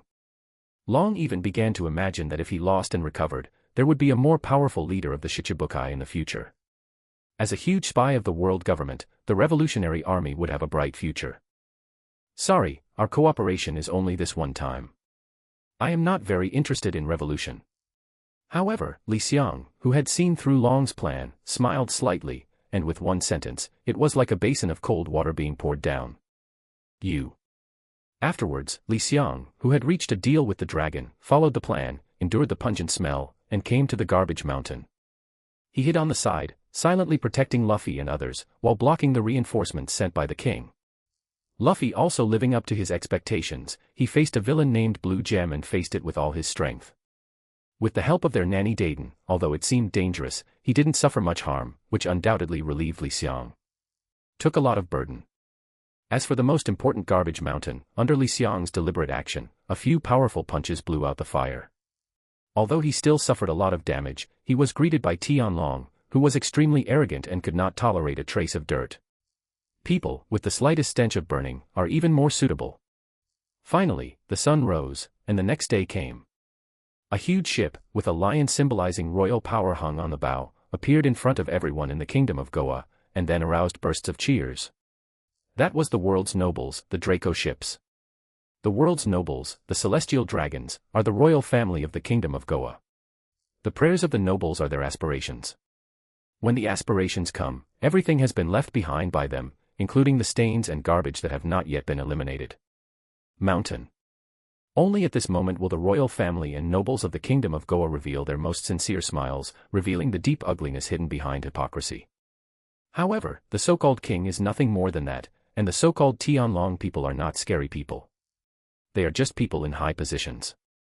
They have no expectations for some things that will come, let alone any thoughts. However, the civilians below may have thoughts of resistance. There are some things that even though they have the means to change, they have no power to stop them. That is the cooperation between Li Xiang, the leader of the newly established Shichibukai, and Monkey D. Long, the leader of the future Revolutionary Army. Boom. Even though the king of the kingdom of Goa greeted the celestial dragons with a smile when they arrived, and even carefully chose to retreat from the garbage mountain that had not been destroyed, and led the celestial dragons directly into the inner city of Gao Town, he still could not change his fate. Play tricks and change Li Xiang and Long's plans. Just hearing the sound of huge cannons, the Revolutionary Army under Long took action, and then the sky was filled with garbage, falling from the sky and falling into the inner city one after another. Even though the king could not lead the noble Tianlong people to the outer city, it did not mean that the outer city nor will I extend the warmest welcome to the noble Tianlong people. Garbage all over the sky keeps falling with loud noises. Some of the garbage in the garbage mountain is the inventory accumulated by the kingdom of Goa for many years. Some of it falls on the clean palace, some on the clean streets, some on the heads of noble kings, and even nobles. The nobles of the world, the celestial dragons. Li Xiang looked at everything in front of him with a smile, looked at the furious Tianlong people, looked at the desperate king, looked at the frightened nobles. The fate of the kingdom of Goa, in this world with extremely deep-rooted classes, was like this. It was easily decided by the Tianlong people. Having lost the name of the country, their identity, and the royal family that has lost the support of the common people, what are the nobles? Without the most basic ability to survive, and without even the slightest respect and gratitude for others, they are nothing. After the name of the country disappeared with the roar of the Tianlong people, the kingdom of Goa was in name only. It is precisely because the Tianlong people are the nobles of the world that no one dares to confront them, so even if they are kings, they are still. I can only bid farewell to the king's identity sadly, put down the crown on my head, take off the name of the kingdom, rely on the only nobles around me, continue to gather, misappropriate the assets accumulated over the years of exploitation, and continue to support the previous king's army. Barely maintaining this small group. But it is also because of this reason that the kingdom of Goa has become more narrow-minded and class-oriented as time goes by, and has even begun to plunder the already groveling civilians. However, everything is not over yet. Li Xiang's work is over, but the leader of the Revolutionary Army, Long's work has just begun. A dozen mysterious men in cloaks gradually sneaked into the kingdom of Goa, entered the border town, entered the central street, entered the high town, and began to plant seeds. Money will one day be spent. Before it is spent, it needs the protection of the law, the protection of the world, and the protection of the world government. No matter how prosperous the kingdom is, it still needs the protection of the world government. A kingdom without the protection of the world government will only become the target of pirates in the future. Even in this weakest East China Sea, the strength of pirates is negligible, but for this being for the kingdom, royal family, and nobles who have been deprived of their titles, it is still a nightmare for ordinary people.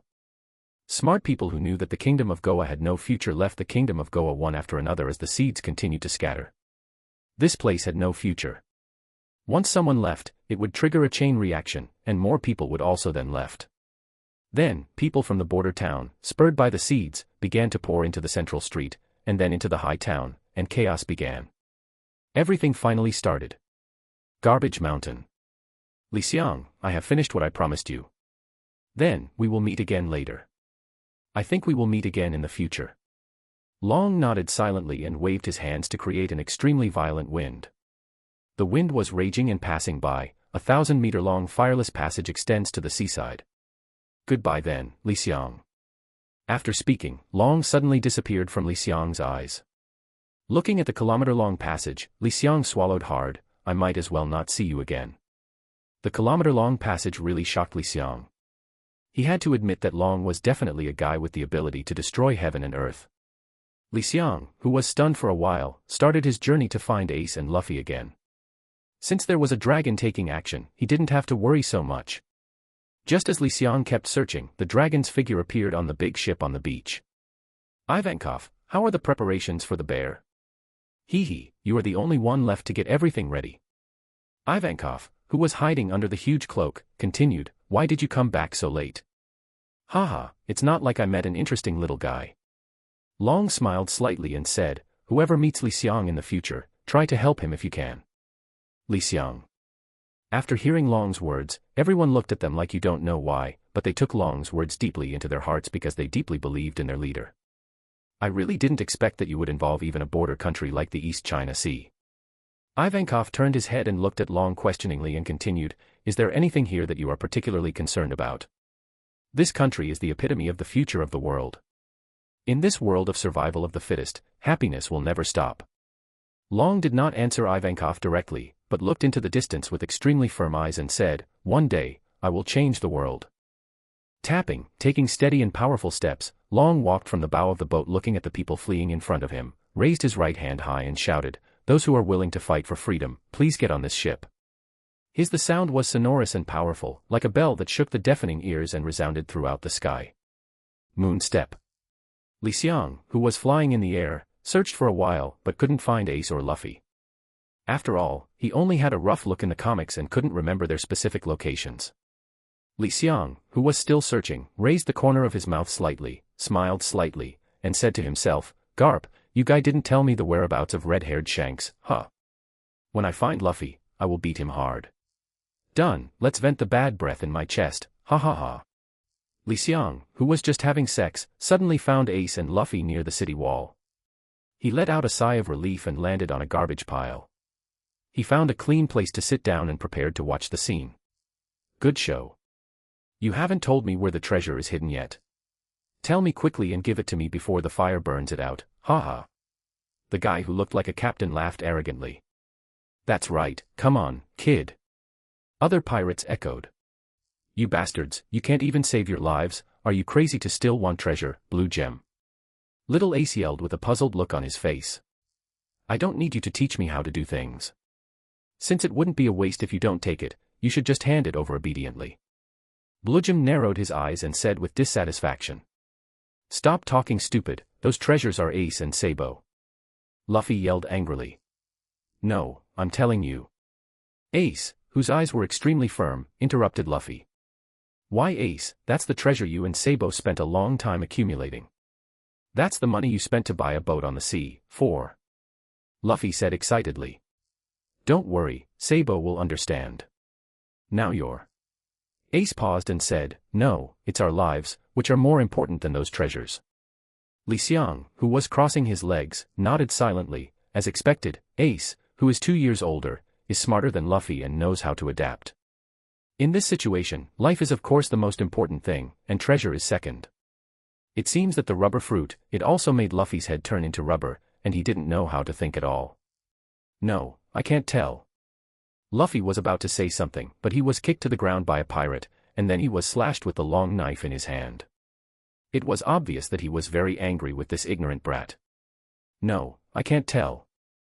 Luffy was about to say something, but he was kicked to the ground by a pirate, and then he was slashed with the long knife in his hand.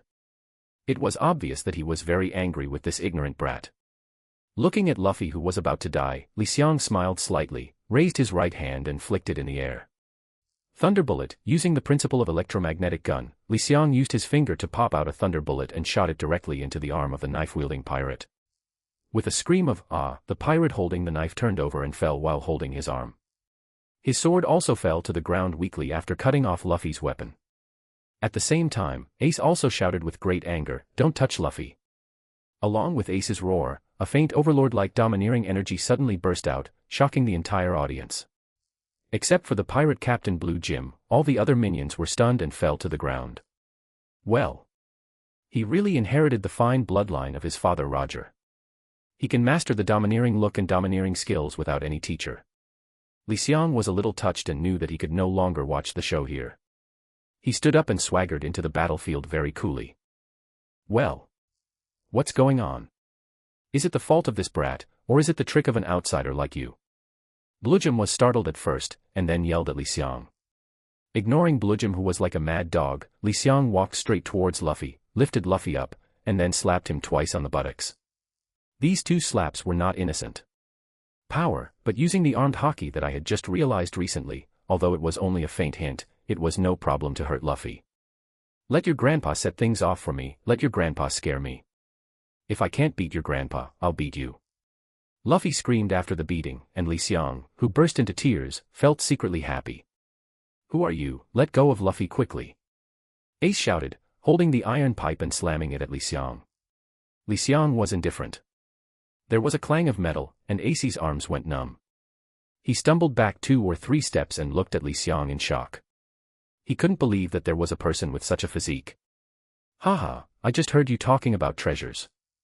I'm sorry, I'm a little tight lately. Give me the treasures, and I'll help you deal with this mad dog and make sure you leave here safely. Holding a hand, he paved the way. Fei, Li Xiang showed an angelic smile and said to Ace. Why should I believe you? Ace was obviously a little strange, knowing that the Li Xiang in front of him was not a simple figure. Because I'm a good person. Li Xiang replied lightly, and then hit Luffy's little head hard. Your name is Luffy, right? You're such a crybaby. I'm very embarrassed for your grandfather. Lieutenant General Garp's face. Yeah. You know my grandpa. Luffy wiped away tears while holding his head, raised his little face and looked at Li Xiang and said doubtfully.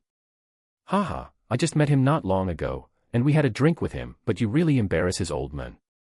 Li Xiang smiled and played Luffy again, feeling very relieved. He casually threw him to Ace and said, how about I trade your treasures for your lives? Okay, although I don't like you very much, but if you can guarantee our safety, those treasures will be yours. Ace, with a stubborn look on his face, quickly caught Luffy as he flew by. Okay, we have an agreement. Li Xiang chuckled and said, now I will get rid of this wild dog that has been clamoring for a long time. You bastard, since you dare to rob me of my business, I think you don't want to live anymore. I am the captain of the Blue Gem Pirates who has a bounty of 900 million Baileys, Lord Blue Gem. Blue Gem bared his teeth at the side. He shouted, then raised his pistol high and aimed at Li Xiang, firing several shots in a row. You guys also have a bounty. Very good, it seems that I have an income. He laughed loudly and disappeared in front of Blue Gem's eyes. Shave. Finger gun. Li Xiang, who suddenly appeared in front of Blue Gem, inserted his fingers firmly into his heart and smiled coldly. Since you hit me with a gun, I'm sorry, you have to pay the corresponding price. I will take your head. After saying that, he pulled his hand out of Blue Gem's chest, and then grabbed the long knife in his hand.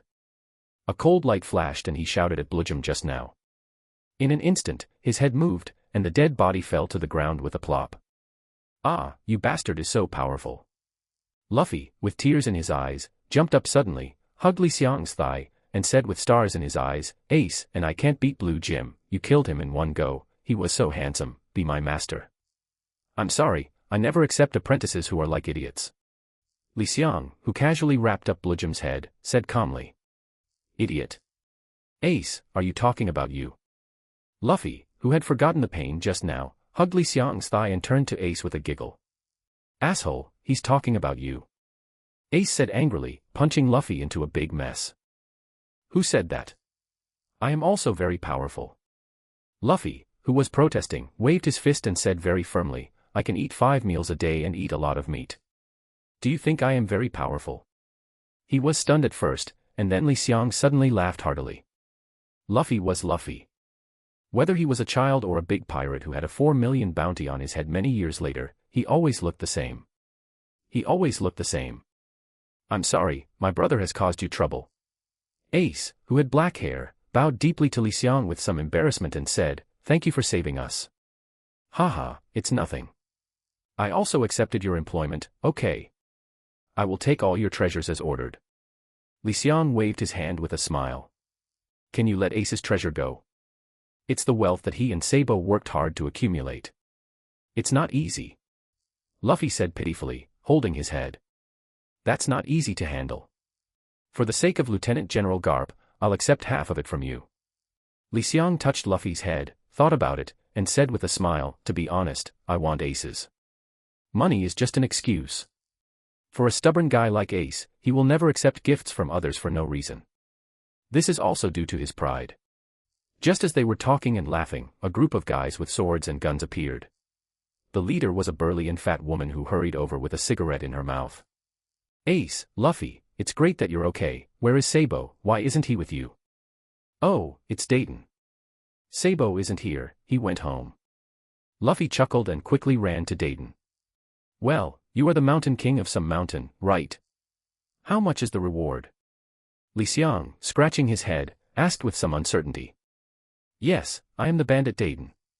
Due to some strange combination of circumstances, I became their nanny. The bounty is 500 million belly.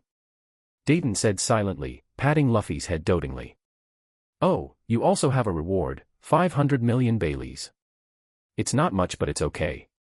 Mosquito legs are still meat even when they are small. Li Xiang, who was leading the head in one hand, chuckled. As soon as his words fell, the whole body the atmosphere in the air was condensed, and the smell of gunpowder continued to fill the air. Wait a minute, Master, Dayton is a good person. Can you not take action? Luffy turned his head and bared his teeth in a silly smile. You bastard, whoever agreed to be your master, please stop talking nonsense. Li Xiang shouted angrily, scratching his head. Haha, Dayton, my master is very powerful. He killed Blue Jam, the captain of the Blue Sauce Pirates, with one move. Luffy, who didn't listen to Li Xiang's words at all, spoke vividly. Li Xiang, who really couldn't do anything about Luffy, shook his head and sighed, forget it, you all can go. Remember not to show up here or in the city for a week. Why? Everyone asked in doubt. In response, Li Xiang just smiled mysteriously and said nothing. The New World, in a certain sea area. Boom. The island shook and smoke filled the sky. The sky appeared to be broken, as if it was split in half, as if the end of the world was approaching, which was frightening. Even the sea was shaken by this terrifying blow and set off waves of huge waves, hitting them in all directions. In the sea, several pirate ships were shaking and rattling. The strong airflow still almost blew away the crew members who had already prepared for the situation, pulling them together in groups, or clinging to the guardrails, masts, and other ship structures. This astonishing scene, even though it had happened many times in the past few days, still made everyone in the Whitebeard pirates, who were always paying attention to the battle in the sea, feel excited and shocked. The earth is broken, and large areas of forest have long been reduced to ruins. If you look down from a high altitude, you will find that the broken ground is covered with huge crisscrossing cracks. The scene is full of shock and visual impact. Some of the large cracks were several miles long and dozens or even hundreds of meters wide. They were bottomless and horrifyingly exaggerated. The entire island was almost destroyed. The 5-day battle between the 4 emperors finally came to an end. Whoosh! White-bearded Edward Newgate stood with a knife in his hand, his forehead covered with fine sweat, his strong chest rising and falling, and he was panting. The fierce battles and high-intensity consumption also made it difficult for him, whose body had begun to decline in the past few years. Kaido, the beast, had already fainted due to exhaustion. Originally, a strongman like him would not faint even if he was exhausted. This is more like an instinctive self-protection caused by his physical condition reaching a certain critical point. At this moment, there were two more intertwined hideous scars on his body that was full of wild power. Although due to his amazing recovery ability, the wounds had long since healed and stopped bleeding, the two scary-looking wounds remained on his body permanently, which was extremely scary. Although he had lost against Whitebeard in the past, it was far less miserable than this time. Whitebeard left a permanent mark on him. Because this time is different from before. Whitebeard Edward Newgate was in anger because of Skyard's death, but Kaido of the Beasts bumped into him at this moment, and Whitebeard, who had nowhere to vent his anger, used him as a punching bag to vent his anger. What a monster. I attacked him with all my strength and managed to leave such two wounds on his body. Whitebeard couldn't help but sigh as he looked at Kaido, who was lying on the ground and unknown to him. There was a hint of envy in his tone. His own family knows his own affairs, others don't know, but he himself is very aware of his current situation. The power of the Jinjin fruit made him successful, but it also seriously affected his body. He had never noticed it when he was young, but in recent years, his rapid decline in physical strength and the onset of hidden injuries have made him deeply aware of the fatal flaw of the Jinjin fruit. Others don't know this. Dad. A big bird bathed in blue flames appeared from the sky and flew over quickly. The challenge from Kaido of the Beasts made Marco, who was a little worried about something unexpected, have to temporarily give up the pursuit of the Thunder Controller and rush back early. The other captains didn't know that their father's health was declining. How could Marco, the captain of the first team who had followed Whitebeard the longest, not know? Otherwise, with Whitebeard's peak combat power, he would not be too worried even if the Navy came to encircle and suppress him. Marco, why are you back? Seeing Marco coming, Whitebeard couldn't help but asked in surprise. You know, he had previously asked Marco to be responsible for hunting down the Thunder Kid who dared to kill his white-bearded son, Skyard. In just 5 days, Marco should not have found the kid so quickly, killed him and rushed back. Marco shook his head and said, that guy is too cunning. Not only did he play a trick on us and make us miss, but no one has found any trace of him until now. There are several must-pass routes near Garo Island. I have sent people to investigate carefully, but there is no news about him. Hearing this, Whitebeard frowned slightly, and then said calmly, come down and give the order, no matter the cost, we must do our best to find the hiding place of the kid. I don't believe that such a person is buried in the sea. The calm tone was full of murderous intent and had a domineering air that could not be rejected. I know, Dad. Marco nodded, he knew exactly what kind of person his dad was. I value family ties very much. In the Whitebeard Pirates, all the crew members are Whitebeard's sons. You can act recklessly, you can burn, kill, and loot, but you must never take action against your companions. This is the only iron rule that all the crew members on board the Whitebeard Pirates know and cannot break. At the same time, once any of his sons is killed, no matter right or wrong, it will arouse Whitebeard's boundless anger. Dad, what should I do about Kaido? Before this guy wakes up, throw him into the depths of the sea. You can't kill him anyway, so you won't waste your efforts. Li Xiang broke out in a cold sweat. Just now, if his speed had been slower, he might have died by now. The feeling of death standing right in front of you is terrifying. Even if he was treated with inexplicable hostility by Bao Zong, he was actually almost killed by him. Li Xiang felt a blockage in his heart, as if a huge stone was pressing on his chest, and he couldn't help but feel unhappy. A sudden anger arises spontaneously. This is an unforeseen disaster. If you die, you will really die, and there will be no chance of time travel again. Li wants to be a fishman in this life, with a Krypton Gold Mall to exist. He can become stronger by spending Krypton Gold. He has many things he wants to do. Once he dies, everything will be over. Li Xiang looked at Bao Zong's drunken face and felt it was particularly annoying. Li Xiang doesn't have as many worries as Willy. If someone wants to kill him, why should he stay there without resisting? Li Xiang's eyes were like spitting fire, he raised his hand, a cold aura filled the air, pointed the ice sword at Bao Zong, and murderous intent burst out in his eyes. Die. There was not much space in the tavern, and the distance between the two sides was only about 3 meters. Li Xiang raised his sword and in the blink of an eye, with a slash of the sword, the sharp sword light came to Bao Zong. It's a long story, but it happened in a matter of seconds, and even Willy and Geo didn't react. Especially Willy, his eyes widened. He didn't expect Li Xiang to be so bold and dare to attack Bao Zong. That was a famous hired killer in Fishman Street. Even he had to treat him politely for fear of offending this guy.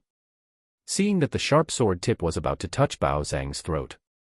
However, Bao Zhang smiled contemptuously at the corner of his mouth. He had already expected it, leaning back slightly at a 45-degree angle, and easily avoided Li Xiang's sword edge. The ice sword was so sharp that it only had time to cut off a lock of Leopard Zhang's hair. Scattered broken hair fell from the sky. At this moment, Bao Zhang swung up the wine bottle he was holding in his left hand. Boom. I don't know what kind of material this wine bottle is made of, but it is extremely thick. It collided with Li Xiang's ice sword, making a dull impact sound, but it was not damaged at all. All of a sudden, Li Xiang's ice sword was knocked away. At this moment, Li Xiang felt his right hand tremble, and a tremor came from his palm, which almost made him let go and take off his sword. Leopard Zhang is worthy of being the #1 swordsman on Fishman Island. Even though he has not yet reached his peak state more than 10 years later, his attainments in swordsmanship are enough to crush Li Xiang. A playful look flashed in Bao Zhang's eyes, and he took the opportunity to bully him. No matter how strong your swordsmanship is, it's nothing more than that. For this three-legged cat trick, just disappear for me. Bao Zhang laughed wildly, holding the knife in his right hand, and was about to cut off Li Xiang's head. Enough. Without warning, a loud shout suddenly sounded, causing Li Xiang's ears to hurt. It's too late, but it's soon. Just when Bao Zhang's knife was placed at Li Xiang's throat, a steady and strong hand grabbed Bao Zhang's wrist tightly, stopping him from moving forward like it was made of iron. Bao Zhang moved with all his strength, only to find that his right hand was not moving at all. He couldn't help but turn his head to look at Willie, exhaling the smell of alcohol, and said, "Willie, why are you stopping me?" Willie's eyes flickered, his mouth opened wide, and his seemingly honest face actually gave people a ferocious feeling at this moment. "I said, Bao Zhang, why did I stop you? But you have to see what the hell you are doing." At this moment. Although the battle between Li Xiang and Bao Zhang was very brief, the noise was very loud and had already attracted the attention of other Murlocs in the tavern. Everyone stopped what they were doing and waited for things to develop. As the evil dragon's mortal enemy, Willie is naturally aware of this. He has always coveted the position of the boss of Fishman Street. Isn't this the best time for him to win over people's hearts?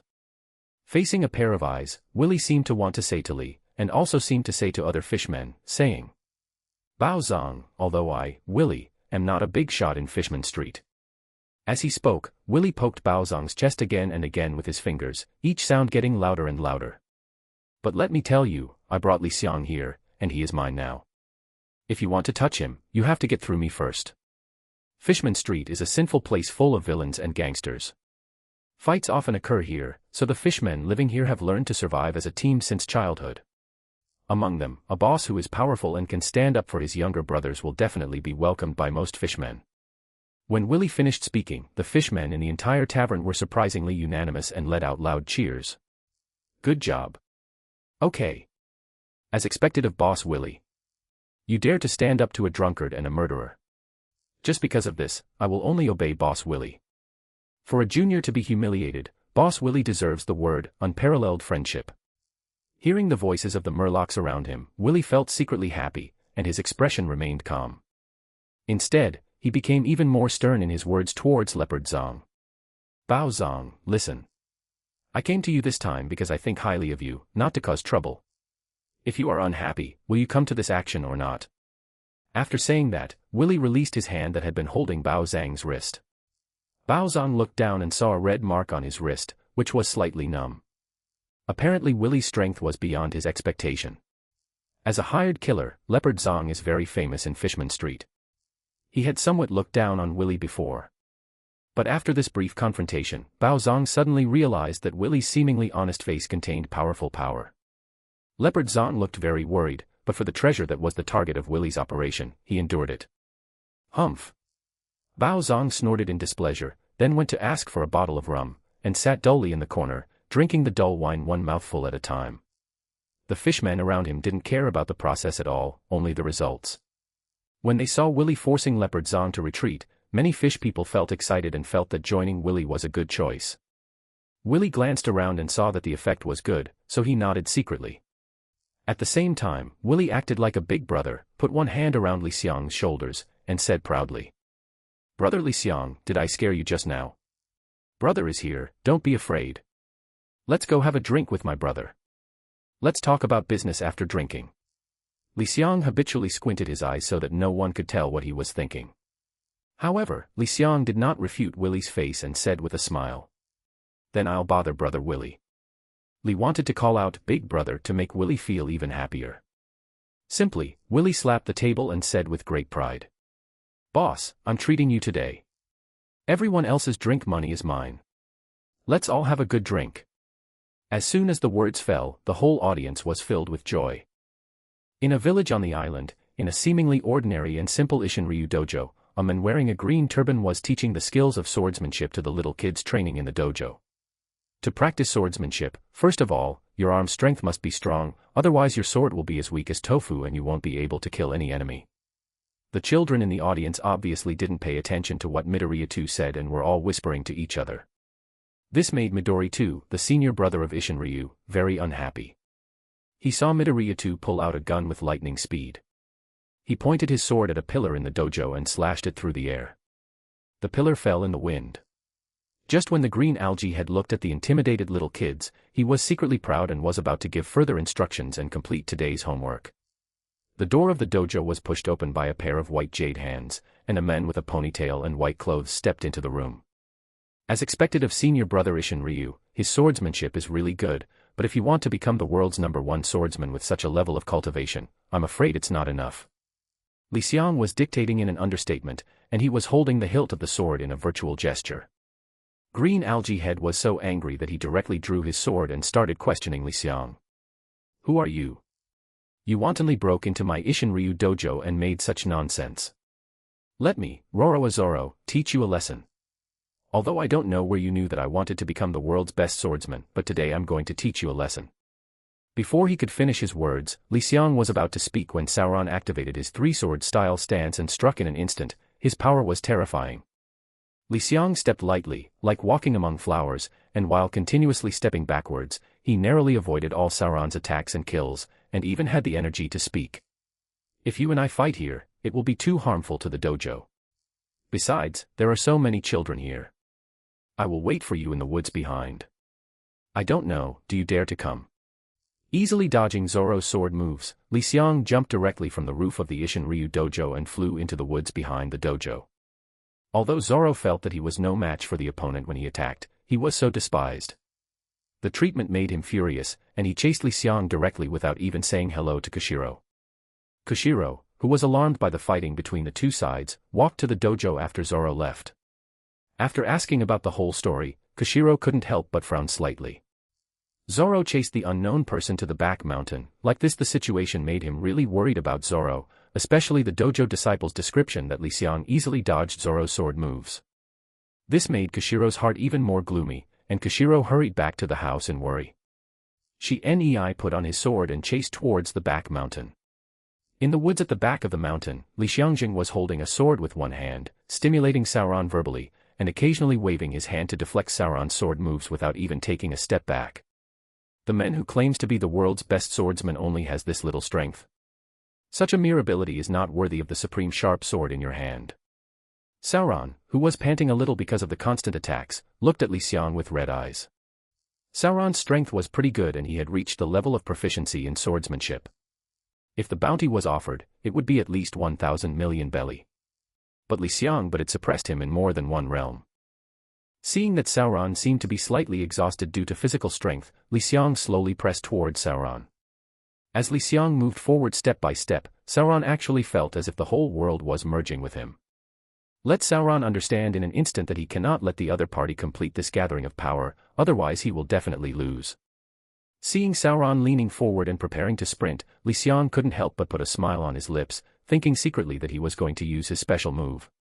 He didn't know what would happen if he defeated you in this state. Zoro, who was holding two swords and holding a knife in his mouth, instantly broke out, Ghost Slash. Li Xiang instantly drew his sword, thrust it out and pressed towards Sauron as if the world was falling. Sauron's eyes were red during the high-speed charge, and the two sides collided fiercely. Li Xiang stabbed the intersection of Sauron's three knives with one knife, and then struck again after accumulating strength. Coupled with the cultivation level of more than an entire realm, Sauron was directly knocked away dozens of meters away, and he was hit all the way. Countless towering trees fell down. Li Xiang sheathed his sword, and in a flash, his figure appeared near Sauron. Li Xiang stepped forward and was about to help Sauron up and pull him out of the messy bushes. Snapped. It's a pity that Sauron is an arrogant person and just slapped away Li Xiang's outstretched palm. Zoro struggled to stand up, his fighting spirit unabated in his eyes, and he stubbornly assumed a sword-style stance. Except for Dao Yumanji, the other two ordinary knives had been broken in the previous fight. Looking at Sauron gritting his teeth and standing up, Li Xiang licked the corner of his mouth. In his past life, he had never met someone with such high fighting spirit. He suddenly felt that his failure to try his best before was disrespectful to the men in front of him. Be careful, young swordsman. I didn't respect you for not fighting you with all my strength before. I will strike with all my strength next. Looking at Li Xiang, Sauron spit out a mouthful of blood and said disdainfully, "Come on, how can a swordsman be afraid of a powerful enemy?" Looking at Zoro facing him in a defensive posture with the sword, Li Xiang held the sword with both hands. In an instant, the sword energy and the Zanpakuto merged together. The Zanpakuto Hyarinmura bloomed with endless brilliance as if it were alive. With Li, an invisible hurricane was set off within 10 meters of Xiang and the Zanpakuto. This happened in just an instant. From the moment Li Xiang held the sword with both hands until the invisible hurricane enveloped him, it didn't take 0.1 seconds. Kushiro, who finally caught up, only had time to see the world-destroying sword stabbing Zoro with an endless hurricane. Then a rumble was heard, and the landscape of dozens of meters around was changed by this blow, with towering trees lying across the sky. Chen, a chasm opened in the earth, and the place where Sauron was filled with dust and dust. It was impossible to see whether Sauron was alive. Kushiro, who was blocked by the power of the blow, rushed towards Zoro desperately after the attack that destroyed the world. A huge crater had been formed where Zoro originally stood, and Zoro was lying in the crater. With his life and death unknown, Kushiro threw himself beside Zoro with great grief and anger.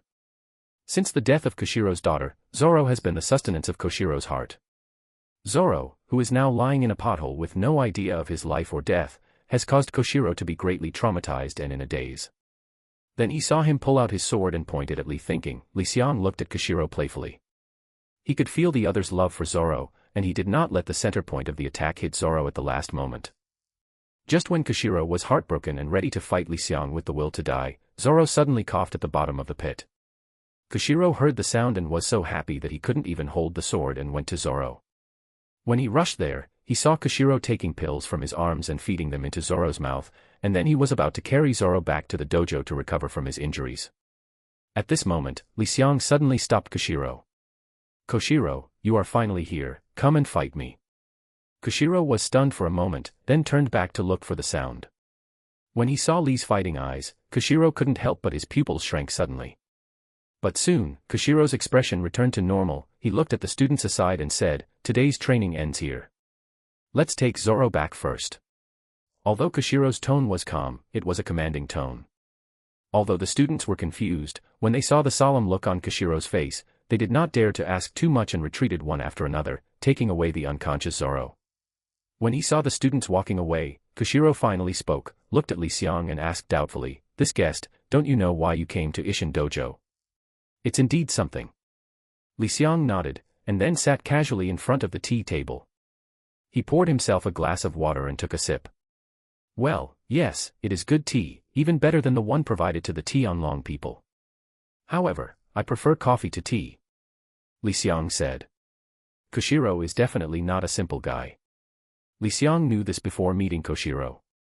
A swordsman who can cut nothing but has the power to cut everything.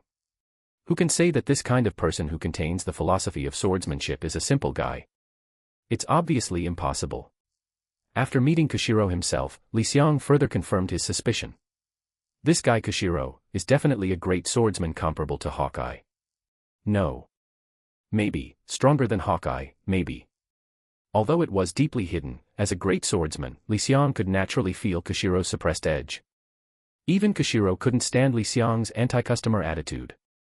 "Guest, you seem to be a little too proactive," Kushiro said. "Oh. Are you still pretending that you don't know me? Well, let me introduce myself first. My name is Li Xiang, now the head of the Shichibukai. I am also a great swordsman." Looking at Kushiro, I want to say calmly.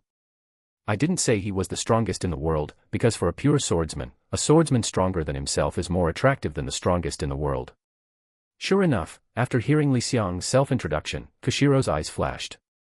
But he pretended to be surprised on his face and said, I didn't expect it to be the Shichibukai. I didn't know you were here, what's the matter? Haha. Where are the revolutionary troops? Li Xiang asked bluntly.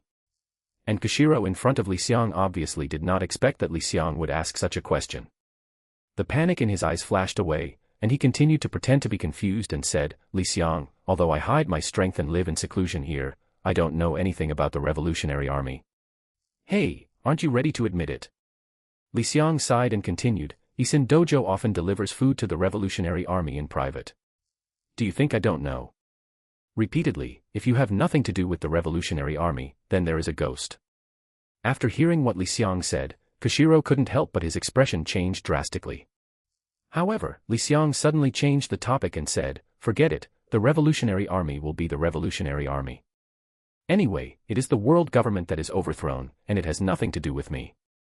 I have other purposes for coming here this time. With that, Li Xiang pulled out his hand. Hyarinmaru on the waist. Pointing at Kushiro, he said, have a challenge with me, Kushiro.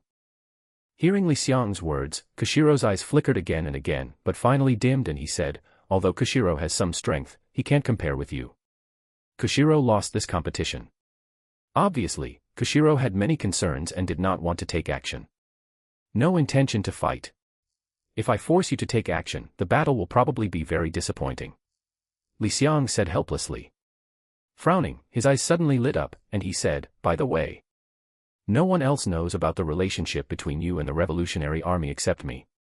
As long as you can fight me to your heart's content, no matter whether you win or lose, I will help you. How about you keep it a secret? Seriously? Kushiro asked in a deep voice with a hint of surprise in his eyes. Of course, seriously, do I need to deceive you? Moreover, a duel between swordsmen. I will only use swordsmanship to fight you. Li Xiang continued. As a swordsman, especially a great swordsman like Kushiro, how could he not want to compete with stronger swordsmen? For example, Hawkeye even spent 2 years teaching Sauron swordsmanship in order to have a fighting opponent. The reason why Kushiro was unwilling to accept the challenge just now was because he was afraid of angering Li Xiang. Angry a great swordsman. Haha, the consequences are very terrifying. Well, I'm willing to fight you. Kushiro said solemnly. Please wait a moment. I haven't used a sword for a long time, and I have put away all the swords I carry with me. Kushiro said with a hint of shame. No problem. Li Xiang shrugged. Even though Kushiro hadn't used a sword for a long time, Li Xiang didn't doubt that Kushiro's swordsmanship would have deteriorated. At the level of a great swordsman, as long as his state of mind does not deteriorate, his swordsmanship will not deteriorate at all. Kushiro walked into the inner room and walked out a few minutes later. The same clothes, but Kushiro's temperament has undergone earth-shaking changes at this moment. Showing his sharp edge, this is the temperament a great swordsman should have. Apart from the temperament, there is another thing that is different from just now. There is an extra long sword on Kushiro's waist. Just seeing the hilt, Li Xiang recognized this long sword in an instant. Among the 21 skills of the great sword, Hadaoyumoji. Even among the fast knives, it ranks among the top. At the same time, when this knife falls into Kushiro's hands, it gives people completely different feelings than when it falls into Zoro's hands.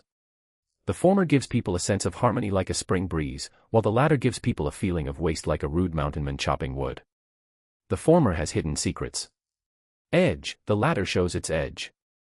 Li Xiang, I kept you waiting for a long time. Kushiro bowed slightly and said. It's only a few minutes, not a long wait. Li Xiang said with a smile, besides, if I can compete with a great swordsman like you, it doesn't hurt to wait a few days. Kushiro suddenly pulled out the Wado Ikemonji. The sharpness of the long sword, even from a few meters away, Li Xiang could feel the sharpness of the Wado Ikemonji. It's so sharp that it's almost comparable to Hawkeye's Black Knife Knight. Compared with the Hyarin pill in Li Xiang's hand, it is definitely better. After all, Hyarinmaru has the advantage of being strong and not too sharp. What a good sword. Li Xiang praised. The conversation changed slightly and he said with a slight smile, but are you sure that the battle between the two of us will take place here?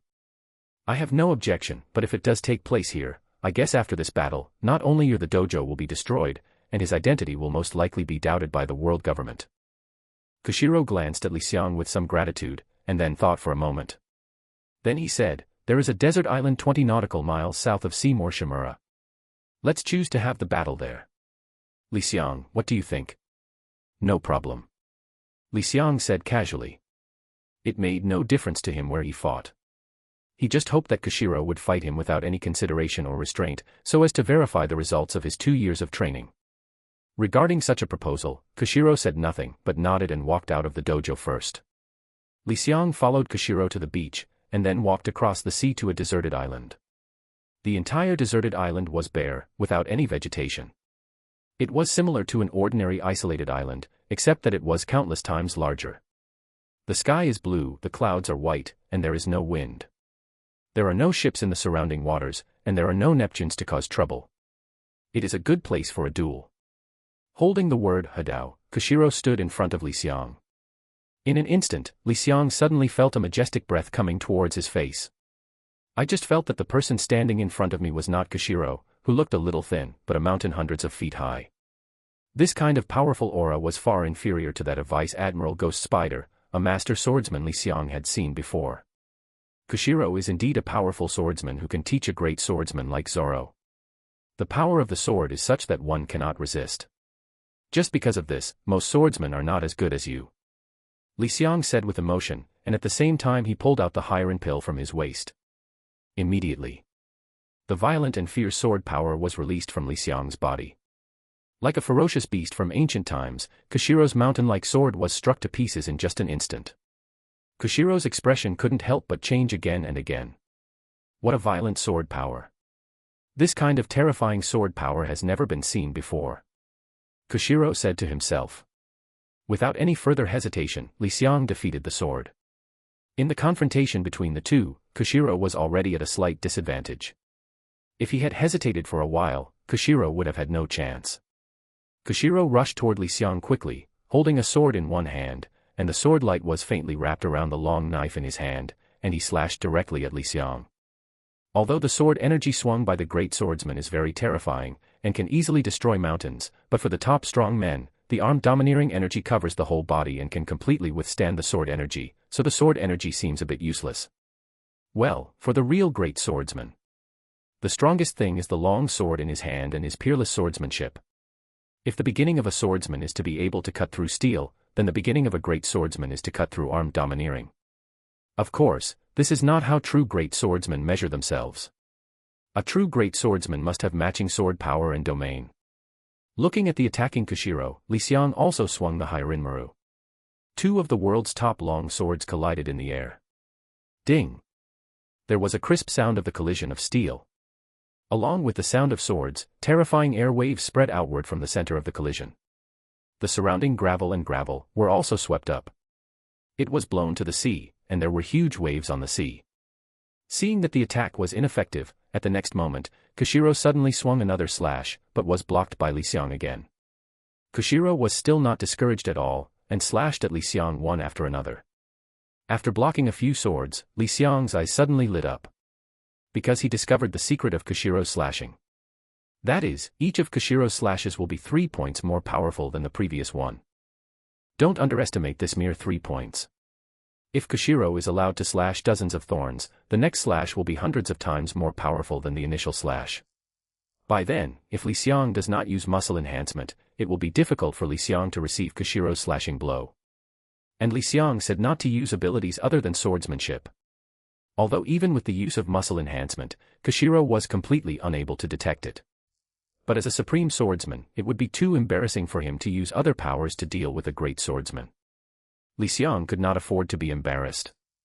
In this case, let's interrupt the rhythm of your attack first. Li Xiang murmured. After the words fell, the sword's strength suddenly changed, turning from defense to offense. Raise your hand. With one slashing move, Koshiro stepped back step by step, finally regaining his balance. The rhythm of slashing that had just taken shape was completely disrupted by Li Xiang's sword. Okay, the warm-up is over. Next. Let the real competition begin. Come and experience the desperate swordsmanship. My swordsmanship is called Nine-Headed Dragon Flash. After finishing his words, Li imagined a ferocious beast holding Hyarinmaru and rushing towards Koshiro. Seeing Li Xiang rushing over, Koshiro's expression changed drastically. Because he felt that the person rushing towards him was not a person at all, but a beast, a ferocious beast from ancient times. It was even more terrifying than the sword power that Li Xiang exuded just now. With unparalleled speed and unparalleled strength, Li Xiang slashed at Koshiro with his sword. Koshiro raised the Wadao Yamanji in his hand, trying to block Li Xiang's slashing attack. However, the force coming from the blade made Koshiro almost lose his hand to Wado Ikemanji. He couldn't help but change from holding the knife with one hand to holding the knife with both hands so that he could hold the handle of the knife tightly in order to prevent Hadao Yuan from being knocked away by Li Xiang. Koshiro was horrified in his heart, such a terrifying blow. It's no different from the slashing attack after the rhythm is fully formed. Suddenly, Koshiro's eyes lit up. Because he discovered. Li Xiang's attack was so violent that the flaws in his swordsmanship were exposed. As soon as the long sword in his hand was turned, Koshiro wanted to switch from defense to attack. But I suddenly discovered to my shock that I couldn't do this at all. Because Li Xiang's attack was so violent. He was so violent that he couldn't even fight back. If you want to attack with your sword, then. In the next moment, the Zanpakuto in Li Xiang's hand will pierce his heart or head. There is no third option. In this way, we can only slowly look for opportunities. Koshiro thought to himself. Since Li Xiang showed a flaw just now, there will definitely be more flaws next. Indeed, just as Koshiro suspected, Li Xiang's flaws frequently appeared. However, it is exactly the same as the situation just now, there is no chance to fight back. If when he first started fighting with Li Xiang, Koshiro just felt that Li Xiang's swordsmanship was violent, then after fighting for a while, Koshiro discovered. Li Xiang's swordsmanship can no longer be described as violent, but crazy. Unparalleled madness. Completely abandoning any defense. No. It's not that defense is abandoned at all, but for him, such a crazy attack is the best defense. Under such a crazy attack, I can't do anything except resist. Koshiro suddenly discovered. Under Li Xiang's attack, Koshiro looked even more embarrassed. The small round glasses he was wearing had long since disappeared. The originally loose martial arts uniform on his body had turned into bundles of rags, and his ponytail was cut off by Li Xiang. Such violent swordsmanship, such crazy swordsmanship. It's really terrifying. Even though I have reached the level of a great swordsman, it's so difficult to even parry. Is it possible, his swordsmanship has reached the level of a great swordsman?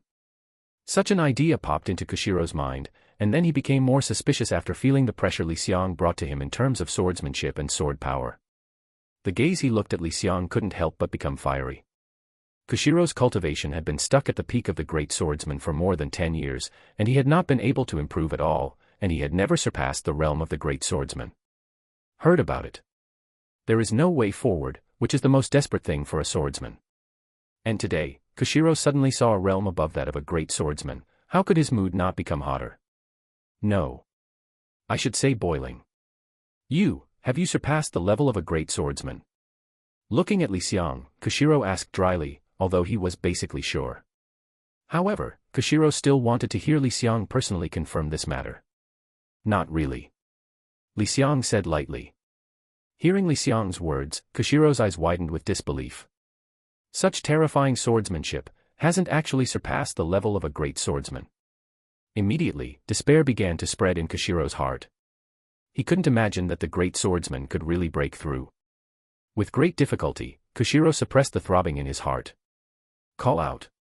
As soon as the two people finished speaking, they rushed towards each other. Clang. There was a sound of swords clashing, and the two beams of swords collided together instantly.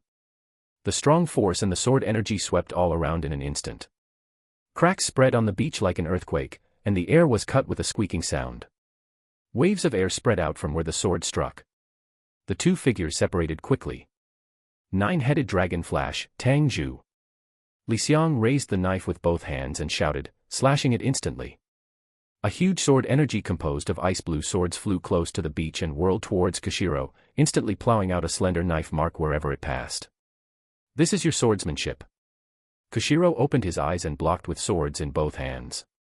However, he was pushed back by the impact of the ice-blue sword and pushed from the beach to the sea. The blade struck out from bottom to top and slashed out Ishin Sakisei. Brush.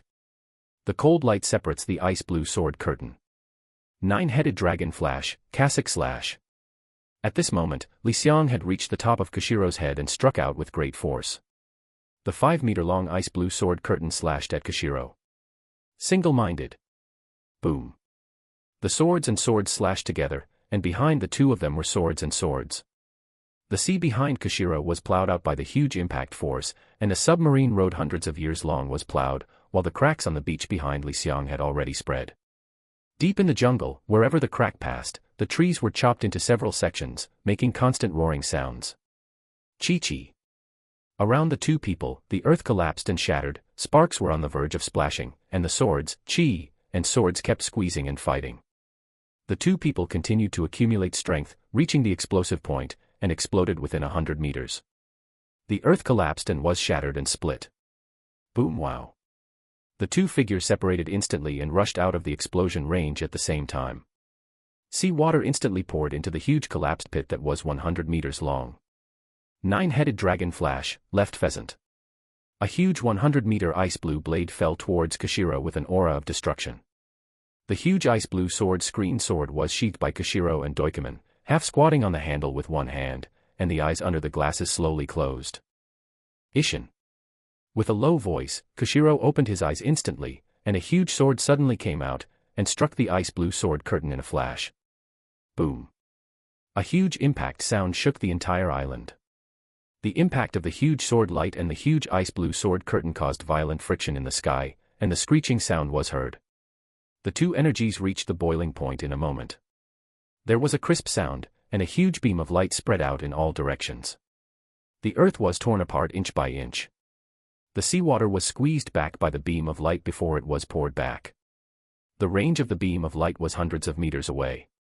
The place instantly became flat, and the ground was full of secret numb cracks. The seawater poured in again, and the power was like a small tsunami. Great! Li Xiang's black eyes narrowed. The Zhua pheasant blow just now was the full expression of his strength. It was so easy to catch it. Li Xiang felt incredible. You are stronger than I expected. At your age, you have reached a level that many people cannot achieve in their lifetime. Kashiro looked at Li Xiang with admiration and said, By now, you and I have basically understood each other, and there is no need to drag it out any longer. Kashiro held Wado Ikemen in his hand and continued, If you catch my sword, if you can catch it, consider me losing. Okay, keep going. It's a waste of time to fight. Come on. Li Xiang held the knife in one hand and nodded in agreement. Ishin. The same move, but this time it was not a sword light, but a direct sword strike from Kashiro. The cold light cuts through the space, and a brilliant sword light roars towards it. So fast. Li Xiang's feet exploded and he stepped back several meters. Nine-headed dragon flash, left cut up. Li Xiang roared, holding the knife in his left hand and creating a huge circular sword in front of him.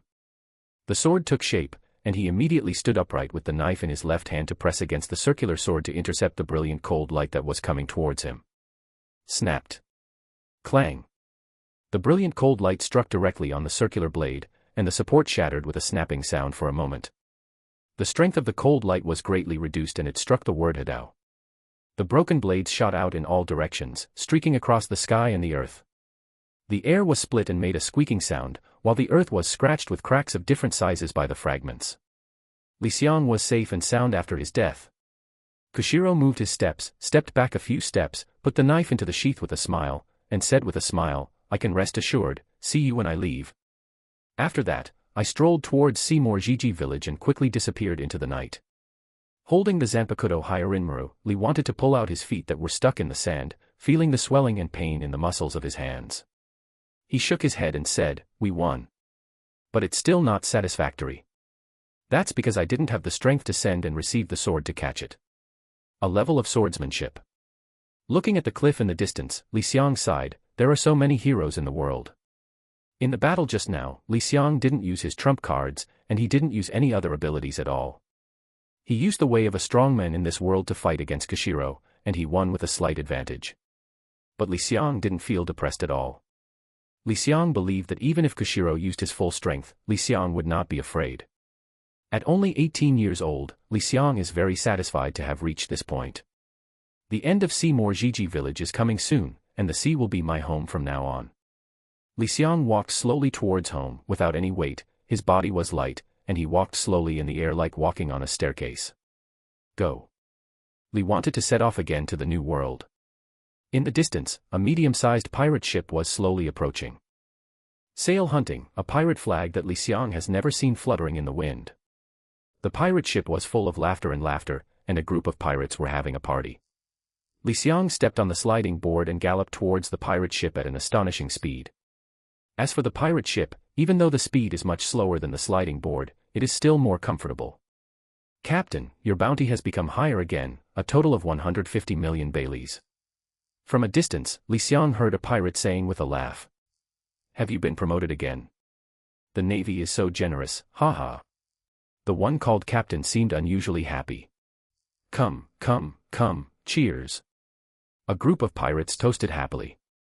Ship, Captain, there seems to be a situation on the sea. A drunken pirate who was holding a wine glass caught a glimpse of the white line speeding over the sea. His eyes widened in disbelief, and his drunkenness was gone. What? Can't they be enemies? A group of pirates stood up, a little wary, but still calm.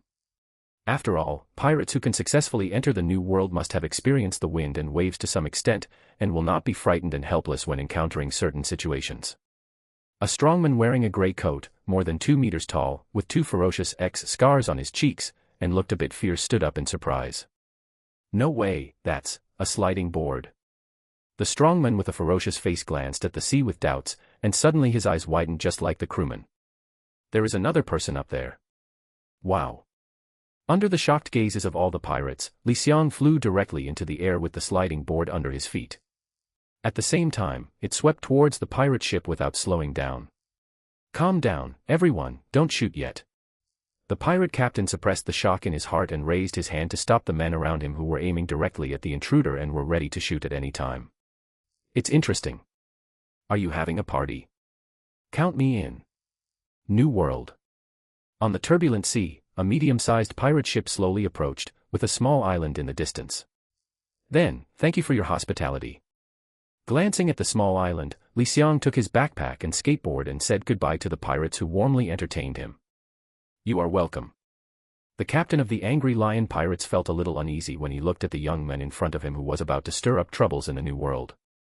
Some people are born extraordinary, destined to stand out from the crowd and make people look up to them. Just when he saw Li Xiang for the first time, he recognized the identity of Li Xiang's thunder controller and knew that he was definitely no match. This is why he not only did not attack Li Xiang, but instead entertained him warmly. If we're destined, I'll see you on the sea someday. Li Xiang smiled and waved, then turned into a beam of lightning and quickly flew towards the island. Captain, why don't we go watch the battle? It would be a bit regretful to leave like this. Aha. Yes, Captain. A group of pirates nodded one after another. Thinking of being able to witness such a level of battle with their own eyes, they couldn't help but feel a little excited. They all looked at their captain expectantly. Don't think too much, this kind of battle involving the 4 emperors is no longer something we can participate in. The strongman with a ferocious appearance but a delicate mind shook his head, glanced at the direction where Li Xiang disappeared, and then told the pirates behind him, let's set sail. It's a pity. It's rare to encounter a battle of this level. Stop dreaming. With our little strength, we will be in trouble if we get involved. This sea area belongs to the sphere of influence of the Whitebeard pirates, and is guarded by the Langba pirates under their command. The sea is too big.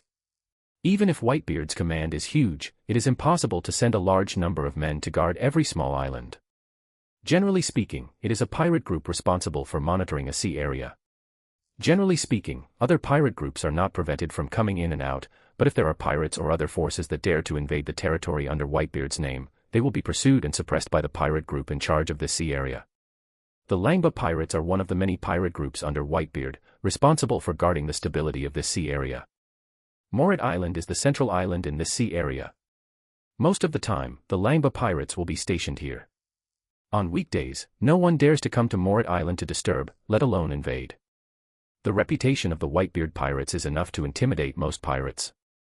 Especially in the past 2 years, because the Whitebeard pirates failed in hunting down the leader of the Shichibukai, Li Xiang, many forces were ready to take action. However, Those who tried to challenge Whitebeard's status were ruthlessly destroyed, which also made other people who had some thoughts. The forces are frightened. The iron-blooded conquest of the Whitebeard pirates severely frightened the restless forces in the New World. But on this day, the situation was destined to be different.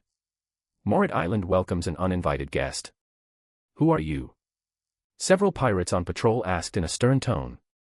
Whoa, whoa, whoa. Ah. The lightning flashed and intertwined violently, and the corpses of the pirates fell down screaming. The slender figure stepped forward without stopping. Enemy attack! Enemy attack! The pirates who reacted quickly shouted, looking at the majestic figure walking over bathed in thunder and lightning, full of shock and horror. The leader of the Shichibukai. A pirate collapsed to the ground in fear, shouting in horror. The other pirates on the island were all alarmed. Hundreds of pirates rushed out from the island. After seeing the figure clearly, they all couldn't help but froze, and immediately became frightened and angry. It's you actually dared to show up. A man wearing armor and dressed as a knight stared at Li Xiang closely, frowned angrily, and gritted his teeth and said bitterly. In the past 2 years, the Whitebeard pirates have suffered more than just their prestige.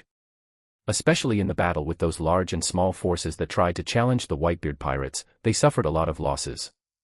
In fact, 2 years of continuous conquests led to the death of a pirate captain under the Whitebeard pirates. Although those offenders were also killed with force, the death of their companions made people angry and even more sad. And the cause of all this was caused by Li Xiang, the leader of the Kawaii in front of him. Now that the target he had been searching for a long time without success suddenly appeared in front of him and killed his men, how could Langba, the captain of the Langba pirates, not be angry? It's me. With a smile on his face, Li Xiang looked at the angry pirates in front of him and said easily, I'm here to kill you. You. Hearing this, Langba was shocked and angry, but his heart sank. He knew very well that just 2 years ago, the people in front of him could easily wipe out even the top vortex spider pirates under the Whitebeard pirates. 2 years later, he would probably be even stronger. Too arrogant. Captain, kill him. Revenge for Captain Skewered. Many pirates were angered by Li Xiang's frivolous words and shouted angrily. Kill me. Li Xiang turned his head, looked at the pirate who said he wanted to kill him, and said jokingly, I'm very difficult to kill, right? What? Seeing Li Xiang turn his head to look at him, the pirate was so frightened that he broke out in cold sweat, could not speak, and almost fell to the ground. Everyone, move away. He is suspected to be a natural devil fruit user. Ordinary physical attacks are ineffective against him. With a firm belief in knighthood, Langba would never show weakness easily. With a tsang sound, he quickly pulled out the command sword hanging on his waist and stared solemnly at the opponent in front of him. Brush. The command sword, covered with a domineering aura, became as black as ink, shimmering with cold light, and slashed towards Li Xiang in an instant. There are no unnecessary words. Nowadays, if I don't die, you will die or I will live. Are you good at swordsmanship? Unfortunately, you are far behind Kushiro. Li Xiang stepped down and instantly dodged Langba's attack, while slowly raising his right hand. Nine-headed dragon flash. Boom. Knight Langba felt as if he had been hit hard and was instantly knocked away. The armor shattered, and the wolf's bar hit the ground hard. Sand and gravel flew into the air. Captain Wolfba. How can this be? A group of pirates were all stunned, almost unable to believe their eyes. Just for a moment, their captain was knocked away. He was no match at all. This was simply unacceptable. Quick, ask Daddy Whitebeard for help. A combatant of the Langba pirates shouted quickly, full of anxiety and a hint of fear. The leader of the Shichibukai in front of him was simply too terrifying, as strong as a monster. As a pirate captain under the Whitebeard pirates, although Knight Langba's strength is not among the top, he is still above average, and he was suppressed so easily. I can't react at all. What kind of ability is this? Langba, who wiped the blood from the corner of his mouth and suffered a serious blow, looked at Li Xiang in disbelief. Didn't it mean that the ability of the leader of the Shichibukai is to control thunder and lightning? But that move that didn't even make contact, but made his whole body feel like he was hit hard, and he was blown away in an instant, what exactly was it? Go to hell and ask Hades. Although Li Xiang is not afraid of others knowing his ability, he is not willing to take the initiative to tell his opponents about his abilities. Since he is an enemy, why should he take care of his mood and make sure he dies in a clear way? Kang. The sharp blade instantly cut through the air and stabbed straight into Li Xiang's heart. The sharp blow was grasped by Li Xiang's dark right hand. Unscathed. What? Lang Ba was shocked and lost his voice. According to intelligence, the leader of the Shichibukai 2 years ago did not possess the aura of armed domineering at all. It has only been 2 years, but has the leader of the Shichibukai developed his armed domineering skills to this extent? You know, his sword blade is also wrapped with armed domineering energy, and it is much sharper than usual. Do you think my past 2 years have been in vain? Li Xiang grabbed the edge of the sword tightly, his right leg was like lightning, and he kicked the knight's wolf's jaw fiercely. The armed color is hardened. Lang Ba had no time to dodge.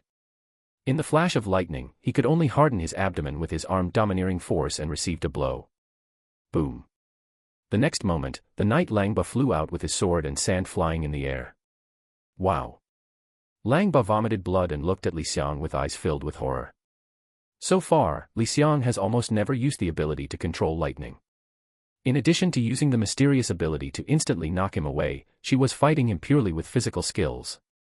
Is this contempt? Captain. Damn it, this bastard. The faces of the group of pirates changed drastically, and they started shouting, full of worry. Don't come over. A pirate wanted to run over, but was stopped by the heavy-faced wolf by yelling. With so many flies, it would save some effort if we deal with them all at once. In the shocked eyes of those pirates, Li Xiang floated into the air and slowly opened his hands. At this moment, Li Xiang's body was flashing with electric light. Not good, run away. Not good, run away. Lang Ba's expression changed drastically, and he quickly yelled at the other pirates who were in a panic. However, it was too late after all. Fake. Shinra Tenjing. Boom. The powerful repulsive force instantly covered a 50-meter radius, the ground was instantly destroyed, and large areas of sand and dust filled the air. The knight Lang Ba, who looked frightened and angry, and the pirates who had not yet had time to dodge were instantly knocked away by the terrible blow. After a long time, the dust dispersed.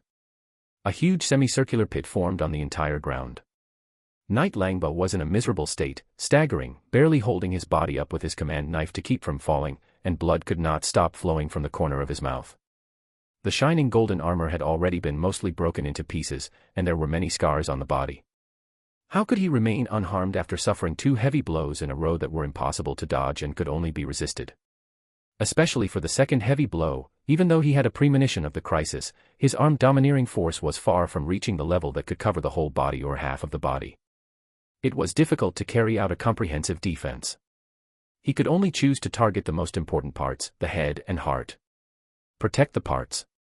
Even so, he still suffered a terrible blow. If his physical strength was not much stronger than that of ordinary people, he would have died long ago. Ah, you bastard. After seeing those men lying on the ground without knowing whether they were alive or dead, Li Xiang's eyes suddenly burst into tears and he stared in front of him like fire, full of anger. It's your turn next. Li Xiang had a cold expression on his face, looking at the embarrassed knight Lang Ba with blood bleeding from the corner of his mouth, and strode towards him. Palu. At this moment, a phone rang, causing Li Xiang to stop in his tracks. Interesting. Li Xiang leaned down and found a slightly cracked but not broken phone bug from a pirate corpse. Moses, is Wolf Ba here? I'm Marco. After the call was connected, Marco's voice came from the phone bug. Marco. Wolf Ba, who was bleeding from the corner of his mouth, suddenly shouted. During the phone call, Marco's voice was a little urgent. What's wrong, Lang Ba? There's something wrong with your voice. Marco, the leader of the Shichibukai, has appeared, be careful about him. Holding the command knife tightly with both hands, the wolf was shaking a little and yelled hysterically at the phone bug in Li Xiang's hand, wanting to send the message to Marco and make them alert. What? Marco on the other end of the phone was startled and asked loudly, what happened? Lang Ba, are you okay? Of course something is wrong, because the Lang Ba pirates. Li Xiang took the phone bug, glanced at the knight Lang Ba who was staring at him with eyes wide open, and said with a smile, they are suffering from a disaster. At this time, in the unknown waters, Moby Dick is on board. Ah. Are you? Marco's heart skipped a beat, and he immediately reacted. He frowned angrily, gritted his teeth and yelled, Li Xiang, the leader of the Shichibukai. It has to be said that the phone bug is such a strange creature. It not only reproduces the human voice more or less accurately, but also imitates the facial expressions very vividly. This made Li Xiang appreciate Marco's frightened and angry look for once, and he felt even happier. No matter what, no matter who you put it on, it will be unpleasant to be hunted down. Li Xiang is naturally no exception. Asshole. It's me. Under the extremely angry gaze of Knight Langba, Li Xiang took the phone bug and sat directly on a pirate corpse. Without even looking at Langba, he just talked to Marco casually and with great contempt. Langba was so angry that he was shaking all over. If it weren't for the difficulty of standing up at this moment, he would definitely rush up and slash the guy with all his strength. How is Langba? On the other side of the phone, Marco's face darkened and he asked coldly. Not dead yet, but soon. Li Xiang said calmly. Langba's face was ugly. He took a deep breath, gritted his teeth and shouted, Marco, don't worry about me. This guy's strength is more terrifying than expected. Let others be careful. Too much nonsense, it's so noisy. Li Xiang glanced at him with some dissatisfaction, then raised his right hand, and a bolt of lightning shot out from his fingertips, instantly piercing Knight Langba's body. What? Langba screamed and fell to the ground. In his abdomen, there was a black and bloody hole. Langba, damn it, you bastard. On the other end of the phone, Marco's face was livid and furious as he listened to Wolf Ba's screams. Don't thank me too much. I just want to send him to reunite with your brother Skirt as soon as possible. Li Xiang said coldly. It's not like he really has no resentment at all in the past 2 years. Speaking of which, he asked himself that he had never taken the initiative to provoke the Whitebeard pirates. He asked for it when he killed Squard, but he was still hunted down by the Whitebeard pirates. That is to say, he and the Tianlong people went to the East China Sea and made all preparations in advance to avoid it. If it had been another person, even if he was stronger than him, he would have been dead. If he died, who would have mercy? To put it bluntly, in this sea, strength is everything. All justice, right and wrong are false, and can only be used to deceive the common people. In the past, the Whitebeard pirates were powerful and they would hunt him down if they wanted to. But now that he has the strength, if he wants to fight back against the Whitebeard pirates, he can fight back, that's all. You. Marco's face turned black with anger, and he was almost going crazy. He wanted to rush over and cut the guy into pieces. Li Xiang sneered and said mockingly, Why, are you angry? The game has just begun. Damn bastard. If you have the guts, I'll be waiting at Morat Island. You bastard, I won't stop until I kill you. There was a loud roar from the phone bug, and it was obvious that the other captains were also alerted. Everyone in the Whitebeard pirates, please listen to me clearly. From now on, I want to officially declare war on the Whitebeard pirates. Wash your necks and wait. I will come up one by one. I will not let go of any of the pirates under the Whitebeard pirates. One day I will go and get Whitebeard's head myself. Crack. After declaring war, regardless of the reaction of Marco and others, Li Xiang shook his hand hard and the miserable phone bug was smashed to pieces. It's time for you to hit the road. Li Xiang looked at the Knight Langba who was lying on the ground and glared at him with gritted teeth. He showed no mercy at all. He pointed his index finger at his head and blasted out a beam of lightning mercilessly. Boom. A corpse fell. Next, the ones closest to the sea area are probably the AO pirates. The sea shook. In just 5 days, the Langba pirates and the AO pirates under the Whitebeard pirates were wiped out one after another. Some pirates who happened to pass through that sea area witnessed that the person who attacked the AO pirates was none other than Li Xiang, the leader of the Shichibukai, who had disappeared for 2 years. The Whitebeard pirates urgently summoned all the pirates under their command. The Moby Dick, which had accompanied Whitebeard across the sea for many years, came to this sea area under the guard of pirate ships. Being so provoked, the world's strongest man, Whitebeard Edward Newgate might really go crazy now. Looking from a distance at the white-bearded pirate fleet that was rolling over like a torrent with murderous intent, many pirates turned pale with fright and quickly ordered to sail away from the sea area. All the forces on the sea, large and small, turned their attention to this storm. New World. Dressrosa. By Awaya. In the palace, Doflamingo couldn't help laughing wildly after receiving the news, just as I expected, that Li Xiangjin showed up again, and made such a big noise when he made a move, destroying all Whitebeard's people like a devastation. The 2 big pirate groups under this guy. Young master is wise. A group of cadres looked at their young master, feeling somewhat shocked. The development of the situation was exactly as their young master Doflamingo expected. The leader of the Shichibukai disappeared for 2 years and now appeared with great fanfare, directly picking up the Whitebeard pirates. In less than 5 days, the 2 big pirate groups under Whitebeard were completely wiped out. This kind of strength is simply shocking. You must know that the destroyed Langba pirates and AO pirates were the closest to each other compared to the other pirate groups under Whitebeard. But in fact, it would take at least half a month for an ordinary pirate ship to travel from Morat Island, where the Langba pirates are located, to the island where the AO pirates are located. In fact, if these cadres knew that on the way to hunt down the AO pirates, Li Xiang specially ordered several sets of clothes in a clothing store when passing by a prosperous town, and stated if you had waited for 2 days, you would probably be shocked and speechless.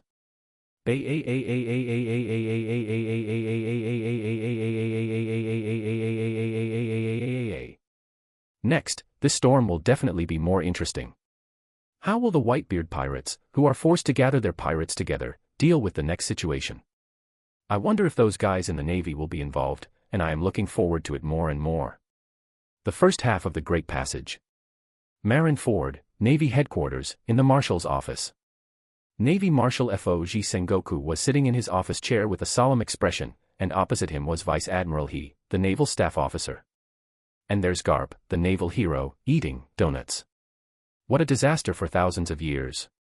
Buddha's Warring States handed the latest information from the intelligence organization in the New World to Lieutenant General He, who was sitting across from him with a serious face, and said in a deep voice, "This kid has disappeared for 2 years. Now it has stirred up the turmoil of the New World as soon as it appears." In less than 5 days, the 2 great pirate forces, the Langba pirates and the AO pirates, were completely wiped out. It is said that they have officially declared war on the Whitebeard pirates. What a frivolous brat. Garp sighed. No, maybe it's not frivolous, but confident. Lieutenant General He shook his head and said, "You can know how to avoid the sharp edges of the Whitebeard pirates," and even when Whitebeard fully mobilized his intelligence forces to search, he still remained silent. He has been hiding in Shidi for 2 years, which proves that he is by no means a hot-headed guy. Now that 2 years have passed, his strength must have been greatly improved. Whitebeard has indeed encountered a big trouble this time. He may be in trouble. Now that kid's strength cannot be underestimated. Buddha's Sengoku nodded. He had never underestimated the leader of the Shichibukai. Even though he was very young, his strength and amazing potential that were not consistent with his age made him, once known as a wise general. The naval marshal is under a lot of pressure. A guy who is only 16 or 17 years old and has the strength to kill a veteran Navy lieutenant general. Now he has been hiding and training for 2 years. With his amazing potential and talent, coupled with the increases brought by various abilities, who knows? How strong is it now? Therefore, even though Sengoku is unwilling to overestimate the enemy, he is more willing to believe that even if the leader of the Shichibukai does not yet have the strength to fight against the admiral, he is probably not far off. Thinking of this, Warring States couldn't help but have a headache. If that kid continues to grow, in a few years, the Navy will really have a powerful enemy. Fortunately, the other party is still on the side of people like us for the time being. Perhaps, we can find a breakthrough from him to break the New World pattern. Lieutenant General He suddenly said after taking a careful look at the specific intelligence information. Why do you say that? Although I believe that guy can make Whitebeard miserable, it is still far from being able to fight against Whitebeard, who is almost recognized as the strongest among the 4 emperors. After all, he is not as powerful as Whitebeard. Once you get caught by that guy with Whitebeard, you probably won't be able to escape. Buddha's Warring States period shook his head. As an old rival of Whitebeard, Edward Newgate, he knew very well how powerful that man was. The destructive power that Whitebeard unleashed at his peak could defeat even the 3 generals who were at the peak of their lives at this moment. It may be difficult to compete with them together. Even though he is old now and his physical fitness has declined, he can still perform at 80 or 90% of his strength, right? You misunderstood. Lieutenant General He crossed his fingers and propped his elbows on the desk. He sorted out his thoughts and then explained, "What I mean is that if this matter is handled well, maybe the Navy can find an opportunity to intervene. Weaken Whitebeard to the greatest extent, if possible." Lieutenant General He did not finish his words. Once there is an opportunity, the Navy will of course attack with all its might, wiping out the greatly weakened Whitebeard pirates, breaking the 4 emperors pattern in the New World, and reversing the Navy's decline in the New World. Whether Li Xiang is willing to cooperate with the Navy or not, we only need to convey the movements and information of the Whitebeard pirates to him through some means. I believe that once that guy finds the opportunity to take action, he will never let him go easily. I passed. After a pause, Lieutenant General he smiled and said, and with Li Xiang's current strength, it's probably not that easy for Whitebeard to catch him. Their failures in the past 2 years are the best proof. And even if that guy is killed by Whitebeard, there will be no loss to the Navy. On the contrary, it is equivalent to eliminating a potential enemy. Garp suddenly realized. On the contrary, if the forces under the Whitebeard pirates are really wiped out by that guy, then the Navy can gather its strength again and challenge the Whitebeard pirates once again. Buddha's warring states period, he said confidently and smiled. Whitebeard is strong, but the Navy is not weak either. Perhaps the 4 emperors combined are indeed powerful enough to make the world government afraid, and may even shake the world government's dominance. But the most powerful force on the sea, apart from the world government, is the Navy. There is no doubt about this. The most feared thing about the 4 emperors of the New World is not only their own amazing strength, but also the huge power under their command. After all, even if Whitebeard Edward Newgate is powerful and is even called the strongest man in the world, if he is besieged by many top powerhouses, he will still be defeated over time. And there is no shortage of top combat power in the Navy. For so many years, the reason why the Navy has not dared to attack rashly is because the Whitebeard pirates are not the only forces in the New World that can pose a threat to the Navy. There are also the other 4 emperors, red-haired Shanks, Kaido, and Bai, as well as the huge pirate force under their command. Once the Navy's strength is greatly damaged, the other 4 emperors will never miss the opportunity to beat the drowned dog. If the naval strength is greatly reduced, the rule of the world government will inevitably be shaken, and the control of the sea will be greatly reduced. This is the reason why the world government has been reluctant to take action against the 4 emperors, and even most of the forces have been forced to almost withdraw from the New World. If the plan goes well, the strength of the Whitebeard pirates will be greatly reduced. Then, while ensuring that the losses are within a tolerable range, if the Navy seizes the opportunity to annihilate the greatly weakened Whitebeard pirates before the other 4 emperors react, it will be able to break the monopoly of pirate power headed by the 4 emperors. Deadlock in the New World. At that time, the future situation of the sea will undoubtedly undergo tremendous changes, but most of them will develop in a direction beneficial to the Navy. Then, let the people in sea try to contact that guy first. New World. A small island with spring-like weather all year round. The scenery was originally picturesque and refreshing. But there is a hint of disharmony that affects people's vision. In front of a forest of fragrant violets in full bloom, charred corpses lay lying there in a mess, with their eyes wide open, showing that they were extremely frightened before they died. The guns, shoulder-mounted artillery, and other weapons that fell to the ground all showed that these corpses were not ordinary people during their lifetime. These are bounty hunters. This is a high-risk profession that specializes in capturing or killing criminals with bounties placed on them by the world government to obtain high bounties. In this world, there are always some people who think they have some strength but do not know their own abilities. Li Xiang has encountered many such bounty hunters before, and this time is no exception. For this type of bounty hunter, Li Xiang was so kind-hearted that he sent them to see Hades as soon as possible. Maybe they could be reborn as human beings and be smarter in their next life. And on this island, on a tree trunk as thick as several people could hug it, a handsome and heroic figure was leaning there leisurely. Ah, Violet's evaluation by the newly established inspection agency is good. It seems that these 2 years have not been in vain. Li Xiang flipped through the newspapers he snatched from the bounty hunters. After seeing Violet's figure, he was slightly surprised and the corners of his mouth could not help but raise.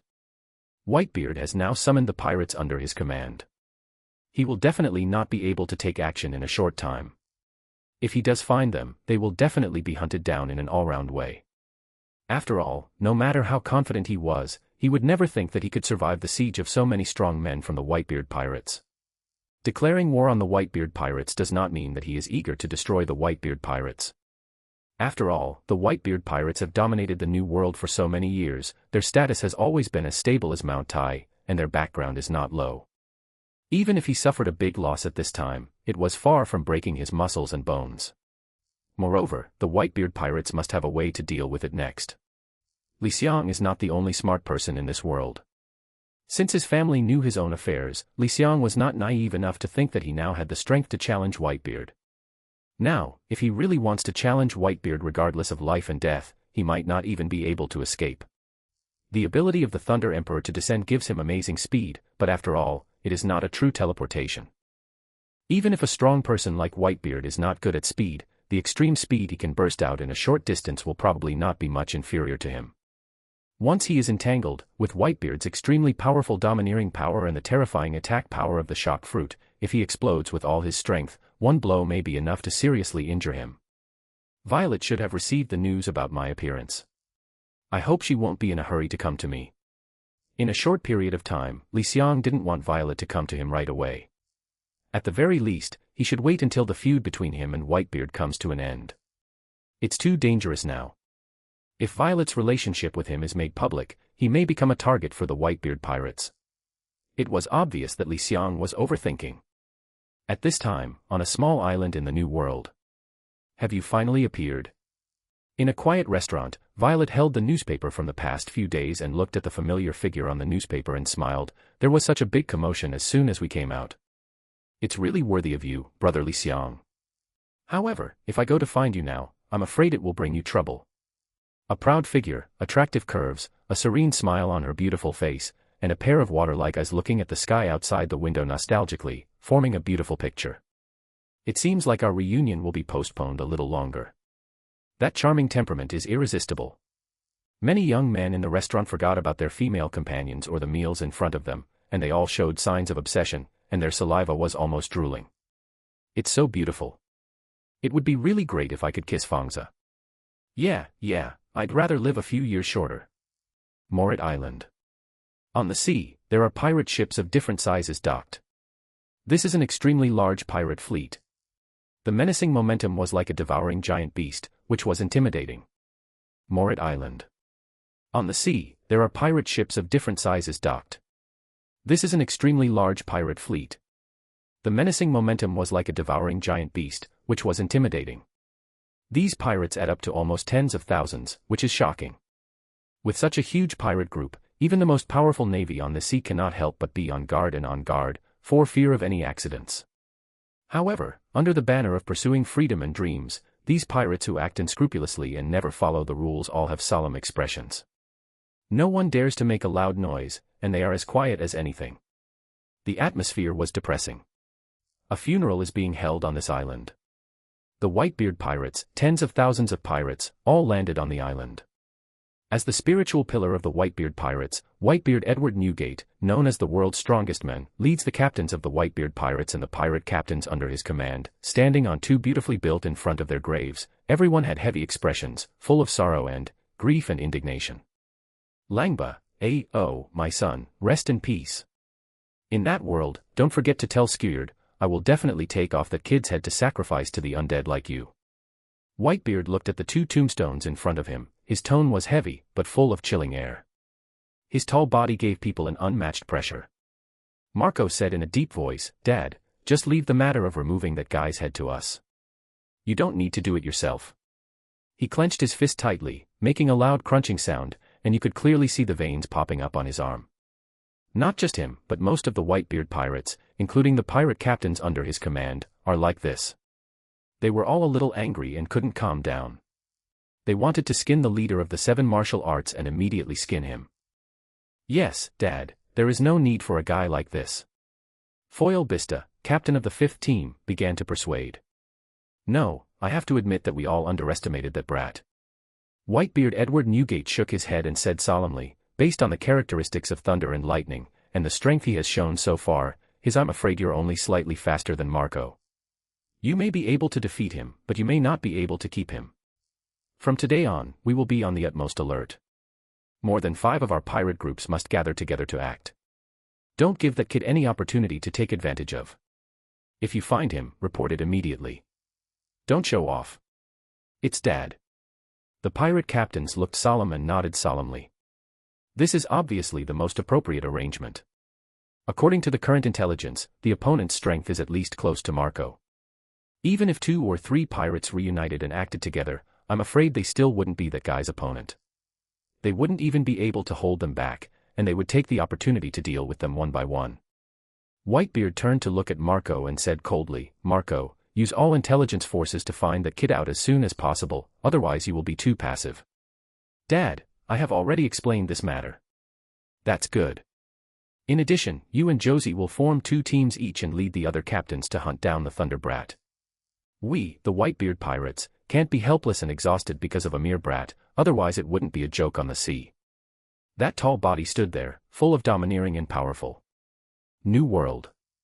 On an island where it feels like spring all year round. This island actually belongs to Whitebeard, but because Whitebeard began to gather his pirates, there is no one to guard it. But on this day, this empty spring island welcomed a few guests. Yeah, this is it, right? Several men, all wearing black suits and felt hats, jumped off a large merchant ship and landed on this beautiful spring island. The leader was a man with a scar on the left side of his face. His face was slightly sinister. He told the people behind him with a serious face, remember, even if the negotiation fails, you must not offend the other party, otherwise he will probably leave here dead. Yes. The men in black all nodded solemnly. But sir, how did you know that the other party is here? You know, these days, the Whitebeard pirates have been searching hard and can't find any trace of him. A man in black asked doubtfully. Our sea agency is a secret intelligence agency directly under the world government. Over the past hundreds of years, it has been managed by generations of sea seniors. Its informants have spread all over the world. Even the guy with white beard has been dominating the new world for decades. The power is so huge that even the Navy is afraid of it, but the background is too shallow after all. How can it compare with us? The man with the scar on the left face said proudly. That's true. The other staff members were all filled with pride when they heard this. On this sea, there are tens of thousands of spies directly under Organization C, including civilians, traffickers, businessmen, pirates, bounty hunters, etc., not to mention those who cooperate with us overtly or covertly. Staff. Several spies who were directly under the command of the world government walked towards the center of the island. Their words were full of pride and confidence, but they did not know that their every move was already under someone's surveillance from the moment they approached the sea area. In the center of the island, on a towering tree that could be hugged by 5 or 6 people, Li Xiang, who was half leaning on the trunk, sneered. It's interesting. The intelligence agency under the world government actually came here to cooperate with me. With just a little thought, Li Xiang knew what the world government was planning. They just want to use him as a sharp blade to weaken the Whitebeard pirates. Not long after, the spies came here and looked up at Li Xiang, who was leaning on the tree. Li Xiang didn't take any action. He just sat on the tree and looked at the spies with some amusement. The atmosphere is somewhat depressing. Several men in black were sweating a little because their hearts were tense, no matter how calm they pretended to be. The young man in front of me is not a good person. Any pirate group under Whitebeard's command may not be able to be defeated even if the Navy headquarters sends a vice admiral, thousands of elites and a large new battleship. However, the person in front of him easily killed 2 of them in 5 days. This kind of strength is simply a living monster. After a long time, the spy leader took the lead and said, unexpectedly, the leader of the Shichibukai who stirred up the turmoil in the New World is actually hiding here. Is it really difficult to find him? The bright electric arc flickered, making the spy leader's heart skip a beat. He did not dare to talk nonsense anymore and said quickly, we are spies under the world government, and we have been ordered to negotiate with you. Oh. When the lightning dissipated, Li Xiang was a little amused and said, your world government is actually interested in cooperating with me as an enemy. It's really interesting. It's not the world government, it's the Navy's request. Seeing that Li Xiang had no intention of taking action, the spy leader felt relieved and shook his head immediately. Although the Navy is a force under the world government now feels that the Navy is no longer 100% obedient to the world government's orders in recent years, and there are faint signs of being out of control. While overtly and covertly suppressing the Navy, it is no longer as good as the Navy. I was so trusting before. Otherwise, it would not be possible to mobilize most of the backbone of the Navy to reorganize the Army. Although the Navy headquarters still has the right to order other sea agencies except C0 as before, if it involves some major secrets, it still needs to obtain the consent of the top leaders of the world government. The top leaders of the world government were not optimistic about the plan proposed by the Navy this time. They did not think that just the leader of the Shichibukai could seriously damage the strength of the Whitebeard pirates, but they did not stop the Navy's actions. That's why the spy leader said that. Li Xiang's eyes flashed slightly, and he sensed something fishy. He immediately shook his head and laughed. What's the difference between the Navy and the world government? Does it have anything to do with him? At the very least, it is certainly impossible for the Navy to escape the control of the world government within a few decades. In other words, the world government's methods will not allow the Navy headquarters to escape their control. Forming an army department and weakening the Navy's strength is one of the ways the world government can respond. Whether he knew this or not was of no use to him. Whether it's the Navy or the world government, tell me, what do you want me to cooperate with? If you're interested, I'll spare your life. Li Xiang's murderous words made the intelligence officer shocked and angry. But when I think of this guy's terrifying strength, I can't help but feel a little numb and chill. The Navy hopes to cooperate with you and do its best to destroy the Whitebeard pirates. Of course, if it can succeed, the Navy is also willing to help you replace Whitebeard's position and ascend to the position of the four emperors. The intelligence officer, knowing that the other party didn't want to listen to his nonsense and only wanted to see real benefits, he said in a deep voice immediately. Destroy the Whitebeard pirates and help me ascend to the position of four emperors. Li Xiang smiled, a little coldly. Senhin's eyes stared coldly at the spies. The powerful pressure instantly made them shiver and their hearts beat. Do you think I am a fool? There is no certain power, even if I have one, I can fight against it. Whitebeard's strength, after Whitebeard's death, is no more than getting the title of the strongest man in the world, and returning the position of the four emperors. Are you afraid that your Navy will directly turn against me when the time comes? A strong murderous aura swept through the entire forest, making the temperature here seem to cool down in an instant. The terrifying murderous aura is like a cold-killing beast that wants to devour everything. Several spies felt as if they had fallen into a cold cellar, so depressed that they could hardly breathe and almost suffocated. Of course, it won't be like this. Looking at Li Xiang in horror, who was like a god of death, ready to take their lives at any time, the intelligence officer spoke with difficulty. Brush. The cold murderous intention disappeared in an instant, as if it had never appeared before. Whoosh. Several spies were given a new lease of life, breathing air desperately. In just a moment, their backs were already soaked. If there's nothing to explain, you guys can just stay on this island and be used as fertilizer. Li Xiang's cold words made the spies feel horrified. As fertilizer? Don't you want to bury them alive? If you agree to cooperate, the Navy promises to provide you with a large amount of intelligence, and even send troops to help when necessary. The official wiped away cold sweat and said quickly. The Navy really wants to cooperate with you sincerely. After destroying the Whitebeard pirates, if you have that strength, it will naturally help you ascend to the position of four emperors. As for the issue of power, this really needs you. Develop it yourself. After all, even if the Navy sends you a fleet with the size of the demon-slaying order, you won't be able to accept it with confidence. To put it bluntly, there is still no practical benefit at all. I don't have much patience to waste it with you here.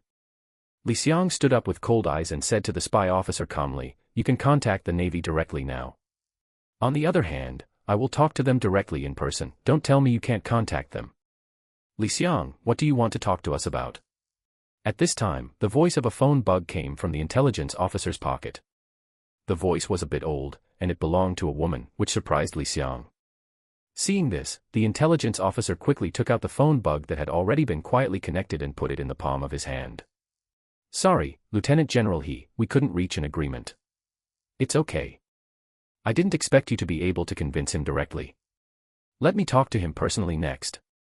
Lieutenant General He on the other end of the phone said calmly, and sitting opposite her was Navy Marshal Buddha Sengoku. Brush. In the shocked eyes of the intelligence officers, the phone bug held by the official suddenly flew up into the air and fell into Li Xiang's hand. Is this Vice Admiral Tsuru, Chief of Staff of the Naval Headquarters? Lieutenant General He on the other end of the phone asked a little coldly, tell me, what benefits do you want before you are willing to cooperate with us? Let's not talk about the benefits. First of all, if I cooperate with you, what kind of help can you give me? Li Xiang said lightly, if my guess is correct, your Navy doesn't plan to show up at all in this incident, right? I just want to let's reap the benefits. Before the Whitebeard pirates' subordinates are greatly damaged, the Navy will definitely not have a head-on conflict with the Whitebeard pirates, so it can only give you some private help, such as sharing their movements, actions, and other information with you. Of course, to a certain extent, Organization C can be at your disposal. Okay, no more nonsense. Li Xiang directly interrupted Lieutenant General He, I'm not that naive, and I can't believe that you can help me ascend to the position of four emperors. You don't have to deny it in a hurry. From the beginning, he never expected the Navy to give him any big benefits, so he never thought about cooperating with them. What he wants, the Navy cannot give, or is unwilling to give. And what the Navy was willing to give him would definitely not be appreciated. From the beginning, he never expected the Navy to give him any big benefits, so he never thought about cooperating with them. What he wants, the Navy cannot give, or is unwilling to give. And what the Navy was willing to give him would definitely not be appreciated. For example, if he asked to move the criminals on the 6th floor of City University Prison, the Navy would definitely not agree. As for devil fruits, not to mention, he doesn't like junk devil fruits, and the Navy can't give him better devil fruits. It wants to reap the benefits of being a fisherman, but does not want to bleed a lot. This is undoubtedly the face of the Navy. What are your conditions? Over the phone, Lieutenant General He frowned. The other party didn't play according to common sense, which made her heart sink slightly. Listen, my only condition is a supremely sharp knife. Li Xiang said calmly, if you can give it to me, then we will have a happy cooperation. If not, it doesn't matter. I don't plan to do it in a short time anyway. Go head-to-head with the Whitebeard pirates. If you feel that the new world is boring, just go to the land of the 4 seas. The supreme sharp knife. On the other side of the phone bug, Lieutenant General He was startled by Li Xiang's lion opening his mouth. There are only 12 of them in the world, and the only one known to the world is the Black Sword, Knight, in Hawkeye's hand. This appetite must be too big. Impossible. Before Lieutenant General He could respond, another angry voice came from the phone. Kid, you have a huge appetite. Not to mention that there is no supremely sharp sword in the Navy. Even if there was, it would be impossible to trade it with you. So, bye. Li Xiang squeezed the phone bug into pieces with a strong hand and was not in the mood to talk nonsense with them anymore. Several intelligence officers suddenly turned pale with fright, and they all couldn't believe it. Is this really a negotiation? Even if you don't agree at the beginning, if you continue to talk, there is still hope of reaching an agreement, right? Isn't it too rude to just crush the phone bug into pieces after a disagreement? This means that the negotiation is completely over. Then wouldn't they want to? You guys, please become the nourishment of this land. He glanced lightly at the frightened intelligence officers, raised his right hand, and directly decided their fate. Ah, no. Gravity field. As Li Xiang's cold voice fell, a terrifying gravity instantly fell on several people. Rumble. The ground collapsed, and pits as deep as a person's width appeared. Several spies from the world government were directly squeezed into the ground by the terrifying gravity. They didn't even have time to scream, and they turned into balls of flesh. Fujitora can use his ability to create a bottomless pit in an instant with a smile. It's not that Li Xiang can't do it, it's just not that easy. The reason why he previously asked for a supremely sharp sword was because he didn't have much hope that the Navy would actually give him a supremely sharp sword. This question is just a way to find out whether there is a supreme sharp knife in the Navy's inventory. If it is confirmed, there is always a chance to get it in the future. But it's a pity that judging from Lieutenant General He's words, it's probably not the case. In this case, Li Xiang was too lazy to talk nonsense with warring states and others, and directly interrupted the negotiation that was not going to be concluded. As for the intelligence sharing of Organization C, if he wanted to find an opportunity to take action, he wouldn't need it at all. If you want to find out, what can you hide from his inner network?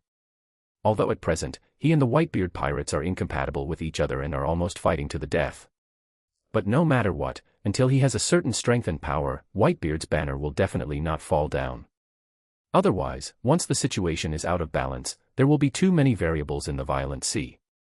This is not good for his future plans. A new world, a certain island. Call out. 2 terrifying sword energy pierced the ground, and the giant beast that was more than 10 meters high was chopped into 3 pieces. Boom. There was a splash of scarlet, and the huge body hit the ground heavily, causing the ground to shatter and dust to fly. Amid the dust, one could vaguely see a tall and thin man with a pompadour haircut and wearing white clothes standing there with a pair of swords in his hands, looking very imposing. Saki, your swordsmanship is getting better and better.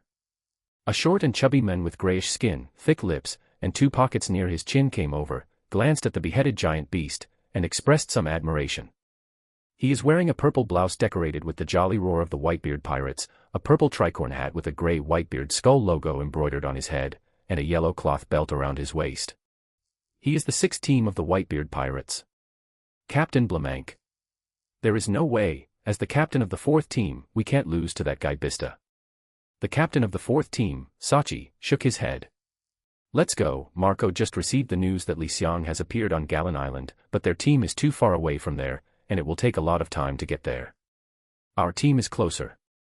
I hope that guy didn't escape when we rushed over. On the vast sea, a pirate ship flying the Whitebeard flag sailed slowly towards Gallon Island. On the ship were all the powerful captains of the Whitebeard pirates. The captain of the 3rd team, Diamond Josie, the captain of the 4th team, Sachi, the captain of the 6th team, Bramank, and the captain of the 8th team, the Shark Fishman Namor. A total of 4 captains of the Whitebeard pirates gathered here. If this spreads out, it will definitely cause quite a shock.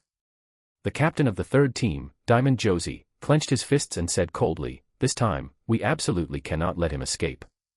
Of course, if he continues to make trouble like this, the prestige of our Whitebeard pirates will be ruined." The 4th team captain Sachi's eyes were cold and filled with strong murderous intent. Nearly 10 captains are dispatched, plus Night Ranger Doma, Li Xiang, Makugai and other pirate captains who are distributed in various sea areas to assist us at any time, just to conquer one person, and I don't know how long it has been. Having encountered this situation before, that kid should be proud. The captain of the 8th team, the Fishman Namor, spoke with a chilling air. Among the Whitebeard pirates, in terms of strength, the top 5 captains are naturally the strongest. This is indisputable. Of course, this does not mean that the other captains are vulnerable. But relatively speaking, they are not as strong as those captains. Don't be careless.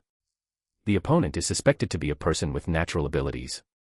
He has the power of thunder and lightning, his body is extremely strong, and his sword skills are amazing. Bramank, the captain of the 6th team, said seriously.